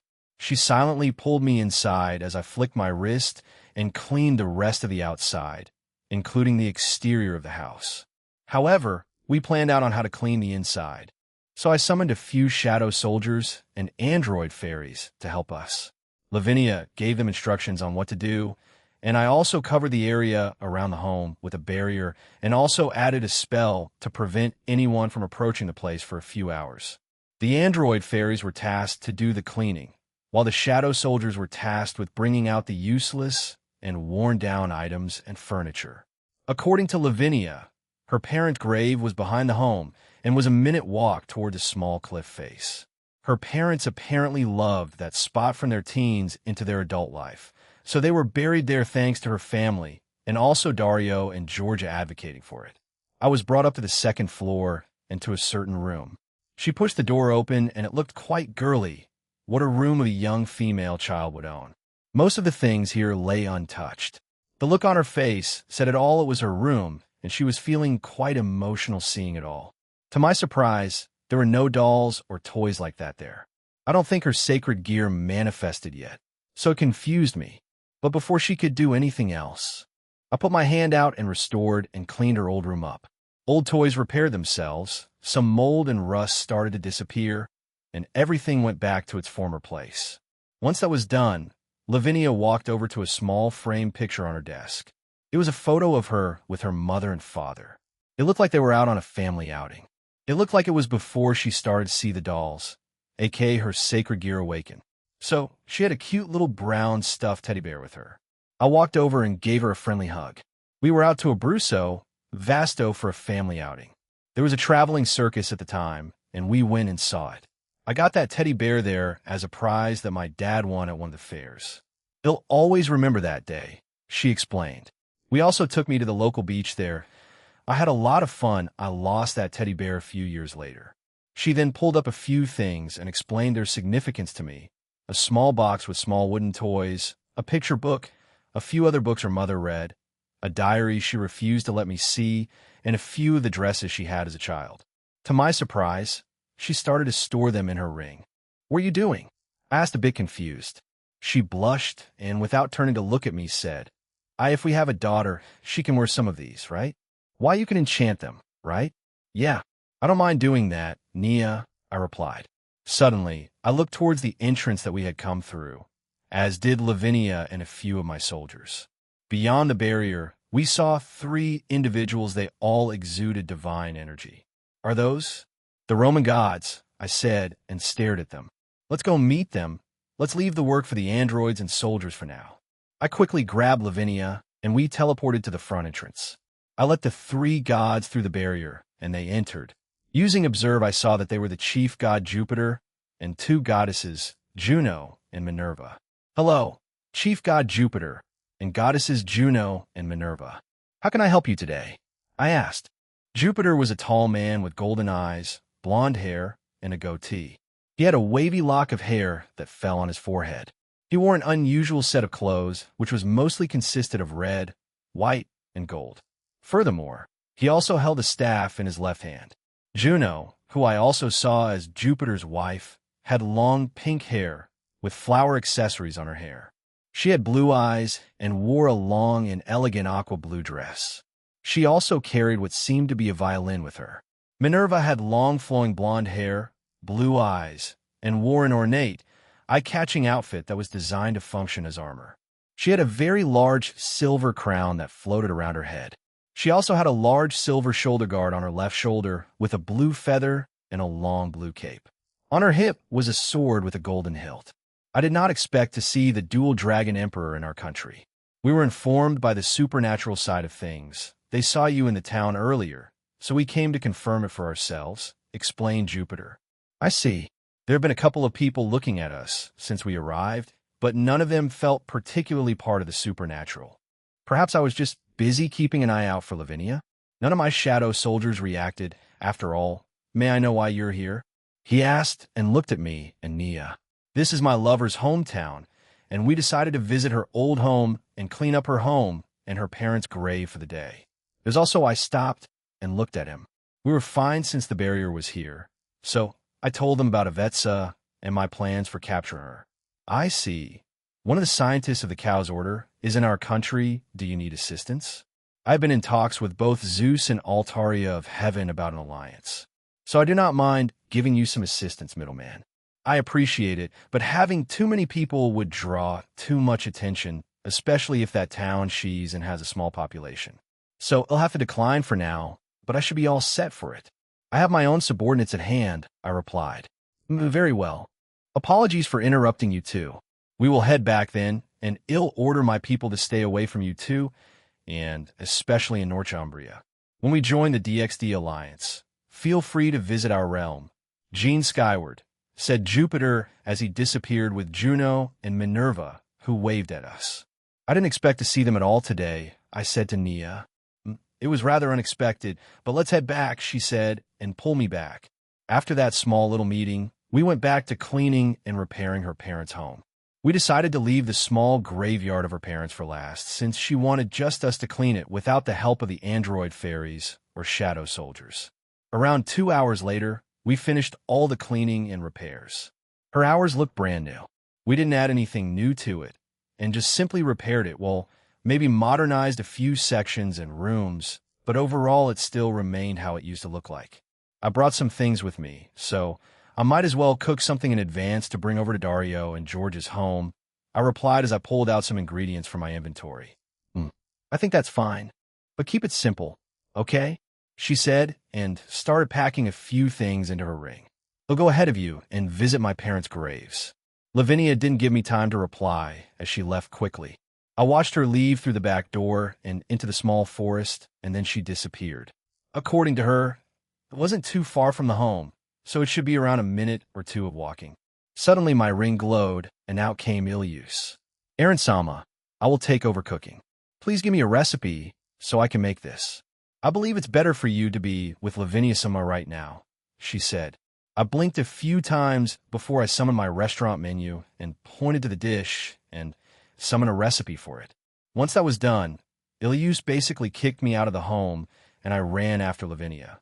I quickly arrived near a cliff's edge where Lavinia was sweeping around the path and the grave of her parents. They had simple gravestones and nothing too fancy. Even though they had such a house, I expected their gravestones to be a bit more fancy. I started the motion to click my fingers, but Lavinia stopped me and pointed to a bucket, towel, and brush. We are not using magic here, Aaron. Please do it the normal way, she said, and I complied. I took the items and started to wash the gravestones of her parents. I got to read the names of her parents, Fridiano Reni, her father, and Nevis Reni, Argento. After I read them, I was left a bit stunned. Her mother's maiden name was Argento, huh? Just like her previous Sacred Gears balance breaker, Assoluto Argento Mondo, Snow World believed to be eternal. Also, when I asked Comptoir about the meaning of her parents' names, I couldn't help but laugh inside. I even started thinking it was fate for Lavinia to receive the absolute demise. Fridiano means cold, while Nevis means snow. Lavinia was practically born for this sacred gear. Aaron, why are you smiling? She asked me. Oh, nothing. I just remembered a joke Kuroko once told me. I said to her, I lied. I can't wait to speak to these two people soon. I want to ask them, let's get this place cleaned up and meet up with those two from earlier. I shouted and she agreed. Lavinia, Reni's soliloquy, a few hours have passed, and we had arrived at Georgia and Dario's home. It was a little building that was attached to several in the town I was born in. Everyone in this section of the town was close. So when they saw me again, they took me away from Aaron and started to celebrate and speak to me again. Aaron was fine since Dario kept him entertained along with the other men. Even Massimo was here, but he was with a female and they held hands. I guess he just needed to let go off me, huh? Hee. Nia, we heard from Georgia that you wanted to marry that boy. Are you sure? One of the old ladies asked me. Yes, Here he actually made this earlier to add to the party, I said, and brought the box of food Aaron made, with the help of a Lashon. It's called tempura. It's a Japanese dish. Please try it. Aaron plans on starting his own restaurant. I explained. They happily took the lunchbox from me and started eating it. They quickly started saying it was delicious and were quite happy with it. Even Georgia, who is a very skilled cook, gave it many praises. All the commotion got the men's attention, so they also ate some, and quickly praised Aaron too. However, after that, more round of questions came my way. But yes, I don't want to meet anyone else. He's the one for me, I said firmly to them. Nothing will change my mind. He means too much to me. I also know he felt the same way about me. A few of the girls in his circle have told me over the 100 years that they were jealous of how close we were, especially Rose. I think she was really bothered by the fated one's concept and had been trying to get even closer to Aaron after he told us that. Did you hear that? Haha, it sounds like a line from a romance movie. One of the older women said, which made me blush. But then we heard the elderly men say, oh, quite loudly, and we turned to them. Aaron was the center of attention, and he had a confident expression on his face.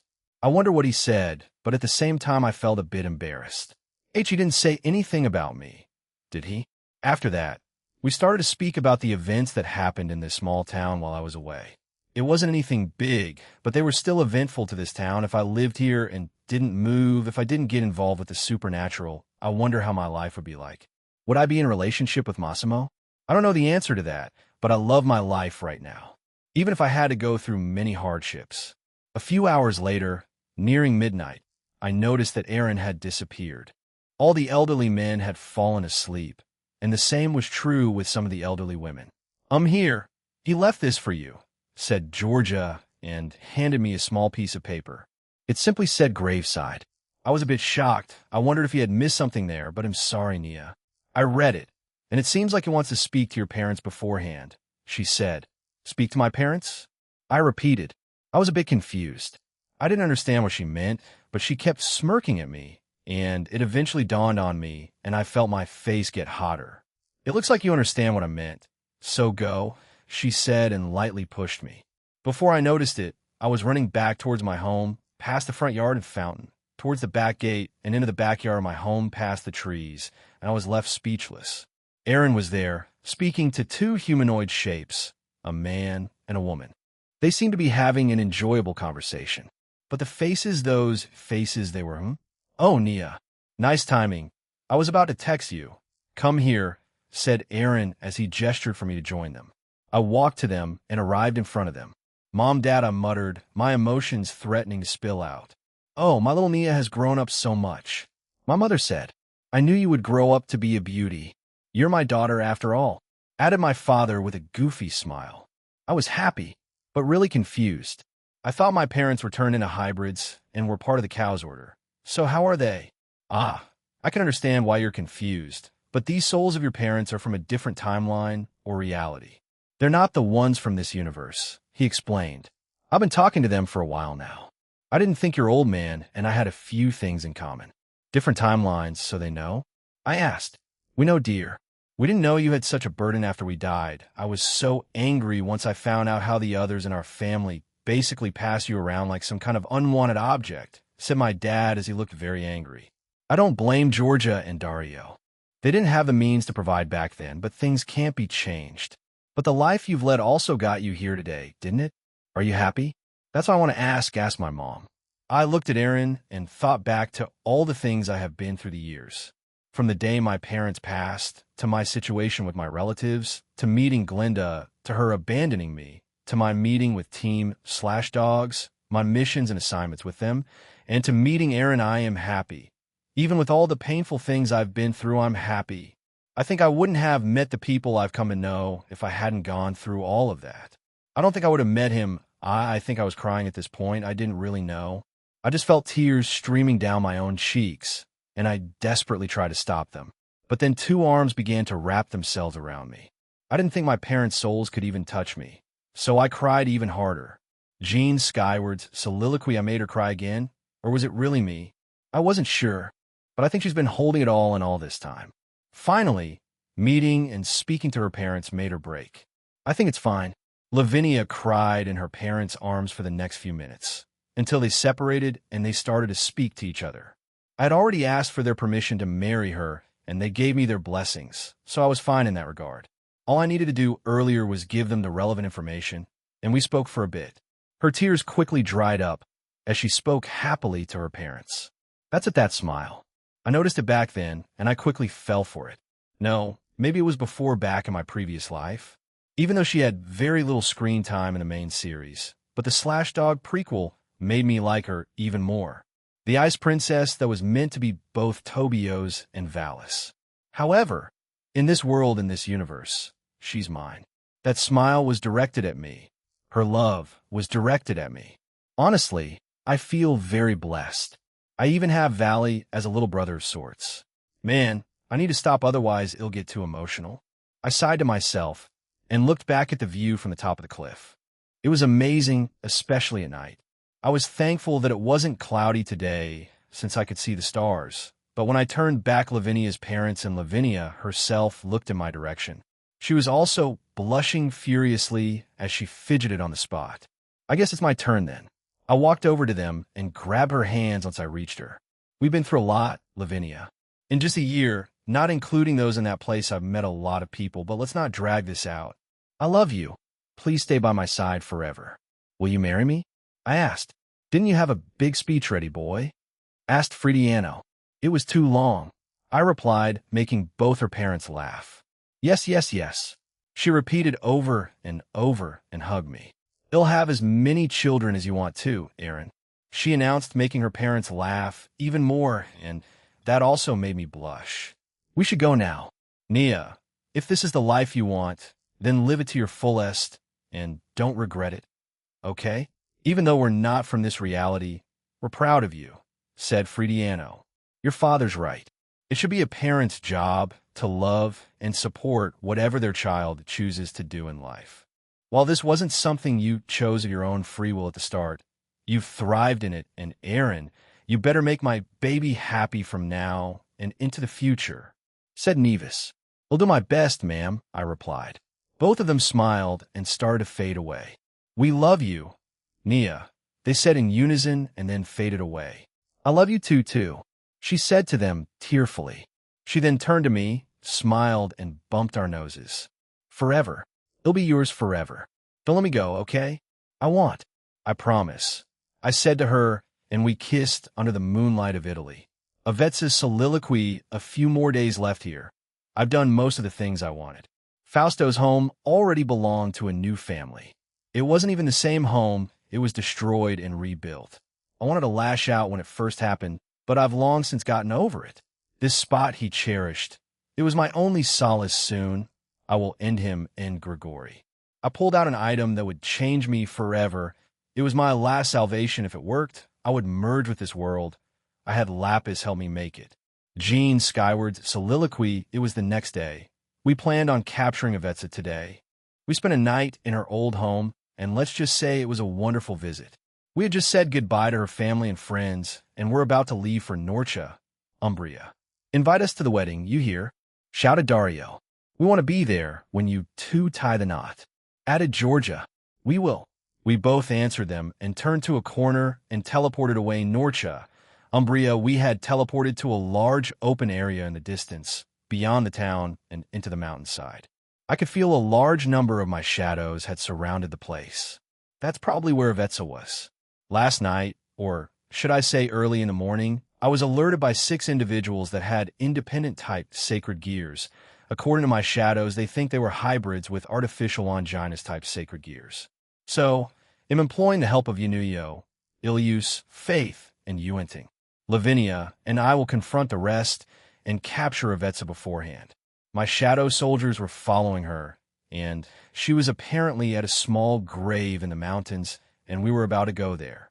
If we successfully capture her, we should be able to destroy a large part of the Cow's Order, right? Lavinia asked. Yep, I replied. Last night, she proclaimed herself to be Lavinia Rennie Toole. I tried to ask her to slow things down until we actually got married, but she said she didn't care about the timeline. All she cared about was being with me. I can't stop her now. All right, let's go. Third-person point of view Lavinia and Aaron were turned invisible by Aaron, and they quickly met up with the shadows that were following Avetsa. They were covered in thick bushes and trees. Avetsa was sitting beside a grave, drinking some alcohol. Aaron noticed that her eyes were bloodshot and that she had been crying. He began to put his hand out to begin, but stopped when he noticed a different person coming towards Avetsa.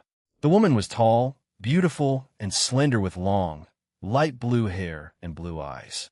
She wore a general's apparel with long sleeves with buttons on the upper arms, a blue scarf on her neck, and high-heeled boots. She also has a tattoo on her chest, which is the emblem of her sacred gear. What the is death? No, she's called Yashina? Aaron thought, and was surprised that this Yashina person also had a sacred gear called Demon God Manifestation, Demon's Extract. He couldn't help but think that this could be considered a new Longinus. Aaron signaled his shadow soldiers and Electa to be ready, and he put his hand out once more. In the next instance, Avetsa fell limp, disappeared, and was brought to Aaron's side. Kuntuar appeared, and Aaron and his companions left their hiding spot and undid their invisibility. They'll leave it to you, Kuntuar. Yes, leave it to me, she replied. My future husband, how do you do? Said Yashina. She didn't show much concern for Avetsa, and happily smiled at Aaron, confusing him. Aren't you worried about Avetsa? He asked. No, she expected this to happen, so whatever you had planned may have been already foiled, but who knows? Said Yashina. I am Yashina. I own the sacred gear on par with a Longinus called Demon God Manifestation, Demon's Extract. She then looked at Lavinia Rennie and smirked. Lavinia Rennie, I challenge you to a duel. I may be a clone, and this replica of this sacred gear may not be on par with the original, but should be enough, right? Fufu, come. Lavinia frowned, but disappeared along with Yashina. The rest of you spread out. Take out anyone else that they brought. Leave the Electa to deal with those hybrids. Aaron ordered, and the shadow soldiers around him disappeared. He'll leave Comptoir to do her own thing. She should have barriers set up around her, as well as have some shadow soldiers with her. Aaron brought out demon armor, in Curcio, and planned to use it. Let's see who will tango with, he muttered. Fufu, so you're the weakling I'm facing? Asked Yanuyo. Weakling? You're a dead man that's still walking, replied the young man. I'm Jesse, and I have the artificial independent Longinus called Chicken Raptor, he announced, and a small chicken with a head of a velociraptor appeared. Jesse was a young man with black hair, indigo-colored eyes, and wore some kind of black and blue skin-tight battlesuit. Oh my, what a cute and strange-looking thing, said Yanuyo in a mocking tone. TCH, we're the new generation that will lead the future. With the cow's order, we'll rule everything. Balance adjust, shouted Jesse. The raptor chicken was covered in light, and once it faded away, a large dinosaur raptor with chicken wings and some robotic parts emerged. It screeched loudly, making its surroundings tremble. However, as soon as this happened, everyone was transported into a replica of the town of Northumbria. It seemed that Aaron didn't want to cause unnecessary damage to the real world and forcefully transported everyone to this dimension. Counterbalance. Harry Raptor God, said Jesse. Ahahaha. Harry Raptor God. Ahaha. I'm sorry, that's the stupidest name I've heard for something, exclaimed Yanuyo as he clutched his stomach and fell to the ground laughing. Jess's face turned red out of embarrassment and anger. He thought that it sounded cool, so he stuck with it. His fellow hybrids did not say anything, so he thought they were okay with it. However, doubt started to creep into his mind as he thought that they may have insulted his naming sense behind his back. Don't l'insulte me, he screamed, and the sacred gear flew towards him and fired metallic silver feathers at Yanuyo. Jesse also turned his arm into sharp claws that he used to attack Yanuyo. Yanuyo grinned and blocked the attack with his arms. Idiot, if you do that, we'll just slice them off, shouted Jesse as his and Sacred Gear's attack hit Yanuyo's arms. However, to their surprise and shock, Yanuyo had blocked their attacks simultaneously. The new Yanuyo was much stronger than his previous self, as he was on par with the rest of the Electa, who stood at the peak of omniversal strength. Quite unfortunate for you, eh? He said and grinned. Yanuyo pulled back his right arm and punched the Sacred Gear. Once the punch connected, Cinceredo the Sacred Gear was already struggling to get back up. He clicked his barato and dismissed it. Fine, I'll fight you myself. Useless piece of before he could finish his sentence. Yanuyo appeared in front of Jesse and struck him in the face with a foot. Jesse felt his face cave back in of itself, and he was sent away again. However, Yanuyo was relentless, as he stomped his foot on the ground and summoned several sharp bone spikes beneath Jesse, who barely blocked some of the attacks with his claws and a defensive magic circle. Cinceredo, the devastating attack, struck Jesse with overwhelming force, leaving no chance of survival. Yanuyo had delivered the fatal blow in an instant. My. Can Aaron-sama even get your memories now? Fufu. We will have to find out, won't we? He said to himself as he collected what remained of his fallen foe, and walked away while whistling a happy tune to himself. A maid like yourself shouldn't be fighting, you know. You should be serving me, said a young woman. The young woman had orange pigtails and red eyes. Both of her pupils were in the shape of snowflakes. She also wore the same black and blue battle suit that Jesse wore. Ara, and who might you be? Asked Ilius. Fonata, I'm quite powerful, you know, she said and summoned her zebra artificial independent Longinus. I'll show you. Balance adjust, she shouted. The zebra Sacred Gear grew in size and gained an extra head and tail. Its color changed from the typical black and white to green and purple. Its eyes were now hollow, and it spewed black flames from its mouth. Counterbalance Zombie Inferno Ziraf. Pretty cool, huh? She asked and grinned. Ilius simply smiled at the young woman in front of her. She summoned thin icicles all around them, so thin that Fonata didn't even notice them. Fonata-sama, please show me how cool and powerful you are, said Ilius with a smile. Yeah, bring it, she said and covered her body in black flames. And she also grew a horn in the middle of her forehead. Here I go. She shouted and charged Ilius. Ilius easily dodged all the attacks from both Faunida and her sacred gear. Faunida was both a close combat fighter and a ranged fighter, as she was both capable of using her fists covered in flames and shooting Ilius with the black flame she had. The sacred gear used its flames to try to attack. It did nothing else but provide support for Faunida. You're very talented, Faunida-sama, but it's unfortunate that we are enemies. It has to end here. Censuredo mission complete. Ufufu, I too like being cool, Faunida-sama, said Ilius. However, I'm glad you made it through in one piece, she added and walked away. Faunida didn't know what happened, as she collapsed the next second. All she had time to think before losing consciousness was everything is fading. Yuenting stared at her opponent in disgust. It was a male who had fused with his independent Longinus that was a falcon. The male's name was Iriad, and he also had the characteristics of a lion.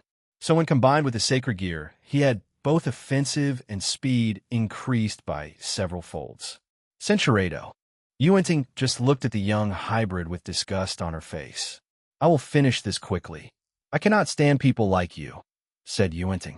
That's my line. He shouted and flew towards the woman. He changed his feathers into sharp nails and hurled them towards Yuenting.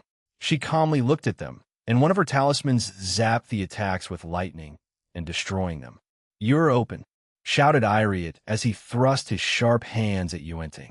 However, when his hand reached her, it simply passed through her, confusing him. He looked back and saw that the woman in front of him had turned into mist, and she had appeared on top of a tree. Your tricks won't save you forever, he said and glared at the woman above him. Oh, I know, replied Yuenting as she launched a powerful strike toward him. Her eyes locked fiercely on her target, and completely destroyed it. She had appeared behind him, but she was also still on top of the tree. Alerted and hurt, Iriad jumped away and looked at his badly damaged shoulder. He knew he couldn't fly anymore. He grimaced at the thought of waiting for his wound to heal. However, what confused him even more was that there were two of them.